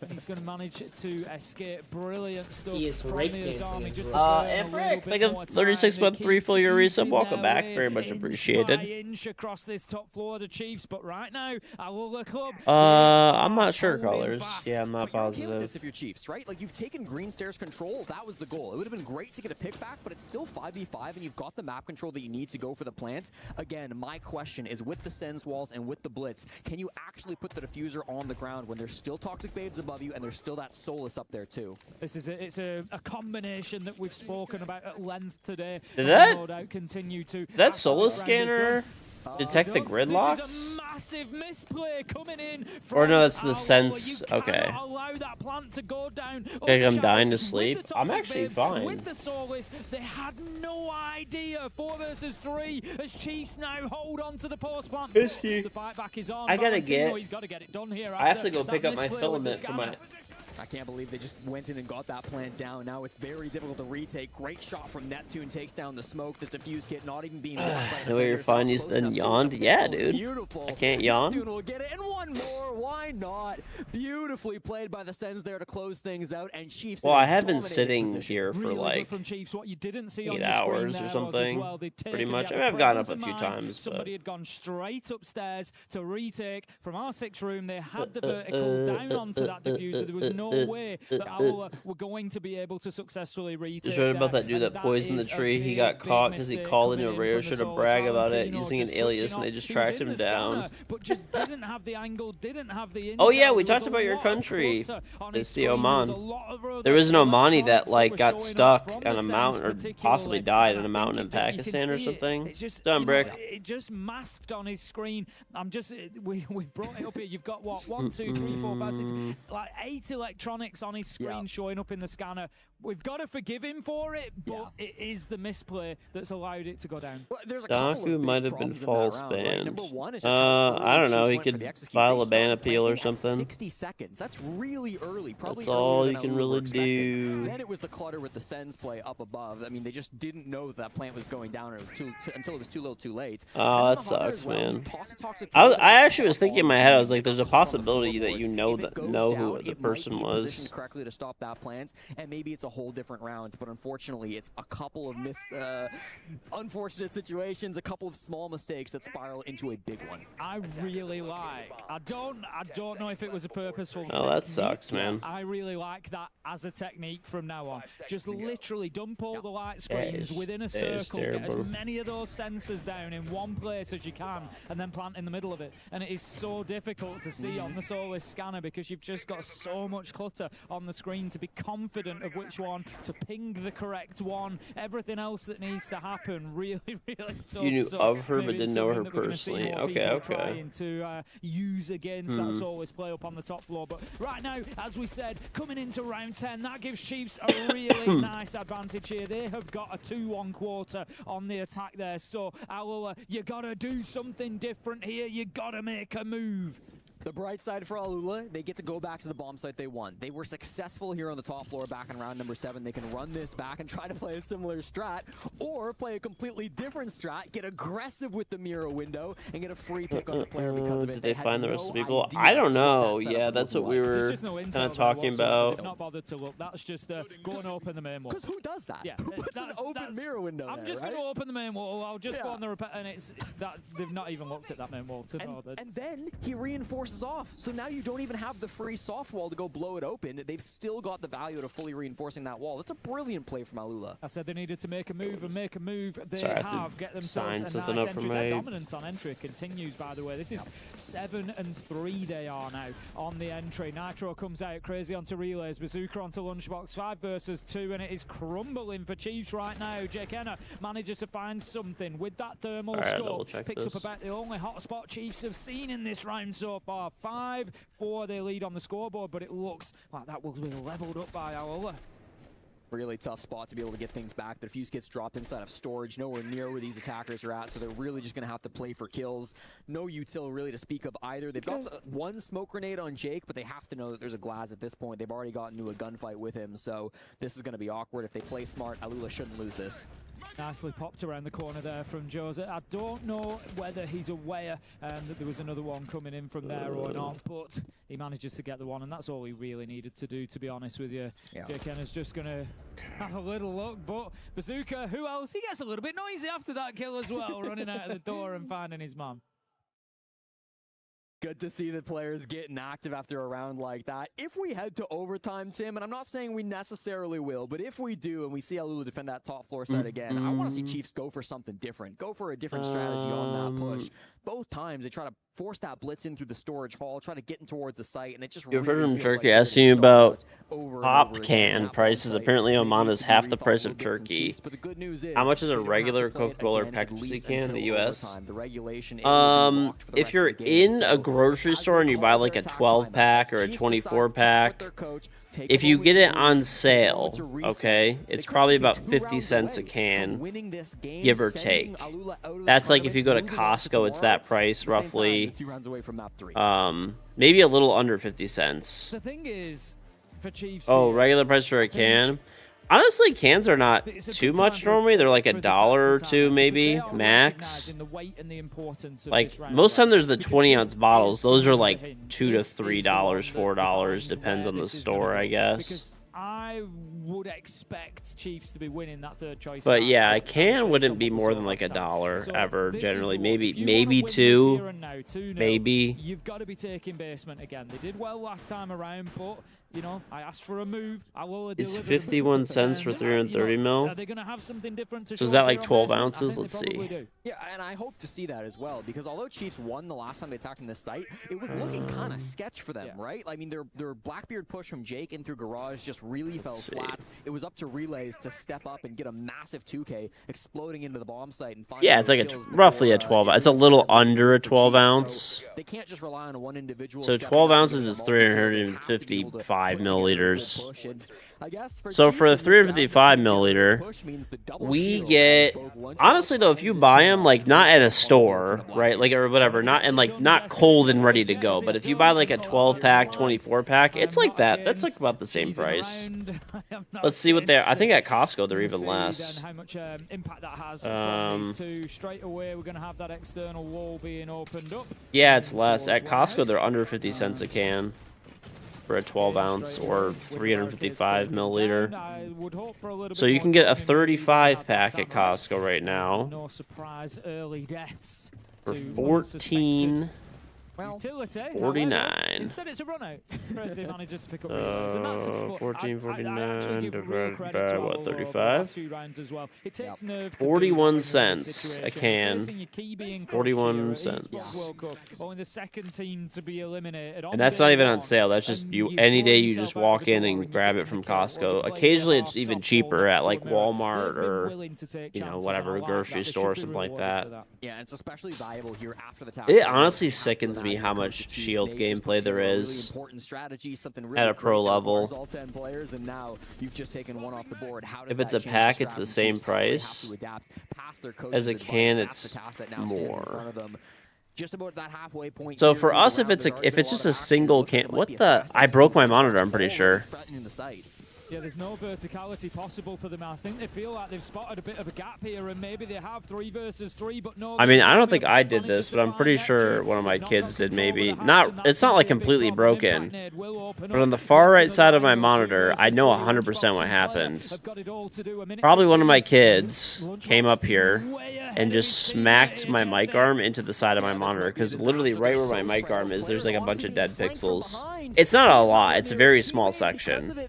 It's like, looks like a single row of pixels that's dead, honestly. I just noticed that. A critical round win. It's only this tall, like this tall, and it's 1 pixel wide against the side of the monitor. But it's definitely. They took advantage of that. They thought. Looks like it's dead pixels now. Yeah. Space, but they lost too many bodies, as they did. They hadn't dealt with the player above who was playing on the hatch. That was a free kill for the Azami, and that was the downfall, because at that point swag. They left with an ace and a Gotta blitz, go. who are all right, buddy. About 5 nautical miles apart from each other, trying to have some sort of an impact on each other's deaths, and they couldn't. And I don't want to put too much flame onto player, the ace there, because he was quite separated from his teammates, but he was trying to recover the defuse kit, which was dropped miles outside the building. We didn't catch it on the cam, but I was watching the top-down feed. It was being held by Jay Kenna, and he was outside of Garage, got swung on by Valentino, dropped it outside the building, and forced that late rotation to come out from Chiefs. So it was just a real big issue in coordination when it came down to that execute. It was all all on the back of that attempt to get aggressive and rush on in, because the blitz is already in the middle of site. So what else can Lunchbox do? You've got an Ace who's outside trying to recover a diffuser, and you've got Lunchbox like, I'm inside. You know, all you can really do is try to fight the fight at that point. But yeah, it fell apart for them in that one. So we move on. It's going to be round 12. The best that Chiefs can hope for here is overtime. Alula will be looking to take their first map here at the EWC and send us to Consulate. One more round will do it, but it's every time we're doing No Way for Kids, look at the change. Thanks for all the great streams. Well, thank you. Appreciate it. Confidently. It's already getting warmer as Consulate draws nearer and nearer in this series. Chiefs desperate to avoid it. They're going to have to put together a good attack here on the mid-floor. They did a great job with it last time when they brought many of the same tools. They've still got early, on the blitz. They've still got Neptune on the sends. They've still got Lunchbox on the gridlock. If they want to, they can go for the exact same push where they enter in through the sky bridge, they take control of green stairs, and they go for their execute even in a 5v5 situation. But you have to imagine if it's the exact same game plan, Alula will be ready for it. They'll be expecting it, and they will be able to respond. So what's the extra dimension? What's the surprise factor coming in from Chiefs? That's my biggest question, Tim, because if there isn't one, I really fear for them in this round. We'll have to see how they shape up, because like you, I look across the operators they've got on the board, and I don't see anything that is going to provide that surprise factor for them. They've got that green stairs control again. Look, maybe they just thought that, you know, it played out so well, it worked so beautifully last time, they're not going to have a chance of stopping it this time. Utility going to be taken out by the blitz. And it's time to get that wall open, start thinking about getting the light screens in to maybe create that confusion that they're hoping for. But the only confusion here is on the part of Neptune, as Crazy manages to find the kill. Relays is there with the trade, 4 versus 4, a minute 15, but Alula still in strong and confident control of the top floor. Yeah, that's devastating. Without Neptune on the sends, how do you ever go for this execute? That's the whole game plan that just fell out of potential for Chiefs. I mean, they don't really have the ability to go for a plant without the sends wall up, so their only real hope is to clear top floor, but they don't feel like they have time for that. So instead, they're going to try to force some kind of a plant. They've got a couple of smokes to plant under, but there's Toxic Babes up above. Valentino on the Solus. A Nitrocell from the Tubarao as well. This feels so difficult. Yeah, they know exactly where the plant is going down this time. There will be no clutter. There will be no surprises, but there will be a shield. It's not enough. Jake is going to be downed. It's Valentino on 2 relays. Manages to find the kill, confirm onto the blitz. 3 versus 2. It's we're on map 3. They want a little bit more. 1 versus 2. Oh! Will they get it? Jesse, it's become a 1 versus 1 as player manages to grab a double. Hold on. He's up above. The plant is going to start to go down. Can he find the angle onto him? Player looks to move around. He's trying to take the fight. 12 seconds left to go. This is absolutely anybody's in this situation. I guess the plant was such a low time. Oh no, bro. They won. They actually won. He's going to watch for a drop. Oh my god, he might have just done it. That's the play that he needed to make. He's dead. He's literally dead. Wow. Gets it done. We're going to overtime, Jesse! We sure are, Tim. Chris Lau, a massive 1v3 to come through. That was a fucking throw. Australia gets the job that was done. insane. We're going to overtime, Tim, and Chiefs, they've just taken all of the momentum out of this game. And the big question now, who starts on which side? Who is going to have the advantage? And I can tell you that it's Alula starting on the attack. Yes. And listen, we had 2-3-3 splits. Obviously, the earlier map in this series was quite defender-sided, but you have to imagine this could go either way. I don't think, no matter the side, I'd want to be Alula with how they just tossed that round. I mean, that should have been everything. The second that was GG, bro. They tossed the fuck out of that. Over. Chiefs don't have a choice, but that was a mega throw. In the building, he plays that absolutely perfectly. He could not make any mistakes if he wanted to win that round, and he didn't. He was the Trojan horse. He was just stood inside a site, just waiting for his moment, and then he exploded forth and took the round. So we're going to get 3 more. And right now, I'd watch another 10. I'd watch another 30 of this, because it's been an absolutely brilliant game on Lair. Both teams not leaving a single thing out there. That was bad, bro. I'm going to be honest. That was actually terrible. We love to see siege like this. Chiefs, they are going down to the bottom floor to start things off on the defense. Valentino 16-6, by the way. We haven't even really talked about him too much, Tim, but it feels like he has been just taking over this game. It felt like that was going to be a career performance coming out from him to end things against the Chiefs 7-5, force us on to Consulate. But no, we're going to have to reset and see what he can do in overtime. From the top-down POV, you can see it. This push from Alula is going to be focused horizontal. It's going to be focused on the garage. It's the same push that we've seen from them twice before where they don't take that vertical control. You have to imagine Chiefs will be ready for the same push again. Warehouse wall gets opened up and straight away Bazooka moves in on the IQ, just seeing that the path is clear, is able to take that ground. Needs to make sure he doesn't get ahead of himself. I think he's just been joined by his teammate Crazy on the blitz as well. Also, we've got the Thermite in there, going to be opening up missile wall. So player knows that he's going to be coming under pressure pretty soon. And I tell you what, Alola are not messing about here. They are looking for a little bit of retribution after that last round, and they're getting aggressive towards Sat here. Chiefs, they need to step up and find themselves an opening kill. This is going to be a taking a headset and ears off during the match. Coming in horizontally, but normally you're not supposed to, but as well. Crazy was up there trying to hold the flank. You've got normally players you're like not Relays supposed and Neptune to. who could go for a flank, but as I say this, a lot of those garage players will actually concede that space. They've taken it, but they've completely given it up and are now focusing on clearing these top floor roamers. Yep, obviously recognising the severity of the problem. How about that? Relays manages to spray down Josa and will just drop away on the back of that fight, and I like that. He's not overcommitting to it. He's not giving his life up. He's burning more and more time. Uses that pipe again to just delay more of the time, waste the time for the attackers, make sure that Alula don't work themselves into an advantage. That's the name of the game right now. Stay alive, burn this clock, because they've got a lot to play with on the side of Alula. And if they just went for an execute there, I mean, there's a world where they walk away with the win. It'll be tough facing up against the smoke and the echo, but they've made their play. They now retake in towards lockers. They can start to breach this main wall to get in towards the site and work themselves in for an execute. Crazy at the same time, pressuring in from missile. This is going to be a two-pronged attack coming in from the south. We see the deployable shield just dealt with by the grenade. I think a Gujamot mine might have been put out here just to prevent Crazy moving in. I'm not sure if Lunchbox had one in pocket. I just saw a glimpse of what I thought was Ella throwing out a little bit of utility at the end there. Spray comes around, 30 seconds left to go. We don't even have an entry kill yet. 2 minutes 30 into the round. It will come, and it will come in the shape of a double, a triple for Alola as they find themselves 5 versus 2 coming onto this overtime. You thought that hopefully they don't throw again. The advantage, but not so far. The Blitz manages to find another Bazooka's putting the diffuser down. Relays makes his way back, but he will not be the hero this time. Chiefs take the loss. Alola managed to get themselves one more round. It's 7-6. And I gotta say it, Tim, that's the best execute we've seen from Alula all day. What a push from them. They're inside of sight with full control in a 5v5, but unlike most teams,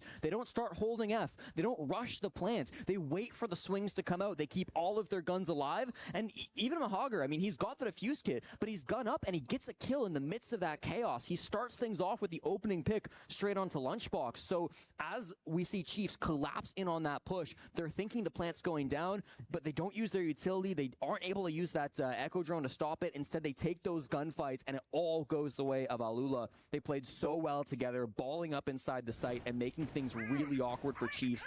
I don't think they were able to read that push the way that they needed to, and because of it, they now have everything. Your ears are basing on Mike's way, Mike, fuck your sandwich.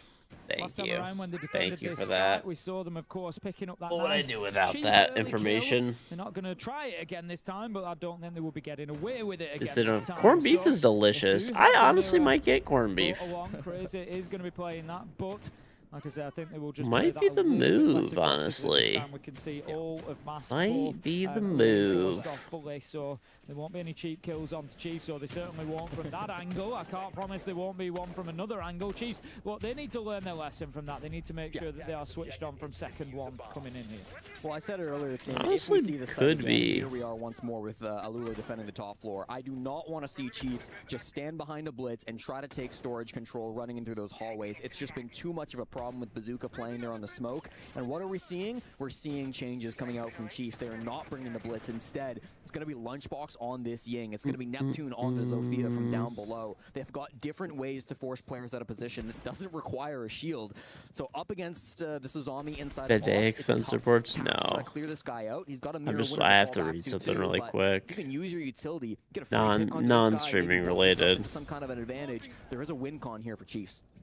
10-3 on the entry. It stands at the minute in the favour of our club. They have been able to just retain complete domination of that element of the game, and it's just such an advantage. I did. My monitor has some. It's not like a big amount, and like sometimes if I like restart, I have had this happen on monitors, but I'm pretty sure it's from my kids just smoking my mic arm into my monitor. Determine at the minute exactly where the location is. We know that the triple explosive. I am pretty sure. To be honest, I've smacked my monitor pretty good a few times too, so could have been that, but I just noticed it right now. I see him focus the Azami Mahagar playing just back behind the desk. There's nobody going for a bandit trick or anything like that, so the free kills won't go his way. Instead, the free kill goes the way of Lunchbox as he finds Valentino in the hallway and starts to work up the stairs.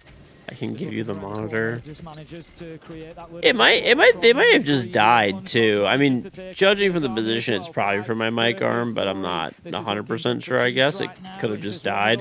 I mean, either way, that shouldn't really happen. I mean, it can't be going. There's not that much room for the mic arm to move to hit the monitor that hard. But I don't know. I mean, it definitely could be. Bazooka finds a triple in the round now. Starts working on that Kiba barricade, downed by a Nitro from Crazy. That might just be the key that changes this game, but he's going to have to ace. Tim, this is going to be tough in the 1v3. He's in a shot in the back can't in like do 3 much, so he swings seconds. on the open breach. It's the perfect timing. He just gets completely slammed on the angle, and player will win it out. What a round to come through and force us deep into 15. What a map we are witnessing here. The last game of the day here on B-Stream, and they are treating us to the business, Jesse. They are giving us absolutely everything. Tim, can I say it? That was a peanut butter jelly round. That was a massive one from Lunchbox to come through and get those picks to be able to work his team into that huge advantage. And here we'll see the replays. I mean, It's actually so weird how peanut butter and jelly is not popular in other places. Peanut butter and jelly is so good, dude. That's what will deny your plant. That's what makes that push really difficult. I don't know how people don't like peanut butter and jelly. It's fucking awesome. Over and over and over again. They finally find the answer in the Ying. They finally find their answer in Lunchbox. And now one defense rounds separates them from moving on the tournament. As we said, when Chiefs were on the defense, it was just perfectly even. Uncrustables are honestly great. I don't think there's unlimited OT. Even in terms of the sites. So both teams won 3 sites once each. Yeah. So there's absolutely nothing I don't think so. From those earlier rounds. This time, rather than the basement, Chiefs are going to try and take things up to the top floor. Relays brings along the bandits, so they're going to try and hold on to Mask Wall for a little bit, but the Maverick is on the side of Alula. Last time we saw them taken out, we didn't really see Hagar be able to really use that utility too much, so let's see whether it has a little bit more impact inside of this round. Zofia is on board, didn't see the impact of it last time, but maybe this time could be the one. Yeah, and I really like the Zofia coming in response to relays on the Bandit. He was not playing this operator the last 2 times they showed up on the site. Instead, he was on the smoke. Now it's going to be Jkenna who jumps on that operator instead, so we're changing things around on the side of Chiefs, and there's no doubt about it. In 2026, Zofia is the worst nightmare for Bandits. Maverick not a great operator. Fucking put relays in a really tough spot. It's going to be tricky for him to get value out of that gadget. That, the question still I don't know. Where do you want to bring this push? They've got Crazy on the blitz, and they could go for a very similar push that we were seeing from Chiefs, where they just run through that Skybridge hallway, try to get a plant down from the storage side of things. That was not working very well for the Australians. So if that is the game plan, What they throw a claw there? Was that what that was? Behest of Jkenna. Use of the Maverick is going to be good. Manages to get Mask Wall open nice and easily inside of that first minute, pretty much. We'll allow you a second or 2. We'll let you off for that. But good timing, good pacing so far from our Chiefs are going to have a lot of pressure to absorb here, and it's not going to be for 30 seconds. It's going to be more like a minute and a half. Bazooka does manage to get that play from underneath. It was something Chiefs wanted to achieve but couldn't. And I will say, you know what? We'll show you how it's done. They managed to get themselves a freebie, and look who they've taken out. It's the Tachanka. Player is gone. Neptune down on the Azami. You couldn't have asked for 2 better operators to take out. No, this is devastating for Chiefs. They've got to find some way back in this game, but now you've completely lost ops control. You've got to get desperate on the side of Lunchbox. You can see him fishing for these picks, but he finds it. He takes down the Maverick. He's got to leave the building for it, but he does it just early enough that this other mask wall isn't going to be opened up. He doesn't have the best utility to stall this out. He's got to continue to play aggressive to win this round, but he's at least given his team a chance chance with 60 seconds to go. Yeah, the shield is The gonna shield, make it though, totally doesn't different. matter. Able to just peek over the top of the blitz there to find the kill. I honestly Ryu is hate taken shields down. so It much. looks like it could be over I now. honestly Alula cannot have stand 4 shields. versus Every time I 1 see a opportunity to shield, get in and put the diffuser I down. just It's feel a like neat an team, but it actual looks like just it's not gonna burning be the rage. case. They've committed to the kill here. They've forced Jkenna out of the site. Josa does get taken down, but Crazy with the final kill. Map The 3. cheers come in from Alula, and they will take us all the way to Consulate. And what a power-up we've seen throughout this series from Alula. They start by getting rocked on their own map pick of Fortress. They come into this map and honestly start a little slow as well, Tim, but the way that they played in overtime in particular, that execute in round 13, that push here to be able to close things out in round 15 as well, it was so well coordinated. They used the Zofia perfectly from down below to get themselves that advantage. Sorry, I'm They're just like, holding I the had to cutoffs read to this. extend I that lead to a apologize. 5v3, and they really do all they needed to win that round. Super impressive stuff from Alula. Yeah, they've grown into the game brilliantly, and the tournament as well. They might well just keep themselves alive at the Esports World Cup yet. Now, Lola get loud, not just with their voices, but inside this map as well, to push us all the way to a decider. Concert will determine who gets to stay inside this competition. I had goosebumps when we were going into overtime. Not sure if that was because it's so cold in here or because the incredible seats that we're seeing in front of us. I agree with what you're saying, A-Tag. Give me 30 more rounds of this. The chaos. We're seeing mistakes from either side, but the other team is able to capitalize off of it so well. We're talking about that round with Chiefs where they, get the plant out with all the sensor stuff going on. We're talking about the situations from Alula where they managed to get a wall open in round 15 despite having like a bandit and stuff against them. It comes down to such tiny details inside this game, and that shows why it's went all the way to round 15 as well. Yeah, I really was impressed with how they I'm pretty good at shields though. Probably a necessity with cheaters. Literally only because of cheaters. Like, I actually am not gonna lie. I hate playing shields. Like, I'll do it when there's cheaters, but that's about it, man. I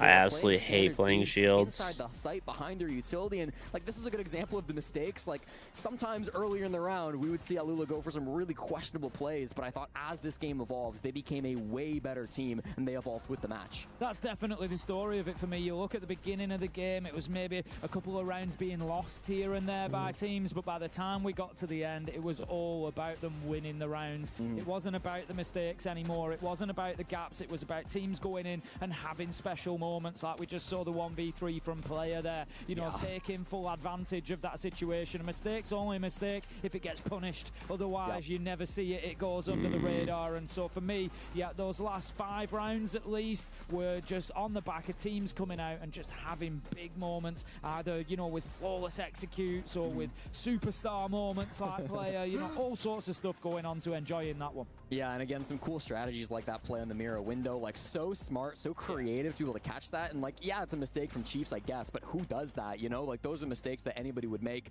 Here's the incredible 1v3 clutch from Player. I mean, I truly have no idea how he pulled this off. That was incredible. I mean, just looked at it again. It is peak siege. You think it's done there. You think we're going to about 3 there at that point, but then we get 3 more rounds of this action here as well. And one player that we need to talk about, we need to give him his flowers, Valentino. Absolutely popping off. You saw the confidence, I think, as well, in not just his eyes, but the way he was moving in those final few rounds as well. He was like, okay, either we get sent home here, but I'm going to force us all the way into a 3rd map. For sure. I think Valentino plays a really difficult role on this team, especially in the attack, where he's usually not surrounded by teammates. He's often off on his own, pushing a side like the angle, TDM, I personally prefer more team-based, plant-based gameplay. I feel like the meta is team-based or non-team-based or TDM or not TDM. As long as you have a 5-stack, I don't think that there's such a thing as like a TDM meta. Hot take. There on there, so I don't know what he is overall for the series. We'll have a check because the thing is you could really, like, I don't know, whenever I play with like my stack and stuff like that, like we don't have that issue, right? Like it's very rare that people like just non-stop peek us, or if they do, they might do it for 1 round, but then they're all gonna die and they normally stop. Yeah, plus with the Jaeger buff and like the Wamai buff, like there's a, I mean, it's not as bad as the old utility meta because Flores is around now, but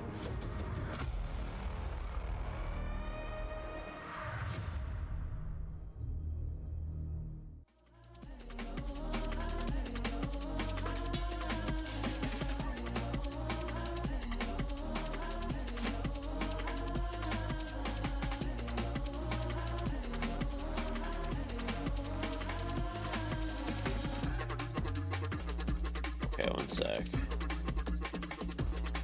I'll be right back. I want to grab some more water.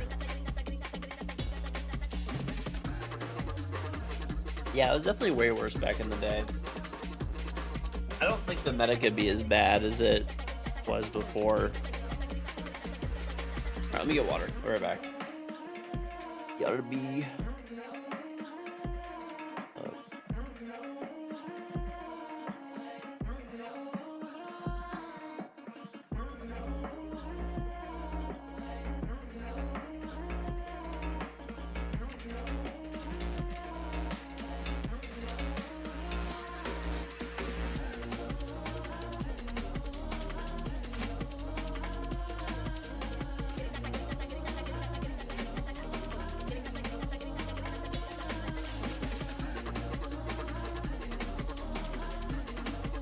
check one thing really quick.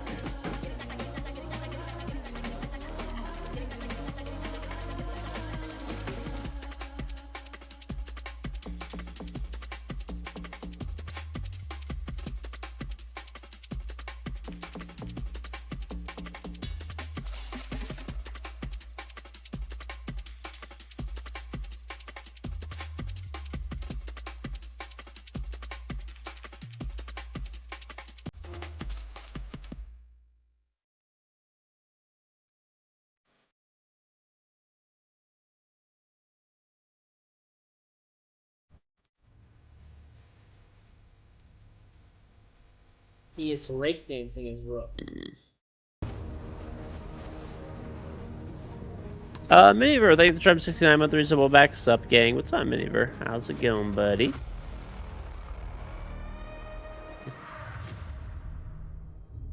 Alright, sorry, I was looking at something. What an incredible series this has been so right, far. We need one more map to determine whose key gets crushed here as a second key at EWC 2026. Our decider is going to be Consulate. Now, if any map where it is really important to get the starting side pick, it might be Consulate with how defender favorite we've seen this map be sometimes. Chiefs have the round differential advantage going into this one due to the 7-1 on map 1. And shock, horror, surprise, they pick defense.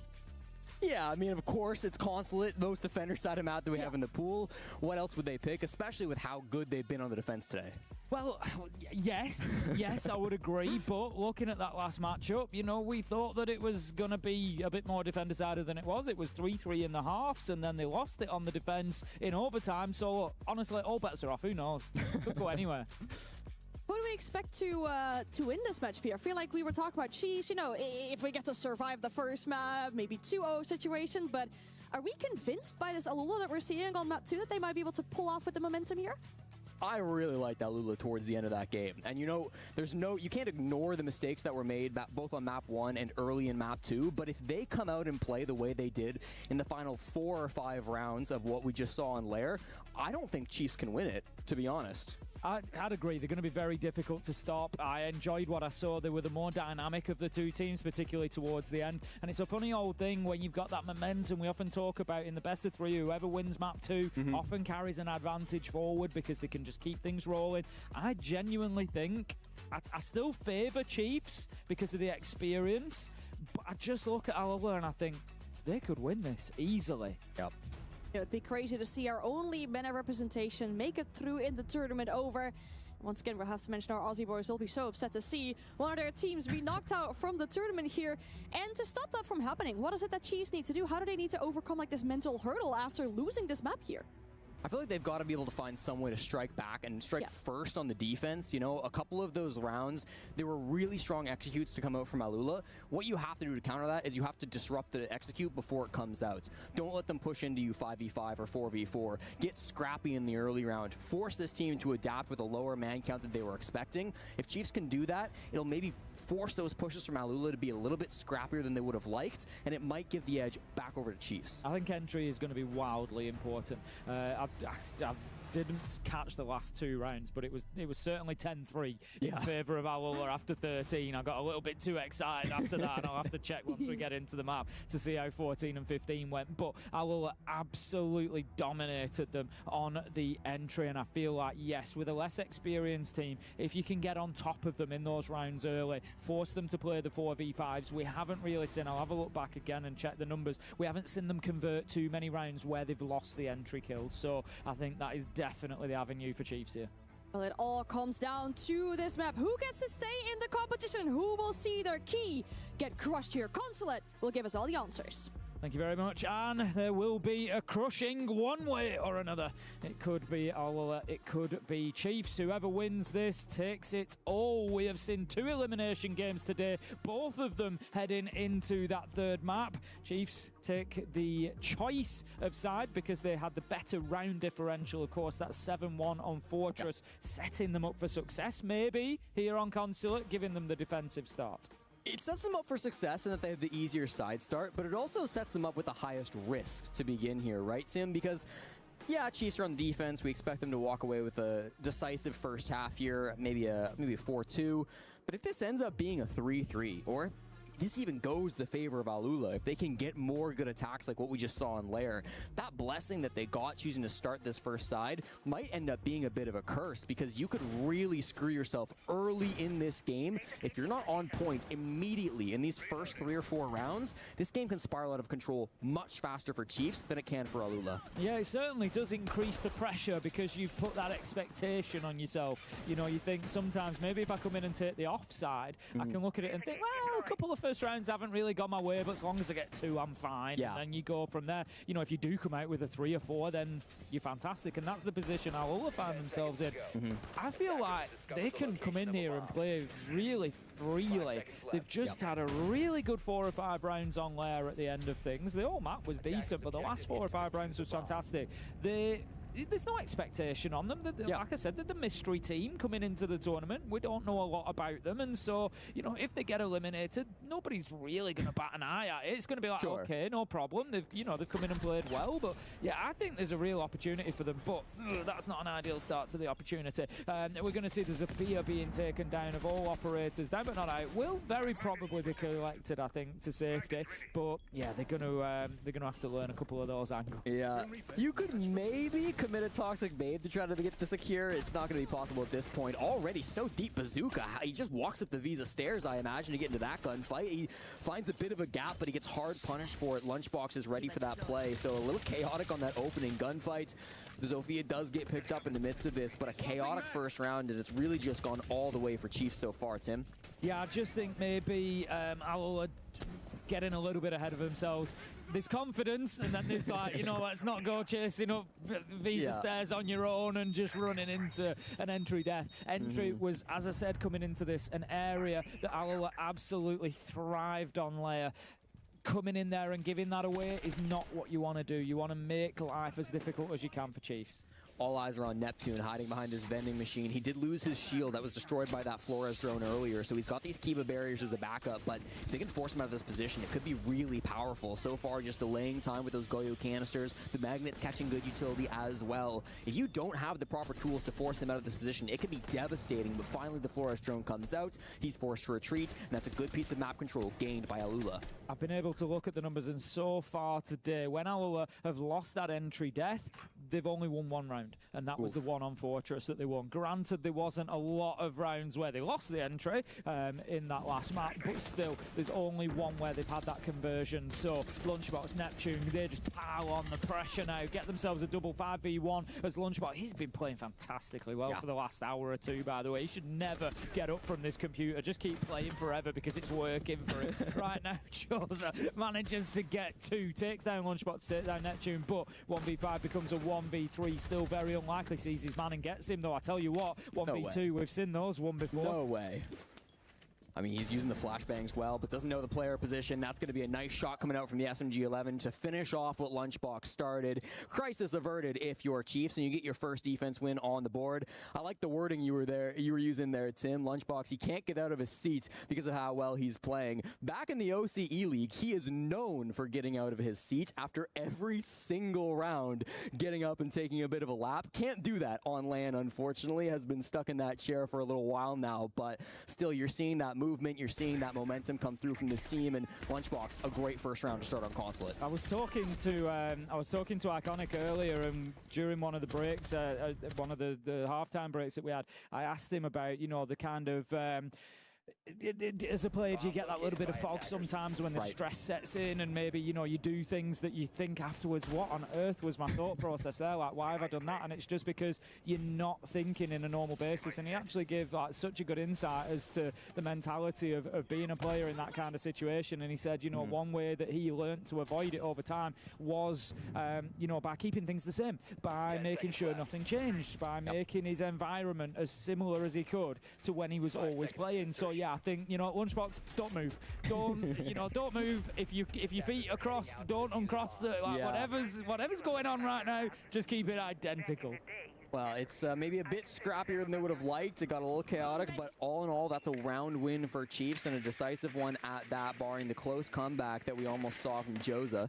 Now we're going to see them try to hold down this second bomb site down inside the basement. It's another kill coming through from Lunchbox. It's not quite 4 straight, but another opening pick. He will not complain about that. You've got to wonder at what point do Alula start to feel the pressure. I said coming on in, they're on the attack on Consulate. You kind of hope for 2 rounds, maybe 3. Not the end of the world, but at what point do you start thinking, hang on a minute, this could be 5-1, this could be 6-0, and that pressure then starts to creep back in again, because you start feeling like things are getting a little bit close to the edge. They've managed now to find themselves on the wrong end of the entry once again. As I said, only 1 round so far tonight has been converted by them when they've taken that first death, so they're going to have to double that number if they want to come out here with anything other than a 2-0. Chiefs, it's too easy. They're wandering on in. They've no idea. Player gets a double. Yes, they get the trade, but the damage is already done. Neptune takes crazy in a trade there. That's the Monty off the board. We're not even halfway through the round, and it's 1v3.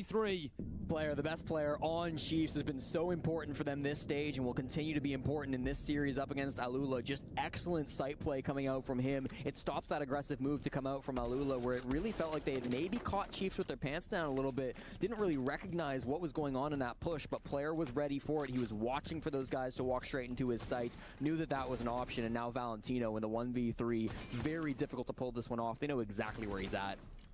That's the problem for him. Chiefs aren't going to overpeak this. There's absolutely no need to. The Solus gets out of the way of that, and it just dips a little bit deeper to take that cover further back into kitchen area there, but is going to then peek around. Neptune manages to get that final kill with the SMG. Valentino taken down. 2-0 Chiefs, and I feel like Alula just need to go back to what was working for them on the lair, and that was actually really clean executes. That was by disrupting exactly what Chiefs wanted to do on the defense and taking ground from them and using it against them. Whereas now we've kind of gone back to this, let's just, there might be a gap, let's run into sight. I feel like, take it back to that fundamental siege. You were playing it so well. It's gotten almost a little cheesy, you know, where it's like, it's not cheese operators necessarily, but they're finding these gaps and they're thinking, hey, maybe I can make a play and single-handedly win the round for my team, rather than working as a unit, rather than droning things out, using their utility, forcing man advantage fights. That's what was really finding success for them back on that second map. So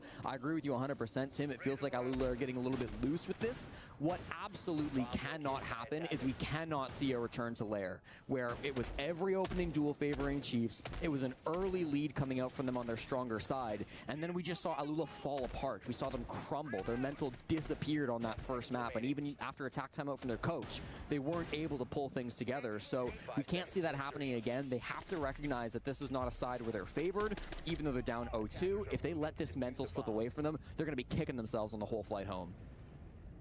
Yeah, they absolutely are, because I think it is one of those that you would look back and think that was winnable. Yeah. That was, you know, after the... Or at least we could have been more competitive if it continues in this vein. Player, again, comes out. You said he's such an important player for this team, and he continues to deliver. 4-1 so far.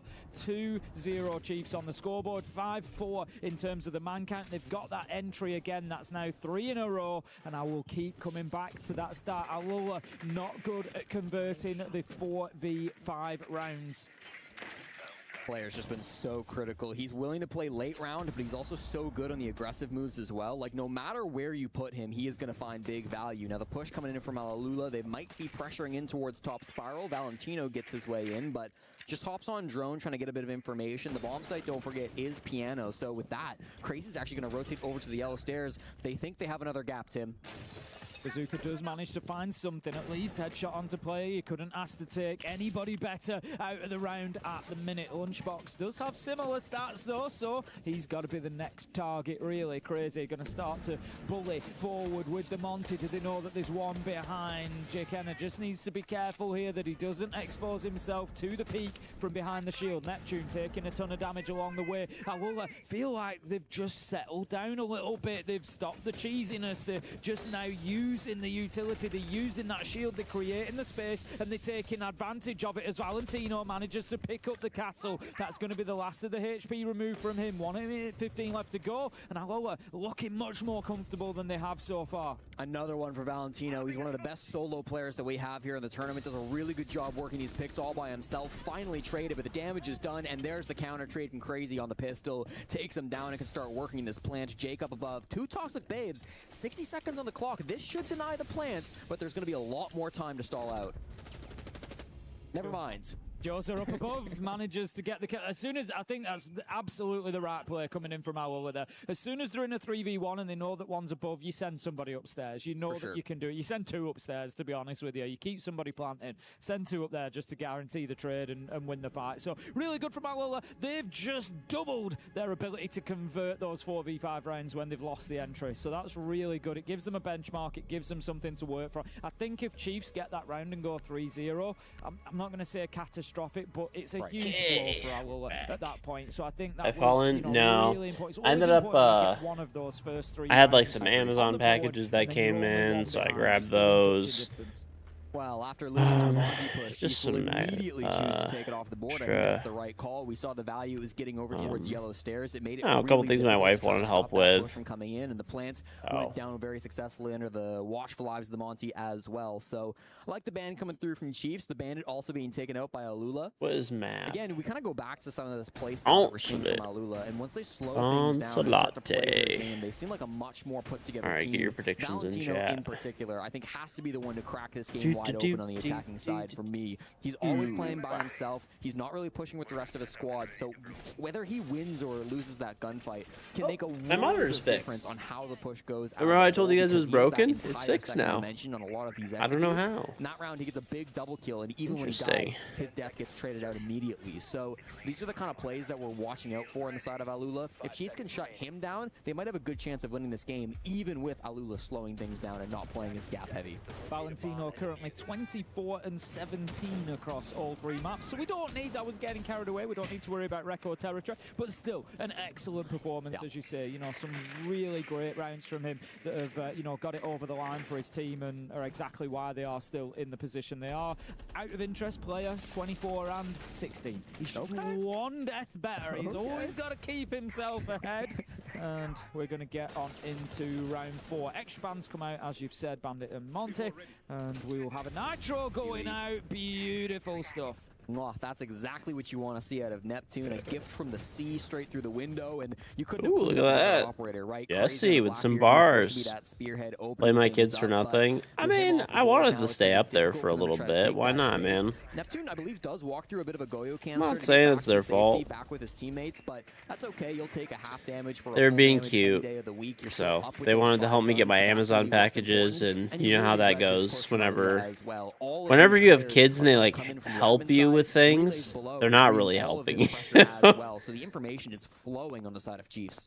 They're not really It helping is. We you. know how valuable the pulse can be on Consulate. Just going to take a little peek around the corner. Nobody there to challenge him for the time being. And a little bit of a relocation for Joza coming in here as he decides to get himself around to That is just the way it is. They're cute though, so you know they get a pass. Too much what he's going to do from underneath. They He's get a attacking up onto top pass. floor. He's on the ace, so the verticality is going to be a little bit limited. I think it's more about chasing this pulse down for the time being. But I love how Relays is playing. Hitting the box will ensure you open it. That's I've been pretty much. Well, it's more like they want to like see what it is. They want to help you open it. Like I didn't even get anything interesting, to be honest with you. All I got was I got a. Funny enough, I have too many bidets at my house currently, but I don't have boxes for them, so I ordered boxes so I could ship them to Amazon. And then I bought a. Have you guys ever seen those like hook lighters? No, dude, I have like I don't know, like 600 bidets at my house. There was really good from the send, steps around and just creates a I had bought a lot and I put them at a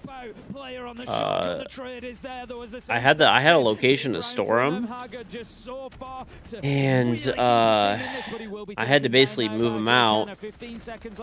Oh! Wow, that was almost crazy.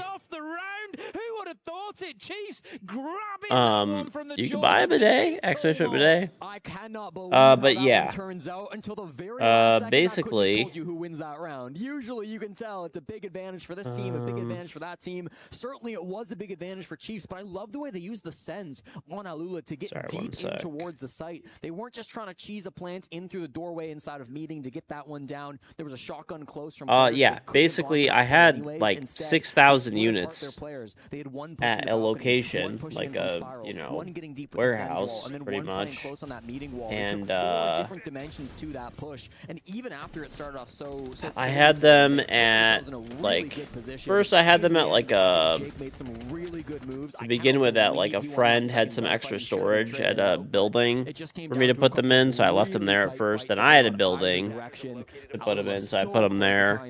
And then both of those locations became unavailable, but I only had like I don't know, like 600 units left, and I had like more. I think I had like 1,200 at first, but I sent 600 to Amazon already. I gotta send 600 more, and then now they'll be gone. I won't have any more at my house. I'm gonna like I still have like 50 of each color just at my house all the time in case I want to give them to like in case I'm going to a siege event or something. I take like 20 with me, like 10 of each color. I'd like to see them take it. I'm not going to say more seriously because it's everything they're doing is serious, but I'd like to see that kind of, more of a strategic round of siege. Come in and do your basics, do your fundamentals, tick your checklist, and make sure that you're making life difficult for Chiefs. I want to see what their, proper attack is here on basement. Well, again, it's tough to put together a proper attack when you instantly lose your Blackbeard like they did in the last round. I think for the cards they were dealt, that was probably the best they could have managed. But again, it's an opening duel coming favoring Chiefs. Instantly trade it back. They get Neptune down for the 4v4, but still, you've lost such an important operator in that Deimos falling from Bazooka. Nitro's going to go out of the window. Oh, I thought it might find its mark. It does not. Got a little bit of damage on Joza on the ace. I'm not sure if that was done by Neptune on the Solus before dying or whether it was indeed the Nitro that caused that. But 1 minute 10 into the round, and this has been action-packed so far. Been absolutely trading blows backwards and forwards. Right now, nobody really has a strong advantage. I like this, just a nice little bit of patience there, knowing that there's a shield in front of the face of the Fuse. Crazy manages to get the kill. I think Jay's going to learn a little lesson there. Yeah, maybe played that punch roll a little too long. The shield is staring at him, the drone's staring at him. Crazy on this Fuse shield, by the way. Hasn't used the cluster charges. Could be on the Blackbeard instead, I suppose, but feels like there might be some value to be had with this Fuse instead, so already picking up a good pick for himself. This push has been really focused on the backside. There's been a lot of pressure server. There have been a lot of players who've been trying to push in through Visa. They do have a bit of a breach in the main wall. Valentino is alone in that position as he so often is, but this push from Alula, it's going to mostly be coming in from the back, so I want to see Chiefs react to this. I want to see them get aggressive. I'm not sure that the breach on the main wall is vaultable at this point, so there's an opportunity there for Chiefs to possibly ignore that. They can't ignore Valentino getting a kill through it, to be fair, but player does manage to trade it out, so that's going to be the second best thing. I love the use of the shotgun there. Needs to be careful. Does manage to find his man just above the shield. Player with the final. Chiefs lock out the basement. Again, it looked like it was a lot anyway, though, the other thing that I bought besides the boxes, that's not as interesting. If you're in the, have you guys ever seen the hook? Ultimately, Chiefs able to get the win there, so they go 4-1. Benzomatic torches. Comfortable control of I'll show you what it is. This is what I got. From Chiefs, no doubt. Relay's a big round coming through there. I said I wanted to see them get aggressive. Just as I say it, he pushes up those. I'm not gonna lie, this was kind of an impulse purchase. It was just on sale on Amazon at the time, and I'm just like, you know what? That does seem pretty chill. They're pushing in from the back. They read it really perfectly. Valentino goes 1 for 1. That's fine, really. But I just don't know if they got a whole lot of value on the fuse shield other than that free pick they got onto Jake. And even that one, you probably could have got on any operator. So not getting so much out of the shield in that round is. I got hit by Amazon on this one. Lead defense consulate. That's not that bad. You can absolutely still come back and win this game if you're Alula, but a 5-1 split's going to make it a whole lot harder. Yeah, I'd agree. I think round 6 just became particularly important. It's another one of them where I'd forgiven the end of round 5, beginning of round 6 tactical timeout. Had the choice to take it. You know, is that important? This is what it is. I would agree with you. I think if Chiefs win this, you are looking at a serious I don't know how good it is, but it looks kind of useful. The stakes here that we're playing for, you can see up at the top of your screen 2 of those. I think it has potential. PWC keys, I guess they are all. But basically, it's just you basically just put like a little torch on it, right? Or like a little propane tank, like the mini ones, like that. Literally crushed in the key crusher after this game. And they will be eliminated. Oh, it's so fun, Tim. One of my favorite. And then this way, if you need to burn something from further away. So what it's supposed to be for is if you're walking around your driveway and there's weeds in the cracks in your driveway, you can just burn all of them in like 2 seconds. Instead of having a torch, and you know, this way you're just burning them instead of using like weed killer and stuff like that, and they won't grow back because you're gonna burn it, obviously, right? So I don't know. Crazy again. We'll see. This fuse, I believe he's still on the shield as well. I don't know how much I love this when the Blackbeard is up on the board. If they get top floor control and they can use those cluster charges, great. But they weren't able to do so last time they went for this push, and I can't imagine it's going to be try it out. Control this time either. I love the effort from player there. 7 and 3 on the Solis, spots the man outside on the drone and doing everything he could to try and get an angle onto it, but will not be successful. It's on Scarm. I don't know. Maybe we'll see. I will need to get up there and start clearing it out. They've got Joza over on yellow stairs, not really supported by anybody at the minute. Valentino's trying to get his way up there, does get caught by a razor bloom, so he's also going to have limited movement for a little time, as well as the damage that comes along with it. Are Chiefs ready for this push though? They better be if they want to remain in control of this top floor. You can see Chiefs making a ton of vert. They're not expecting to get cleared out on this top floor. I mean, they're on defense. This is a crazy defender heavy map, so they really just need like realistically like I don't know, 2 rounds? 2 rounds would be good on the split. So they've got to be really careful on the side of Chiefs. They can both stop this plant from going down and win the fights on the top floor. Relays has just taken a ton of damage inside of Piano. Going to need to be especially careful for the remainder of this. The pressure starts mounting on that top floor. Flash comes in. The Warden will be able to at least use the glasses, but others will not. Goyo sprayed down by Jaws. He's been waiting the longest time at the top of yellow stairs there and gets his reward. Neptune manages to get up on the top of that desk though, finds the kill onto Valentino. Crazy finishes off Relays. He's been low health for the longest time. 20 seconds left to go and the diffuser's going down, but they've gone below. They've got the angle, they've got the kill. That puts the diffuser down cold. 3 versus 3 now. It's up to Chiefs to try and hold on. Bazooka has been able to grab that diffuser. He takes it to a new location. Too. Tries to put it down. The Solis is he's gonna be pinging them. But they come off for some reason and then go back on. They've given him the opportunity to go in. Wow, bro. What are they doing? advantage taken by the Soulless. Chiefs hold on. Bro, make a little hole in the floor and fucking plant. That's how you lose games at the highest level of Rainbow Six. He had the plant. He just had to hold F, but unfortunately, oh, he doesn't commit to it. He gets a little bit scared, Tim, and rightfully so. I mean, player down below, that's a massive threat, but little did Bazooka know that player wasn't in position. He was going for a flank yellow stairs. By the time he realized it was another plant, it was too little too late, but bailed out by just pulling off that defuse kit. Player, an incredible round, boosts him to double digits, now 10-3 in this game. He has been a massive difference maker for the Chiefs, but you got to imagine if it's not that small mistake from Bazooka, he doesn't get those last 2 kills, and we're at a 4-2 half. Yeah, exactly that. Player has really grabbed this one by the scruff of the neck for his team, and he's looking to drag it over the line and make sure they get there. Don't get me wrong, there's a couple of, you know, supporting characters in that lineup that are certainly putting the work in as well, but he's just, you can see he's itching for it. Like I commented on the way he was looking out that window, just trying to get any sliver of an angle that he could do. Any opportunity that is there in front of it, he's looking to take it. Alula, they are going to use this half-time tactical timeout to try and turn things around here. It's 5-1 at the minute. They've got to at least return a 5-1. Yeah. When they're on the defense, 6-0. If they want to win this outright, you got to say it's a big hill to climb now. We've seen this before, Tim. Back on map number 1, it was Chiefs starting on the stronger side. It was their opponent's map pick, but they went up at 5-1 at the half. And no frankly, religion or politics, fumbled, please. Okay? Even at the I am the first half, the latter quarter, I should say. I am Middle Eastern Catholic, to get picks. They but yeah, really close to there's no religion or rounds, politics. Really Thank show you. the second half of that first map. We need to see something different out of Alula here on Consulate. They are moving onto a much more powerful side. They can bring things back with the momentum. We saw how Your they Esports just didn't give you anything? What do you mean, like it Alula glitched from out or you got number 2 renown? if I got there's any renown. of pulling this map I just got back. all duplicates, If they crumble so once again, they're just going not to be kicking super themselves. fun, They but don't want to go out without a fight. They know they're better than the Siege they've played on map 1 and so far through map 3. Yeah, I'd agree with that. I think, you know, we're looking, it's back to that entry discussion again. We came into this saying this could be won or lost on the entry, where Alula had great entry on there. They were able to get the round wins. They were able to overturn it. And then we look at it here, it's 5-1.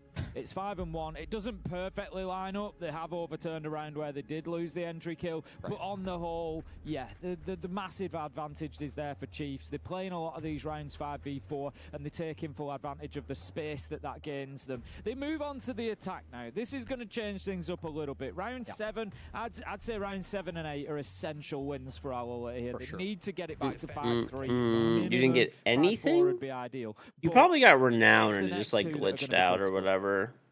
We had a conversation That's probably what after happens. halftime in map number 1, Tim, where we asked about how Chiefs are going to approach this second half. Are they going to play with their lead? Are they going to try to get something cheeky off? Are they going to go fast, try to sneak something under the nose of Alula? Or are they going to play their standard Siege, try to lock things down with a dominant 7-1? In the end, that's what they went for on Fortress. They slowed things down, they went for a standard play, and it worked for them. They crushed that match 7-1.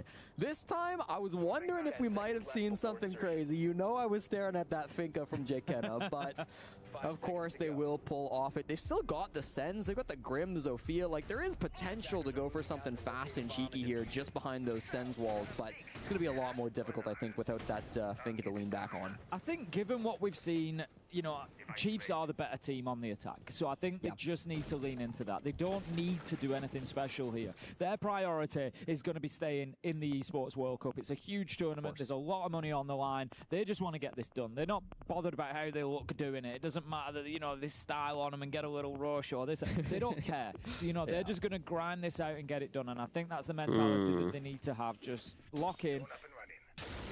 That's not really a lock-in. It's a great entry kill, to be fair, for the Pulse. Beautiful use of the scanner there, just catching relays on the drone and takes him down. Oh, that's a bit of a taste of his own medicine, too. It was relays that was on the Pulse back in round 4, playing in this exact same position in the exact same bomb sites. And while he didn't get a Nitro Cell kill, he wasted a lot of good time and was a big factor in his team winning that round. So now he'll know the sting of that. Well, now they have. Inside of Visa. He's going to have to find some other way. They at least have defense now, so they could mount a comeback. Be nice. I really hope they win. I'm gonna, like, I don't know, man. I'm not gonna lie. I just wait for all the APAC teams to be out. It's a good start coming through. I don't mind APAC, but it's just like I hate how many spots that they take up in tournaments to not really do anything. I will say that Ubisoft has been doing a better job lately of like cutting back on the spots that APAC gets. But like, I don't know. Pretty quickly anyway, to be honest. So it wouldn't have been the end of the world for the defenders. I mean, they basically just never, for the most part, even make like main stage. The presence of Lunchbox here, but given his play so far, I wouldn't be wanting to peek into him at the minute if I was one of these defenders. 2 playing on long desk at the minute, which Chiefs are now aware of as the drone goes in and sees them. Need to get aggressive on the back of this flash, you feel. I always look at utility and I think, what have you sold it for? If you're sending it in there, you're selling it. Have you got anything for it? And the answer is no. They've given that utility. They break APAC like 6 of the division. Each division gets 1 spot. Bro, there was one point, which I get it. They were trying to push APAC a little bit and like help them out to get more spots or whatever. Dude, they gave them like 12 spots in a 20-team tournament one time. Like that was like peak. Just like, what are we doing, dude? What are we doing? But exactly what they needed. At least they backed off of that, which is good. 7 and 8 are absolutely essential. 9 would be brilliant if they can get themselves 3 in a row, bring it back to within 1 round. Then maybe Chiefs have a little bit of a wobble mentally. It starts. That was really bad, though. Lose this, so we're going to be eliminated. I forgot. I remember there was one tournament, if I'm remembering correctly, where APAC had over half of the teams because of the way that they split up. They opened that up well. I'm not taking away from that kill, but you cannot rely on. You know, the way that they had split up the tournament and stuff like that. Have to start winning gunfights at the beginning of the round. Tim, I think everything you're saying is smart and correct, but there's a part of me that just feels like Alula, they might have exactly what it takes. They're a team that power up as the map goes longer. They're on the stronger side. Chiefs, frankly, choked away that second map. They were in such a good position and couldn't win when the going got really tough. It came down to the final moments. So, I don't know, yeah. Like, I do think that APAC should, like, be, you know, there, like, able to play and stuff, but still a difficult task. I don't know, man. They're just... APAC is just, they just take up a lot of spots and they just never do anything. But then again, I don't think the other regions are deep enough, generally speaking, to do anything either, so, you know. You've really got to figure out early on what you're going to be facing from the attackers. It's not like a number of sites where your setup is your setup and they have to play into it. This way you can set everything up and you can think, right, we're going to try and cover off as much of the vertical as we can, and all of a sudden they're pushing horizontally from garage or vice versa. Very, very difficult site to defend at times. So I think it's a bold move from Alula. It's one of those, you know, if they come away with a win, they're going to be geniuses. Of course. If not, you're going to question the site choice. Yeah, I will say it's not one that they see much play down in OCE. Chiefs have yet to attack this site this stage, so it's obviously a map that a strat that they will be ready to have practiced, that they'll have played a couple of times in scrims, but it might not be something they have as many game day reps on. So that can make a difference at this level if you're not so prepared to push on some of these bomb sites. So far, the task is just get into the building, and that's been plenty difficult for Chiefs as this admin hold has been really tough to break through. A lot of punch holes being played, lots of drones being shot so far, but Relays has a gap here onside the balcony. We've got pressure in towards admin as Jay Kenna swings in too, so the map control is starting to be gained by Chiefs. Blackbeard is just going to work across, as you say, try and play in behind. They can't suffer it again. They do, and it's going to be the Blackbeard. It might be an opportunity to pick him up to safety here, but they need to be really careful in doing so. Crazy underneath does not realise the opportunity that might just have been in front of him to get the double, but Jekena back on his feet, but a lot of damage done to the Blackbeard. We've seen earlier on Lair how much that can be influential when you're trying to work your way in with those shields. I love the Dokubi call from player, just forcing that pulse to go back so we can't do something crazy while that pickup is in action. Those sheets, chat. And stopping a You're not fooling me, buddy. So much worse, but you're not fooling me. He was a star player back in map number 2 and roaming on this top floor. You can tell he wants to get active. At the minute, you're just concerned if you're a Chiefs fan because because it doesn't feel like they're having too much impact in this round. I look at Alula and I say, have they been bothered inside a site? Have they been disrupted? Had they had to move around? And the answer at the minute is no. They do lose Bazooka, and we've spoken about those entry kills and how difficult it has been for Alula to fight their way back into those rounds, but they do exactly that. Kaid managing to pick up relays. I feel like they don't really have enough information to play this site. Like they're playing, I don't know. They're playing like pretty heavy below, but they only have really like what, 3 C4s and only like 2 info ops. I feel like you need more info if you're gonna play down there, in my opinion at least.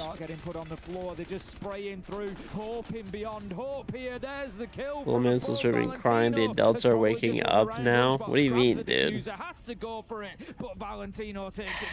Listen. He really is the heart and soul of this team, is he not? Valentino, the veteran who's been to these international events in the past, back here now with a very young squad, has found all the momentum in the world. He was such an important player in map number 2, and his persistence go to bed. You go to bed. Here in round 8 was the difference maker. Tim, I thought he was going to play aggressive. You know, I called it that, hey, he's looking to take some fights. There's some pressure from Chiefs up here, but instead he just fell back to admin. I mean, he was really passive. Listen, dude. Towards the CEO I side, need to go to bed. You need to go to bed. All right. Checkmate. Never managed to take that full control of the top floor. Checkmate. Back to site, so they all gave it up and went back down towards the executes. Imagine you sleeping through ball. What kind of ball is going on right now? Except press F and pray, because type of balls are being played. Clear Valentino up above. It is perfect positioning coming out from the veteran on Alula, and because of it, they've done what you said they had to. 7 and 8 are in the books. Yeah, I think it's just such a smart play from Valentino. He's recognized. MLB is in like 2 hours. He's recognized. Oh, bro. Listen, who's gonna watch that? No one's gonna watch that. So far in this round. So what does that mean? It means they're gonna have to rush, and as soon as MLB, unless you're going to the game, dude. To move across on the top floor, otherwise, it's a boomer sport. So he's happy to sit up there because he knows. I know you like. They lose the round. You like baseball. If they don't, he's going to go across and have the. I know you're an enjoyer. To get aggressive on the windows here. This is the owl that we love to see. You said they might power up just like they did back on Lair, and power up they have. 2 rounds in a row, 7 and 8. I said 9 would be ideal. This would bring them back within touching distance, and it also really sense. I think if they lose this, we see Chiefs go for a tactical timeout. I 100% agree, Tim. It feels like things get out of control if they can't win this. True. Yeah. We're seeing Alula get up to the roll. Crazy playing up to his name with that spawn peak here on the pulse. It doesn't really go his way, but he's not hard punished for it, so he will escape with the majority of his HP still intact and can go play down below the bomb site as well. That was what was really impressive from Player when they defended this site, Tim, was they had that vert down below that really foiled the plans of Alula going for the plant just inside of X position, but this time around it will be known. You saw the pulse really early, so Chiefs should be aware that that might be a threat later on in the round. For now, they're more focused on pressuring these top 4 players. They've got Jkenna just outside of that spiral stairs. They've got Neptune hunting in from down below on Zulu. Plenty of opportunities to try to work yourself in for a pick. Chiefs are just going to be praying a little bit. I think that they managed to get themselves the round here. The entry, of course, would be a great start. Just moving up with that scanner. I'm just like checking a couple things real quick. Who manages to pick up the first, and what a loss of utility there with the Capitao going. That's going to be smoke bolts, asphyxiation arrows, all gone with him. But the plant could be on here. The Blitzer's got shield on the back and putting it down, but going to have to come off as players around him continue dying. 2 versus 3. I feel like Jkenna maybe could have stuck that, Tim. I mean, there weren't players directly pressuring him. He could have maybe gotten that plant, forced to a post plant, but feels like he has to help his teammates, and I can respect that for sure. He's got player next to him trying to work their way in towards the site, but full top floor control still by Alula is going to make this plant really difficult to still pull off. Yeah, it's they're short of time again here at Chiefs. Again, Alula recognise that and is just confident that they can hold this from above. It's going to be about getting into a spot where they can't see you. Jkenna thinks that he's managed to find something. The cover needs to be there from player. He actually takes Has there been upsets? Not really, to be honest. All the games pretty much went as like, I mean, like, I don't know if you really call it an upset, but like Fnatic beat CAG. I mean, it's not that crazy. I mean, people probably, like, honestly, like, Fnatic on paper is probably better than CAG. People just normally expect more out of them. Like, low speed, KingZero, that was expected. Shopify beat Alua, that was expected. Tyloo beat Chiefs, pretty expected in my opinion. Fnatic 2-0'd Lowe's. I thought Lowe's would win that, in my opinion. CAG 2-1 to KingZero, that makes sense.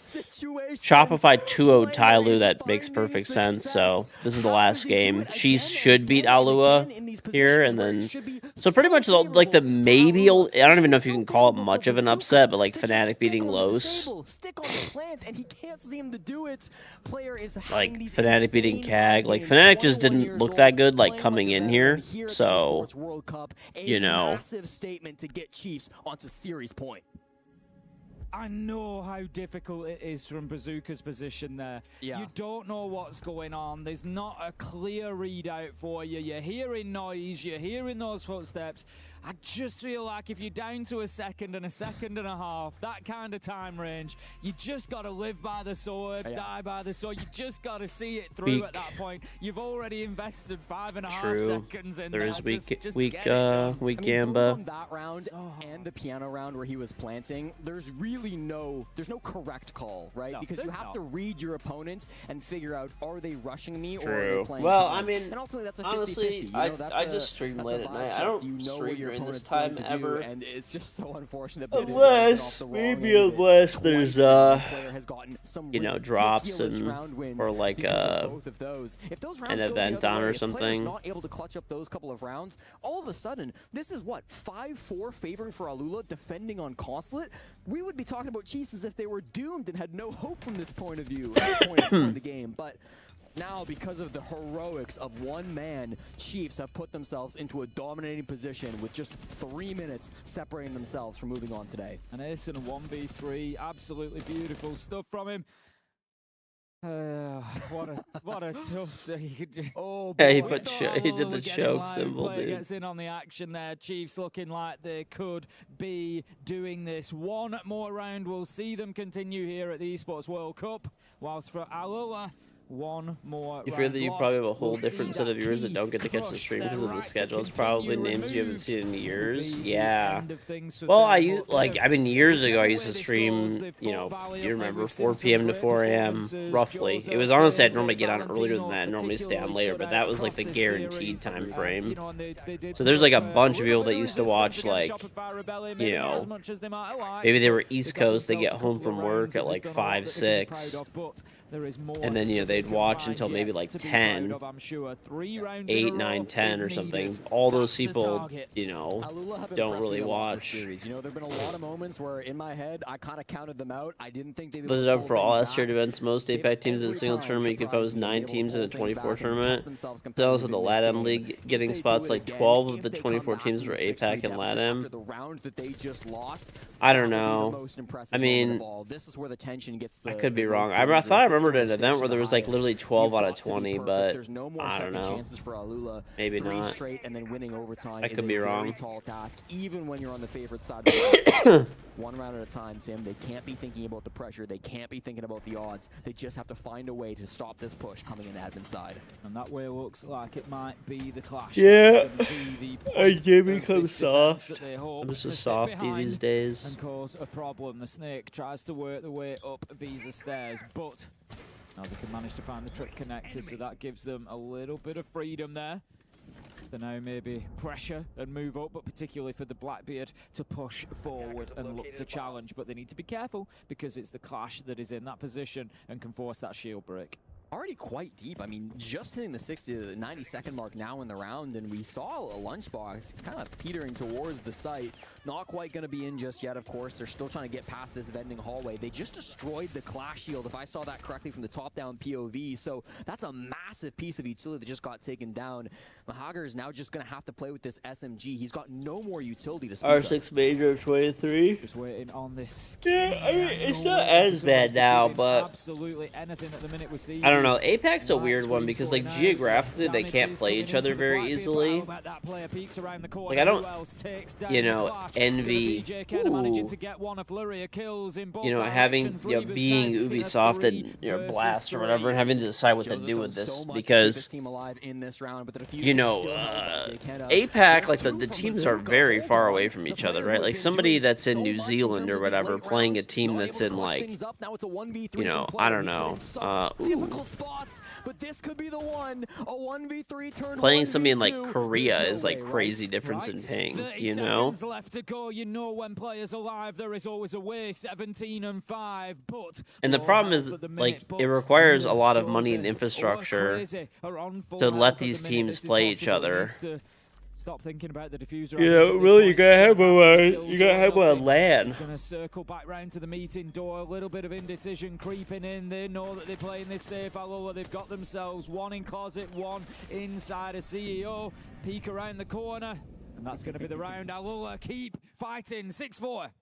All right, they close down that disaster. Could you imagine if player clutches up? You have Korea, Oceania, Japan, Asia, LCQ. Yeah, it's tough, dude. Like, for example, like, I don't know. There's just a lot of regions that are not competitive. Honestly, there's a good chance that was Valentino as well. After we saw Bazooka step up and get those 2 massive kills, putting player in the 1v3, I think that calm absolutely came through. You see this chaos. I think Joza did so much work flanking up these Visa stairs. The fact that he gets the second on Neptune is unreal. I can't believe he finds those frags the way they did. The Visa stairs were so important for Alula to win that round. They played around them perfectly.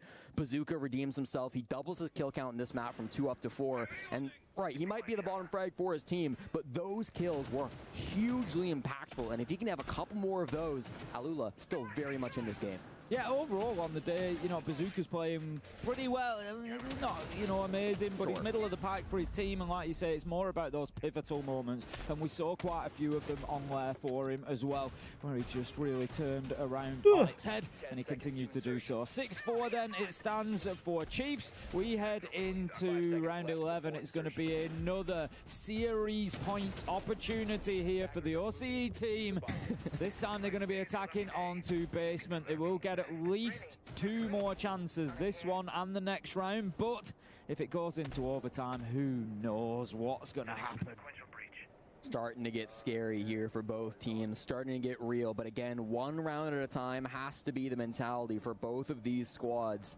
Something that Iconic was talking about earlier on the cast is, like, while it might be pressure for Alula with their backs against the walls, it's also pressure for Chiefs to finish this game and stop things from spiraling out of control, because it can be just as difficult sometimes to make this play happen when you're in the lead up 6-3. That final round can often be the most difficult one. And when you lose your best player to a brilliant Nitro Cell from Bazooka, finally some revenge coming back from the player who has been dominated by player all throughout this matchup. That could be a tilt factor for sure. And it was a brilliant Nitro, because a lot of the time that Nitro gets thrown when players are approaching the wall. You hear those footsteps and out it goes, and everybody expects that. By allowing them up to the breach, allowing them to get the breach, you just create that little bit of a sense of security there, and then bang, he hits him with it on the way back. Absolutely beautiful stuff from the Tubarão, and that gives them the end trait that they so desperately need in these rounds. We've seen them struggle when they are 4 versus 5, but 5 versus 4, they're actually very, very solid, or Alula. And this time, there's also going to be a lot of utility that goes with that opening kill, with the striker being taken out. This is a really tough push. They don't have control of that top floor. It's still being locked down by Alula, so they're just trying to send this in through server, trying to make plays happen with relays on the blitz. It's all they really have to play for at the moment, but it's not going their way. Jkenna will fall to the Kai inside of the sights. Lunchbox some early damage as well. He gets down by the Ella, and it all falls apart. This is going to be a flawless round win, but no one back from Neptune. Tim, that feels too little too late. 6-5 seems to be the scoreline unless a miracle can come through from Neptune. I love the use of those auto canisters to slow down the blitz there as well. It was really beautiful stuff out of the Tubarão. We've said Bazooka has had some pivotal moments, and he continues to do so. Talking of pivotal though, Neptune goes from a 1v5 to a 1v3, managing to get 2 kills, but surely he cannot get any more. He does though. 1v2, it would have to be an ace clutch. He's got the Soliton radar to give him a little bit of intel, and he will take it gladly. We've had some ridiculous clutches in this series, Tim. If Neptune wins the 1v5, it's not just clutch of the series, it'd be clutch of the tournament. Almost certainly. He's looking to push forward in towards security. He doesn't know that Valentino's up on the desk. He had an idea that he was there. Coming back at least here a little bit. Caught him off guard, and Alula, they managed to put the brakes on. They close that one out, and we get 12 rounds, which I think a lot of people at home will not have expected us to see. And you saw Valentino there Come on the on, get rid of him. That's what he said to his teammates. One more to get it into overtime. He had a brilliant angle up on the desk to be able to stop that potential clutch from Neptune. You could see things getting away from them, right? Look to Alula, a younger team, somewhat inexperienced. They have been tossing some of their bodies in these advantage states. They have been playing maybe a little bit more loose than they should be, but Valentino, the veteran, is the one to slow things down, to stop it for his team. It will be a tactical timeout called by Chiefs. One more round separates us from overtime, and it'll be the Aussies that call their attack. It certainly feels like they're taking a little bit of a chance here. We've always got to remember that a tactical timeout is not just for your team. Alula are benefiting from this as well. The reward for Chiefs does not come without risk. And that do you listen to music or giving the radio like talk opportunity to shows when you're Alula to driving lay themselves alone? out a blueprint for exactly how they're Yeah, gonna most of play the time. round 12. Costco Yes, podcast. Chiefs are back in their court. I know most. I mean, I do. I normally. I mean, if I'm driving, yeah, generally speaking, I'll listen to music. Honestly, For the most part, mostly music. No idea which way it is going to fall. Right now, Chiefs have lost a lot of their attacks so far. They've only been successful once. There's like podcasts here or there that I'll listen to. I don't like dedicate a listen to any podcast, but sometimes if there's like a sometimes if there's like an interesting guest or something like that, I will check it out. I'll be like, oh, okay. Definitely go back and watch it if you haven't, but Player has been phenomenal. Lunchbox has had some huge moments. Neptune almost just made history with the most ridiculous clutch we've ever seen, but it's got to be on everybody. There's not one player that can step up and win a game for a team. It's got to be a full team effort. Alula Club, Elevator music. Elevator music's kind of nice. Okay, don't be hating. Were so well put together. Now on these defenses, they're not losing their cool. Don't be hating. Down by a massive round count. They have pulled this game back into the realm of possibility, and now they may even look likely. This rush play could be fast from Chiefs. It should have been slower. Valentino takes down relays. Bazooka onto Neptune. It's falling apart quickly. Valentino with the second in the round. 5 versus 2. The work is cut out. Lunchbox starts doing it though. Manages to take down the smoke. He's got. Do you know what I actually like will listen to lately? Safety impact nade comes out. That's going to be half damage. Honestly, different types of like Absolutely different types of piano music, dude. Take us into overtime. Interstellar soundtrack. You know what's really good? You guys are gonna laugh that I listened to this. You guys are gonna laugh, dude. You've got screams louder than you I've got. And I just turned to look at the Chiefs player. You guys remember that? Every single arm went up I'll above pull the it up heads. They actually. are Let's see if I can stressed find after they it. risk everything on a Finca blitz rush, and it gets slammed shut. That attack there on the top floor of Consulate, it just does not go their way. And now. Okay, remember when I was playing Delta Force and there was that one song with that skin, with that Astromancy skin? I'm not even kidding. I liked that song enough that I actually got the audio file for it from like my install folder. Yeah, it really is. This could be, you know, a serious upset. It's really good, dude. I don't listen to it like all the time, but it was just a random thing. I don't know. I mean, I have my playlist. You could type extra drive playlist. That's mostly what I listen to. Just the mystery team coming in that we didn't know too much about. We've not seen them at this international level, but what a story they are building at the minute. Like I said, coming in here, they're. But the Astromancy like soundtrack in that game is so good, dude. Honestly, it's excellent. Even the cinematic for it is like really good too. Shows between West K dramas, games movies have given me better songs than actual artists like recently, like the last decade. Dude, it's so good. Like I think someone uploaded it on YouTube. Let's see. 5-1 on the defense in response to Chiefs opening things up like that. That is unbelievable for a new team at this level. It's incredible. Honestly, I'm so jealous of like how amazing. They came in through the meta qualifier, and basically everyone wrote them off. Now here they are about to upset The cinematics Chiefs. are They still got to win in this overtime, for but like again, this constantly game. we've seen 2 5-1 defense favored halves. Chiefs will have to attack. Hold on, twice someone here uploaded like in just the OT. They'll have their song. first attempt now on Oh, the here it top floor. is. This bomb site has Okay, been a here's the real YouTube menace video. for If you want to Titans hear the trying to break through song, so far in this game, Alula have had this some is really it. strong defenses. They played around the Clash. They played around the Denari, which is being brought here on this round as well.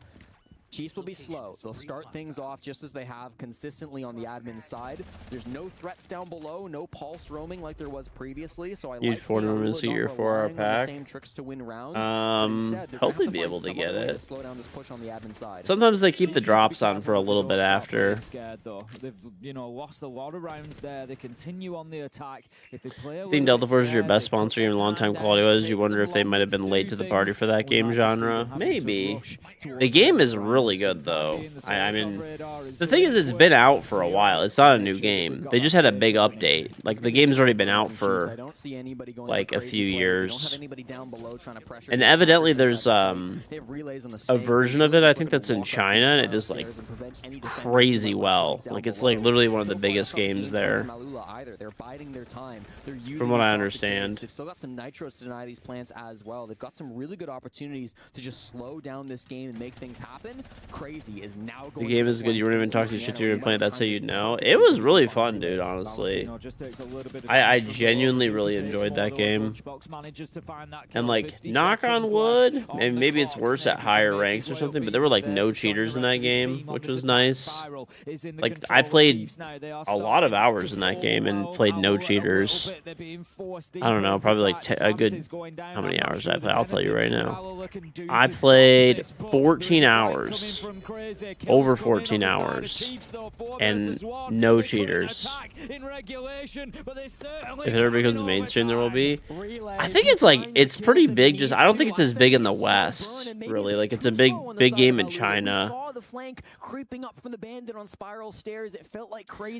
don't know if it's true as well, but like I heard someone told me this. I don't know if it's true, but they allegedly have a mobile version as well that's like crazy popular too. Default defuse kit down on the meeting door, the most common execute that we see on the top floor of Consulate. And Alula, they just don't respond to it. If they'd kept their bandit down below, that's an easy nitro to deny the plant. If instead they flanked a little bit. Delta Force got rebooted in 2024. The original game came out in 1998. This push and crazy was too little. But is there a version? Let me check. I'm honestly curious now. Problem, aside from the defensive superiority so far in this game, the problem that Alula face now, you commented coming into it, Jesse.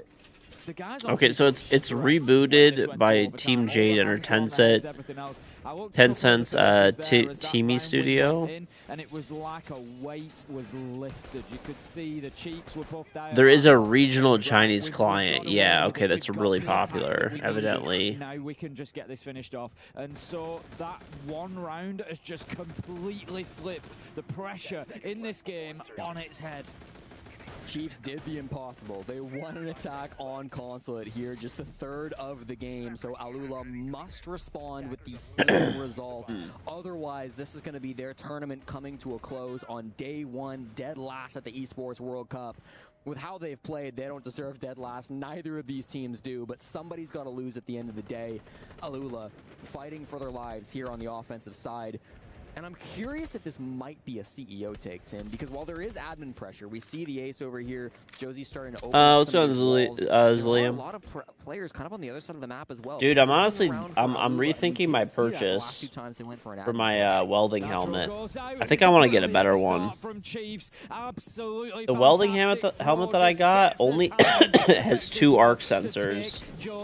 And I was kind of reading up on it a little bit more, and allegedly you kind of want, for safety, it's better to get like 4 helmet that has 4 sensors. Neptune has gotten a nitrocell kill on that very window outside an admin. Previously it was the Blackbeard that he got the pick on. This time it's the ace, 2 critical operators to remove from the But game. the one that I got, even though it has 2, got really good ratings. So I don't know. Lunchbox as he attempts to go back towards the site and play closer to his teammates. So now the task gets more difficult for Alula. They've got control of admin. They've got a bit of map control under their belt, but this is only because they've conceded conceded on the side of Chiefs. They're happy to play the hallway. They're happy to play behind. Look at all of those Wamai discs, a lot of dude. utility there is. You can see the Goyo Yeah, it's looking like a shield on top of the It's honestly kind of looking like a Chiefs round a little bit here. Not gonna lie. I'll to move their way through their time and utility spend is going to be high. 2 is fine for our professional. Well, then you want 4. Okay. These vertical kills with the triple detonation. They get it done again. Chiefs, they were punished on Lair. They're punished exactly the same on Consulate. The push is starting to come together from Alula. They've managed to push that player outside of meeting. They got past the vending player with a really nice Flores drone from Crazy. Now a plant goes into position, but players still got those toxic babes. Look at the time though. Almost a full minute on the clock and only one more toxic babe in the pocket of player. They're not going to be able to win this on time. Chiefs will have to step up and take a gunfight if they don't want to see round 15. Valentino just moving his way through long desk. Everything now going in the favor of Alula, it feels. Chiefs just being pushed deeper and deeper. Like you say, they need that hero moment. They need somebody to 2 is also good for straightforward welding if you're welding in weird positions you want more. Well, I'd almost rather just get the better one just in case. It's probably like $20 more to get one with 4 sensors that is the same helmet pretty much. I got all the yes welder shit. They're going to have to fight back from behind if they want to do this here. And now there is the opportunity, but you feel it's missed. There's only about 25 seconds left for them to take action here. There's going to be surely no opportunity. Wow. Jekenna manages to find one nade. Comes in, forces all right. into the Claymore. Good comeback. Good comeback. By Crazy. We're going all the way to 15 on map 3 to decide this in just 1 round. You could not have written a better script for this game, Tim. At all costs, it feels like the improbable has come up and has happened for the... Dude, I feel like the Zoe spam from below is pretty much like the old impact, or sorry, old cooking of grenades. Back at the worst time for Chiefs, because in the 4v4, when they're going for that, when they're going for the plant, one player steps up and swings the planter and gets a pick. It's player. He makes that thing happen. He makes that man count go back towards an even, and he stalls that push. Then Chiefs, they kind of just stall. I mean, Alula get right back into a plant position. It's a 3v3, and everyone on Chiefs is just sitting, waiting as the plant goes down. They finally push up and start to might run ranked after? Possibly. We'll see. Cool collected push coming out from Alula where they're ready for those swings to come forward. And man, that might be a heartbreaker for Chiefs, no matter who loses at this point. It's a brutal one, but Tim, it's anybody's game.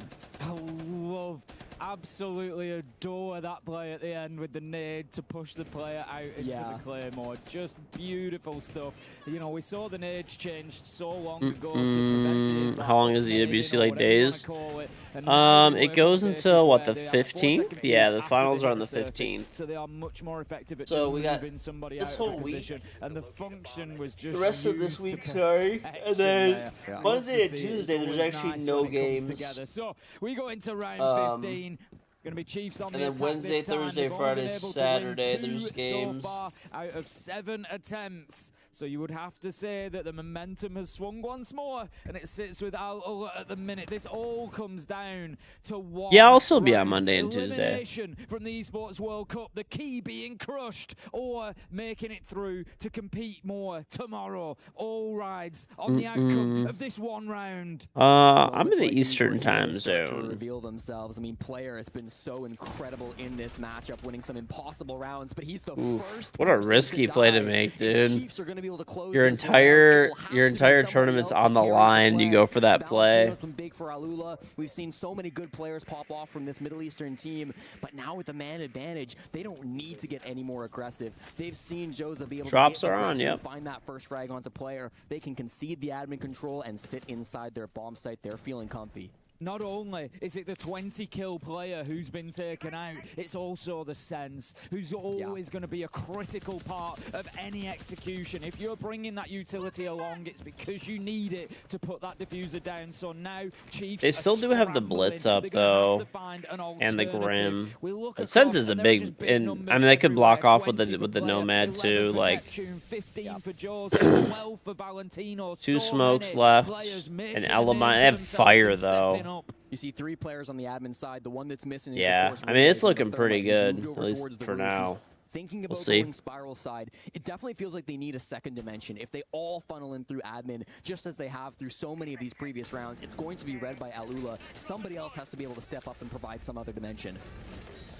In comes the utility. We can see the fire burning out as the nitro went over and detonated. They got your canister as well. 2 kills coming from over. Joza. Let's go, dude. I'm actually so happy they brought it back. Versus 1. Surely it's over, and yes, it is. Cheers erupt from Alula as they manage to continue here at Esports World Cup, representing their region. The Solo Mena team will continue. Chiefs, their key will be crushed. A devastating result, but you can't. Dude, they have a hydraulic press at this event. 7-1 on their own map pick to start this series. It looked like this was going to be over in an hour. So if you haven't seen it yet, basically what you do, and yet somehow it you actually, they for what? Basically, you see that little like key that's in front of, right there, you can see it, middle of the screen.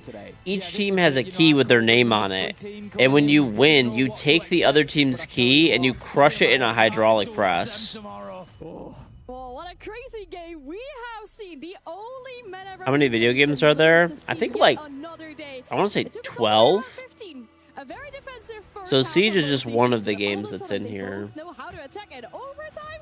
I don't know what I was watching during this game. Incredible stuff though from the side of Alula. That's the most important thing, right? It's consistency from these players that we're seeing. That kind of unknown factor as well from being the only meta representative. Who's playing? At Chiefs, they're an APAC team. And then Alua, they're like a MENA team. The first one, 7-1 by the way. Yeah.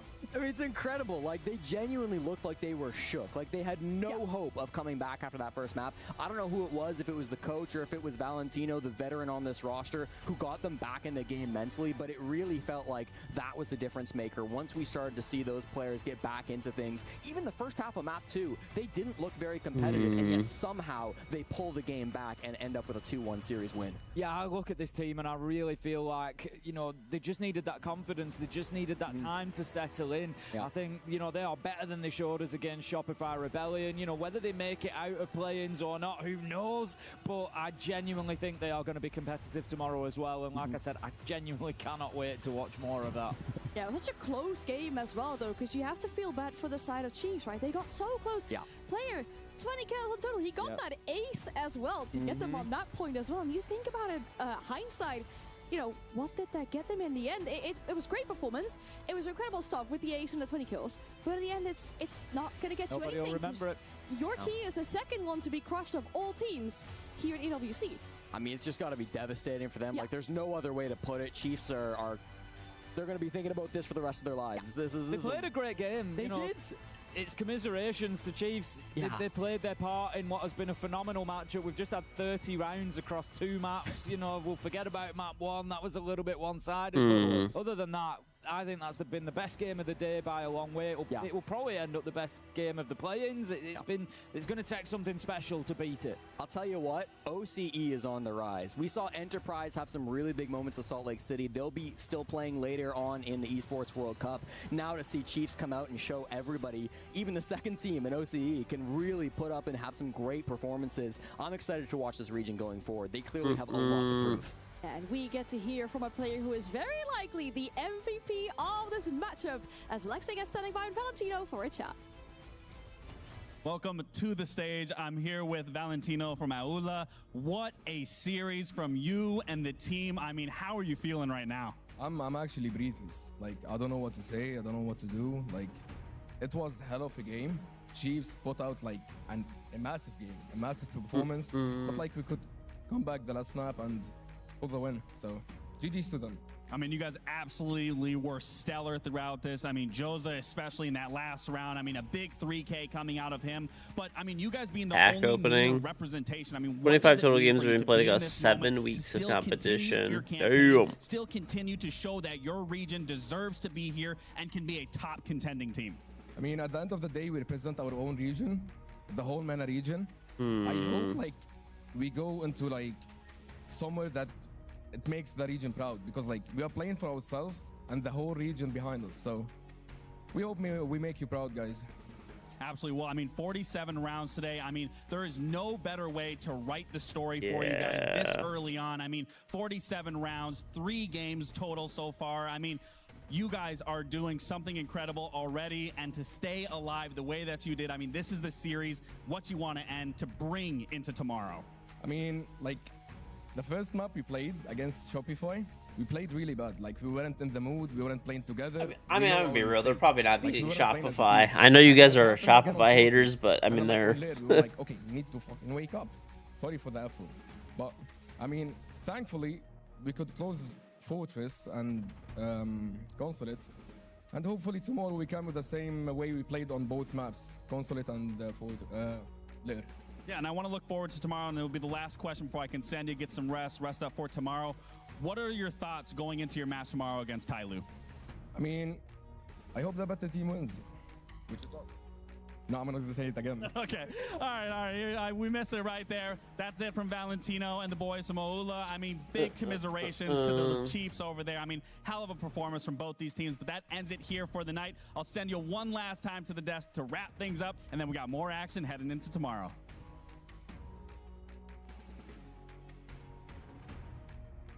Sure, you're making I feel like Lax is like, did you just touch me? Here as well. You think back about Twisted Minds at the most recent international event, making it to the semifinals for the very first time. Add into that the sprinkle of our newest region with the CNL being competitive as well. It is a great time to be a Siege enjoyer right now. Yeah, it really is. It feels like all corners of the world, teams are finding success. We talked about how OCE looks like the best they've ever been. MENA for sure is turning a ton of heads and has some really strong competitors representing their region, including Alula here. The CNL has really shown up as well to represent themselves. It just feels like all over the globe, Siege is growing as an esport, and teams are just getting so much better. Yeah, I think this definitely proves that, you know, MENA is a region on the move, and that move is upwards at the minute. You know, it's for the longest time, I think, you know, we've respected Twisted Minds. We've seen the players that they've had, you know, through the different teams that they've been with, but ultimately, it's nice to have somebody else coming through and showing us that they can be on that level as well, and they can find that bit of depth in the region. It's brilliant stuff. We love to see it. The more competitive World Siege is, the better it is for everybody. So fantastic stuff. Well, as we see the result of this match, I mean, we talked about Alula getting loud. We're seeing it right here as well on our screens. Incredible stuff. You see how much it means to them on their faces and in their player reactions as well. They live to see another day as the only Apex representative, regions and they have to over be a so third of proud teams. of themselves. The most exciting thing, Let's though, see. is that we get to watch a live key crush happening right now. We get to witness This is the key Chiefs crush. Cree being crushed. Let's have a look at the stage. So let's see.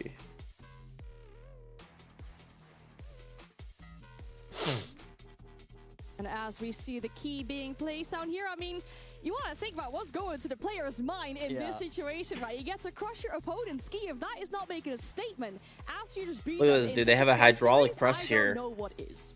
I mean, it almost feels disrespectful. Like, you heard the respect being shown in the post-game interview. They know how close that game was and how well Chiefs played, but in the end, only one team can come out on top. Today, that was Alula, and they get the pleasure of crushing that key. Well, it's the first one that I've seen live, and I absolutely love this. It's just such a physical representation, isn't it, of beating somebody and removing them from the tournament. Just having, you know, that very, very, you know, visual representation of it. Absolutely love it. We see the key cracked into pieces there. Brilliant stuff. I was going to say, it's not just crushed. That's broken into many different pieces. Did you guys hear the physical, like, What are the keys made out of? I don't know. It looks like some kind of metal on the inside, unless I'm not seeing it right. But yeah, it looks like a metal of some kind, which is kind of crazy. It looks like that maybe they made it out of like. Coolest thing It about looks the like tournament, stainless, doesn't it? All the theatrics that we have are in the trophy system and the keys. Like, no other tournament has done anything like this ever, and it's really Or revolutionary. maybe at least like some kind of As we steel. look at our record, though, because it is just one day in our playing Or maybe so far, iron. I don't we've know. kind of completed half of it. We already saw Shopify Rebellion move their way into the play-ins playoffs tomorrow for that one spot, or 2 spots rather, going into group stage. And we, of course, saw Chiefs being eliminated just here now on this stream. And then for Group B as well, I think maybe a bit of an upset because Fnatic have actually managed to move their way into those play-ins playoffs as well. You know, I was talking about it earlier today. I got a hold down Fennec as the sole EML representative on the desk earlier today. But it's good to see that with a 2-0 over MIBR Los as well. Yeah, it was a dominating game coming through from Fnatic. I thought they played They're really solid well brass with gold plating and silver. Have a little bit more of that international experience. They will live to fight another day, of course, but Fnatic, they've got to be feeling really okay, wait. today. I said it to you earlier off camera, Jesse. Genuinely, Fnatic, if they can play at their best. So evidently they're made of anodized aluminum. That's the ones that get crushed. In the top half of teams if you win, though, you get one that's made of solid brass with gold plating and silver inlay details. That's the important thing for them now. Well, you saw it in the bottom left of your screens as there when we had the bracket up. We had another team eliminated today, and I saw how excited you guys were getting about the key crush. We're getting another one as we get to see how KingZero's key got crushed earlier today. Let's have a look at it then as we move that key into the crusher. I already got a bit of a, spoiler alert for this one because I watched it happening over on the A stream. I mean, look at that DD and the reactions after this as well. This one's also going to be boom, multiple parts. Yeah. Looking at his face there, he's so happy to be doing this. Well, CAG Varel, they've had a rough couple of years on an international stage. They don't often get to send a team home, but this event, they've managed to do just that, taking out KingZero. It's got to feel so good for them to find that victory and send their opponents home.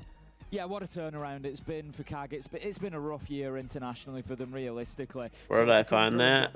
I don't know if it's 100% true. It's the Clanker answer. Dangerous as well because it's the Clanker answer. Really settle them down a little bit, and they can start building on that. So and I found this allegedly the guy's website that makes it, Thomas Light from England, and it's also there. So chunk of the tournament. This is brilliant. Yeah. It's gonna be fun because we get teams like Falcons, a Wildcard, FaZe walking like, oh, I'm so excited to start EWC. These teams have been through the gauntlet already. They've blood, sweat, tears, everything before they even get to group stage. Just imagine being the one that gets to crush FaZe's key. Oh my God. I mean, that's pretty tasty, that, isn't it? That's pretty tasty. And historically, the team that crushes the FaZe Clan key, they go on to win the whole event. So, there's always that rivalry. Can I destroy that team that's always going to be the favorites? Make myself the favorites instead. All right, well, we did have a long day here today for our very first day of EWC. We're only halfway there with our play-ins. The action will continue tomorrow as we get to qualify 2 teams to the group stage. We thank you so very much for watching, and we hope to see you again tomorrow here on the B Stream.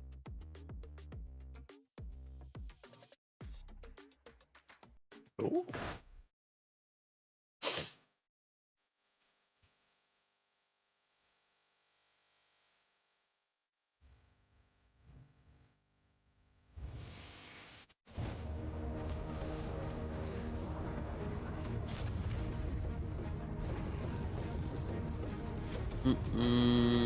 Drops are already over. I might let a rerun go then, because I actually have to go out and grab something. I have to run some errands. I gotta go to my office really quick and pick up my 3D printer filament is there. And I gotta grab some paperwork from there too at the same time. So if the drops are off currently, then yeah, I'll probably just do that. I'll let you guys have a rerun though.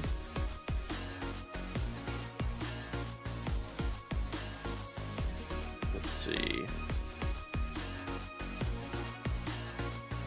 Actually off. Oh shit. Yeah. Okay. Yeah, I'll probably do that. Okay, cool.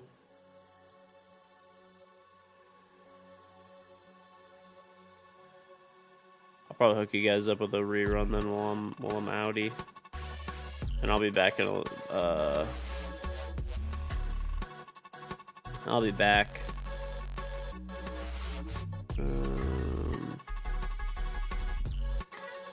Okay. Alright, yeah, I'll be back. I'll be back in like... I'll probably run these errands and then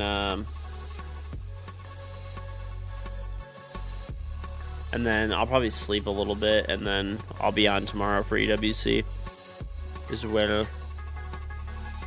Alright, chat. Take it easy. I'll see you in a bit.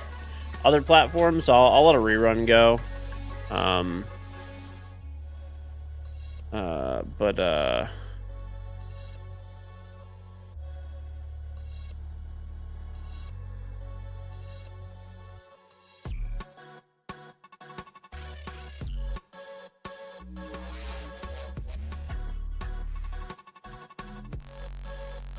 Okay. Okay. So yeah, if you're on the other platforms, oh yeah, socials. Main YouTube channels like YouTube channel, Twitter, Instagram, TikTok, Facebook, Discord, Bidet are all there. Of course, sub to me on Twitch, get my charm, and buy a bidet. But yeah, I'll be back in a bit.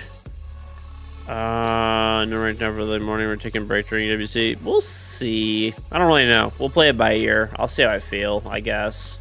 So I'll probably tomorrow after the stream I will be. But yeah. Okay. I'll let you guys hook up a rerun. Take it easy, chat. Peace.